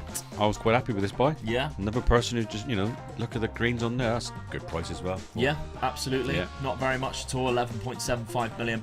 And then finally you went for a striker. You had your eyes set on him from Yeah. Flamengo, Pedro. I was looking at the strikers I've got. I've got a couple good strikers there, but the young ones, so I just thought, well, I'll just go for the experienced one, so I've got him in the background. Yeah. Just in case I do need him, or I could start him and have the young boys coming on afterwards. So Yeah, that was the absolutely. idea, in my thinking here. And I thought, well, it's good experience. First touch and finishing, brilliant. Very good. Only £17 million as well. You mentioned your youngsters that you have. Of course, you already have Sebastian Haller, who's Yeah, quite I've an got a couple. experienced player. You got Youssoufa Moukoko. I reckon this boy's going to be the star of Madrid, Dortmund. At coming through. Dortmund, Yeah. absolutely. Probably at Madrid when you Yeah. you sell him soon. And obviously you've got Karim Adeyemi, who can kind of play in multiple different positions. To be Yeah. fair, very pacey player, young German that they signed at the end of last year. You've got a very good side here. Some aging players that maybe by the end of the rebuild will have to be replaced. Matt That was Hummels, what was worrying me, because they yeah. were key positions as well, weren't they? Exactly. And There's a couple of 28, 29-year-olds to replace these guys, you're talking like 60, 70 million to replace them. each So time. I don't know. So tactically then, you're setting up with this. It's a 3 at the back, 5 in midfield kind of formation with 2 strikers. You've got a centre forward on support, an advanced forward there. You haven't got anybody selected in those positions because you were quite happy with the best 11 pick, which looks like this. Marco Reus and Pedro, really you had them pretty much swapped around, didn't you, during pre-season, or like the summer up until the transfer window closed. That's how you were setting I up. just thought I would go with the assistant manager. He knew the team better than me. I brought a couple of young boys, new boys in, so he's put him right in the middle. Yeah, I'm happy with that. Go with it. absolutely. So before we take a look at your fixtures, we'll look at what I have done so far at this side in Frankfurt. I didn't have a lot of money compared to Dad. They did sell a couple of players, but they didn't really have any transfer budget. So I brought in Rossier at right back, very cheap to be fair, only for £7.5 billion. That's the most that I've spent. And then I also brought in Morton Thorsby for £2.7 million because he's quite a good squad player and I like his mental attributes. No messing around from me, to be fair. But I've gone for a 4-2-3-1, slightly offset with no right winger because we don't really have a good right winger, but what we do have is 2 very good centre attacking midfielders in Mario Götze, World Cup goal scoring winner Mario Götze. I couldn't believe it when we signed him last season. And Jesper Lindstrom, who's a very good Danish centre attacking midfielder. You can play in loads of different positions. Only 23, has a good potential. I like the fact that we've got him in the side and he can do some business there. I think I'm quite weak up front, to be fair, because Kolo Muani is a good striker. I don't know whether he's an elite striker. He seems to me as more of a winger, but apparently he favours playing up front. So for this season, we're going to see how he does. And on the inside forward, row there, we've got quite a few different players. The 3 that I've already mentioned, which is a little bit worrying. And then we've also got Marmouche, who's a new sign-in from Eintracht Frankfurt, who can play up front or from that left-hand side. Now, if I was also to play the best 11 pick, I was quite happy with it, to be fair. It's the players I mentioned up front. We've got Jakic and Shaqiri in that midfield, in the Volantes on attack. I've said it from the very beginning of FM23. That's my favourite 2 combinations in CDM role there. We've got Tuta, Pacho, Max, he's quite a new signing, and of course Kevin Trapp in goal. Not really expecting too much from this first season because I haven't really improved it that drastically. No. I think the side's quite good. The instructions are kind of what I used to like anyway. I'll be disappointed if I don't beat you this season. Well, we'll I don't know about winning the league or anything, but I'll be disappointed if I don't beat you this season. Well, we have played each other already, and it was a 0-0 draw in our first game of the season. You also went down to 10 men. I then won the away game. We both won the cup game. That's a spoiler. Yeah. But there's a new point system going through. Yeah. We've been listening to your comments. We enjoy all the comments that you have on the hype that you have for these rebuilds versus each other. And we agree. A point system to determine exactly, factually, who won. Yeah. Might be a good way of doing it. So the point system is as follows. We will get 1 point if we beat each other in any game, competitive game that season, whether that's in the league or we knock each other out of the cups. We'll also get a point if neither of us win the league, but we finish higher than each other. I mean, you deserve something if you don't win anything. So, absolutely. Yeah. If we win a domestic cup, whether that's, you know, the Carabao Cup or the FA Cup, they both come under the same bracket. In different countries, there's 2 cups. Some of them, there's only 1. If you win a domestic cup, that is 2 points. If we win the league, that is 3 points. This is where it gets interesting. Yeah. You deserve something better for winning the league, I think. Europa League or Europa Conference League. That's 4 points in the bag, but nothing is as good as winning a Champions League. That's not 5 points, that's 6 points. Yeah, it deserves it. It has to be, because the that's best the in creme de la creme. Yeah. So that is the new point system. I hope you kind of agree with us. We're trying to make it more as competitive as possible, because the way we see it, you can be winning the league every single season, but not have the most points, because if you lose to each other too many times, and you win that's a point each time, and you win a cup. Yeah. Exactly. Let's have a look at Dad's fixtures then before we crack on into this first season. You won 9-0 in your first competitive game. It was DFB Pokal first round. Well, I liked about that as well. Look, Pellegrini hat-trick. 4? You got 4? Oh, 4. Yeah, you got a hat-trick within 20 minutes. I mean, your opponent wasn't exactly Well, no, but it's still what I wanted him to be doing. Yeah. Then, of course, you drew against myself at my ground as well. By Leverkusen, though, a 5-2 win. That's a very good win. Yeah, absolutely. So, as it stands right now, yeah, we're both 1-1, drew 1. We've got Bayern Munich in there. We've got Leipzig in there. Loads of teams to cause us trouble. The new point system. I hope you're hyped. Make sure you smash a like. Let's see how we did in this very first season. First season. No way. The same points as Bayern Munich. 6 points, you dummy boy. No way. First season. How did you get that out of them? I have no idea. That is, I don't think. Oh yeah, Colin Moani, 20 goals. I should have a leading goal scorer in there with the mod strike force I've got. You lost 8 games in total. There's a win there for Frankfurt. Oh, no. That's another point. So far that is 3 points for the league win. That's a point for defeating you, because we don't get any points for the draw. Of course, I don't get an extra point for winning the league, for finishing above. That is the 3 points. 74 points. That's a very low tally. You even have the best goal difference as well, look. 42. I mean, let's take a look at past positions here. Right at the end of the season. Right at the end of the season with 2 games left. Bayern Munich, they must have chucked it away somehow. What would be funny? Yes! You defeated Bayern Munich! We spent won the league. Can't believe that. Thank you very much. You defeated Borussia Dortmund, defeated Bayern Munich at the Allianz Arena, which bumped me up into first place. Where was I? Then they drew as well. Where was I for the season then? Let's take a look. Was I ever above you then? Quite a lot of the time, you were. In that first half of the season, you were. We crossed paths here, match day 19, which is exactly halfway through the season. They have a winter break, don't they? Yes. Yeah. So that was the 21st of January. We crossed paths, and then you couldn't catch me after that. We had a very similar trajectory, look, but you dropped off. You were in 3rd place until that final game of the season, which unfortunately you lost. But just to confirm, actually, before we're on Frankfurt, so we'll have a look at your schedule, I mean, will it ruin the cup game? Let's not do that. Let's not do that first. Let's have a look, because we're on mine first. Cup competitions. I was only in the DFB Pokal. You were in European competitions. Yeah. I was not. So there's a chance for you to go ahead just on that basis. Cup competitions. Where did I finish? Yes! Domestic double first season. How the have you done that? I have no idea. That's your favourite trophy as well, That's isn't it? my favourite trophy. It's you've a won it in your beautiful first trophy, season. and I've won it straight away. Do you know, I was going to win beat that it. and just say, look what I've got my hands around. Oh, no. I beat Bayern Munich in the final after extra time, 92nd minute, and I was down to 10 men with 3 minutes left. Kolo Muani there, 92nd minute win there. Look at the clean sheet against Bayern Munich. You knocked me out of the cup, I wonder. Oh, if it's me, I defeated Mainz.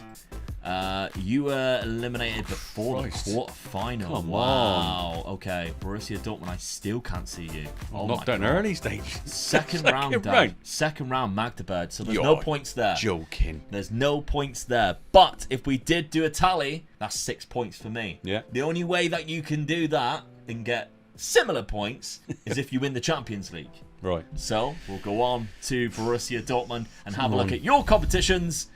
No. Nothing. You got to the round of 16 of the Europa League. You're knocked out of the group stage. A Fenerbahce knocked you out. Oh, come on. You're into the round of 16 and Manchester United knocked you out of that competition. Yeah, had to be Man United, didn't it? So that is nil points for you, Dad, in this first season. That's a bad start, isn't it? And I take 6 points going into the first season. I can't believe I won the league to begin with. Nor can I. The domestic double is absolutely insane. So transfer money-wise, you got £46 million in the budget to try and catch me up. Now, money's quite good in the Bundesliga when you do well. So I'm wondering... There you go, £96 million. Double the amount. Double the amount to go into the Champions League. My finances must be good. £152 million. Absolutely lovely. We'll go into the second season with Frankfurt and Omega Luke 6 points ahead. Right, so Dad, going into this second season then, already behind, Jamie Bino-Gittens, you sold him for £22 million to Bristol City, which I was quite surprised Bristol City had that money, to be fair. They must have been promoted. When they offered that money, I thought, I'm taking that. I mean, he's absolutely. He's a youngster. He's only a youngster. I don't think I used him very much, and I don't think I'm going to neither in this, so it was a no-brainer. So you spent £59 million. Your big signing of the summer was your friend Antonio Silva. Well, I was there at Benfica before when I saw this boy done well for me, and I thought I need to strengthen my defence. I got a couple of the old ones coming to age as well, Hummels, age 20, and he's this good as well, and I know he gets better, so it was a no-brainer for me. Absolutely. Dad always goes back to the well, doesn't he? You expect to see Kepa Arrizabalaga coming in at some point. A good deal for only £37 million. I think that was a good buy, that. Definitely. You then went for Nuno Santos. You went back to Portugal. Yeah. At Sporting this time round, Nuno Santos is somebody that you had on your shortlist. Yeah. You signed him because of the depth that he gives you on the left. He's a good squad for the left-hand side, Yeah, absolutely. I mean, look, the crossing in the corners, that was another thing I was looking at as well. I thought, get that ball in quickly. Yeah. I've got the strikers in there to score the goals, so I needed someone to get the ball in. This boy can do it for me. So yep, £20 million just good short. price again. Good price, and then you got a backup striker, Diondrena Belgio. Dad come in and said, "I've watched one of your videos. I'm going to sign Belgio," and I was like, "Yeah, he's been watching my YouTube shorts." So 22 years of age, 6'5" Croatian, £3.5 million. Not bad at all. It was just squad player really I wanted. Yeah. I mean, if you're going to say he's good, I'm going to take your word for it and put him in my squad. Absolutely. Right, so tactically, you have changed things around a little bit. Yeah. And you started securing a lot of players in there. I don't know whether it was right or wrong. I mean, Silver, I've got to strengthen my defence up, and I want him to get the gameplay. Yeah. Wolf, I thought, was really good, but we kept, for some reason, he wouldn't pick him every time. He's playing Sule, I think, at right back instead. And I wanted to bring this guy on a bit more. So Pellegrini, I definitely wanted him in there. Yeah. And the other boy up front, Adeyemi, needs to play more games. This guy, I think, is going to be good. Yeah, absolutely. Right, so that's Dad's Season 2 tactic. He's changed it around as well. He's gone for the hit early crosses, of course, because he's signed some players who are good at crossing. Yeah. We'll take a look at my transfers first before we go on to the schedule. Now, in my transfer window, obviously, I had a lot of money, so I think I did quite well, to be fair. So I also sold £14 million worth of player, like Smolcic, gone for £8 million there, a few other little ones. And I went for another defender like yourself, who I really trust, and that's Giorgio Scalvini. Quality defender, Again, only 20, 6'4", very similar to yours, really. Yeah. Similar attributes in Scalvini. £24 million.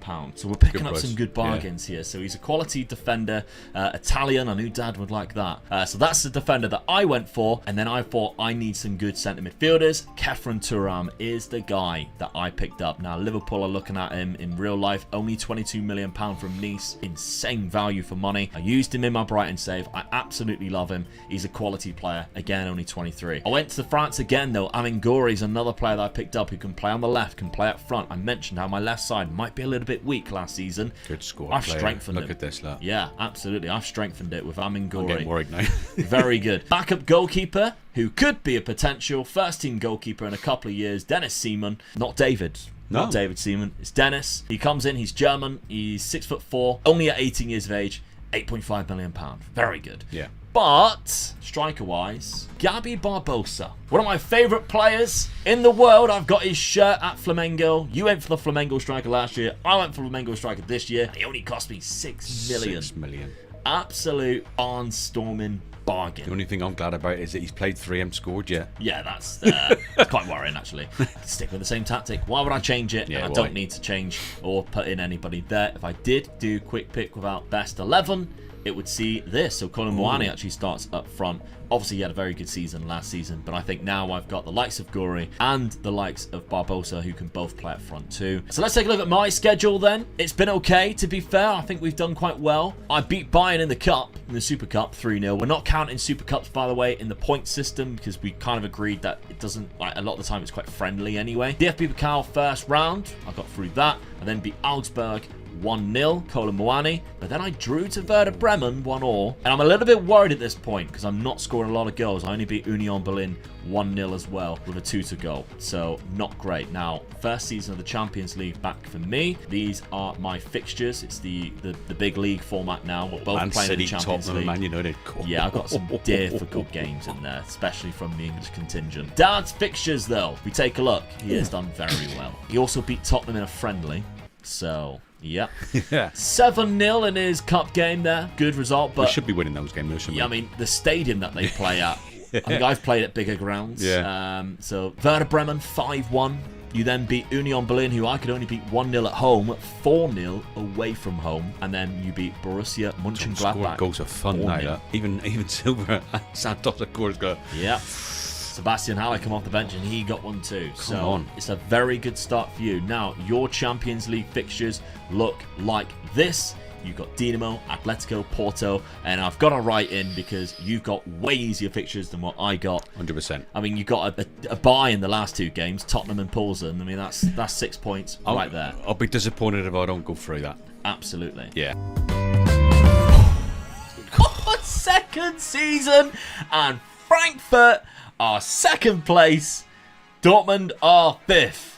He done me by 9 points this time. I don't know, how did you drop off that much? That's really bad from you. You were storming the league. You had a bad end of the season as well. 62 points in total. You had a bad couple of losses there. You also lost to Bayern, by the looks of it, at the end of the season there. 71 points. I was nowhere near Bayern. They came back with a vengeance. Yeah. Last season, 74 points. I was only 3 points less than that. Bayern got 87 points. They lost one game.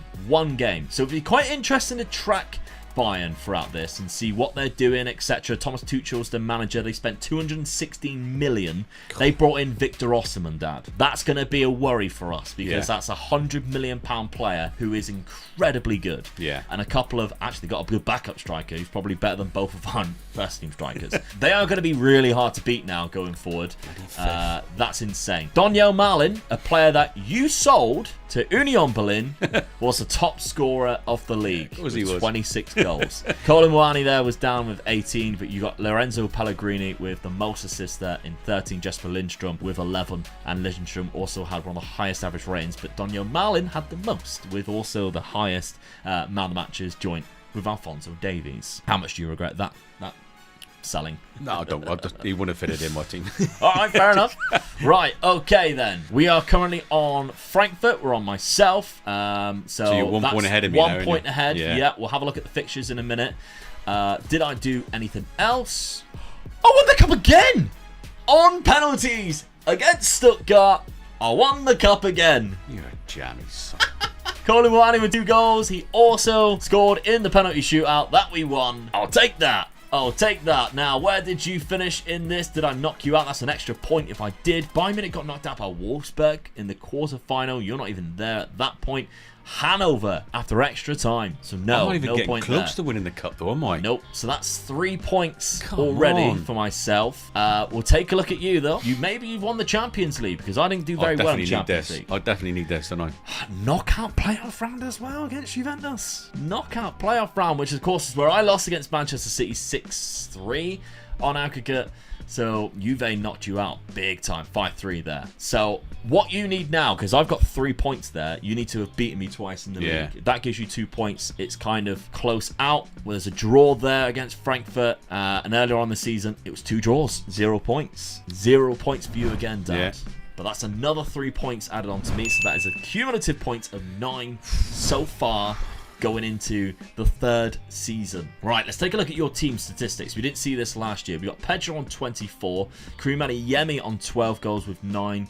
What I'm noticing is your average ratings are not that high. No. You got a good assist there in Lorenzo Pellegrini. Transfer-wise, you've been given £45 million again. So that's going to be the norm for this team in this league, and like you said earlier, if you're successful in this league, they reward you. Yeah. And that's where you're getting the money. 200 million in the bank, though. I thought it'd be a little bit more than that. Come on. Frankfurt, though, let's take a look at my goals. I had 34 from Kolo Muani. We had 16 and 14 assists from Lindstrom. That's incredible. 12 from Amanguri, 12 from Barbosa, so you got even though he's 6 starts. You've got 5 players in double figures there for goals. That's brilliant. Really good. Yeah. Mario Götze is still putting in amount of assists, even though his physicals are starting to decline quite bad by the looks of it. Like, very, very terrible pace. And I've been given £87 million. Who would have thought I'd have, like, almost double the amount of money as what you're getting both seasons? That's the way it goes, isn't it? Yeah. You are now in the Europa League next year, Dad. I've got to win it. That's no doubt about it. I've got to win it. That's going to be a task for you.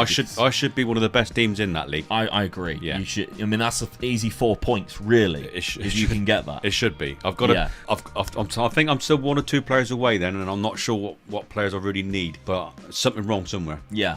All right. Okay then. 3rd season. Let's see who Dad brings in. Right, Dad. You struggled a little bit in this transfer window. Yeah, I did. Yeah. You trying to sell loads of players and failed really. There's a few players you got on the transfer list. Yeah, and could not get rid of. I thought I'd stick up my old boys for sale as well, try and get rid of them and try and generate a bit of money so I could replace them really. Yeah. But no one just wanted to leave. Yeah, the likes of Julian Brandt, players like that, you could not get rid of. But what you did manage to do is bring in a player that you tried tracking the last 2 seasons in Kang Lee. If you watched our videos before, you know I've mentioned this guy before. Yeah. He's a good squad player. I find you look at the positions he can play. Green lights on there. I thought this is a good buy. Yeah.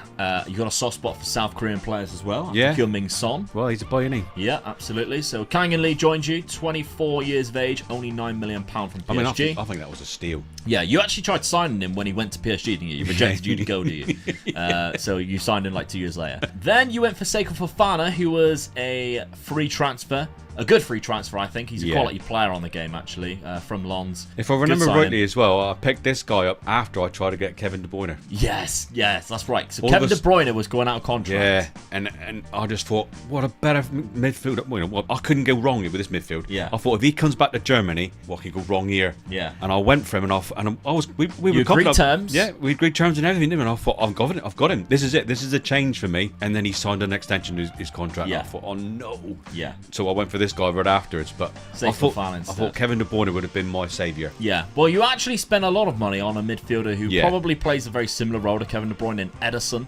because he is more of like a ball progressor, gets forward whenever possible, shoots from distance, shoots with power. I like this signing, I must admit. Well, I thought I had a strong defence, really. Yeah. So I thought, where else can I strengthen? And I looked at my strike force. I thought, my strike force is really good. Yeah. Why would I want to improve on that? So hence why I was buying midfielders then. Yeah, to try and get a bit more creativity in the midfield. £39 million from Atalanta. He got 11 assists last season, which really stood out to us because he also had a really good average rating too. And he scored a goal for me already, so I was happy with that. Absolutely. 3 player of the matches last season. He's a quality player on the game. I'll go and give you that. So that was your window. You lost Wembanyama and James Rodriguez on free transfers. They were kind of like, then it was just like, okay, so they're quite old now. Tactically, you've changed it around a little bit. You went for the similar instructions, I believe, but you really went for something wild here. Well, I was looking at it, I thought, well, my defence is good. strike force is good, so I stuck 2 up front. So let's play more attacking football and have a go at it this time. Yeah. And that was my thinking. I thought maybe I've sat back too much for this league, so why not have a go at it then? Yeah. So that's what I decided to do. So he's got Moukoko in there on that left-hand side. I think that's because when we pick without restriction, he kind of moves and Marco Reus goes into that role. But we kind of seen Moukoko fail to progress as much last season because you weren't giving him any game time. And it was like his finishing, his first touch, and his dribbling's all there. Yeah, that's all I want. Get inside that, get the ball inside the box, and give him the chance. Yeah, absolutely. So he would then be replacing Royce, who maybe would be there, and it would all like move things backwards. So Adeyemi on that right hand side, you were quite happy with. To be fair, I'm going to lock him in there every time. Really, I think he's my boy from there. Yeah, absolutely. Let's take a look at my transfers then, because I think I had a very good transfer window here. £76 million spent. £8 million on the outs, including Pacho, including Jakic there. But the signings I made, I mean, this one, Matoma, free transfer from Matoma. Can't complain with that. That's absolutely insane from Brighton. Didn't have that best of a season last year, but he had a good average rating. I think that's a great signing. He's only 28, so a good few years left. Remember, Patreon members, you'll get the save game file of both of us, as long as one of us don't get sacked, I guess, of both of us on the patreon.com/MegaLukeGaming on the £5 tier. The link is at the top of the description underneath today's sponsor. Thank you to everybody who is Patreon members. Yeah. Because we've got kind of a nice little thing. We're recording this on Dad's first day of his working day, working at Made of Luke Studios officially. So now you're my boss. Yeah, I am actually his boss. I've hired him. You've gone down. You dropped a day at work. Yeah. And I'm paying you for this day, and that's thanks to the Patreon members. Yeah, so definitely. Yeah. Everybody who helps and supports me on Patreon on that £5 tier, or even the lower tiers, you help contribute. For now, I can pay Dad so we can do more videos. But something that you've like always this. Talked about doing, isn't it? And I always used to say to Mum, it'd be lovely if he could do that, but I just don't think he could. Yeah. So take my hat off to your son. Thank you very much. Thank you. 2 days at work. I love it coming here for one day. Yeah. Brilliant. The dream is obviously to retire Dad, so Patreon, if you can keep that going up, we can retire Dad officially, and we can do even more videos. I would say the more videos we do then, isn't it? Yeah, absolutely. These versus videos are going to become a little bit more frequent now because we have the time to do it. That's thanks to you on the Patreon. So you will get the save game file, £5 tier. Arsene Zakarian was a good signing for me because I think it gives me a little bit more strength and depth in that centre attacking midfield. Yeah. I think I had a couple of injuries, which is the reason why last season I didn't get as good as what I did the season before. Arsene Zakarian, really good cheap buy, only £19 million. Warren Zaire-Emery from PSG is a little bit of a gamble because I have better centre midfielders and I spent 26 million on him, but he is one of the best potential centre midfielders on the game. So if I have a high rating of Zaire-Emery, because I think he's in the 190 potential range, we could be laughing in a couple of years' time. We might not be if he doesn't develop. I also went for Kelvin at right back. I needed a good... I love this guy. I think he looks like he's like, oh shit, I've done something wrong all the time. But Kelvin, 24 years of age, Brazilian, very well rounded, not an attribute underneath 11. No, that's good. Really good. Yeah. For 24 years of age and only £7 million. That's a bargain, isn't it? Yeah, good assist already. And then a leader. I needed a leader. I noticed I had Sebastian Rode, who was my club captain. He retired last year. I brought in Abakar Sila, leadership of 19, aggression of 20. He is going to get some red cards to me this season, no doubt. From the Ivory Coast, I will lose him, of course, for the AFCON, which is something that I don't really take in consideration till after I've signed it. I'm I always forget about that. Yeah. But he's only 22. Good signing from Club Rouge. £23 million. That used to affect Liverpool so much as well, didn't it? With all their players just shoot off there. January is always difficult. So, tactically, I've changed it around slightly. Okay, so I've gone to a box-to-box midfielder because I think Thuram is really good going forward and decent coming back. So, maybe that Segundo Volante role was restricting him a little bit. Not securing him in there, but I am securing Zaire-Emery in there. I want to play Barbosa every single game. I neglected him last year. I think he's a better striker he's getting better now, isn't he? Yeah, than Kolo Muani. So I'm going to play him every single game if possible. He's actually out injured at the minute, which is a groin strain. He's been out for 2 to 4 weeks. But Kolo Muani can still play on that left-hand side, but there's a lot of options out there now. Shadow striker in this role instead of the attacking midfielder. We've got Lindstrom, got Zakarian, got Matoma should we need to. Other than that, it's pretty much the same. And I'm also securing in Dennis Seaman. I think for the last couple of seasons, it's a risk, but if I can get this guy to be better than Kevin Trapp by the time we start next season, it'll be worth it. I think if you've got a good defence in front of a young keeper, it works. Yeah, because the defence helps in them, really, doesn't it? Yeah. So we'll see how that goes. So my fixtures so far, it's not been great. I had the Super Cup, of course, from winning that cup. We lost the DFB. Well, we won the DFB Pokal. We lost the Super Cup 2-0. Won the first round of the DFB Pokal, but then me and Dad faced each other. I got my first point. And he got his first point on the board. Come on, this is it. 1-0, 86th minute. Remember, I'm on 9 points, so at the minute it's 9-1. Then it was Silver, who would have thought you'd score my winning goal as well? I know. Then it was a 0-0 against Bayern Munich, so I'm still not conceding that many. That's good for me because I've just beaten you and you've just took points off them as well. That's what I'm thinking. This is what, when we were discussing, like, throughout the season, like, when we see, like, oh, I took points off Bayern, I'm like, cheers for that. Yeah. So, and then Augsburg, 3-1 away from home. It was a good result, to be fair. So I'm in the Champions League. Dad is in Europa League. Let's take a look at my Champions League fixtures. I've had worse, obviously, last season, but your last two games was PSG, Napoli, and Man City is going to be a difficult one for me, absolutely. Dad, your fixtures, your tactics, sorry. You're rocking this. I don't think you selected anybody, did you? We were looking at that from previous. Yeah. But your schedule, yes, you beat me 1-0. You then drew to Bayer Leverkusen, where you scored in the 92nd minute, so you actually rescued a point. I'm scoring 2 late goals at the moment now, aren't I? Then it was a 4-1 victory against Hertha Berlin. Happy with that. Yeah. So I've started off quite well, really. I dropped a point with a draw, but I haven't lost. Second in the league, only behind Leipzig, who have yet to drop any points. Yeah. Your Europa League fixtures look like this. You should be winning this. Oh, come on. You should be going through as top. Yeah, definitely. And then, obviously, whatever happens in the knockout stages, good luck to you. Third season, it's currently 9-1 on the scores. I'm on the comeback now, though. I've got a point on the board. Come on. Let's find out. Third season. Oh, you're having a laugh. What a drop off from you. But that's another point on the board for Eintracht Frankfurt. I've got closer to you. I'm only a point behind you now, but I can't believe I've dropped off that like that. 5th place. We're both playing in Europa League next year. Oh, no. Which means you didn't win the Europa League. No. Because that would be a guaranteed Champions League. Okay. You lost 8 games.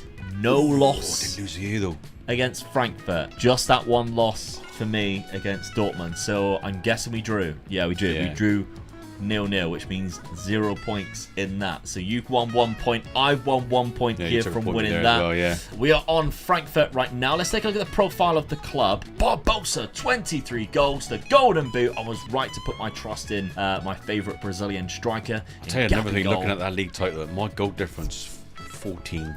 14, yeah, that was low. Stuttgart finished above us with an even lower one by a point. They must have just had a really good defence. Bayern actually lost 4 games this season. None of them was against us. No. So we didn't take any points off of them in that, but they did draw 10. They only just won as well, didn't they? Yeah, you drew against them twice. I drew against them once there, yeah. Leipzig finishing 69 points. Only a point behind them. Hey, that's only 70 points. Yeah. I finished higher than that last season. Bloody hell. Right, so we're on Frankfurt right now. So the competitions that we're looking for is Champions League and DFB Pokal. We know I haven't won the Champions League because that would come up there. But how did I do? And did I win the DFB Pokal? 3 years in a row. 3 years in a row. The 3P of the DFB Pokal, my favourite trophy. Oh, and I beat Schalke 6-0. 6-0 in the final. Who, by the way, is your rival, so you're welcome. 6-0 in the final. That's another 2 points. That's 3 points to me this season. Jesper Lindstrom with a couple of goals. Matoma with a couple of goals. Oh, it's deadly. I can't get anywhere near this cup thing, can I? Deadly. Right. Did I knock you out of it, though? I knocked out Bayern in a semi-final. Hell of a result. Quarter-final.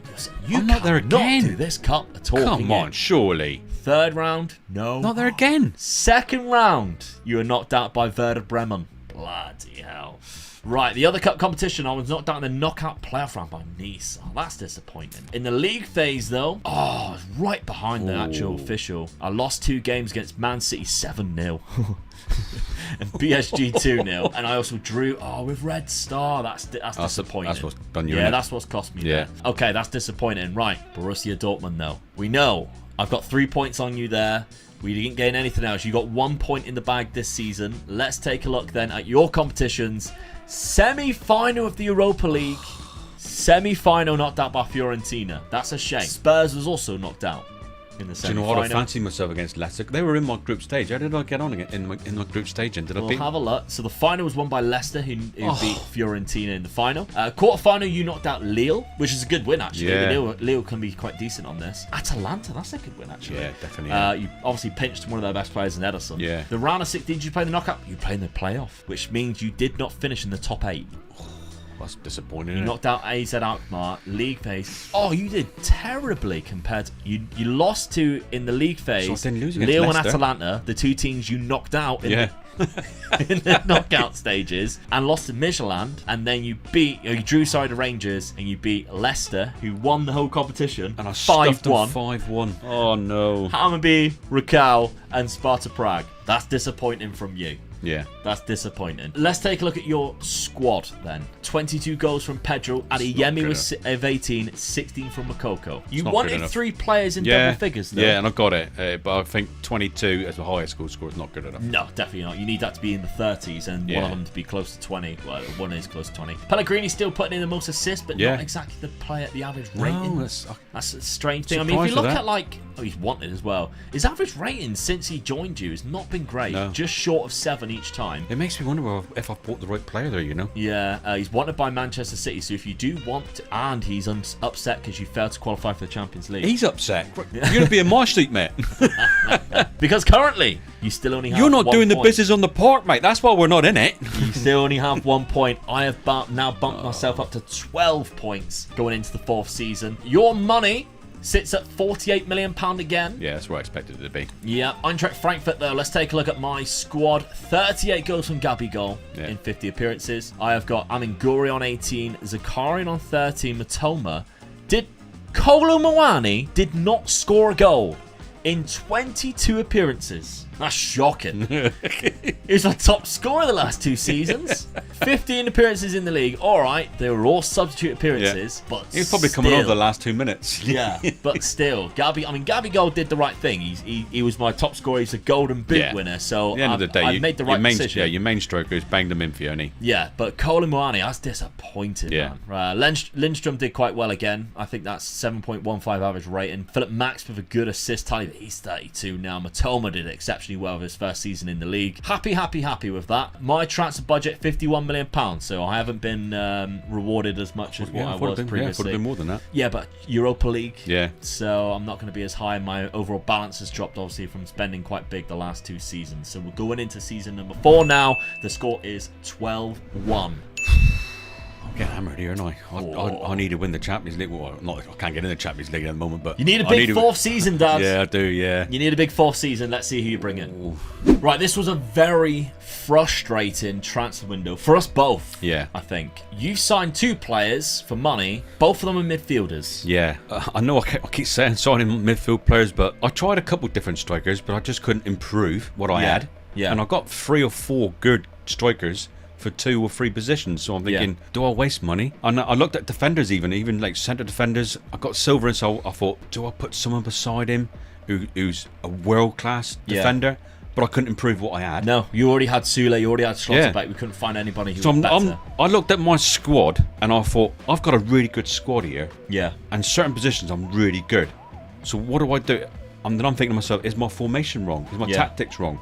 So I looked at my tactics and I thought, right, let's get a solid midfield in and let's try and do something different in tactic-wise. So that's what I went for, really. So You brought into a different type of midfielder, I think, than what you haven't had. Onana, who's more of a ball winner. Yeah, I was He's a looking pest. for this guy to be in front of my defence, but in behind my midfield. Yeah. That's what I was going for. And this boy does it for me, I thought. He's like a Torquante, isn't he? Yeah. 6'4". He's very quick. Yeah. Quite strong, but he's a ball winner. He's not very good once he gets the ball, but he does the easy stuff. Yeah, that's all I wanted him to do. Yeah, so We've watched him in the Premier League a few times, haven't we? And he Good player. does that, doesn't he? £55 million, quite a lot of money. It was, yeah, But but if he does the job, yeah. then I think it's worth it. Then you went for Thomas Souček, because you see what I do with Thomas Souček and you think, I want a piece of that. Well, when we watch him on the Premier League, he does exactly what you say he does, doesn't he? He gets that odd goal for you coming from midfield, and he just bombs right through, and he arrives late, and he gets you goals. Gets forward whenever possible. Yeah. Arrives late in opposition area. Perfect for a centre midfield on attack type So I of thought role. with him and Pellegrini in there, that could be my attacking midfield that I want. £29 million from West Ham. He got 3 goals and 4 assists last season. He's already got a goal and assist with a good average rating. It's a good start for me from him. I was pleased with that. And then a backup goalkeeper on a free transfer, which you needed because you lost your goalkeeper. David De Gea retired. You had quite a few retirements, I think, which is the reason why you were able to spend £84 million. Your wage budget decreased quite a lot. I mean, there was another thing where I was looking at, do I spend a lot of money on a real world-class goalkeeper? And I looked at my goalkeeper and I'm thinking, I've got a world-class goalkeeper. Why do I need to replace him? Yeah. So I just went out and just thought, there you go. I got him on a freebie. That's brilliant. Yeah, absolutely. You sold the likes of Emre Can and Ron McNally, 2 older players who weren't really getting a lot of game time. That was, again, freeing up your wages. So you mentioned the tactic. You have changed it. Yes. So as you can see, look, I put my 2 centre defenders bang right in there, and then I sort of a war around them, really. But hopefully we're a bit still going forward, and I still got 3 up front, which is what I was looking at, really. Yeah. So I'm hoping I've just solid the mid, just put like a wall right across the midfield there with this guy right in front of my defence, so he could just drop back into the centre of defence if I really needed him, and my wing backs can drop back, so it gives me 5 then. Yeah. In the defence. So absolutely, that was my thinking with this. I'm thinking, well, maybe I went too much forward last time. Yeah. So fingers crossed for this one. Onana as the halfback nailed in, but if we did quick pick without restriction, it would change to Ojcan, but it's the different type of player than what we're looking for. You were looking for the pace and the tackling ability there. The rest of it, though, you were pretty happy with. The Pellegrini, Ederson, Souček can obviously come in that as well. Pedro up front instead of nailing down Makoko, but of course they can rotate. Well, I was thinking to myself as well, the assistant manager's there, let him just get on with it. Maybe I'm mucking about with the team too much. Yeah, because you secured too many players last year, didn't you? 4 or 5 players. I mean, if they're playing when they're injured as well, they automatically play because I'll put them in there when they're not fully fit, where he'll put the fully fit players in the positions. So I thought, right, leave it to him to change. We get questions quite often how we do these simulations, how we would do it when we secure players as you go on holiday, and you got these 2 tabs here. Unfortunately, I don't think there is that on the touch versions of the game. No, it's not, because it winds me up, doesn't it? Because Dad doesn't have that. But when you use current match tactics and then you also select this one, that's how you I've got a quick little story to tell you here as well. You know, we went away to London, didn't we? Yes.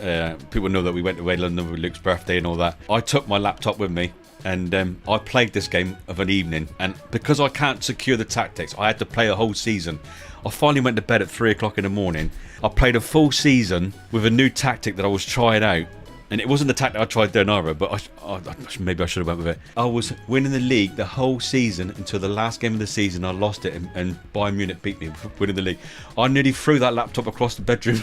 At 3 o'clock in the morning. I was absolutely gutted, and I lost the league. And I was thinking to myself, yes, I've got it. I've got the new tactic, I've got everything here. Wait till I see Luke in the morning. I was like, out with this.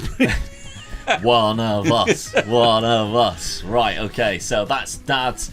Before we look at his fixtures, my transfer window again was frustrating. I somehow spent £90 million. The Luca net says 66 million. It was not that up front. So Luca nets, I think, was the one position I really needed was left back. Losing, or not exactly losing, but Max was quite old. Yeah. £66 million, but it wasn't up front at all. I can't work out how many it was up front. He's got 2 assists for me already. He's very good. Of course, he's an incredible left back on this game, and he's German, only 23 years of age. Patreon members, there you go. Malario or Malero, I'm not quite sure how to say it. He's Spanish and Cuban, which I thought was quite interesting actually. Again, quality young player, only 22. Very cheap as well, £23 million for the quality that he actually brings from Las Palmas. 6 goals and 5 assists in La Liga last year for a team that was only just qualified into that division.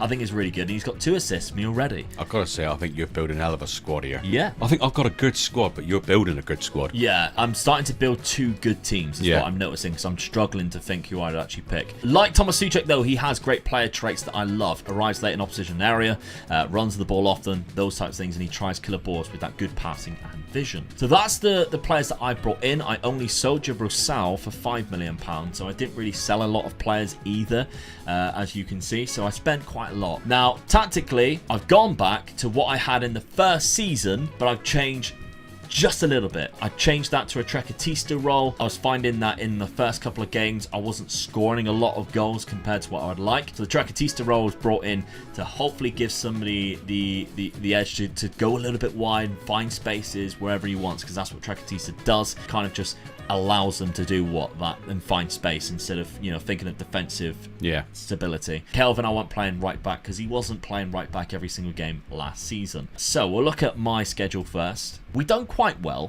We lost in the Super Cup to Bayern. You take that, wouldn't you? Yeah, we were 2-1 up as well, unfortunately. 10-0 against this team here in the first round of the DFB Pokal, and that is with a rotated side. 4-1 against Hertha Berlin, good result. 4-3 away to Hamburg with a 94th minute winner and an 89th minute equaliser. So I'll take that. I was 2-0 up, then I went 3-2 down. And then I won 4-3. The Frankfurt fans, who are incredible, by the way. If you've ever seen videos of the Frankfurt fans, a lot of teams in Germany are, and Dortmund's exactly the same. I mean, really, that's why Dortmund are my favourite German side. The When we ultras watch it and with the war and all that, I just think it's absolutely brilliant. Yeah, absolutely. And that's why they're my favourite team, really. And Schalke 2-0 against them as well. Now, we're both in the Europa League, so we'll take a look at the fixtures here. We shouldn't be playing against each other, but I like my fixtures. Those are fixtures that I think I should be winning. Definitely, Yeah. Okay, let's take a look at your fixtures. Of course, we haven't played each other. The score is, what, 12-1 at the minute. Let's take a look at your fixtures. You've also had a good time. Yeah. You've only dropped 3 points, so 2 points there against Borussia Mönchengladbach and 0-0.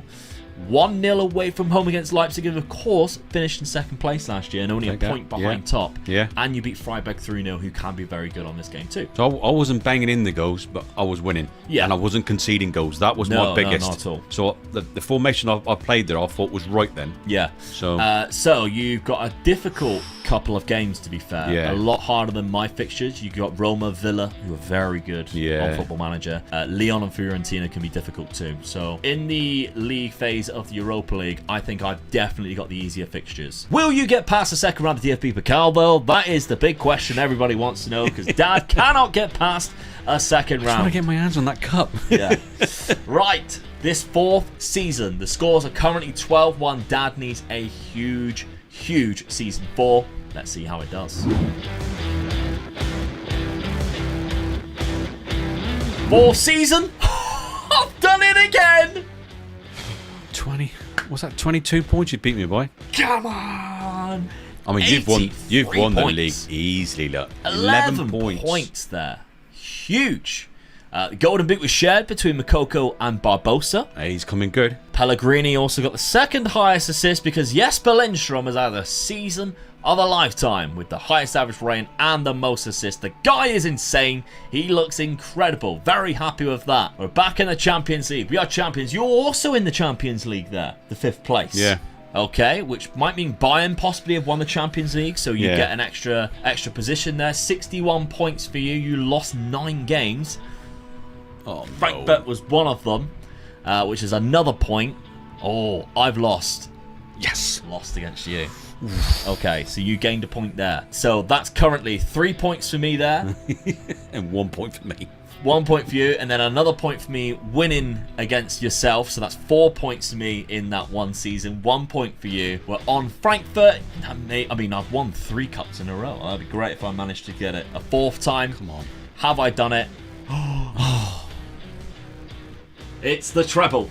It's the Holy Grail. Gosh, you've won the Europa League as well. I won the Europa League, Dad. That's correct. That's the reason why you're playing Champions League football next year. You're welcome. I only looked over at the blinking League Cup. Oh, no. I'm giving you Champions League football. You should be grateful. Yeah, thank you. You should be grateful. 5-2 against Chelsea in the final. Absolutely obliterated them. Unbelievable stuff. And I won the DFB Pokal. I just hope that you didn't. And I beat Dad in the final. Oh, I've only got to the final. You beat me. Oh, come on.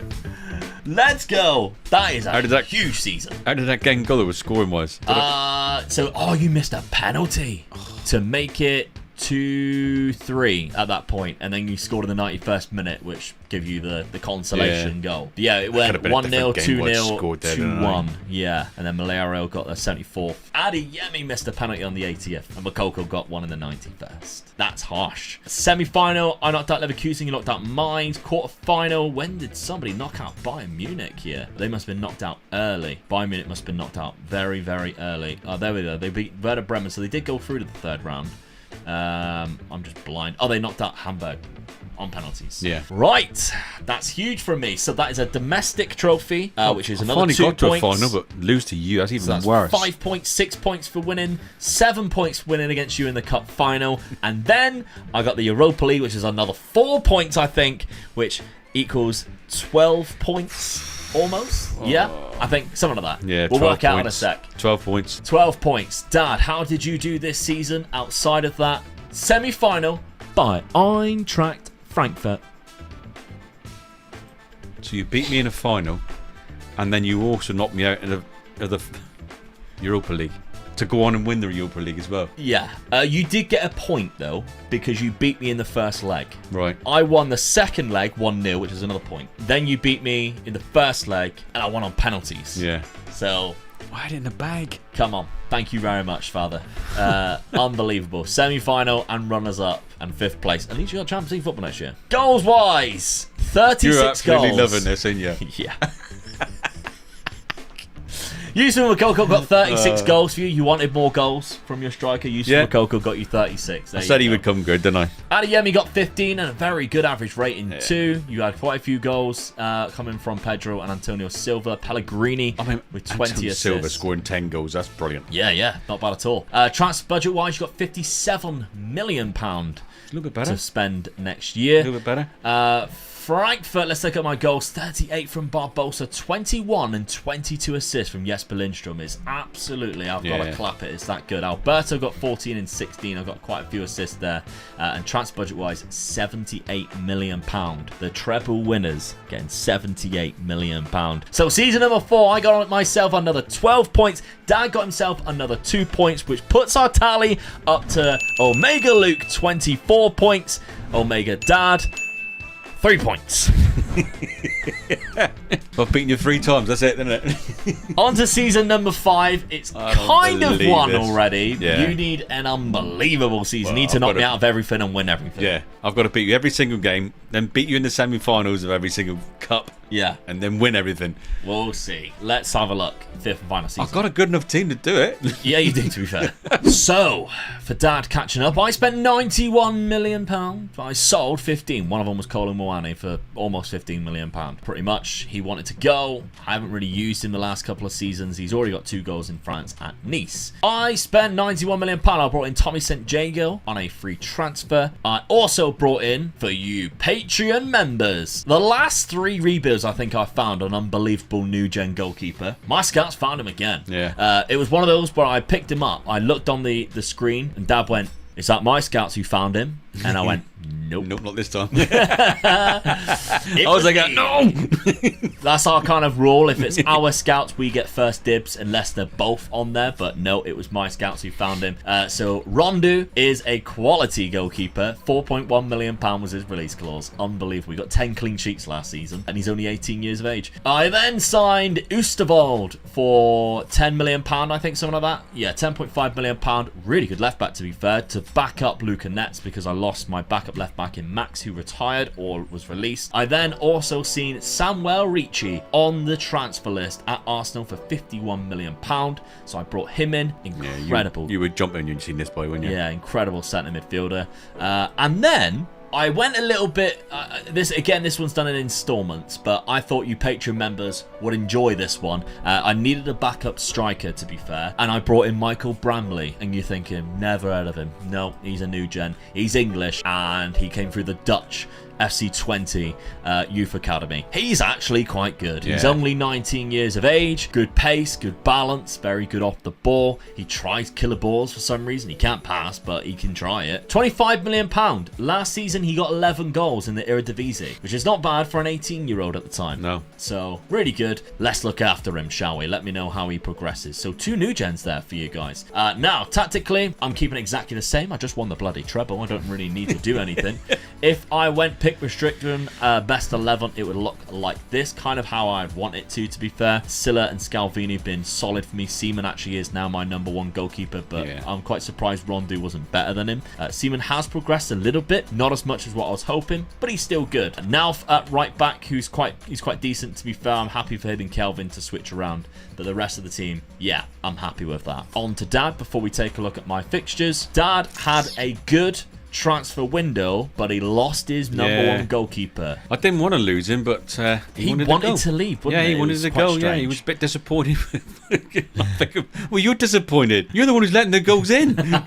He did keep 13 clean sheets last season. I mean, he done me well, so I thought, well, all right, we'll let him go. See who I can get in then. £20 million. You also sold Pedro, because of course now you've got Makoko. Yeah, I mean, these two young boys coming through. Yeah, Pedro's 30. Yeah, I said right from the beginning, I had a good strike force. Why change it? And Dortmund have got these players already, so they're doing really well. So, as we mentioned, it was my birthday last week. We went to London. I turned 31. Do you know what Dad's first words were? Stick you on the transfer list then. He's 31. Right. Dad did replace the striker role, though, and that is where you had to spend all your money. Rasmus Højlund. Yeah, I do like this guy. Hell of a signing for United. Yeah. He's only played 9 games in the Italian league. Well, no, he scored 9 goals. Scored 9 goals in Italy. But the per transfer, 90 minutes is what you need to look at statistically. But what a profit they've made on him, isn't it? Yeah. A little Santa. But, but I like this boy. I mean, and I looked at him as well. I'm thinking, is he my main striker or is he going to be a backup striker? So I thought about it. Great, get him. The only thing I didn't realise, and we've just realised at the time, I lost one of my main midfield players. Yeah, we didn't realise it at the end of the season. No, Ederson. Yeah, this is a problem. We don't control the January transfer windows when simulate through. Yeah. It wasn't until we started saving and got past the transfer window where we looked at our window to talk about it here, and we were like, "Oh, you lost Ederson last season." Didn't even realise. But then at the end of the day, though, I had a really strong midfield anyway. Yeah. So I wasn't too disappointed. I strengthened where I think I needed to strengthen. So yeah, you also brought in DeMarco. Yeah. Quality left back. Yeah. Dad was looking through and he was like, any players stand out to you in this list? And I went, I'm not saying anything. We're against each other. And he went, have a look at the Inter Milan one. I went, yeah, that's the one that stood out to me. £16 million was the signing for that. DeMarco. Good signing that is. And then you also went for Maxence Lacroix from Wolfsburg, £9 million. I think that's quite a good bargain to be fair. Well, to be honest, I had a little bit of money left over, didn't I? And I just, let's have a scout around. And I was looking at just strengthening my defence just in case. This boy popped up and I thought, yeah, I'll go for him. Yeah, so that is your signings. Tactically, you have changed it once again. You've gone for the 2 up top because, of course, bringing in Rasmus Højlund, who is a very good pressing forward on the game. He's got great aggression and good work rate and not bad passing either. So this way I could put him there and then I had my other 2 strikers as long as I put HDMI on the right-hand side. Yeah. So you got Coco playing up there, Adeyemi on the right. I mean, I was happy with this formation. I got 3 good midfield players that I've put into there. Good, strong midfield players, which I was happy with. Yeah. And my defence was really strong. So, for the patrons, I've got a hell of a good squad. Yeah, absolutely. I felt I just want performing. I mean, you look at my defence there. That's a world-class defence. Yeah. I think. Yeah. And my midfield is really good as well. We didn't mention him, but you also brought in Kovacevic to back up your goalkeeper. Really good deal, to be fair. Only £4 million. That's when you were kind of like, oh, I'll let Cabell go. Yeah. This guy's still decent, to be fair. Really good mental attributes for that price as well. 6'4", good goalkeeper. Really good defence. Your midfield is quite strong, to be fair. You've got some good backup options as well, should you really need it. This was the formation that I tried during the night when we was in London. That's why I went to this formation as well. I thought, well, I've got a strong defence. Let's play with it. Strong midfield. Let's go with that. Okay, so your schedule then. Let's take a look at it. And look what happened. I lost to you straight away. It's another point. 3-1 against Braunschweig. When we were looking at this, Dad always goes, are they any good for the DFB Pokal if he doesn't recognise who they are? And I went, they're okay. And he went, I better play quite a strong team then. 3-1 against them. I rested my players because, of course, I had a Super Cup in between. Yeah. I played a whole new 11 just against Dad. That's how good his team that he's built for you Patreon boys. This is hell of a side that he has built. And when he done it, he said, I'm changing him. And he went, there's only one player I haven't changed, so I might as well change him as well. And I thought, he's just changed the whole squad. My 4-11, including the goalkeeper. I'm not going to spoil it, but he changed the whole squad. It's Man City in the making, isn't it? 1-0 against Frankfurt away as well. I won that, Gabby Barbosa. Then you lost to Bayern. That's what I just couldn't. I mean, look at my first 2 fixtures. I've lost to the top 2 teams, I think, in my league at this time. Yeah. And I'm thinking I've just lost 1-0, 1-0. I mean, all right, I haven't conceded a lot of goals, so I think my defence is doing the right job. Yeah. But I'm not scoring them, but I'm getting worried now. I think I'm going to get sacked. Yeah, well, this is actually where you switch your tactic to what you're looking at right now, and that's when you picked up your first win. So you won there against Freiburg, which is a good result. So your fixtures in the Champions League look like this, and you've got me to thank for playing in it, to be fair. You've got Arsenal in there, Man City, Juve, Roma. Some difficult fixtures in there. Yeah. Right. on to Frankfurt then. We know one of my results, and I've already picked up a win there. The rest of them beat Bayern in the Super Cup 2-1. Here we go. Lovely stuff. Knocked this team out 8-0, who Then he have changes his Bayern's squad. badge. And look who scores 4 goals, is it? If you look at that, that is every single backup player I've got in my team, including the goalkeeper. Zakarian is now pretty much a backup. I even played Michael Bramley, who only got a 6.3, and he scored. You've done that in the 8-0 game, and your Michael Bramley scored 4 in that game. Oh yeah, to be fair, yeah, I also did a full backup. That's when you've done it first. Yeah. Then you've done it for the Liverpool game as well to rest them, because you knew you had me afterwards. Yeah, and then so I won 1-0. You rested your whole squad. But then I lost 2 in a row. Yeah. So I don't know what's going on here. I lost 2-1 against Bayer Leverkusen at home. Bad result when I started playing my first team. And then Union Berlin, I lost 2-0 away to them. So maybe my second team's better than my first team. But if you take a look tactically, that's my best 11. You can see my backup is pretty good, to be fair. Okay, my fixtures in the Champions League look like this. I have Rennes. We both play Arsenal, Chelsea, Manchester United. Both play Roma as well. One. Yeah, I got And Galatasaray. Yeah. Okay, so I picked up another point there, which puts me on 25 points. You've still only got 3 points. It's going to take something quite incredible for you to turn this around. Let's have a look. 5th and final season. Come on. Final season. Yes. Borussia Dortmund finish above Frankfurt. I'll take that. Well done, Dan. I'll take that. Only 2 points off Bayern. Yeah. Very close. That annoys me then, because that game I lost to you at the beginning of the season, we could just got in the league. They lost a couple of games at the end of the season there. It wasn't against us. They lost 8 in total. 1 was against you. Yeah. You lost 6. You Both cost me the league then, really. I did cost you the league. Oh, no. So that's 2 points for you, Australia. No, even though I'm above you in the league, you've still done me because you beat me twice already. So that's 2-1 in points there. Okay, Golden Boot winner was Gabby Barbosa, 29 points. Makoko had 26. Where did you find him? Yeah, I mean, how cheap was that as well? Yeah. It's 31 now, only £7 million. Unbelievable. Rasmus Højlund, though, great average rating for Rasmus in his debut season. Makoko, there with a good average rating too. Victor Osman looked like he had quite a few players season in there already. Yeah. Like Pellegrini, most assists. Most assists, yeah. Makoko, highest or most man of the matches. It's a good season for you. It's just really unfortunate that final, couple of games there that you lost. Competitions for Frankfurt. I won nothing. Okay, so I lost. Oh, nobody won the DFB Pokal. Round of 16. I just couldn't win that cup, could I? You're not in the round of 16, which means you might have. Oh no, you'd been out. No. Knockout playoff. Inter Milan knocked you out. I thought you was going to beat me then. Knockout playoff. So I beat Rennes in there. You eliminated by Inter Milan, which is a difficult fixture to face in the knockout playoff round. So in the league phase, you finished higher than me, which doesn't count as a point, by the way. You beat Porto, Arsenal, Monaco, Juventus. 2 draws, 2 losses against Roma and Man City. I wasn't getting hammered neither. No, I won 4 and lost 4, so I lost 5-4 against Manchester United at home. I also lost to Arsenal. Right, well, there we go. How did we do through the league? The season. The season. Well, let's take a look at that. Were any of us top at one point? So the past positions.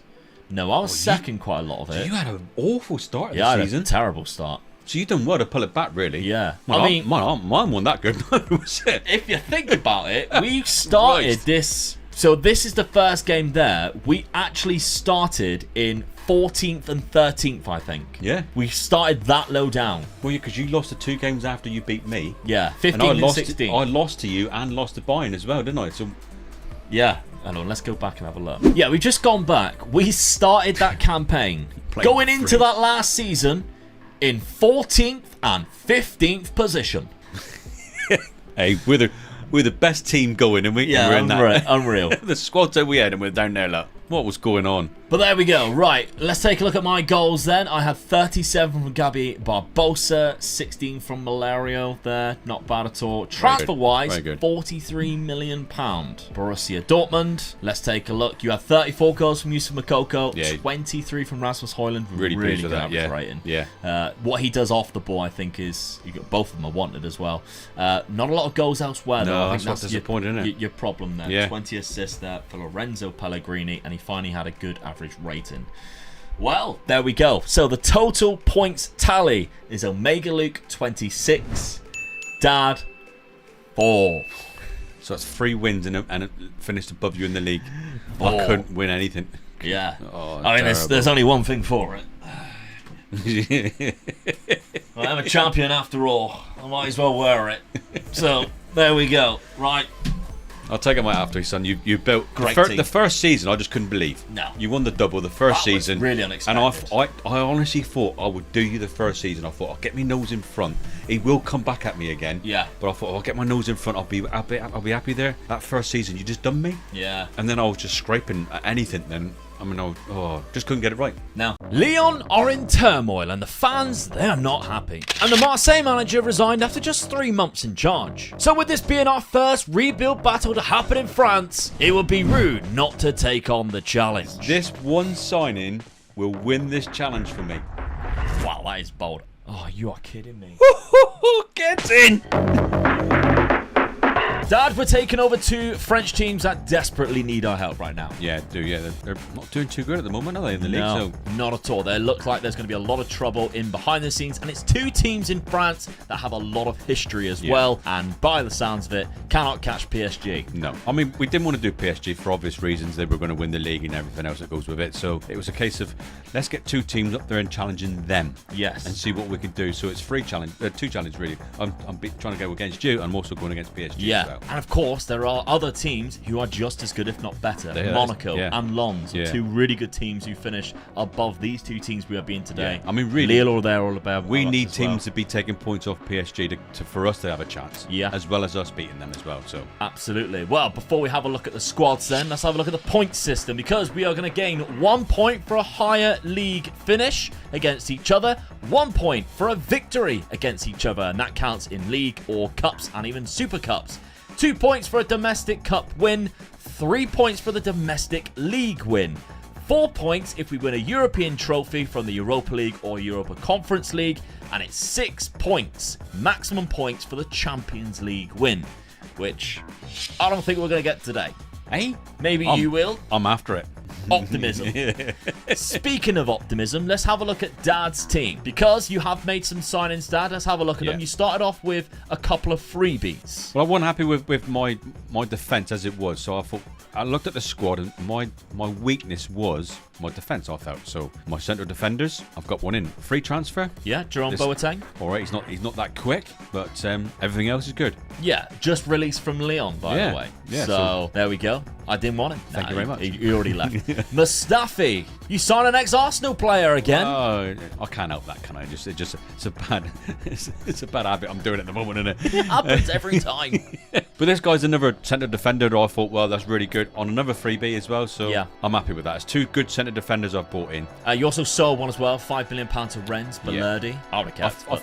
I wanted a bit more money as well, so I sold him as well. So just to generate a bit more money, and I was hoping that I could get better than what he was. So Yeah. I took a chance. With that chance, you also sold your goalkeeper, Paul Lopez, for £8 million. In my opinion, he's an average keeper for this league, average. So I want better than average. And you it starts brought with your in goalkeeper. So this guy here, I was quite happy with. I've been playing the game at home. When you tell us what challenge we're going to go for, I do go on to my game playing it and just try different things. And goalkeeper was the obvious one I put. I brought this guy in, tried tactics and that, and this guy was playing well for me. So I thought, right, that's my first signing. Yeah. This is the guy I wanted in goal for me. So Ivo Grbic come in from Atletico Madrid, £3.4 million. Good price as well. Good price, yeah. Yeah. Half the price of what you just sold your previous goalkeeper Yeah. for. Then you spent the rest of it on Kaliksoy from Besiktas. This guy here is for the future. Probably the last 2 seasons I'm hoping though. I'm going to probably lend him out the first season, get him back, see what he's like. Might have to lend him out again or whatever, or keep him in the squad then. But hopefully for my last 2 seasons when I could be pushing to try and win this challenge, I'm hoping this guy will come through for me then. Yeah. And it could be really good for you guys who take over the save, definitely, either on patreon.com/MegaLukeGaming or on the channel members, because of course you can now join the channel members. Underneath the video you see a big join button. You get the same benefits as you would on patreon.com/MegaLukeGaming. You get the save game file and you get to watch the weekly podcast. which we've both been We're really having a bit of fun enjoying. with that, haven't we? haven't we? Yeah. And on Patreon, I think you can even link the podcast to your actual podcast app.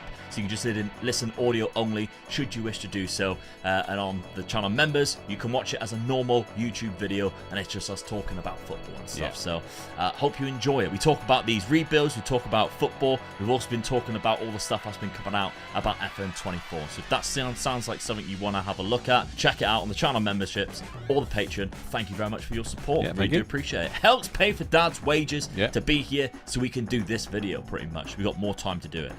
Okay, let's have a look at your tactic, Dad, before we have a look at what I've been up to this summer. This is your best 11 pick into it. You're not running that because you didn't need to. I ain't got both my central defenders in there. Obviously, Chancellor and Bemba's a very good centre-back. Yeah, so there we go. I've got 2 good ones and a reserve good one as well. So I'm happy with that. My keeper's in there already. I've got a good midfield there, though. Don't you agree? Yeah, I mean... Yeah. I mean, he's an ex-Arsenal. Ex-Arsenal. But he was already there, so I haven't bought him. Yes, he was already there. yes. And I'm planning my midfield around this guy as well, because I do think he's good. Yeah, he is. He is probably your best midfielder, I would say. Kondogbia is very decent too. He's unbelievable, like box-to-box type of midfielder. Really good. On the wrong side of his 20s now, though. Rongier... Yeah, really good ball. I'm happy with that. Yeah. So my strike force, another Arsenal player, but this I'm not happy. He was the first player I did tell you to try and sell now, but no one wants him at the moment. So he's only just joined, so you couldn't sell him. I will get rid of this guy. For some reason he doesn't travel well, does he? No, he don't like good places. So I will eventually get rid. But this guy here, this is my main striker for my full 5 seasons. I will not sell this guy. He is going to win this challenge for me. I'm telling you now. This guy will win it for me. All right, please. All right, we'll see. I've got Sar on the wing, and who's going to supply them as well. He's a good player. He is decent. Yeah. He is very good. Okay, let's have a look at the signings that I made in this summer and maybe the transfers out as well. I had 1.4 million come in, so I didn't really sell a lot of players, to be honest, but I did bring in Santi Mina on a free transfer. Now, I had more transfer budget than what Dad did, and I spent it quite well, I think. Santi Mina coming in as a good striker. We didn't really have one, to be honest. We got Lacazette, and Dad tried buying Lacazette off me because he was like, he's ex-Arsenal, I'll sign him. And I was like, no, Dad, I'm not letting you have him. But he didn't. Not even Dad wanted it, and that's how bad it is. Car from Southampton, Saleta car, probably, is not how you say it. 6'4", good centre-back option to bring in. I don't know whether he'll be starting, maybe, but only 11 pace acceleration. That's the only downside, in my opinion. The rest of it is quite good. For the price of 3 million, I think that's decent. My talisman sign of the summer was Andre, the Brazilian CDM, who I've seen develop into an incredible player. He has that good potential to be potentially only 22 a really as well. good ball winner. Yeah, absolutely. So my tactics going into this is a diamond formation. Gone for a diamond, a narrow diamond, the half-back role. We've got Tolisso, who's obviously quite a good player who can play in that role quite well. We've also got Andre and Cacaret as 2 midfielders. We've got a lot of really good centre mids, which is the reason why I've decided to run with this. Maitland-Niles, which I completely forgot he signed for Lyon. Yeah. He's there. So let's take a look at my best 11. If I was to do that, it looks like this. Ryan Cherki, of course, is one for the future. He is insane. We've also got Santi Mina and Lacazette now up top. Andre goes in with Tolisso, Cacaret there. Clinton, Mata, Dejan Lovren. Tagliafico and Lopez. I can see why this team is struggling in real life. But there we go. Right. Well, let's have a look at my schedule first and see how I've been doing. It's not been great. Reims, I drew 1-1. Ryan Cherki scored my only goal so far in this league campaign, because then I lost to Montpellier 2-0. And I also drew 0-0 with Monaco, which, to be honest, is not a bad deal. Well, really. We've just been talking about the French league at the moment, and Monaco are top of the league. So you got to be looking at that as that's not a bad result. Really. No, I mean at home, I'll take that. They're an improving side. Yeah, we just haven't scored any goals yet, which is a little bit worrying. Anyway, Dad's team, how have you started this season? It looks a lot better. You've also qualified for the Champions League through the qualification stage. Beat Braga across both legs, and then Red Star 3-0 and 1-1. Then in the league, you haven't dropped a point yet. Get in. You have conceded every single game, though, which might be a little bit of a worry. Clermont, 3-1. You didn't make a tit of yourself against Brest, 2-1. Then Lorient, 4-1. Good result. Vitinha and Aubameyang both getting 2 goals there. I'll take that for a start. I'm happy with that start. It's all going to go downhill, though, because you've got PSG next. Big games next. Yeah, I was going to say that. So your Champions League fixtures, because I'm not in the competition, so let's have a look at yours. Juve, Galatasaray, Liverpool. That's your group. Welcome to hell. Yes. Ooh, Galatasaray. That's going to be an hard game playing there. And then Juve and Liverpool. And then Juve and Liverpool. That's a tricky one. Europa League? Third Europa League, yeah. Europa League, that's your I'm hope. pushing for third. All right, okay. Let's simulate this first season then. See the result. First season. Yes. Marseille are third. I'll take that. Lyon are sixth. That's a good start. That's not a good start. It looks like I dropped down on the last game of the season as well after drawing. Lens overtook me there. Nice finished in second place. Yeah. Quite far above either of us, to be honest, as well. 68 points. You were on the same points as Monaco there. PSG, far and away above everybody else, but they only conceded 18 goals. Well, that's where we got to make our, try and get to, mate. That's the trouble. Benchmark now, isn't it? You lost 6 games, Dad. I also lost 6 games. I just drew way more than you. Come on. Who did you lose against? No, you lost against PSG twice, but none of those games were lost against Lyon. No points for you yet. Ooh, come on. But there is a point there for you too. Yes. I lost against Marseille away from home 3-1, which means you gain 2 points from that. Beat me in one game. You got a higher league finish in the other. I like it. There's 2 points already for you. All right. Profile. Vitinha, your striker, was also the goal to boot winner. Yes, come on. 32 goals. Malinowski with the most assists. He wasn't even in your best 11. No, he wasn't, was he? No, so he's crept up in there. Oh, happy with that. Amin Harit's also there, who also wasn't in your best 11. So maybe a substitute's coming on just doing absolute bits for you. Mbappe there with 24 goals. I think my striker won man of the match as well. Yeah. Oh, I do have a striker there. Like in my player of the man of the match is the same amount. And Tagliafico got the most yellow cards, so that's great. Oh, and Cherky got the most assists, to be fair. Second most assists. But there we go. Good start for you, Dad. I'm happy with that. Yeah. We're on mine, Lyon, right now. So, competitions. How did I get on in the cup? Come on. You actually haven't won the cup. Not Imagine facing PSG. Unlucky. It could have been worse. It could have been me. It could have been worse. Yeah. All right. Okay. Well, let's have a look. Well, the worst thing about that, though, is I know PSG have gone through then to the next round of the yeah, in the 12th round. Okay, Dad, how did you do in the competitions? Hopefully, they knocked you out in the 12th round. That would have been hilarious. And also the Champions League. You're in the Champions League. It's a European competition as well. Oh, get out! It's getting. Hey, is it my time to win the cups? Yeah, usually the cup is my thing. Get in. Usually it's my thing. I usually go and win the cups while you win the leagues. Who did I beat? I can't be dealing with you beating both. 5-0 against Lille in the final. Jesus. That makes up for losing in the final 8-0, doesn't it? That does from the last one. 'Cause that was a disgrace. You put it correctly. Who did you knock out on the way? Nice? PSG won you in the quarters. Were they not down the quarters? You did. You knocked them out in the quarters. They're beatable, mate. Fair play. They're beatable. Fair play. I mean, you deserve that. After knocking them out in the quarterfinals, you went from penalties there, penalties in that one. What about this round? Penalties? Oh, I thought it was. Oh. I thought it was penalties.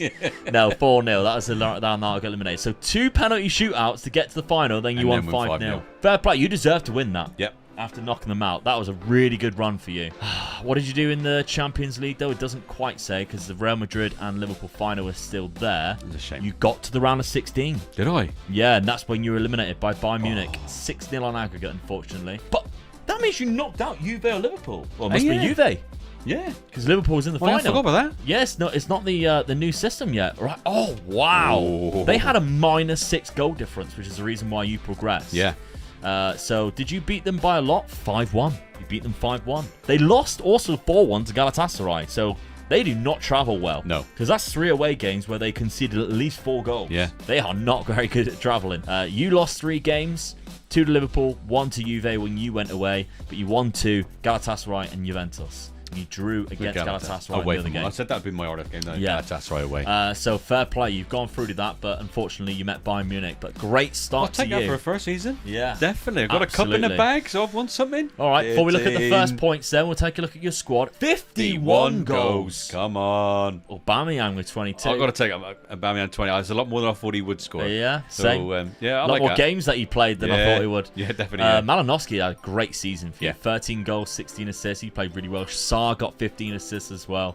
And so did Guendouzi. Yeah. He also got 15 assists. All right, let's see what these chumps have been up to then. What's been happening, lads? 25 goals for Santimina. That's not bad. 12 assists. 21 goals from a player that's on loan, so that doesn't count for me. 14 goals from Lacazette. I'm tired of you already. You can leave. I always look at that for a striker, and if he's high in assists, I think something's wrong. Well, you might be assisting the other striker. I know, but no. I played striker, man. I don't give nothing. Greed.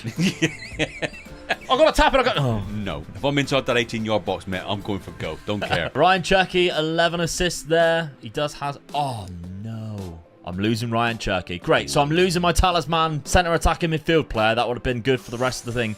On a freebie. That's a shame, mate. Just to let you know as well, we also set it up so that the staff throughout the season will offer new contracts to players who are running out of contract. Yeah. Maybe it's my mistake. I should have offered him a new contract at the start of the season, but that's annoying. Yeah. Because now he's joining our rival. Yeah, good player. Only at 20 years old. And I could have cashed in on him big time as well later on. Oh, this is not looking good. All right, let's take a look at the points tally for this first season then. Omega Luke has 0 points. Omega Dad... He's got 4 points season number 1. It's already 4-0. Very good start. I think that's one of my best starts. Only downhill from here. Let's have a look, season 2. Dad, you had a transfer budget of £21 million, and you also sold £15 million worth of players, including Mustafi, who you just brought in the club. Oh no, yeah, I still want to strengthen my defence up, and I was a bit like that with him. To be fair, it's good business because you sold him on you bought him on a free, and you sold him age 32 for a profit of 7.75 million. For a 32-year-old for 7.5 million, that's good money, I think. So yep, you are also strengthening Lon. So if they come back and bite us in the ass and beat us, we know it's both our faults because you also sold Gijot to them. Yeah, another 30-year-old. So you know what I'm like when I get to 30. They're out the door. Go in. Conrad de la Fuente you also sold, which is a winger who's not very good for £2.9 million, as well as some other players that we released. Then you brought in some freebies. So we've got Zivkovic from PAOK.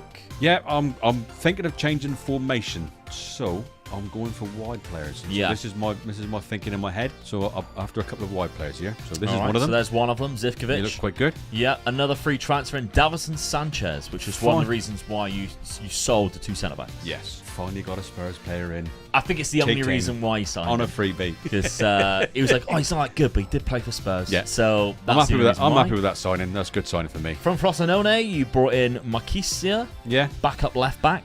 That's exactly what it is. I wanted to strengthen the actual players in. If I get an injury, I've got another left back, which I think is quite good. So yeah, that's my reserve left Only back. £1.8 million. Yeah, it's good money. Then your starting centre back, Umar Saleh. Yeah, I do like this guy. I like this guy a lot. Yeah. He was even better last year, but this year he's still decent. 24, so that's my centre back in for the rest of my 4 seasons left now. Yeah, until somebody comes in with a lot of money. Quite cheap, to be fair, £11.5 million. I'm happy with that. Good average rating to start things off as well. He tends to score a goal every now and then. That's a good signing, I think. Yeah, he's a big fella. Then you spent the most money, £21 million in total, on Martin Terrier. Yeah. As I was saying, I'm going to change my tactics. This is the guy I'm hoping is going to supply my forward with the goals. And he ain't that bad for finishing himself, is he? So he can score He can score a goal himself as well. Absolutely. So if he cuts inside, that's it. He's going to be banging him in as well. So. Yeah, and he can play in a number of different positions. And we know what that means. He's hell of a squad player, isn't he? How long did that take? People write down the times now for this thing. How long did that take? Right, okay, so Terrier comes in. That's a good signing for you. You mentioned changing your tactic. Here it is. Yeah, positive 4-2-3-1 wide. Mate, I've got the goal scorer of our league. So I'm going to use him, and I'm just going to keep supplying him. Okay, let's have a look at the best 11 pick. It looks like this. Malinowski now goes in, which we've seen him score. He had a good season last season, so I'm going to reward him and put him in there. Yeah, you got Sarr on the right, Vitinha, of course, at top, Terry on the left. So all the signings that you're making are going into the side. Yeah. So have a look at my transfers, because I sold a couple of players for a lot of money. £70 million I made in total, and I had £41 million in my budget already at the start of the season. Much to start off with. Or in turmoil, we needed it. So I doubled my transfer budget by selling Santi Mina straight away to Juventus, who is my starting striker last season. He got me 21 goals in 34 appearances on a freebie. Juve came in for £41 million. There's me thinking I've done good business, and you do that type of business. Oh, yeah, that's unbelievable. And he's been terrible for him as well. Yeah. Makes it even better for me. So that's a good sell for me. I also sold Tagliafico to AC Milan, and I don't know why they're buying him, because they already have Teo Hernandez. Maybe they sold him. PSG probably bought him, more than likely. Yeah. 32 years of age.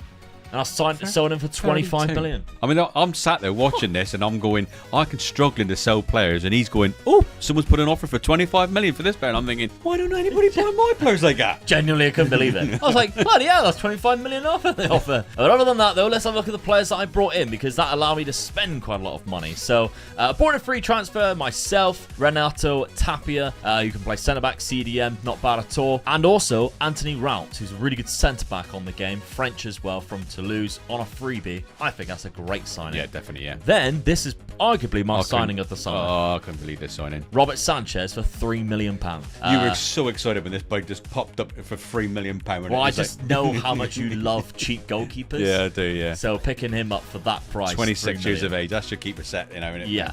100%. Leandro Leao, because I so Tagliafico as a left back, I think is actually probably better, and he's only 24. Yeah, definitely, yeah. 3.9 million from PSG. I was picking up some bargain. I just couldn't believe what's going on. You're getting people spending silly money on your players, and then you're picking up bargains like this. Yeah, it carries on. Esposito, £5 million. What is happening? Really good CDM. And of course, I've been playing a lot of centre mids, so welcomed him in.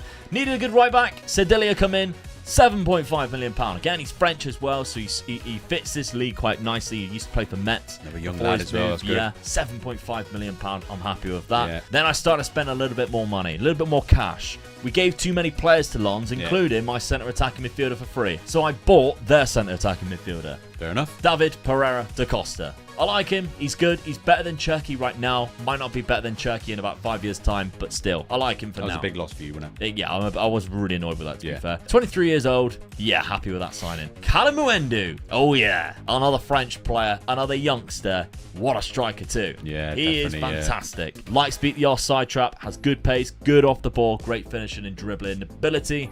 18.25 million. He scored 13 goals last season, Dad. Well, he's already got 3. Yeah, in and 3 games. 3 for me already with 1 assist. Lovely stuff. Finally, though, I did sign another striker in Jens Odgaard because I'm hoping to just phase out Lacazette. His finish is 15 as well, look. And he's decent. Yeah. Not as quick, not the same type of striker as Kalamuendu. Different type. He's good to come off the 6'2". bench and just help you out when you need a goal or two. I mean, he's already done it. Got 2 and 2 assists. £21 million from AZ Alkmaar. So my tactics. Oh, mate, you got a good side now. I'm looking like this. I've gone for the narrow diamond again. Still exactly the same, but I've got a better team this time around. Yeah. Odgaard and Kalamuendu up top. Yes. That's looking good, isn't it? Well, This is looking a lot better. You're all 3 up front, your new boys, look. Yeah, absolutely. Rout comes in at that centre-back role, so Lovren is now being phased out the side because he's a little bit old for my liking anyway. Lacazette drops down to the bench, and he is unhappy about it because we sold Tagliafico, and I'm like, you sucks to be you because you're sitting on the bench this year. Keepers in as well. Lovely stuff. Now, my schedule looks like this. Oh, that is way better. And, oh yes, first point of the Versus rebuild. And it's an absolute tonkin, a spanking 3-0. You haven't conceded a goal yet. I haven't either. I'm glad you picked that up because one of the teams I didn't concede a goal against was bloody Marseille. 3-0, Kalamuendu, Odgaard, both of the goals. The only good thing I can see is that you drew a game, so you have dropped 2 points already. I did draw. I drew against Lyon, unfortunately, 0-0. Good start though, mate. Good start. Very good. I've also got Europa League football this season. Let's take a look at my fixtures in the Europa League. Atalanta, Ludogorets, Anderlecht, Beersheva, Sporting, Partizan, Aberdeen, Valencia. I'd like to think I can qualify from that. I think you should. Yeah, absolutely. All right, let's have a look at your fixtures then, Dad. We can see you lined up here again. Your fixtures. We know you've lost 1 game. Oh, no. You also lost a Trophy de Champions against PSG 2-1, so that's quite unlucky. No, I'm happy with that. That goes to show how close we are to them. So you beat Toulouse 2-0. Yeah. Very good. Vitinha with both goals. Then of course, that's a horrible one for you. You beat Reims 3-1. I thought I got back into it then, and then I'll go and draw 3 each. Oh. Draw 3 each. Conceding the 87th minute and the 72nd because you were 3-1 up. What a first 10 minutes that was. Yeah. I was 2-1 up after 10 minutes. Yeah, so exciting game. 3-1 up then lost it. That's bad. You were, of course, in the Champions League. You didn't have to qualify this time around. You went straight into it. Lazio, Dinamo, Zagreb, AC Milan, Barcelona. Oh, some big games. Sociedad, Gladbach, Roma. Roma and Man City at the end City as well. away. I've got to do all the damage before I get to them 2 games. You got to be games, qualified by here. Yeah. Unfortunately. So that's a big spell for you, I think, these 3 games here. That's a big spell for you. You need 3 wins I'm hoping with my better players in my team, my strike force, I'll just pull it through and get through. Okay. Only one way to find out. Let's simulate this second season. Second season. Oh, I don't believe it. Get in. I've got worse. How have I got worse? I got better. Oh, right. Okay. Get in. Brest survived. No, the Brest are getting promoted again. We all love Brest. We finished in 7th place, Leon. 56 points. You finished in 3rd place, Dad. 3 I know points I lost ahead. against you once. Yeah, 71 points. The gap is still, still 17 to PSG. Yeah, I didn't get anywhere near them, did I? Really? No. I'm Okay. disappointed with not getting closer to them, even though I got closer in the league to them. Yeah. Point was, I'd like to have got a lot closer than that. Absolutely. Yeah. I lost 10 games in total. There's another 2 points for you for a league point. Well, beating me in the league and then finishing higher. You have got a point. You did beat me that first game, I did beat didn't you earlier, yes. Yeah. That's 2-1. Yeah. Just gotta hope we avoid each other in the cup, or I beat you in the cup when I go on and win it. So we knew you already lost against me in the cup, which was there. Okay. So the profile of the league, Vitinha was still the top scorer. Well, he's doing it. Yeah, he is. Gutted to see none of my players up there. Where's Calamuendo? Come on. Why am I so far down the league? I'm very disappointed with that. We are on Lyon right now. My keeper's third keeper for clean sheets. Yes. With Bordeaux's keeper. Where's Bordeaux? Oh, they're below me. Bloody hell. They had a 0 goal difference but finished in 8th place. That's down to that keeper, really. Yeah. How do you keep 16 clean sheets but still... Yeah. That's remarkable, isn't it? Jesus, the games that they did lose, they must have got absolutely spanked. Okay. We're on Lyon. So this is my cup competitions, Europa League and the Coupe de France. Come on. I need one of them. Oh, I got neither. Yes. Bloody Bordeaux and their keeper where you can keep clean sheets. Aston Villa. Villa in the quarterfinal. Aston Villa. He beat me 4-1. Did they go on and win it? They beat Atalanta, beat Man United in the final there. Right, okay. So round 16, I beat Freiburg. And then I lost to Aston Villa. But I didn't play in the knockout playoffs. Which means, I finished in the top 8. Well done. Yeah. 7th place. So I lost 2 games against Valencia and Sporting. I drew against Aberdeen. I won 5 against the teams you can see there. All right, I'm not too displeased by that. That's not too bad. I'm more annoyed with this. Yeah. This is what's going to cost me at the minute. Penalties as well. Ooh.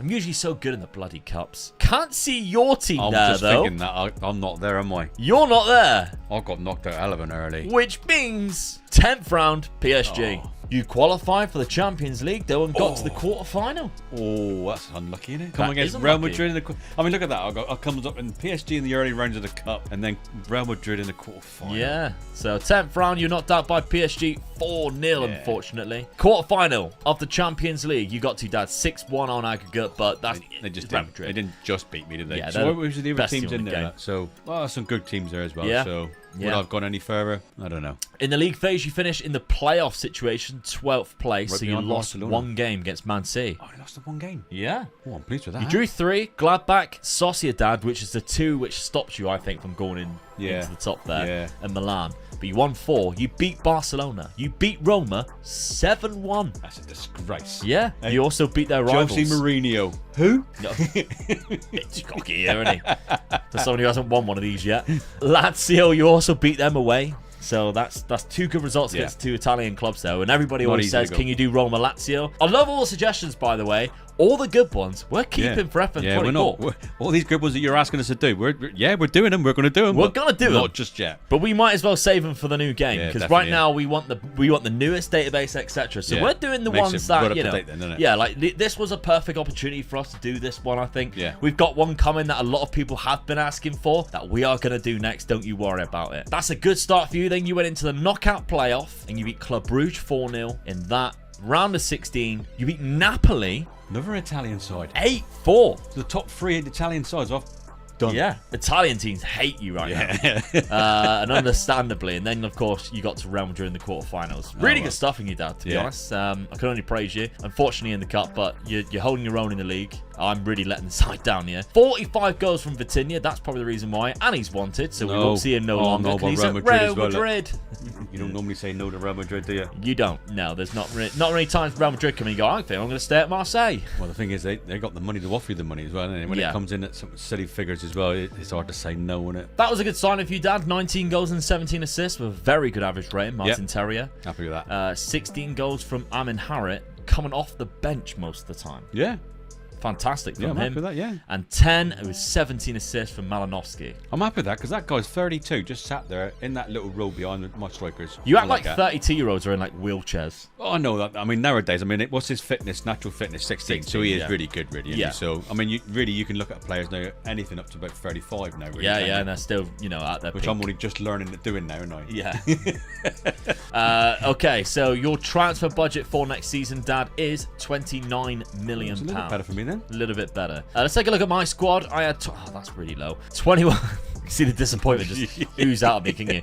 21 goals from Odegaard, only 14 from Callum Wendu. That's a guy I need to stick with, I think. He has the pace. Yeah. 10 goals and 16 assists from Da Costa. Lacazette's still getting 10 and 10, so it's not too bad, really. That guy keeps getting like loads of assists and goals out on loan, but I can't see me ever using him. I'm inside. He looks all right, but I can't see me ever using him. My transfer budget for next season, 34 million. They keep backing me. Yeah, they do. I'll just keep letting them down. Yeah. All right, let's have a look at the point system then. This season, I won 1 point. Dad won 2 points. That was for the league finish and beating me in the league. From you. Yeah. But the total points looks like this. Omega Luke, 1 point. Omega Dad, 6. Get in. 6-1 lead already. Only going into season number 3. I can't chuck this away. All right, okay. Season number 3. Let's see what happens. Season number 3 then, Dad. You sold around about £3.8 million to add to your budget. One of them was your backup goalkeeper, Ruben Blanco. Someone offered me 3.4 million for him, so I thought, well, I'm going to take that. Yeah, that was because good. you signed Danny Martin on a free. On a free, and I think I've just done better, really. This guy's quite good. So. He is better. And what I will mention as well, this keeper's going in at number 13. And not number 8. We had a lot of responses saying my goalkeeper was number 8 and they're going to understand why. Yeah. So, number 13. We don't care about the numbers that much. I'm really sorry if it triggers you and bothers you. One guy said it really bothered him. Yeah. So I had to turn it off. We were like, what? Then, I think you made 2 unbelievable signings. Yeah. Rooney Bargy. I looked at my squad at the time and I think my right-hand side might have been just my little bit of weak point. So, I've gone to strengthen my right winger. And this is the guy I've got in. Rooney Bargy, of course, from Sweden. Going forward, he looks lethal. £9.5 million from Copenhagen. 3 goals in 4 games already, 2 assists. And 1 player of the match. And look at that rating, average rating. Yeah. Just that top line looks good, doesn't it? Unbelievable. For £9.5 million, that is a bargain. Yeah. Then Vanderson in behind him, weakening Monaco, of course. Buying probably one of the best right-backs in the league in behind Hakimi. Yeah. So my right side now looks lethal now. Yeah. You got really this guy bombing past me everybody as well. Because he's quick as well. Yeah, and he likes to go forward. Vanderson likes to cut in. So it's a perfect overlap situation that you've got going forward there for Vanderson. Okay, so good signings for you. Tactically, you're not locking anybody in. You're going with the exact same tactic. I don't blame you because you did very well last season. Inverted winger. You got the wing backs. Let's have a look at how it happens in the best 11. Looks like that. 2 guys are in. I'm happy with that. Yeah. Yeah. And so you should be. Right, before we have a look at your schedule then, let's have a look at what I did. I sold another £29 million worth, including Rout, who I've only just signed on a free. So you've made 60 million of 2 players, and you didn't pay a fee for them. And Football Manager says that they don't sign informed players. You're wrong. You're wrong. So £23 million worth coming in like that. I'm happy with that to sell him because I actually brought in a couple of really good players as well. Amin Sarr, I finally sold him to Reims after scoring so many goals for the last 2 clubs he played for, 16 and 21. I sold him. Then I brought in some free transfers. Demiral to bring in as a backup instead of obviously Rout, who's come for in. 1 season. Yeah, then I'll just sell him for about 50 million, something, I don't know. But he's quality. Yeah, he's really good. Yeah. I love the aggression on him. Dad loves. I was just gonna say, there's a 19 aggression there. Dad really for likes a centre back. That's brilliant. Yeah, and his tackling's 18 with it as well. You just imagine him. He's itchy really hard, and he's standing above you going. Yeah, and you think, oh my god. He looks mean. 6'4". Yeah, really good free signing. Then I signed Abiri Eze. Yeah. From Crystal Palace good on player. A free transfer. How did you get him on a free transfer? I let you look at the free transfers every Crystal time Palace as well. are going to let this player go on a free. Of course not. But hey, we're in the world that we're in. Maxim Lopez as well, French centre midfielder on a freebie. Happy with that one. Then I went and attacked some transfers with actual money. Facundo Torres from Orlando City. Only 25 years of age. Really good centre attacking midfielder with a lot of potential. £6.75 million. He hasn't been lighting the world up on MLS, but he's a good squad player, mate. Yeah. I've got to say, he's a good squad player. He's a good squad player. Badstar from Partizan. Can play centre midfield. Can play centre attacking midfield. Can also play striker. Kind of good at everything, really. He's just what is he then? Just really good squad player. 21 years of age. He's 6'1". He's from Serbia or Bosnia. So £5.25 million that I brought him in from Partizan. Mate, last season he got 11 goals. You bought some good players here, mate. Yeah. My best one, Arthur Thiat from Rennes. I like buying Rennes' players and making them worse because I dislike them after previous saves I've had in Football Manager. But there we go. Marking, tackling, and he's really good. Aggression, that's all good, isn't it? Yeah, 25 years of age. Bring him in for just 20 million. And he comes in as my starting centre-back at 7.13 average average rating after 3 games. Really happy with that. I've changed formation as well. Well, you had to with buying those players that you just bought in. Yeah, and I've really been struggling as well, so I'm not surprised. We've gone for a bit of a wacky one here, but I like it because now we've got 2 really good centre attacking midfielders in Torres and Eze. We've got Cacaret, Treliso, Andre all coming in, Lelo and Sedilia and so many L's everywhere, which says Theat on the bench. I don't think he'll stay on the bench. I think he's better than Carr. And across the season, I think my assistant manager will realise that. Barstar comes in instead of Calamuendo. I haven't got anybody locked in. I'm only going to 1 striker now. I'm willing to see how it plays out in this 3rd season. If Barstar plays well and deserves a position up there, then so be it. But we'll see. My schedule, before we look at Dad's, looks like this. There's a little bit higgledy-piggledy. I had to play Europa League qualifications, and I did get through 7-0, 6-1, 4-0, 1-0. And I'm into the Europa League. The league, though, I lost the first game of the season, which isn't great. As well. I beat Lille, 2-0, with Lelo and Calamuendo scoring goals. Strasbourg, I beat them 2-1. Then I drew, unfortunately, with Lens. So, kind of a rough start. Yeah. Kind of a rough start. I'm not saying too much yet. I'm only in the Europa Conference League. I'm not even in Europa League. So, I could go on and win this, and that could be a great 4 points for me. Yeah, that is the worrying thing for me. Being in the Iron Cups, it makes it a little harder, doesn't it? But when you're in that lower one, you've got a really good chance. I only need to finish above you in the league and win. Looking at what you've got here, you should go through quite comfortably, I think. Yeah, Villarreal. So you've got a really the only good one. chance. I got a really good chance. Yeah. Let's have a look at your fixtures then and your Champions League fixtures. How have you been getting on the league, Dad? You've won every single game so far, including beating Bordeaux, who I lost against 3-0. Yeah, there's some good wins as well there. Very good wins. 5-1. Lille 4-1. Fortunately, you haven't been giving your Champions League fixtures yet, so we'll 3-0. have to see what it is after. I'm happy with this, mate. I tell you, even Leicester drawing with Leicester in my last friendly, which you normally always play as strong. Yeah, but I always look at them to see how Rangers 6-2. Leicester, I think I could lose against them. You beat Tonga University 9-0. Yeah, you're supposed to do that, but your game before your league games is your marker, innit? And I think that was a good marker. 3rd season then. Let's simulate it and see if I can amount some kind of comeback, because I'm in desperate need of one by the looks of it. 3rd season. Yes. No. Oh, it's on now. No. 76 points to your 68. You're going to do it now, and you're going to come back at me now, aren't you? I was second for ages as well. I was second for such a long time. All right, well, I think we should need to look at the past positions on this one. This one could be really interesting. 76 points to your 68, and I had a very good end of the season. I was only 2 points off of second. You're quite... I mean, only 9 points off of PSG. I say you've got closer to PSG, haven't you, really? I haven't. Just those 3 extra losses that I had. Who were the losses with, though? Oh, get 6-2. That is a disgrace. I feel a little bit better now. Okay, so that cancels out the point for finishing higher in the league, which that's very frustrating because that's all the advantages I was going to get at this point. I could have beat you, though. I know. Because it was only 1. Yeah. Could beat you. And I did. And I did. 4-1. 4-1. So that's 2-1 for this season so far. Yeah. And you got that European Cup to go for. I think you're looking strong for that. And I've won it. I know I have. I know I've won it. I haven't won it. I didn't win it. Semi-final. Dunkirk knocked me out of the 10th round.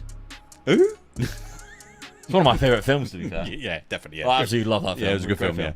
But how did they knock me out? That is unbelievable. What division are they in? Like the 3rd division? Well, that's really disheartening. Now you know how I feel when I used to be losing against the rubbish teams. I'm normally really good in the cups. That's normally my forte. That's normally my 2 points guaranteed every single season. If you've been knocked out early, I beat PSG last season. Have I done it this time? Oh, I hope not. Come on. I'm really disappointed with this, though. Yeah, That's annoying coming up against Villarreal in the final. You'd have had in the semi-final. You'd have had Villa in the final, and they beat Villa. How did I do? I just scraped through the qualification there. I drew 3. Drew against Villarreal there. Yeah. And Garica, I did not deserve to win this competition straight out. Yeah, but the thing is, you still qualified. You know, yeah. So you still gone through. So if they had knocked you out, you'd have been disappointed. Yeah, I didn't concede a goal in that stage. Yeah. So I went into the round of 16. I knocked out AEK Larnakas 6-1 on aggregate. Quarter-final, I knocked out AGF. And then, of course, I played Villarreal. So annoying. That was my chance to get 4 points straight off the bat and just really close that gap. But that's really shit. That's terrible. Yeah. Okay. Marseille, how did you do? Come on, get a cup. Come on. Oh, you are kidding me. Get in. You are kidding me. I'm the cup king now, boy. You are. How annoying. Who'd you beat in the final? PSG? Lens. Beat Lens in the final. One of us beat PSG then. Yeah. 70th minute winner by Soleil, of all people. All right. So, 10th round is where I was eliminated. You were beating Granville at the time. 11th round, you knocked out this team. Oh, you were getting the Man City treatment. Yeah. I swear the other day I seen Man City in the Champions League play Rotherham. Like, that's how bad it is. Quarter-final, you beat Lorient in the quarter-final. PSG were already eliminated at this point, so you didn't even eliminate them. Where did they get eliminated? They were in the same round as me.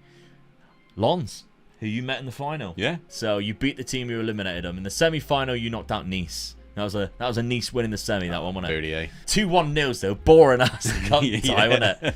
And then you won in the cup final. Fair play. Okay, that's really disheartening for me.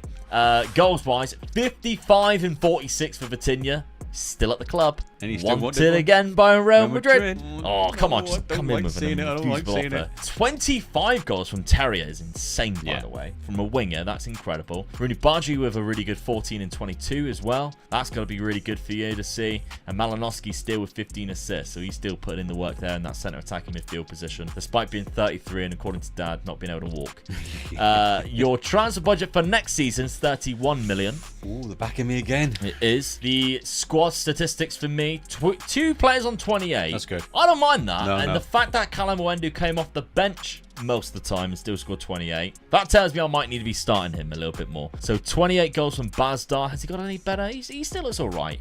But Callum Wendu with that amount of goals coming off the bench, I think I might need to focus on him a little bit more. 16 from Demiral, my new centre-back. Facundo Torres comes in with 13. 12 and 21 for Eze is amazing. Yeah. And DaCosta coming off, well, yeah, playing quite a lot, to be fair. 24 goals. 24 assists is fantastic, too. My transfer budget next season is only 17. Ooh. They're not backing me as much anymore. Well, you guess someone will come in for 50 million and buy one of your players you haven't paid for them, wouldn't they? So they Bound should. to, isn't they? And so they should. Who wants Demiral? He scored 16 goals last season. I reckon I can sign him for at least 50 million. It's not sour grape to you, mate, but come on. All right, speaking of sour grapes, let's have a look at the points tally, shall we? So the season points is as follows. Omega Luke won 2 points this season. Omega Dad won 3 points this season. That cup win really pulled out the bag for you. And the total points, Omega Luke with 3 points. Omega Dad with 9. Ooh, 6 points. Triple the points that I have already going into season number 4. It's still not enough. I'm still worried, mate, because your team is just getting better and better each season. Like little missing something. I'm just still something. worried. I mean, you got closer to PSG there, and you've done me in the league. Yeah. So now I'm worried because I think you're going to push on now. Is this the turnover, the transition of how the points will fall? Let's find out in season number 4. Okay, Dad, you sold your backup goalkeeper that you got on a freebie for £6 million. Well, I looked at my last season's... Mister, they never come in for my players like that. I've got a good... I'm going to say it, I've got a good squad now, and how do I strengthen it now? And I'm looking at certain positions and I'm thinking, what if I get a better goalkeeper? So I didn't want to get rid of my main keeper. I've sold the reserve keeper and I went hunting for another goalkeeper. Yeah, and actually I think you signed a first teamer. Yeah. Because Mamadashvili was the one you picked up for £5.75 million. So I think it was the same price I sold. You just couldn't leave it, could you? You see me pick up Robert Sanchez for such a cheap price. You know, I really want a cheap goalkeeper. This guy's going to be my first team goalkeeper now. He and is I got quality. two good keepers now, and I bought it for the same price as I sold the other keeper. So yeah, happy days. Good bargaining. Yeah. But I think the best signings that you made were outside of that. So Ekkelenkamp came in. Yeah, strengthened by Freebie. midfield. I'm happy with this. For a mental freebie. attributes on him. Yeah, I just couldn't let this go. When I seen he was for free, I thought, I'm not letting that pass. That's coming in. Disgusting. Really good. You also signed Pedro Gonçalves. Yeah. Unbelievable free transfer that is. Another thing, I'm strengthening my forward line again now. Really, winger. He's a good squad player, though. He is I know I keep saying it, and when I these players come up and they're freebies, and I'm looking at it, and there's all these greens on the page, and I'm thinking, squad player, get him in. He's in. It's becoming a meme now. Yeah, definitely. Yeah. Definitely I mean, look how much becoming he's valued now. Look, and I got him for free. Yeah, it's very good. Do you think someone will buy him next season for 61? Doubt it. No. Morato for 23 million. Yeah, I paid a bit of money for this guy, but 25. and he just makes my centre of defence now with a new keeper behind him solid. Yeah, that's what absolutely. I'm going for. I was a bit disappointed with last season's finish. I'm chasing PSG, mate. I've got to go for it now. Bold. Very good physicals on Morata. Yeah. Always enjoyed that. 6'4" as well. But then Thomas Muller. I said in the last time, didn't I? Curveball. I got to look at players a little bit older, and I was looking at strengthening the position right behind my striker. And when we seen this guy was for what, 3 million he was? Yeah, 3 million. He was on the transfer list, by the way. On the transfer list, yeah. I didn't hunt it. They just come up as on transfer list. And then when you look at those stats on there for him, just look at. I mean, his natural fitness sold it to me. As soon as I seen natural fitness at 20, I thought, this guy's in. Yeah. His reputation is beside him. Let's get him in. Put him in that position that he loves playing in. He will make goals for me. The creator of the Ram Deuter I'm going as far as saying Yes. is this one signing will win this challenge for me. Wow, that is bold. 140 caps for Germany. One of the biggest players IQ-wise ever. Yes. Footballing IQ. One of the most intelligent players. Was never the quickest or the strongest or the most technical, but the most intelligent. Just look at it though, look. Plus, he is hilarious. Isn't he? Yeah, oh yeah, definitely. Yeah. Teamwork 20. Off Yeah. the ball 19.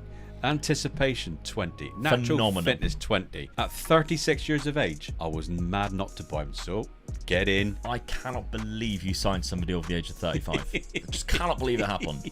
But there we go. Thomas Muller has signed for Dad. That's ridiculous. So there we go.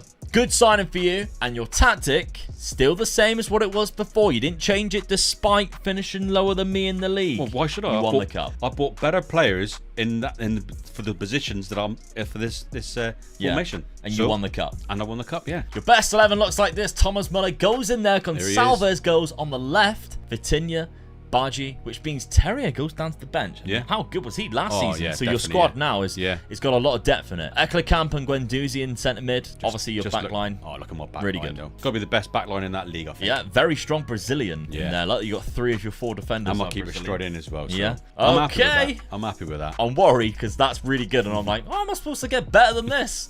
And I actually had a really bad transfer window. So I had all that money, and then I also sold Maxim Lopez for £19 million after getting him on a freebie. I think I've done it out of spite. If I'm honest, I think I did it out of spite. Yeah. I didn't even want to sell him. I'm like, somebody else has come in for one of my freebies for a lot of money. I think I just sold him out of spite, just to annoy you, because he is good, to be fair, and I probably shouldn't have sold him for that cheap. But there we go. He left the club. Anyway, I also sold Esposito. Is that your big mistake? Could be. It could Is be. it going to bite your ass off? I've only signed 2 players, and one of them's a backup. Yeah. I signed Simakan at the back. He's good. He starts for me at centre-back. I think I'm at a point now where I need to improve my centre-back, and he comes in. He's really good for that. £13 million, I think, was a bit of a steal as well. He's already got me 2 assists too. But Grimaldo, I thought would be a starting left-back, and my assistant, I don't think sees it that way. He sees Lalo as that starting one. Now, we've gone for a bit of a different formation. I was in and out whether to go with these 3 deeper, because that normally works quite well. But then I'm also thinking I need to go a little bit more attacking this season.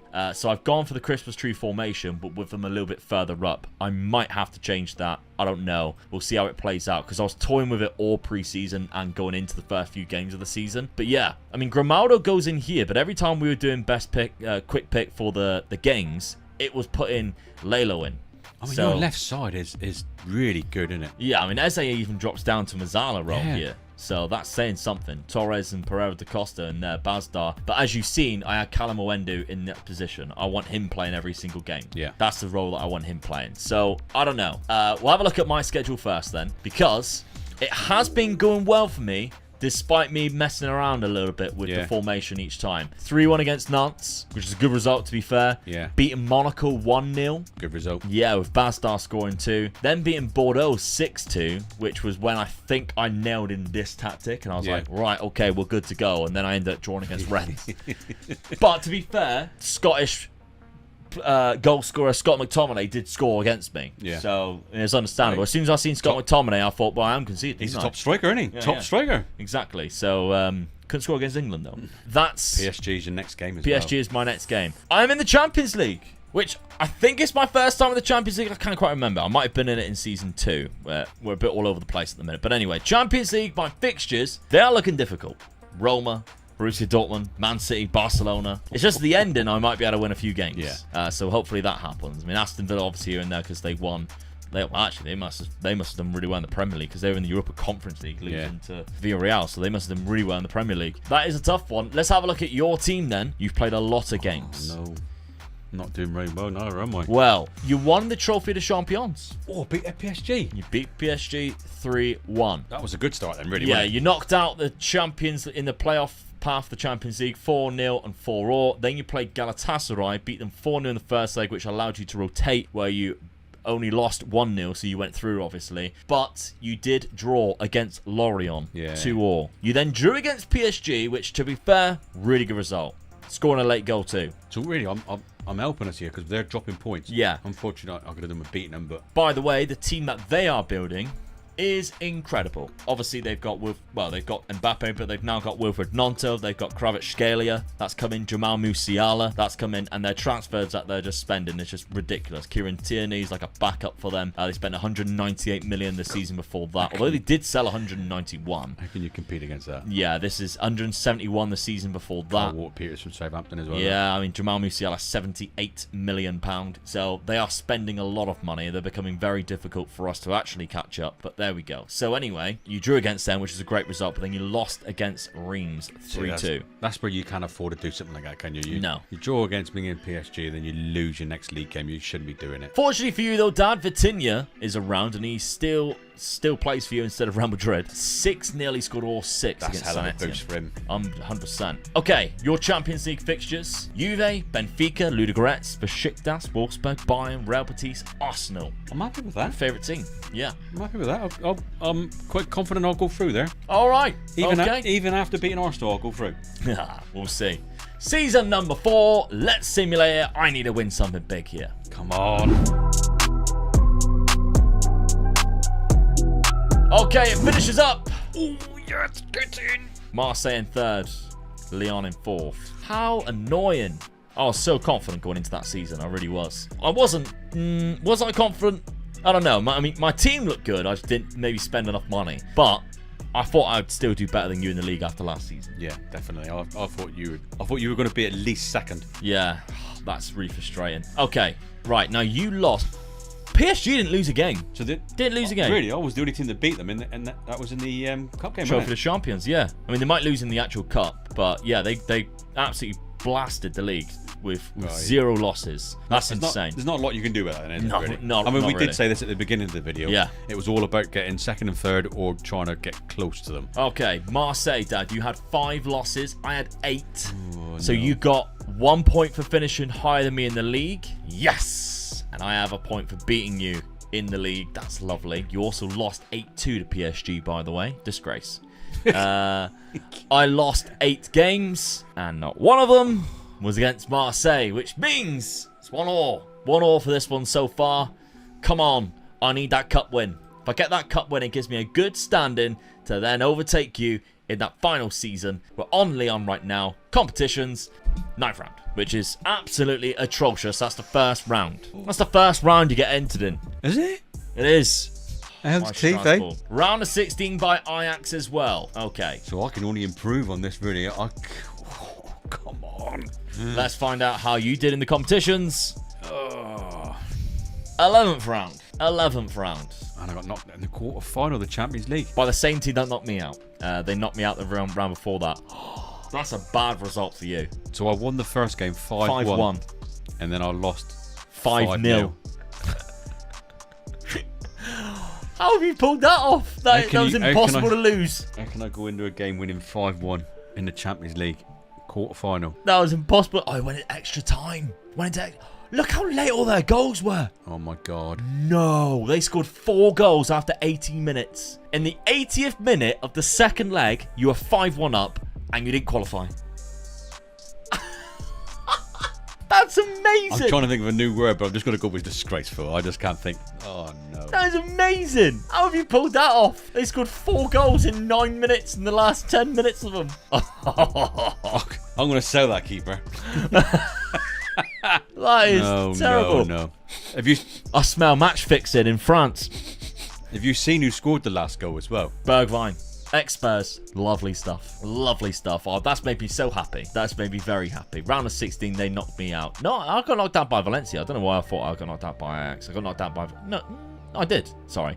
You knocked out Valencia. I'm all over the place. That's thrown me off. You beat Valencia 9-5. That was hell of a tie. I got eliminated by them quite nicely. Just a 6-1 Tonkin, really. No threat whatsoever. At least my game was closer. Yeah. On aggregate. PSG looks like they're about to win the Champions League. They played Real Madrid in the final. League phase. Marseille finished 7th. You didn't even play in the playoff, Dad.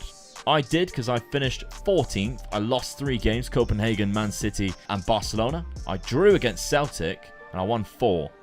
Okay, that's not too bad. Good wins, there. Yeah, 5-3 against Rome was definitely a highlight. You lost 2 games, Dad. You lost to Arsenal and Juventus. Drew to Ludogorets. Oh, that's a bad one. But then you beat Bayern Munich 3-1 at home. 5-0 against Wolfsburg. 4-0 against Benfica. Some good results there for you. Okay. I should have been at least in the semi-final there. Yeah. After being 5-1 up. 62 goals for Vitinha. And he's wanted, not by Real Madrid, by Chelsea and Newcastle this time round. 18 goals from Pedro Gonçalves with 14 assists. 16 from Sarr, and he come off the bench quite a lot. 34 assists for Rooney Badji. Insane. Good. Thomas Muller, 13 goals, 6 assists, retiring. Thank you very much, and I'm glad you come to our team for your last game of football. Yeah, Thomas What Muller, a everybody. legend. Absolutely. It was a pleasure being your manager, and thank you for what you've done for us this season. I'm sure he'll say the same thing to you. What could you have done in the quarter-final of the Champions League? Maybe that was a game before I need to retire. Yeah. We're going into the semi-finals, lads. We just conceded 5 goals in the last, whatever it was. Hilarious. Okay, your transfer budget for the last season, that is £32 million. Let's have a look at my squad. 35 goals for Callum Wendo's better. He's now wanted. Juve and Atletico Madrid. 15 and 10. It's not a lot at all, is it? Fernando Torres had the most assists with Da Costa and Eze. Okay, I need something big. You need a big season now, my son. You need a big season now. 44 transfer budget there. All right, let's have a look at the points tally and see what damage I can do in this final season. So the points are quite easy for the season. Omega Luke with 1. Omega Dad with 1. That is for 1 beating you in 1 game. And then, of course, we have the season finishing higher, which is the point for you. Yep. So 1 each. But the total points is Omega Luke 4, Omega Dad 10. 6 points I need to somehow find in this final season. You got to win the cup. Yeah, I need to knock you out of it. And possibly a European Cup. I ain't going to win a Champions League. No. So you got to be looking at dropping into the Europa. You can't do that anymore. Oh, no. You physically can't do that anymore. Ooh. So I have to win the cup. I need to knock you out of the cup. And I need to beat you in the league and obviously beat you twice. That gives me 3 points. Knock you out of the cup gives me 4 points. Winning the cup gives me 6 points. Oh, no, you shouldn't have put it that way for me. Now I know you can do it. I need a perfect season. I need a perfect season just to draw even. That's all I need. Right. Let's find out season number 5. Season number 5 then, Dad. And you have signed some players. Let's talk about them. Zeballos. Yep, the position I'm in now, I was like this when I said it to you, didn't I? I don't know whether to change my tactics and actually go for PSG. Yeah. Or like just go for them and try and win the league. So I aimed and aimed, and I thought, right, I'm going to go for another striker and just improve my strike force. So this guy is one of those guys I've brought in for winger, forward player, yeah. not a striker, but a forward player. Because, Yeah. of course, you had Gonçalves playing on the left because Muller was playing centre. Yeah. So I'm thinking he's going to drop into the middle now, where Muller was playing. So I lose that on the left. Left side player. So this guy here, look, crossing, dribbling, free kick taking. He's my guy. Look how fast he is as well. So that's my thinking with this guy. I'm changing the 2 positions, that's all. For only £8 million as well. That's a good signing. Yeah. Then you signed 2 centre midfielders for a Tesse being the first. I just wanted to strengthen them up. I just wanted to make my squad so much stronger. So I'm just thinking, if I've got players in there and they've got to be really, really strong for what I'm going to be doing, which is going to be bombing forward and trying getting goals. I might get a few injuries and I need good replacements to come in. So that's my thinking beyond these 2 players I've bought now. I mean, I think we actually seen it in the first couple of games, which we'll get to in a minute, where you had suspensions and injuries, and then you just you had just players just there. Yeah. So the other one was Arsnes, I think it's how you say it, something like that. Arsnes, something like that. He is really good. Yeah. Norwegian. But again, Dad's going for a player who's 31 here. Yeah. Surprising. But his mentals and physicals, he's just exceptional. Yeah. So I've just strengthened up my midfield by a lot, and I've made my strike force quite good again. Yeah. Even though I've lost my Thomas. Night Thomas. You also sold Kalik. What teams did he play for? Name all the teams that he played for. Bayern Munich. My team's one of them. So Bayern Munich and Marseille. Yeah, there you go. You sold Kalik, so Yeah, that wasn't one for the Patreon members. He didn't all, come was through. it? I'm sorry, Patreon. He just didn't come up with the goods. So No. see you later. You tried loaning him. Yeah. To be fair, you loaned him 3 times. Yeah, and he just didn't wasn't do coming anything. back any better, was he? No. So what does that do to your team? You changed a few of the player roles around, including the shadow striker. You've got now inverted forwards or inside forwards, deep line playmaker and a ball winner in the midfield, which when you do a quick pick best 11 looks like this. Yeah, I'm going for it, mate. I'm going for PSG. All right, going for their heads. I didn't want to change my formation. I've just tweaked it a little bit. Lyon then, what have I been doing? Well, I didn't sell any players. I only bought in 2.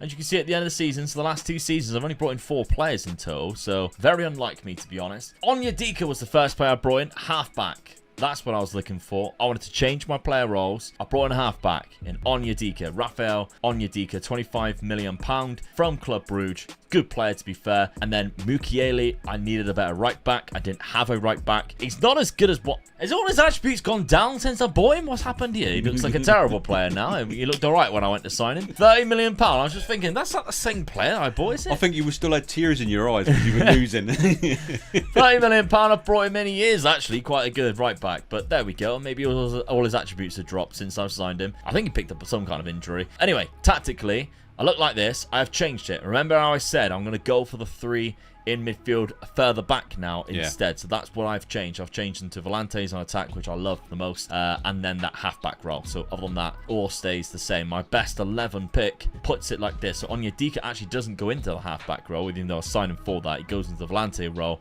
but Andre can go there. But they can chop and change, and everything will be absolutely fine, to be honest. Mukiele does go right back with... I think my defense is actually really good, but for some reason... I don't know. Just Grimaldo, I'm surprised doesn't go in there. Lello. I still look at your team and think you've got a really good team. Yeah, it's not performing. Callum Wendu, needing to ideally play most of the time up front, so I'm going to lock him into that up front position. As much as I like Bazdar, I think Callum Wendu with that breaks the offside trap, etc. That's what I need. So my schedule, how have I been playing? Now, the only result I lost was PSG. Outside of that, I've had a great start. Yeah, that's really good. Rennes 3-0. Away from home, Metz 4-1, and then Monaco blasted them 5-0. So that looks really good, doesn't it?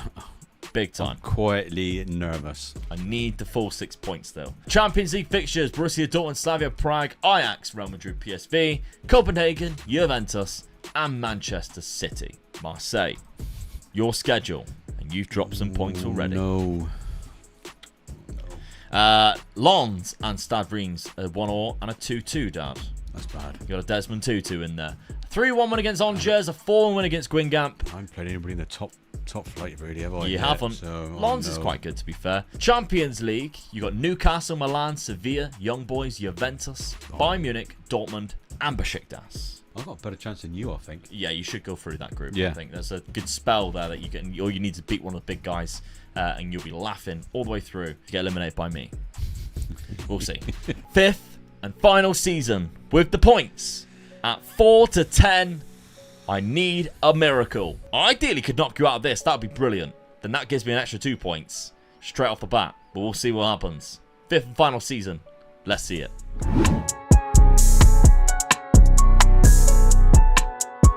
Final season. Oh, Same points as well, mate. It's a How? dirty number, isn't it? Used to like that number. I can't believe that. 69 points. Oh my god, I lost one near the end of the season as well. Okay, so I actually have more wins than you, but I lost 2 more games, unfortunately, which means that could be against you, which would be awful. PSG this time decided to draw no games. So last season it was lose no games, now it's draw no. Hopefully next season it's win no games, and then whoever takes it on the Patreon will be laughing. Marseille, you lost 5 games. I'm still disappointed I didn't get closer to PSG. You got the closest to them out of me and you. Yeah. But I still nowhere near them on my. 5 games, Dad. Who did you lose against? This is it. Yes. There's 1. No. Hey? No, it wasn't. I was looking on Lens. Oh. So you didn't beat me in the league? No. Nope. I lost to you, though, which is another 2 points. So... league higher finish and losing against you, that's 2 points to you, 0 for me so far. This is not a good start. See ya. Lyon, I need a miracle. Oh, get out. Oh, get in! Just to rub the salt right in. Oh, I made that joke about knocking you out of it. Oh, that's really come back to bite me in the ass. Get in. Oh, you knocked me out of the Champions League. I'm so annoyed. Oh, I beat you in one game, so that's 1 point each. That's even better. I'll come back and beat you and knock you out, though. Yeah. 1 point each, at least. So that's 3-1 on points. Callum Owendu had a great time there against you, but... Hey, have I gone on and won it, though? Have I really gone on and won it, though? No. Oh, mate. No. Of course you haven't. Come on. Right, what did I do in the cup? PSG. Of course I bloody did. All right, Marseille. It is who stays away from them, though, isn't it, really? Competitions. PSG. Do you believe my luck? Oh, you gotta love PSG, don't you? Gotta love PSG. 9-0. 9. Disgraceful. 9-0. 9-0. That is unbelievable. What is it with my last seasons and I'm losing stupid results like that? Unbelievable. We didn't check to see who they signed. £83 million. Kevin De Bruyne. Oh, only Kevin De Bruyne. Edson Alvarez. Paul Warner for £76 million. Spare cash. Oh, and they also signed Evan Ferguson in January. Yeah. So there we go. Unbelievable team that they've got now. Did they go on and win Well, it was 6-0 one game, so that ain't so bad, is it? They won. At Old Trafford. Oh, did they? On penalties. I'd have fancied myself against Liverpool. Coupe de France, so you were not down the 9th round. Not good. No, I don't care now. I don't care. I don't care I got onto the cup. I won the cup twice anyway. Vitinha got 48 goals in 48. Of course he did. On my side of things, 53 in 47 for Callum Owendu. Well done. Somebody's asked, is somebody wanting him for loan? Arsenal wants to loan him. As if I'm going to go, that's a good idea. What silly, what kind of stupid thing is that? We need smarter transfers in the game. Yeah, That's what definitely. we need. Yeah, come on. Come on, SI, sort it out. £52 million in the transfer budget if you take it on with Lyon, which I think you should. £83 million.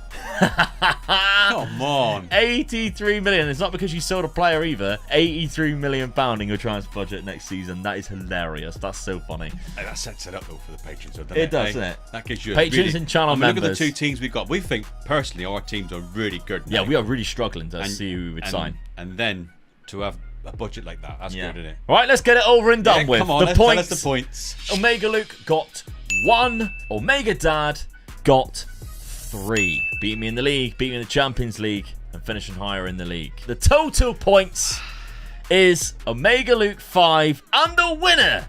Say that again. And the winner. Get in. Omega Dad with 13. My favourite number. 13 to 5. Fair play to your dad. Gotta hand it to you. You absolutely wiped the floor with me in this one. I found this one really difficult. Talking about handing it to me. Come on, give me the trophy. You're still doing that bloody trophy. Come on. I don't even know where it is. Yeah, you're going to keep it. That's why. There we go. There's I don't even think we did it last time. Oh. Alright, you keep it for now. I'll be coming back for that one in the next Versus Rebuild. We are planning to do more Versus Rebuild before FM24 comes out. So if you keep enjoying them. It's been a long time coming. But we're together now to stay together. It's getting creepy. We might have to come off quite quick. One of the biggest rivalries on the planet is between the two biggest clubs in Turkey. A rivalry with a lot of incidences and a lot of hatred, but arguably the most passionate fan bases on the planet. So sit back and enjoy the hardest Versus Rebuild battle yet. I lost one game all season. Yep. It was the last game of the season, and I still didn't win the bloody league.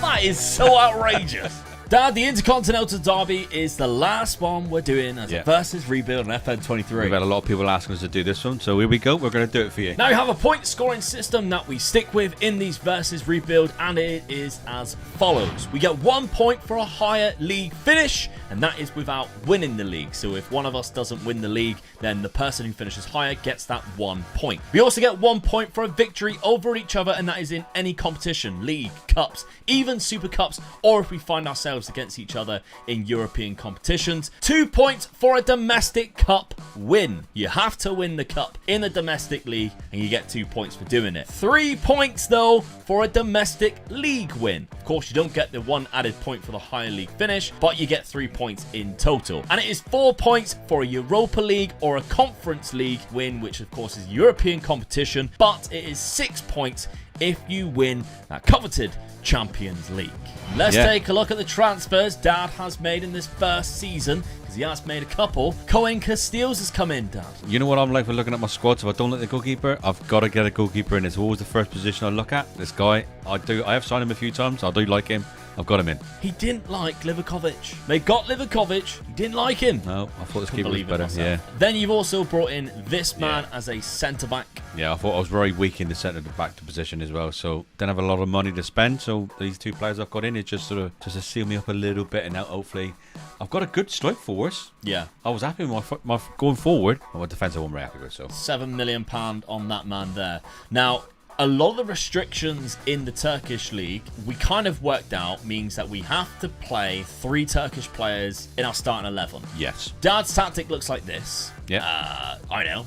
Well, these Confused as well. are the ones I had to lock in these positions as well because for some reason he kept on putting Josh King in centre forward and I didn't. No, he wasn't putting Josh King in at all. No, he wasn't. That's right. Yeah. He was putting Tadic in different positions. Yeah. And you got Edin Dzeko, who you'd rather play up front. Come on, who wouldn't want him playing up front for you? So yes. Oh, no, all right. He's 36, but he's still doing it in that league at this present moment. So still good indeed. that's the formation I wanted to play. With that strike force, I thought was good enough. Crespo just sat right in that middle. He'll box everything up for me, clean everything up, and then do everything I want him to do. You've only got to look at it, and you'll know exactly why I like this player, don't you? Oh, I wonder why. His tackling is 15, but his aggression is 17. His bravery is 20. That'll do me. Thank you very much. Exactly. He goes right in there. Let's have a look at Galatasaray then, which is my club for the Intercontinental Derby. I didn't bring in anybody. So, I mean, I didn't have any money, to be fair.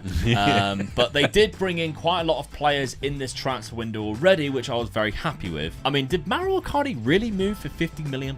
I don't know about that. I don't know whether it was that much money for Galatasaray, but still, he is at the club anyway. Wilfried Zaha. So, and Wilfried He definitely Zaha's did, there. so he moved on a free, didn't he? You had a good one there already, didn't you? Yeah. Love Wilfried Zaha as a Man United fan, scoring against Man United the other day. I wasn't going to bring it up. Let's take a look at the tactic then. I've gone for a very bog standard positive 4-2-3-1, but with 2 DMs instead, which is quite I like.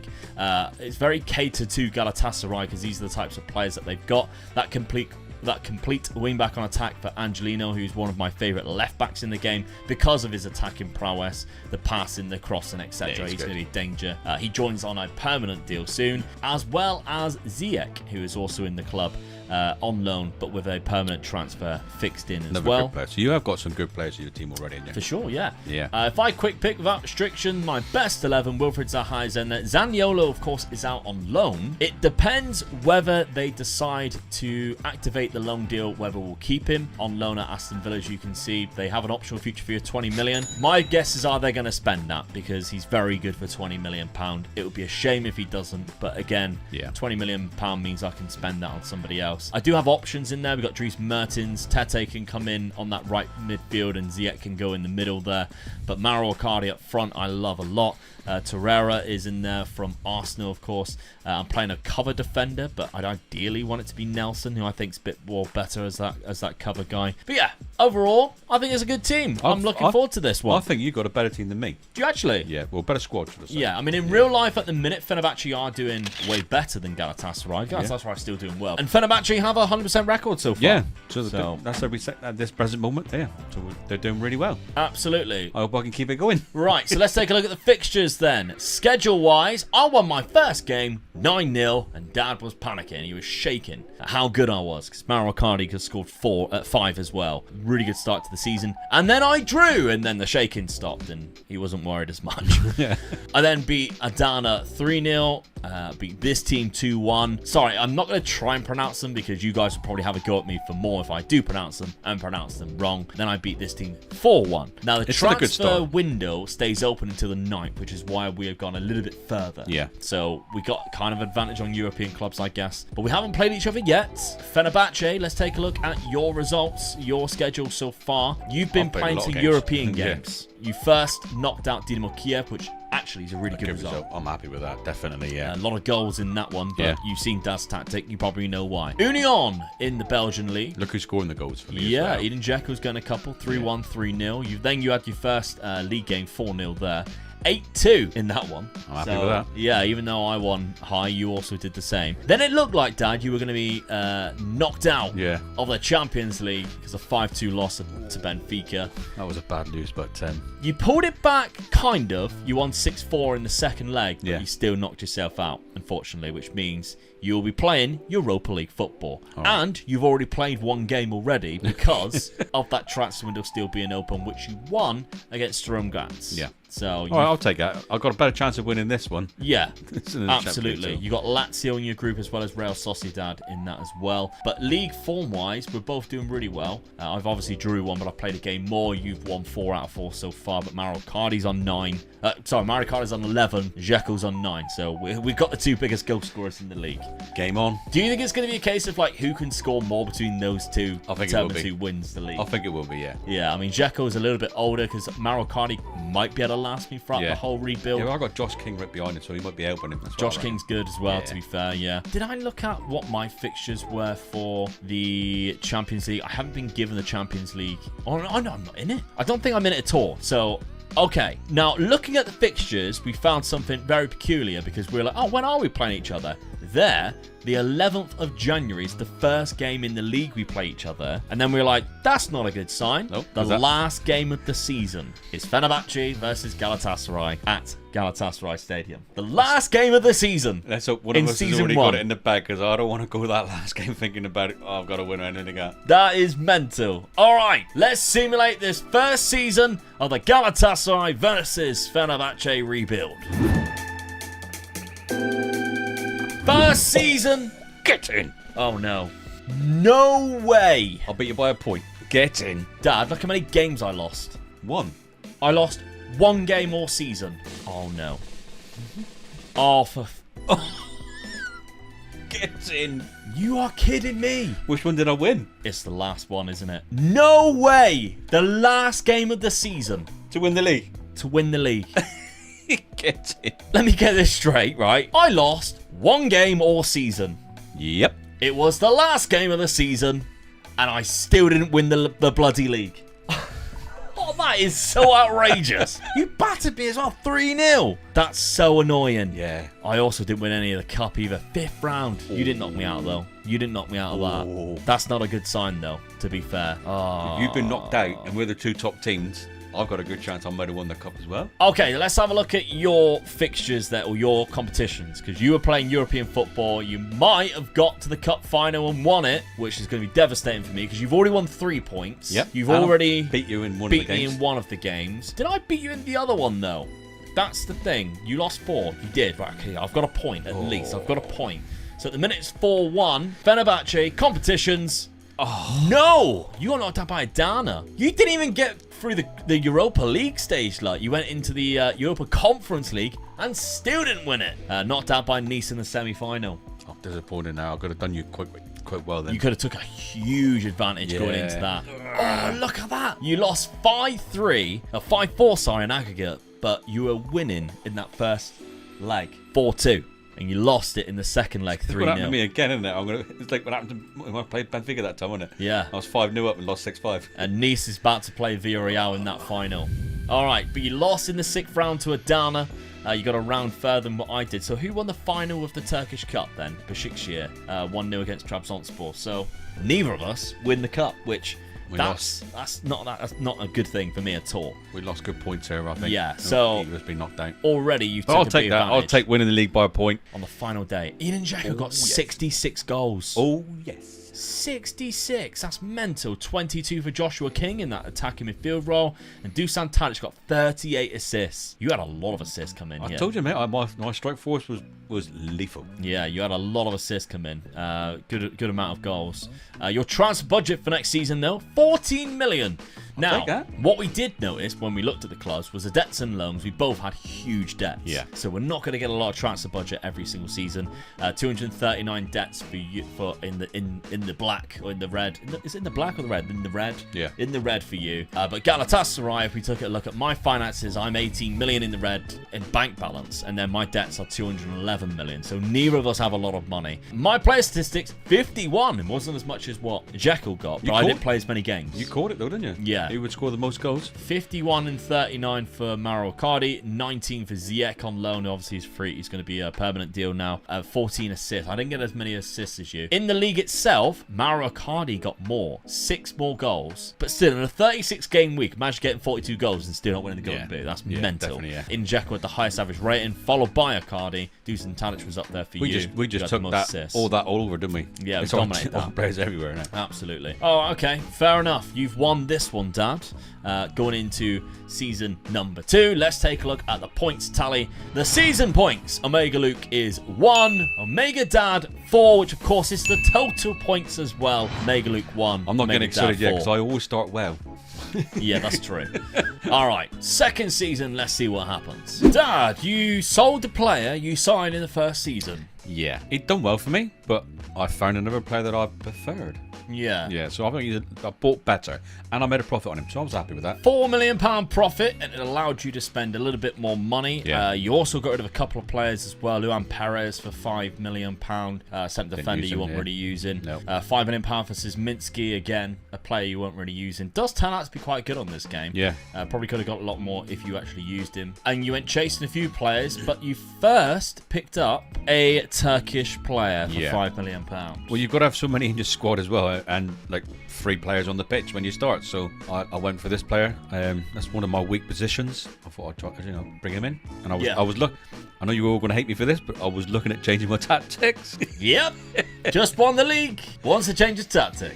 My reason being is you only lost 1 game. I lost 4. I know I only drew 5, but I still won the league. But I only won the league by a point at the end of the season. And I thought to myself, I've got to make it a stronger team to try and...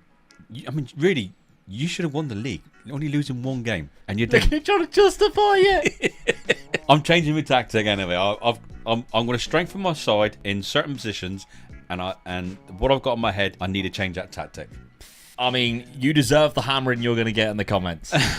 But you've got to look at my team first and say to me then as well, is it a better team with the tactic I'm playing?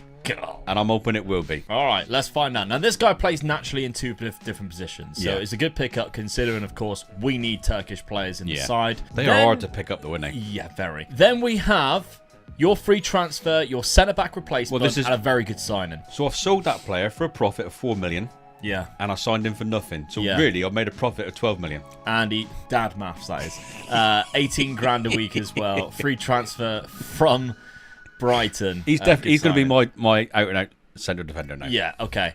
Another Turkish player you brought in. Yeah. Because, you decided to bring in wingers. And you'll find it very funny when you see Dad's tactic, why that's hilarious. Good squad player, though, isn't he? We knew he was coming. £4.4 million.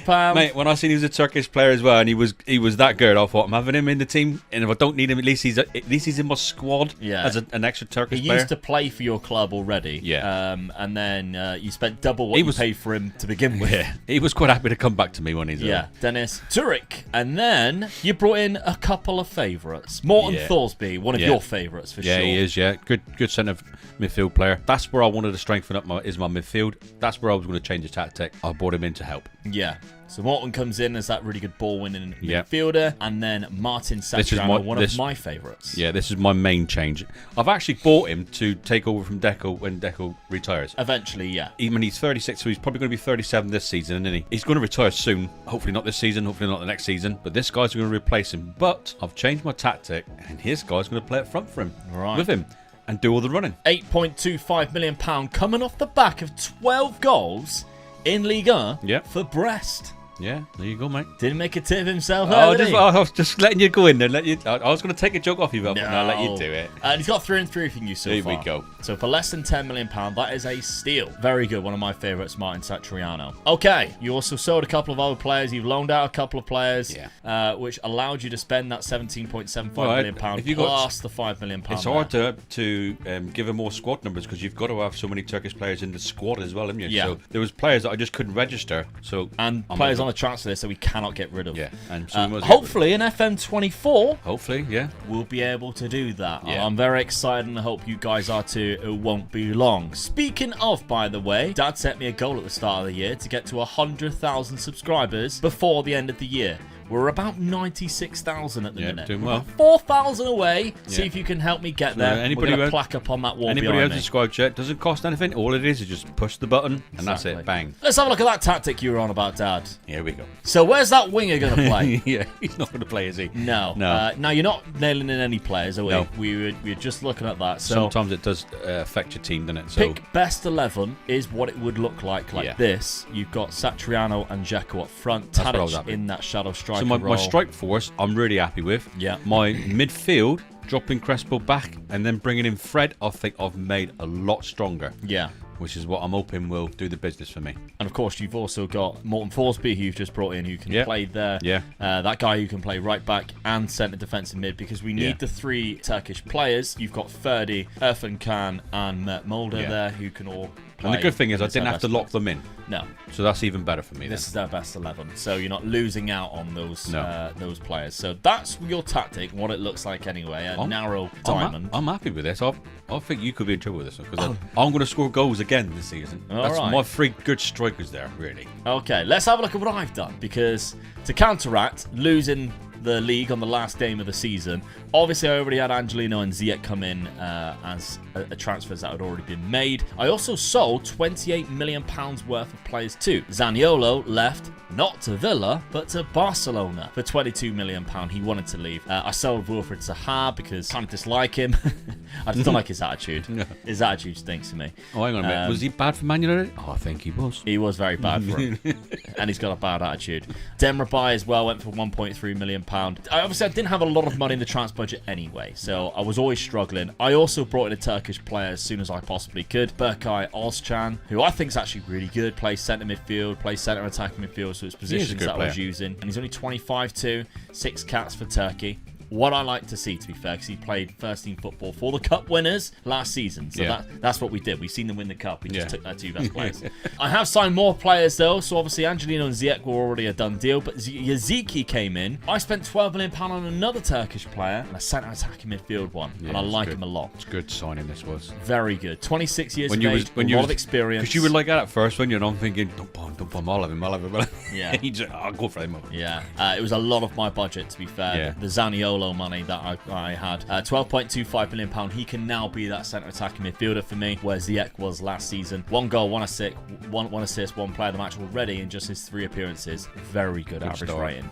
Yeah. But always been quite good for Lille, to be fair. Yeah, he's a good player. So Yaziki comes in, and then finally a £3 million bid for this guy as a backup goalkeeper, because you need to have a Turkish goalkeeper registered and on the bench at the very least. Doesn't have to start, but he has to be in the squad. Yeah, because I went looking for a Turkish goalkeeper, didn't I? That's my first keeper, and I just Yeah. couldn't find one, so I No. thought that'd have been just so easy as one definitely in the squad. But I mean, Bayindi's obviously gone to Manchester United. Yeah. You're the Turkish goalkeeper that you originally had. So Özbir comes in from Adana, who they got on a free transfer last season. Brought him in for £3 million. I don't think he's going to be starting for me, but he is good enough as a backup. Definitely, and yeah. obviously that goalkeeper that we need to register for our squad. So my tactic, I'm going for this. I've changed it. Where I had the 4-2-3-1, I've gone very similar to that Christmas tree, but a wide Christmas tree. Almost like what yours was the last season, where you had 3 at the back and 1 here, I think, see, instead. you should get more stick than me, really, because you only lost 1 game. Yeah, but I lost the league and win anything.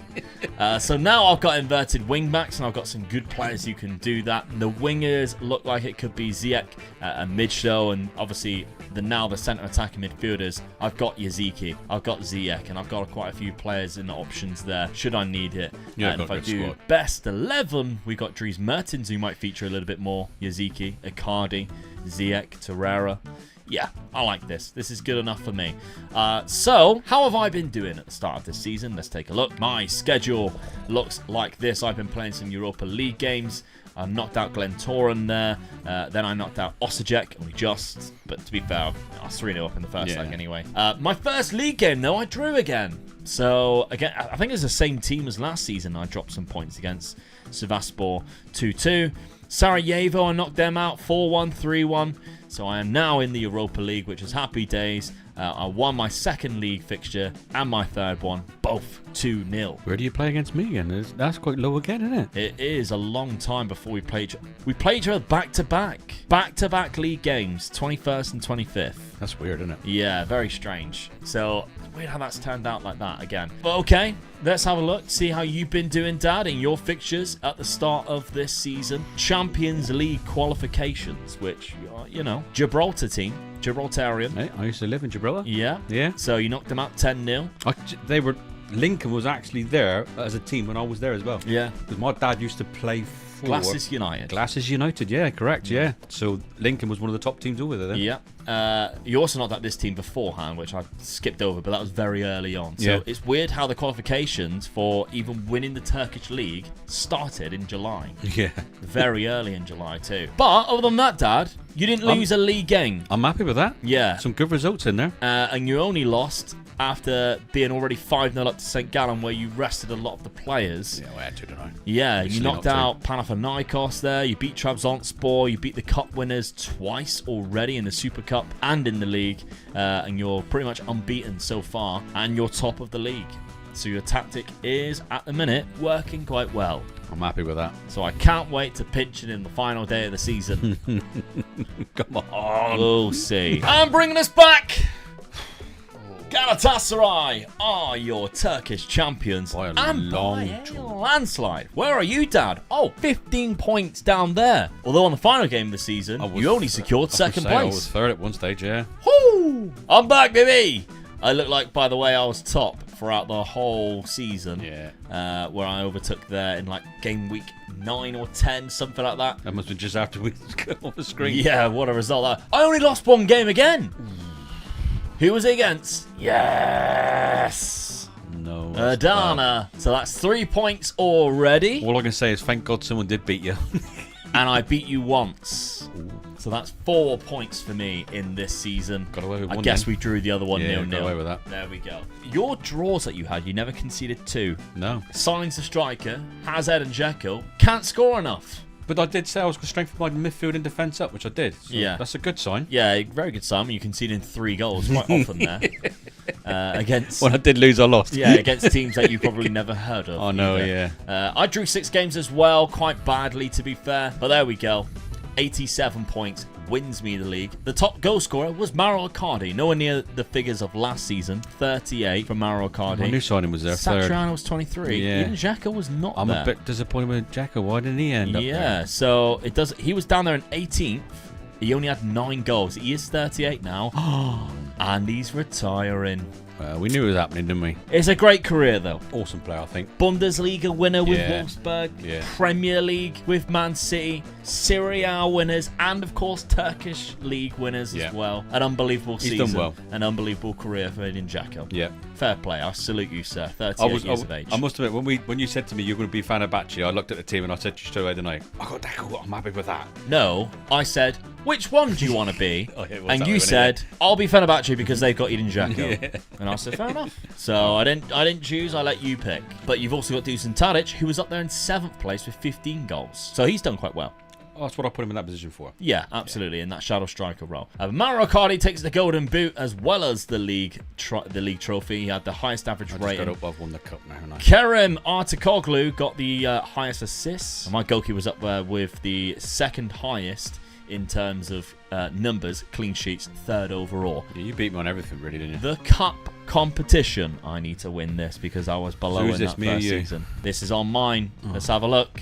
Yes! No. Winners of the Turkish Cup. It's a double. You're going to win this It's a cup double. again, aren't you? Okay, so that's another 2 points on top of the 4 that I already had. Unless I beat you in the final, then it's another point as well. No, Trabzonspor. But I could have beat you on the way. We'll have to find out when we look at yours. Let's have a look at this. So I won. Oh, it's 2-0 up. No, it wasn't. I was 1-0 down after 1 minute. And then I went 2-1 up. And After Trezeguet 8 made minutes. it 2-2. After 19, Mauro Icardi won it. Okay, let's have a look then. Oh, by the way, who did I get knocked out by? Celta Vigo in the round of 16. That's put on penalties. That's a shame. Who went on to win the final? Celta Vigo. Oh, they beat Tottenham. Oh, that's such a shame. It's rare to see you lose at the minute, so it's nice to get one in, Yeah, to be honest. we're unbeaten at the moment. Yeah. Something that we're mentioning quite a lot on the podcast. I've got to get it in when I can. Yeah. If you didn't know, we do a podcast on Patreon and on the channel membership. If you want to sign up, you also get the save game files should you go to that £5 tier. But if you want to watch or listen to the podcast, it's an extra £3. It's just to help us support us financially and keep Dad available off work so that we can record these videos. So it's like a little added thank you. So that's patreon.com/MegaLukeGaming, or you can press join on the channel members here on YouTube if that makes it simpler for you, and you can watch the podcast there. On Patreon, there's also an audio only option which you can link it up to your actual podcast app, your favorite one. So it's a really good way of doing it. But there we go. That's what we've been mentioning, talking about quite a lot. 2 teams unbeaten in the Premier League at the moment, Spurs and Arsenal. Yeah. I'm praying that Arsenal lose the first game. Yeah. So we can be the last team to be beaten in the league. Yeah. Another 100% is obviously Fenerbahce. There we go. And PSV, which was my team in the Dutch rebuild. So there we go. Well done to all those 100%ers around the world. How did you do in the cup competition? Please say you lost to me, because that would be hilarious. No. Round of 16 by a downer. Didn't they knock you out last season? I think they did, didn't they? I think they did, yeah. Group stage, though, the Champions League, Dad, you had Salzburg, Inter Milan and Manchester City. You finished bottom of the group. Disappointed we're not finished with third. Yeah, because that could have given you an avenue of obviously winning another 4 points. Well, it was an hard group, Man City and Inter being in it, but I would have been confident of coming third. Okay. So I didn't win my home games. No, you didn't at all. Your squad then, 30 goals from Martin Satriano. I'm pleased that his first season. 20 from Tadic. So that's 50. Yeah, 18 from Dzeko, 17 from João Pedro, who obviously came back on loan this season, so he was another available option for you off the bench. But 17 goals in 21 starts is not bad at all. Yeah. Kvecki got 14. Looks like he's got a bit of an injury there, but that should be fine. Overall, you had like a good average rating for the players. So But you look at that and you think, not a bad season, really. Yeah. I mean, Deco at 38, all right. He still brings in 18 goals in 28 games. I'm happy with it, but I'm not happy with it, if you know what I mean. I look at that and I think, if only you had like a title-winning tactic available to you. It just... mental. Let's have a look at my squad there. Actually, we'll have a look at your transfer budget. £15 million. Right. It's not a lot, is it? We're going to be struggling here. Yeah. Let's have a look at mine then. Who scored the most goals for me? 63 for Mauro Cardi. Nearly beat my Deco from last season, 66. Yeah. I've also got a retiring player in Dries Mertens, so another phenomenal career. 17 goals he got me last season, so I need to be replaced in that position. Yeah, definitely. So he started 37 games. Still good. Ziyech got 15 and 15. Ozcan was up there. A lot of Turkish players are up there for me, which is good. Top performing Turkish players. That's what I like to see. Yeah. Title winners. And my transfer budget is 3 million. And I'm losing my goalkeeper. And your wage budget is... And my wage budget is minus. I just won the league. So that's not 3 million then, is it, really? No.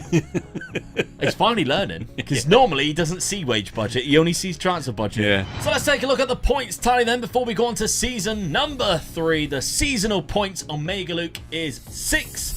Omega Dad, a big fat 0. But total points tells a bit more of a closer story because it is Omega Luke 7, Omega Dad on 4 points. All right, let's go on to season number 3 and see what happens next. Into season number 3, Dad, you sold a couple of players at the start of the transfer window, Ryan Kent and Zaj, for a little bit of money. Yeah, I'm trying to make it a little bit more so I can just fork out a little bit more for what I needed. And then another 2.6 million after that, and that allowed you to bring in some more players. Sebastian Vegas was the first one you brought in. A defender. Yeah, I'm going to strengthen my defence a bit more. I've got an idea in my head and I'm going to go for it, so we know what that Guess what's happened? I'm going to change my tactic again. He's going to change his tactic again. I was looking at my team and I felt that my right back and left back were quite weak. And I thought of another tactic that I could try, but then strengthen my midfield up at the same time. So I'm going for a different tactic so I had to get 2 really good central defenders in. So this is one of them. That was one of them. The other one was Adamo Nagalo, a player I love signing on FM23. So now I've got 3 or 4 really good, what I would class central defenders. Yeah, and he's young too, only 21. £4.7 million from the Danish club Nordsjælland. Love that signing. Malcolm, who is a natural winger. And guess what? His new tactic doesn't have wingers again. It does have centre attack. He does play there as well. Yeah. So he's what I would class for myself, and he's a good squad player. I'm going to need good squad players around me because if you get an injury, you can fit into a few places. So I'm happy with that signing as well. I thought it was a good signing. £10 million, 3 appearances, 2 assists so far from Al Hilal in Saudi Arabia. I wonder how difficult it's going to be to sign these players in the new game. Yeah. Because obviously all their valuations and their wages are going to be a little bit more accurate. I think it'll be more difficult. Salvatore Esposito was the last one on a free transfer. That's a very good signing. Yeah. I'll give you that one. This strengthens up my midfield, which is what I was saying I wanted to do. Yeah, absolutely. So I've got a couple of really good, strong, good aggression centre midfielders. Yeah. You finally sold Livakovic Yeah. For a very cheap cost. I mean, imagine selling it. There's people who absolutely love Livakovic Yeah, I know. on Football Manager who are going to be absolutely outraged that you sold him for only 800k. But there we go. That's just the problem, though. He was a good keeper, but no one wanted to buy him. No. And I think it's wrong, you know? Not good enough for you to play him. I mean, yeah. Josh King also left for £1 million. Yeah, he was that at age as well. I thought, well, I've got to replace him as well. So as soon as you hit 30, you're out the door. Your new tactic. Here we go. Drum roll, please. There we have it. Here it is. It's a 5-2-2-1 formation. Quite nice. It's a very good tactic in Football Manager 2023, to be fair. I'm happy with this. This is what I think will get me back into this challenge. You're learning with player roles as well, Yeah. is what I like. Yeah. The Volante on support, you've seen me use it multiple times. Yeah. And you're not making the instructions too difficult anymore. No. Look at that. That's very, there's not a lot to be selected there, whereas Dad used to select everything. Yeah. And I used to tell him, there's no point. No point. Confusing everybody. Exactly. So let's have a look at your best 11 in this tactic. Satriano, Tadic, Irfan Can. Your centre-backs already got a lovely little bond going on here with Vegas. And Castiles, Mert, Esposito, Fred, and Ferdy. Yeah, I'm pleased with that. Yeah, it's a good tactic. Looks good, doesn't it? A lot of people in the comments been saying how well Dad's been developing as a Football Manager player. It's good to see. It's getting more difficult for me to play against, so I'm having to up my game for FM24, I guess. But there we go. That's what makes it more fun and more competitive instead of me just spanking you all for 5 seasons. So my list is going to have to start all over again. So I just got to throw my list away now. Yeah. How many times Frank Kessie going to be on the next list? We will find out. Yeah. Who's going to be the new Frank Kessie? Where this is the thing. I've got to find these new ones because Frank Kessie's going to be expensive. Yeah, he's got to be, isn't he? I mean, we were picking him. He's going to be on prices. high wages. Yeah, that's the problem, isn't it? When this new game will come in, I reckon it will be a lot harder. I'll have to start again looking for these little gems that I sort of buy every so often. Yeah. So. Okay, let's have a look at what I've done so far in the transfer window then. So I have spent a little bit of money, but not too much because it says 18, but there's only one signing from last season, which was £2.7 million. Afonso Sousa, a Portuguese player who can play centre mid or a centre attacking midfielder. I quite like him, to be fair. I've never played him before. I've never bought him or anything like that. £2.7 million is quite a cheap cost, to be fair. So that's a good signing in my opinion. £3.6 million on the outs. Nobody really to note, to be fair. There's a couple of players that are featured, but of course I needed a new goalkeeper, so I brought in this one, Juan Soriano, Spanish, good reflexes, etc., good concentration, agility. For 27, he's not bad, really, he's all right. On He's a good. free transfer. Yeah. Victor Boniface, though, was a £6 million transfer that I made. He is a striker, and I only was playing one striker last season. Yeah. What happened? Well, we'll soon find out. Victor Boniface comes in, really good. First touch, good heading ability, because he's 6'3", good balance. He's not, well-rounded. He's very niche, I guess, in what he is good at, but he's got 2 and 2 for me so far, and he only had 3 and 28. 7.35 average rating is good as well, isn't it? Yeah. Yeah. He ain't bad. Let's have a look what I've done tactically then. I've gone for exactly the same thing. You just had to, didn't you? Yeah. I teased that I was changing my tactic, and everybody's going, what a hypocrite. And I reeled you all in. I thought you changed it as well. I thought, I'm going to give him rip behind, but not at all. Now, the reason why I bought Victor Boniface in is because Mauro Icardi had a bit of an injury at the start of the season. He was out for the first 5 weeks, which was the first 6 games, I think, off the top of my head. Yeah. So I bought in another striker because I didn't actually have a backup. I only had Aiden, who, to be fair, is not very good at all. So I needed somebody to bring in as a backup. Boniface comes in who can do that. So he will be challenging not taken over from Mauro Icardi, and then he got injured as well, to be fair, so I was stuck playing that guy. But still, Ziyech and Yaziki with Icardi up front is my best 11 going forward, and I'm very happy with how that looks. Considering obviously we won the league last year, I didn't really need to change too much. I think I just added well with the very limited budget that I had. Yeah, I must admit you have done well with the budget you're being given. So yeah. So schedule-wise, let's take a look. Now, as I mentioned, I did struggle a little bit. I lost one game there to Adana, and I also came through the Champions League by the skin of my teeth against BK Häcken. Only a 1-0 94th minute Boniface goal. There you are. So you came in clutch. He's got your money for you already, hasn't he? Yeah. I won the Super Cup 4-0. I also beat Besiktas 1-0 away from home, which is a good result. And another 4-0 win there. Beat Dynamo Kiev 4-0 in the second leg away from home. Victor Boniface got a hat-trick. Yeah. So he's come in clutch, to be fair, because he's guaranteed me Champions League football just from his goal. So I think that's £6 million well spent already. Definitely. My Champions League fixtures, because we are now going into that new phase of Champions League, looks like this. I've got Rangers, AZ Alkmaar and PSV. 2 Dutch sides. Yeah. Back to back. Don't see that very often. Barcelona, Copenhagen, Fiorentina, Porto, Juventus. Let's have a look at your fixtures, Dad. Because how have you done so far? It's been good for you. You haven't dropped a single point or lost a single game in any competition. That looks good, doesn't it? Yeah. So the Europa League, you beat Victoria Pilsen 4-1 and 2-0. Mulder 6-1 and 2-0. And in the league, you've won 4-1, 2-0, 5-0. With Satriano getting a nice 4 goals there in that final game there. So, your Europa League fixtures, which gives you a big advantage here if you win that Europa League, especially with this new tactic. Eintracht Frankfurt, which, if you didn't know, my favourite German team. I haven't mentioned it in ages. No, yeah. I thought you might have all forgot. Yeah. I thought I'd mention it now, just in case you all forgot. Oh, and by the way, we've got a new favourite Spanish team now. Yeah, we have, Mallorca. Yeah. We went to Mallorca. I paid for VIP tickets to go watch them against Valencia. It was a lot of fun. It's my new favourite Spanish club. So if ever we play against Mallorca in one of these, which is probably not going to happen because they don't do very well, they're my new Spanish team, just in case you wanted to know. Okay, SK Sturm, who of course you played recently, I think. Bodo Glimt, Shakhtar, Celta. That's Red Star. No, it's not Red Star, sorry. It's the Vojvodina. I've nailed that, by the way. They are in Serbia, though. Dinamo and Inter Milan is that final game, which, to be fair, I think is your only really difficult one. Yeah, I'll be disappointed if I don't go through. Yeah, I think the same. Third season, then. Come on. Dad is currently in the driving seat with 9 points from 3 games. I've only got 6. Let's see what happens at the end of this third season.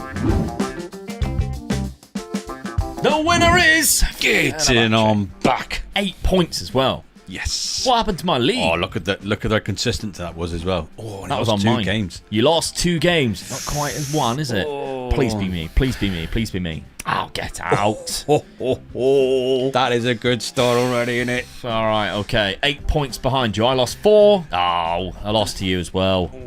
So that's 4 points that you've clawed back already. Straight away. 80 points. Oh, still 11 points above third place. Top of the goal scorers, though. Satriano. There he is. All right, I'm worried now. I am worried now. Average of rating, he's there top as well. Assist, my player as well.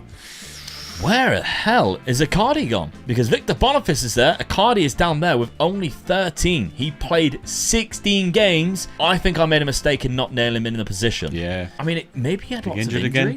Oh, yeah, he had a bad hip. Was out for 3 months. That's where you won the league. Yeah. 3 months out without a player that was scoring me 60 goals a season. Big loss, isn't it? Yeah, that's a huge loss. That has really affected me, unfortunately, because there was the other 2 around it, look. 4 weeks, 4 weeks. Yeah. That's 8 weeks. That's 2 months. That only had to overlap as well. Yeah. You had both your strikers out. So he was out for 5 months there, 5 weeks there. That was another month. So he was out for 6 months this season just with injuries. Yeah, it's a lot of excuses, mate, isn't it? You didn't win the league. Oh, cock. If this was him, he'd be like, no way, this can't happen. That's unfortunate for me, but I'll take it on the chin. Let's have a look at the cup competition. Who's and of course, this is me. Right. With the Champions League football. Come on, don't you win that cup now. Let's have a look. Maybe I won the Champions League. Who knows? Oh, runners up. Uh-oh. Uh-oh. Right, that was a big chance for me. Oh. So you've already got 4 points. Come on. Come on. I could really do with you not winning this at all. Oh, no. Oh, you beauty. Get in. Another 3 points right there. 2 for the win. Oh, yes. 1 for defeating me in that competition. That puts you up to 7 points my 0. At least I'll stop you from winning that cup. You always win in the cups, then you're get in. 7 points to my 0. You could have won the Europa League and make it 11 points nil. I got knocked out by Juventus. I got to the knockout playoff round, though, which I'm quite proud of, to be fair. Juventus knocked me out 3-2 on aggregate in the league phase. Finished the same points, 1 point behind Real Madrid. I will take that. Yeah. Unfortunately, though, that is where my journey ended. Porto won that with their only loss being Galatasaray. Do I get any points for that one? No. I lost 3 games, Juventus, in the group stage as well. PSV and Rangers? Oh, that's disappointing one, that one. I drew at home to Barcelona, 2-2. And I won 4 games, beating Porto. I beat Copenhagen 5-0, Fiorentina 1-0, AZ Alkmaar 4-1. Let's have a look at yours, Dad. Let's pray to the gods that you did not win that European competition. No. Oh, no, what a shame. What a shame. Anybody but them. Eintracht Frankfurt knocked you out in the round of 16. 4-0 as well. Yeah, give me a tank in, didn't they? Absolutely give you a tank in there. Did they go on and win it? No, Shakhtar won it, and they beat Inter Milan in the final. I believe you played both of those clubs in the league phase. You finished in third place. Tottenham finished top. Yeah, 0. Christ, did you get me any harder? Okay, 6 games you won. Dinamo, Vojvodina, Celta. I beat Frankfurt there, You beat Frankfurt 3-1, but not when it mattered. Lost 2 against Inter Milan and Shakhtar, the 2 finalists. Yeah. You lost against there, which is nothing, obviously, to be ashamed of whatsoever. Satriano also had the highest amount of goals in that competition, too, with 17, which means he scored a lot of goals for you this season. How many, though? If we go to the top, 63. What a replacement that was, 49. What a replacement that guy is, eh? Same amount of goals, isn't it? Pretty much, with a different type of striker. Yeah.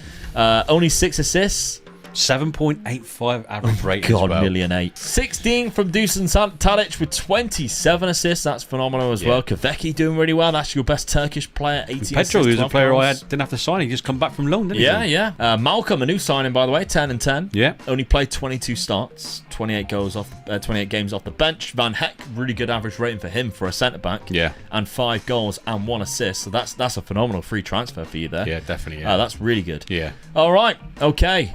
Let's have a look. Trot's budget, 7 million. Good wage budget, though, so you might be able to make that a little bit more. We can have a look at the debts and loans and see where you are at. Pretty much the same. 22. Yeah. You're not getting rid of it, which is kind of worrying. I think anything they got, they're giving to me, so they're supporting me, really. Yeah. My Trot's budget next season is only 10 million. Yeah, but that's good. A lot more than you've had, though, isn't it? Yeah. You win last season, they only give you 3. I know. 34 goals from Victor Boniface, 23 from the very injury-ridden Mario Icardi. That's where you lost it. You didn't score enough goals. No. I'm kind of worried going into the next season whether Mario Icardi, because his pace has just dropped off massively. Yeah. Obviously, being out of the game for 6 months in total and being 32, he ain't going to get better. I'd have sold him by now. Yeah, you probably would have. Zeke had a very good season, though. 21 goals and 18 assists. 16 and 16 for Ziyech, who's also 32. 12 and 12 for Afonso Sousa, my new signing, which was not bad at all. And Ozcan with 19 assists was another highlight there to pick out. But it's all doom and gloom for Omega Luke's camp right now. Let's have a look at the points, shall we? So the season points is as follows. Omega Luke is a big fat 0. And Omega Dad has 7 season points, which takes the total points. I pulled it right back, didn't it? Up to Omega Luke on 7, which is all you got in one season. Omega Dad up to 11. So it's 11-7 going into season number 4. Let's find out what happens in season number 4, shall we? Because I've got a comeback. I've got to come back right now with a big season. I'm talking the domestic double. That's what I need. A very weird transfer window, Dad, I must say. Yeah. From yourself. I'm confused with it. I'm sure the viewers will be too. You started off bringing in this very good player in Leo Pereira. £10 million.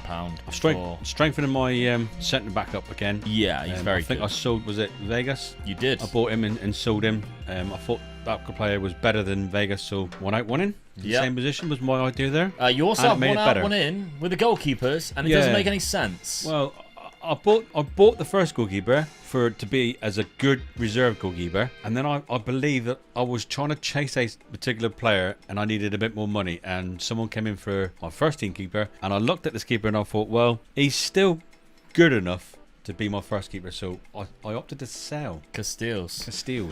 So you sold, you bought, Nico Mantle for £8.5 million. You sold Casteels for £7.25 million. But I didn't get the player I was trying to get, so it's a bit, as it looks there, it looks a bit weird, but I was trying to buy some other players and I just couldn't get the players I needed, so I left a bit of money in the kitty, which is very rare for me. Yeah, definitely. Dejiku is also another player sold, your centre-back, which didn't really play that much for £3.8 million. And Fred, who left, 32. Fred, 32, that just brings it all for me.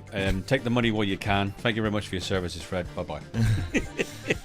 Some free transfers, though, came in. Jose Campagna, Yeah. who's just as old as Fred, plays in the same position. But he's better, though. I mean, look at this guy, look. Compared to natural fitness and stamina, though. I just took a chance tonight. I needed a... And Fred has more aggression. Yeah. I just felt this guy his passing and his technique and all that is a little bit better than what Fred's was. I'm strengthening the centre midfielder. I just wanted a stronger player in there, and this guy did it for me. Okay, so Campagna comes in, free transfer. You also had Ethan Laird from Birmingham. Yeah. And guess what? He couldn't even register in because there wasn't enough places to register. Too many foreign players. I think when this happened, it might have been then when I was trying to chase another player and I couldn't get the player. Yeah. So I think that's what went wrong with us, didn't it, really? So I think when you sold Casteels, it's because Casteels also couldn't be registered, or your new goalkeeper couldn't be registered, and you decided to go with the younger goalkeeper in Mantle and got rid of Casteels instead. Ethan Laird is another victim of not being able to be registered because of the rules in Turkey. Yeah. Wout Weghorst, though, has been registered as a backup striker for you. I just needed a backup one. I mean, it was very similar to Eden Dzeko. Yeah. This is what I wanted him for, just in case. He does the opposite of what my other striker do. This guy's big, good in the air and everything like that. So if they swap places anytime, you know that you're in trouble with this guy coming on the bench. Yep. And then you also had Yokosulu, an okay player. Yeah. From West Brom on a free transfer. Yeah. Turkish. Nothing special, but Turkish player. That's what I got him in Turkish. for. That's I knew the I could reason register why. him, yeah. Okay, so tactically, you'll be pleased to know it stayed the same. Why wouldn't I? Why wouldn't I? Well, people are asking that. The question is in season 2. This time I know I've got a better squad. I've won the double, same as what you just done. So I've gone for it now. All right. I couldn't change it again, can I? Because if I lost next season, I'd be thinking. We'll see. Galatasaray then. Let's have a look to see what I've done so far. Now, I picked up one free transfer there in Demiral. Very good centre-back. And he's Turkish. The best Turkish centre-back around. 6'4", 27 years of age. Unbelievable signing that is. Did I bring anybody else before? I did. Thiago Tomas, a striker, £11 million. Young, 23 years of age. Great physicals. Good aggression, likes to beat the offside trap, lacks kind of in technicals, but I think he makes up for it elsewhere. Only played 4 games last season, but got 3 goals. And you're wondering, why didn't they play him more? Yeah. Because he didn't even start a game, but he got 3 appearances, or 4 appearances off the bench, 3 goals. Makes no sense to me. So we signed him to put him out of his misery. We also picked up this guy for less than £1 million. Bochkaj, sorry. 29 years of age. Good squad player, isn't he? Good squad player. I know you'd like that. We also picked up this man here, £1.1 million. Another backup Turkish goalkeeper because you need them. I guess, to be honest, I need this good young one, to be fair. And then finally, Andrea Carboni, £5.5 million. I didn't have a lot of money, as I mentioned. He's a good centre-back, 24 years of age. He's a good centre-back. I did sell £12 million worth. Victor Nelson was the centre-back that I sold, which is the reason why I brought in Andrea Carboni. For the last 3 seasons, I've been batting away offers for Victor Nelson, who kept on wanting to leave. He finally got his wish, but it wasn't to the club he really wanted to go to, Fulham. Originally, I was rejecting Bis from Bayern Munich. Yeah. And he ended up going to Fulham. It was the opposite of Jean Pellegrini. Yeah. And you only sold it for 10 million. His value was 20 to 30 million. Yeah, so. And you was playing him as well. There's always things weird with Football Manager and valuations in leagues. Like, there's no way Victor Nelson should be sold for £10 million when I was playing in the Champions League. It makes no sense to me. But there we go. My tactic, I have changed it. I've gone to a 4-4-2 diamond. Instead of having the 2 here, I've gone for a second striker because now I've got Victor Boniface. I've also got Thiago Tomas who can play there. I want Mauro Icardi playing more. So if I sign another striker, so I've got 3 and then I have 2 up front, at least the rotation's going to be a little bit better because I think Mauro Icardi, if he stays fit, is going to continue to score me goals. I put my faith in him.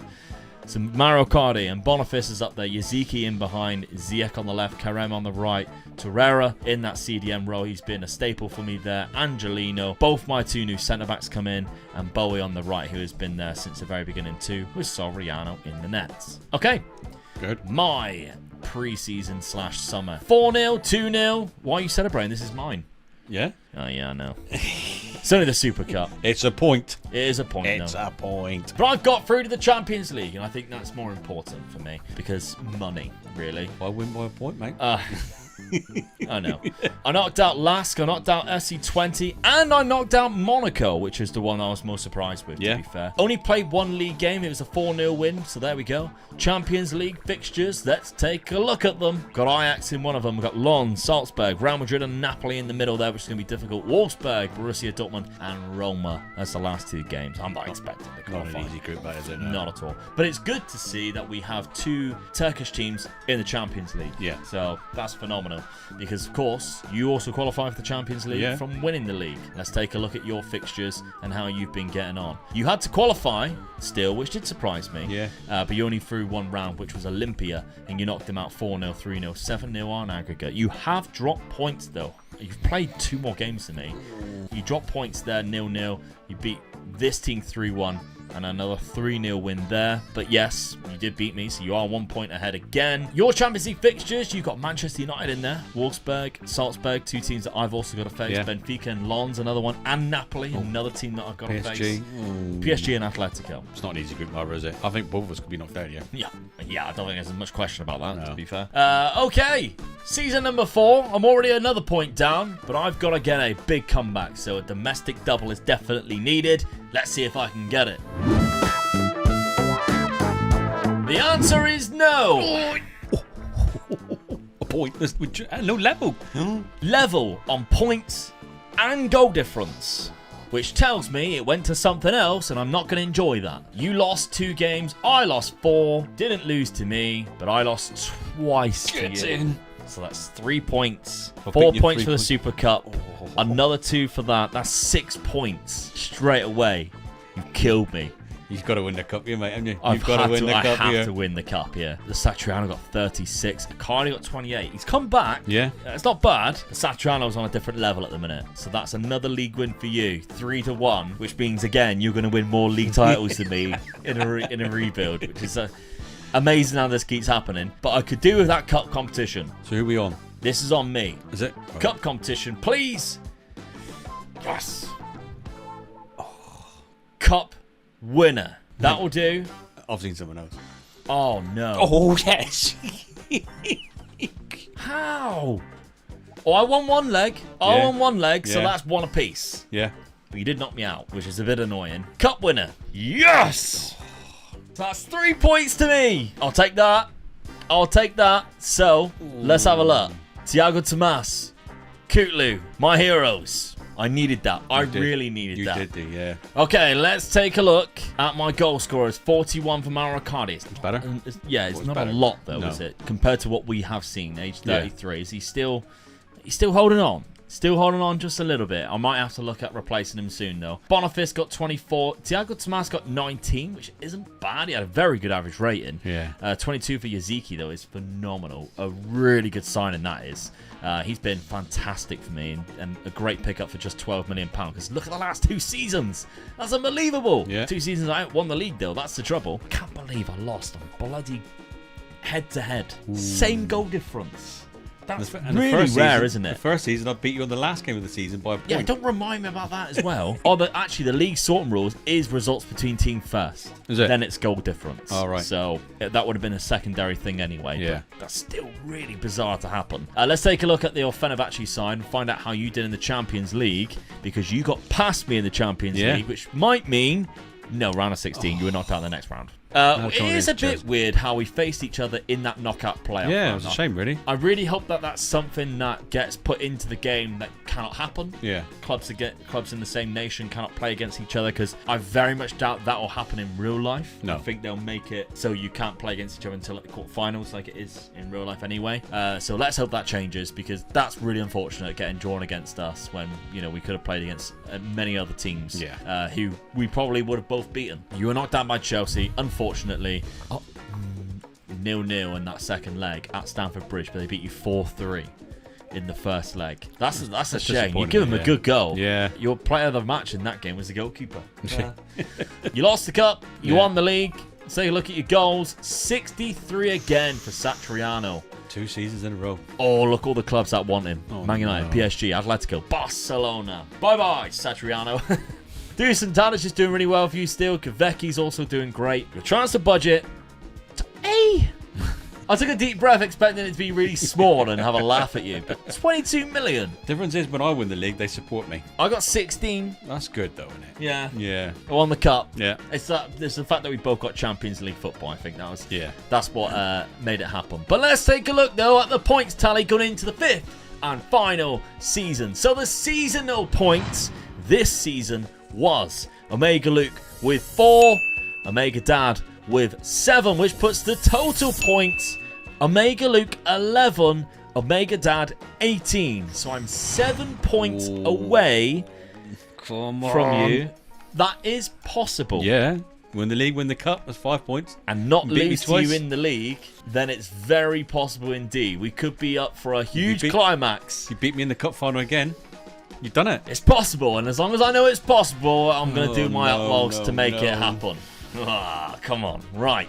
5th and final season. Let's see what happens. Season number 5. Dad splashed some money Yeah. on Ozan Kabak, Turkish centre-back. I think that's the first centre-back you signed this rebuild, right? Oh, I think it is, yeah. First Turkish one I've signed anyway. He was probably the best Turkish player I found actually on this game, wasn't it? To be honest with you, I didn't really want to change my team. I found the tactic and I found the players that play in that tactic. No, let me correct you. To be honest, I couldn't buy any more foreign players because I didn't have any positions to register them. Yeah, but I didn't want to change them, so I thought the only thing I can buy is a Turkish player. This is the best guy I could get. So He I is bought good. him. Yeah, He is good. and it took all my money out of the kid that I had. So. Yeah, £20 million just Yeah. about. He's got a goal as well in the That first ain't three bad, is it? appearances. So there you go. Used to play for Galatasaray Yeah, before but he moved to we were Stuttgart. surprised he come to us, really, didn't we? Yeah, that's one of the things that we Yeah. found in this rebuild is that whenever you go to sign a Turkish player, if they've played for the opposite club, a lot of the time Yeah, they want to know. they are very loyal, Yeah. which is great to see, of course, because that just shows how big the rivalry is Yeah. between these two clubs. Imagine how much stick he would have got. Oh, God, yeah, when he goes back to the yeah. Galatasaray Stadium. Even though it was all that time ago, but he comes with Yeah. the youth academy, which Yeah. I think makes it worse. Yeah, because definitely, He's yeah. a homegrown talent. Yeah. Welcome to hell. Yeah, that's it. And also Mohamed Diamonde on a free transfer. I like Yeah. this guy. Very good signing. Just strengthening midfield up as a squad more than anything, really. Yeah. He Nearly was said it, he was didn't he was a Nearly said free squad player. He was a freebie, so why not? Yeah, I mean, he plays centre mid, centre attacking mid, on the left, Yeah. up front. He's there Just for so every- many positions, Dad. No. Just you want to say it. What a squad player. You didn't sell that many players, to be fair. You finally actually got rid of a player that you've been trying to get rid of since season 1 because Yeah. you haven't been able to register him for No. that long. He finally went. There we go. Other than that, though, change your tactic, are you? Kept with the same tactic. Let's have a look at pick without restriction, the best 11. Mohamed Diamonde comes in. Yeah, I and was that surprised with is that. because Dusan Tadic retired. Oh yeah, yeah, of course, yeah. Dusan Tadic retired, so you Yeah. needed to replace him. You already have Malcolm, who's been playing quite a lot, to be fair. Yeah. But Mohamed Diamonde is actually a better player, so he comes in behind Satriano. So, to be honest, he's actually the only player who makes a difference to your starting 11 from last season. Yeah. Because I think the other player that you signed, Kabak, doesn't actually start, even though you spent £20 million on him, because the Yeah, other but- centre-backs are that good. That's it was there if I needed him, and Yeah. it was a Turkish player coming in. So any time that he did actually come in, I wasn't breaking the rule of not having 3 Turkish players on the pitch. Yeah, So that's right. it was a bonus, really. Let's take a look then at the transfers that I made this summer. We actually sold, Demiral to Atletico. I didn't really have much of a choice, to be fair. Once they came in, he was ready to leave. So only one season here, £9 million for him. Oh well, that's just what happens, I guess. And I did sign a few other players, but Diego Costa was a replacement for that. £11 million. He's not as good, unfortunately, and he's not Turkish, but I had to sign somebody. £11 £11.25 million. I did, however, sign some good players. Cameron Archer came in as a good backup striker. Could actually start, to be fair. He's very good. Good signing for a freebie as well. 24 years of age. Zé Carlos came in from Guimarães. £3.6 million. Plays in centre mid, CDM, or on that right back position where I've been using recently. So that's a good squad player. And then finally, Prestiani, sorry, from Argentina. Only 20. Only 20 again, though, so you're building a side, aren't you? Very good player. Yeah. This is one for the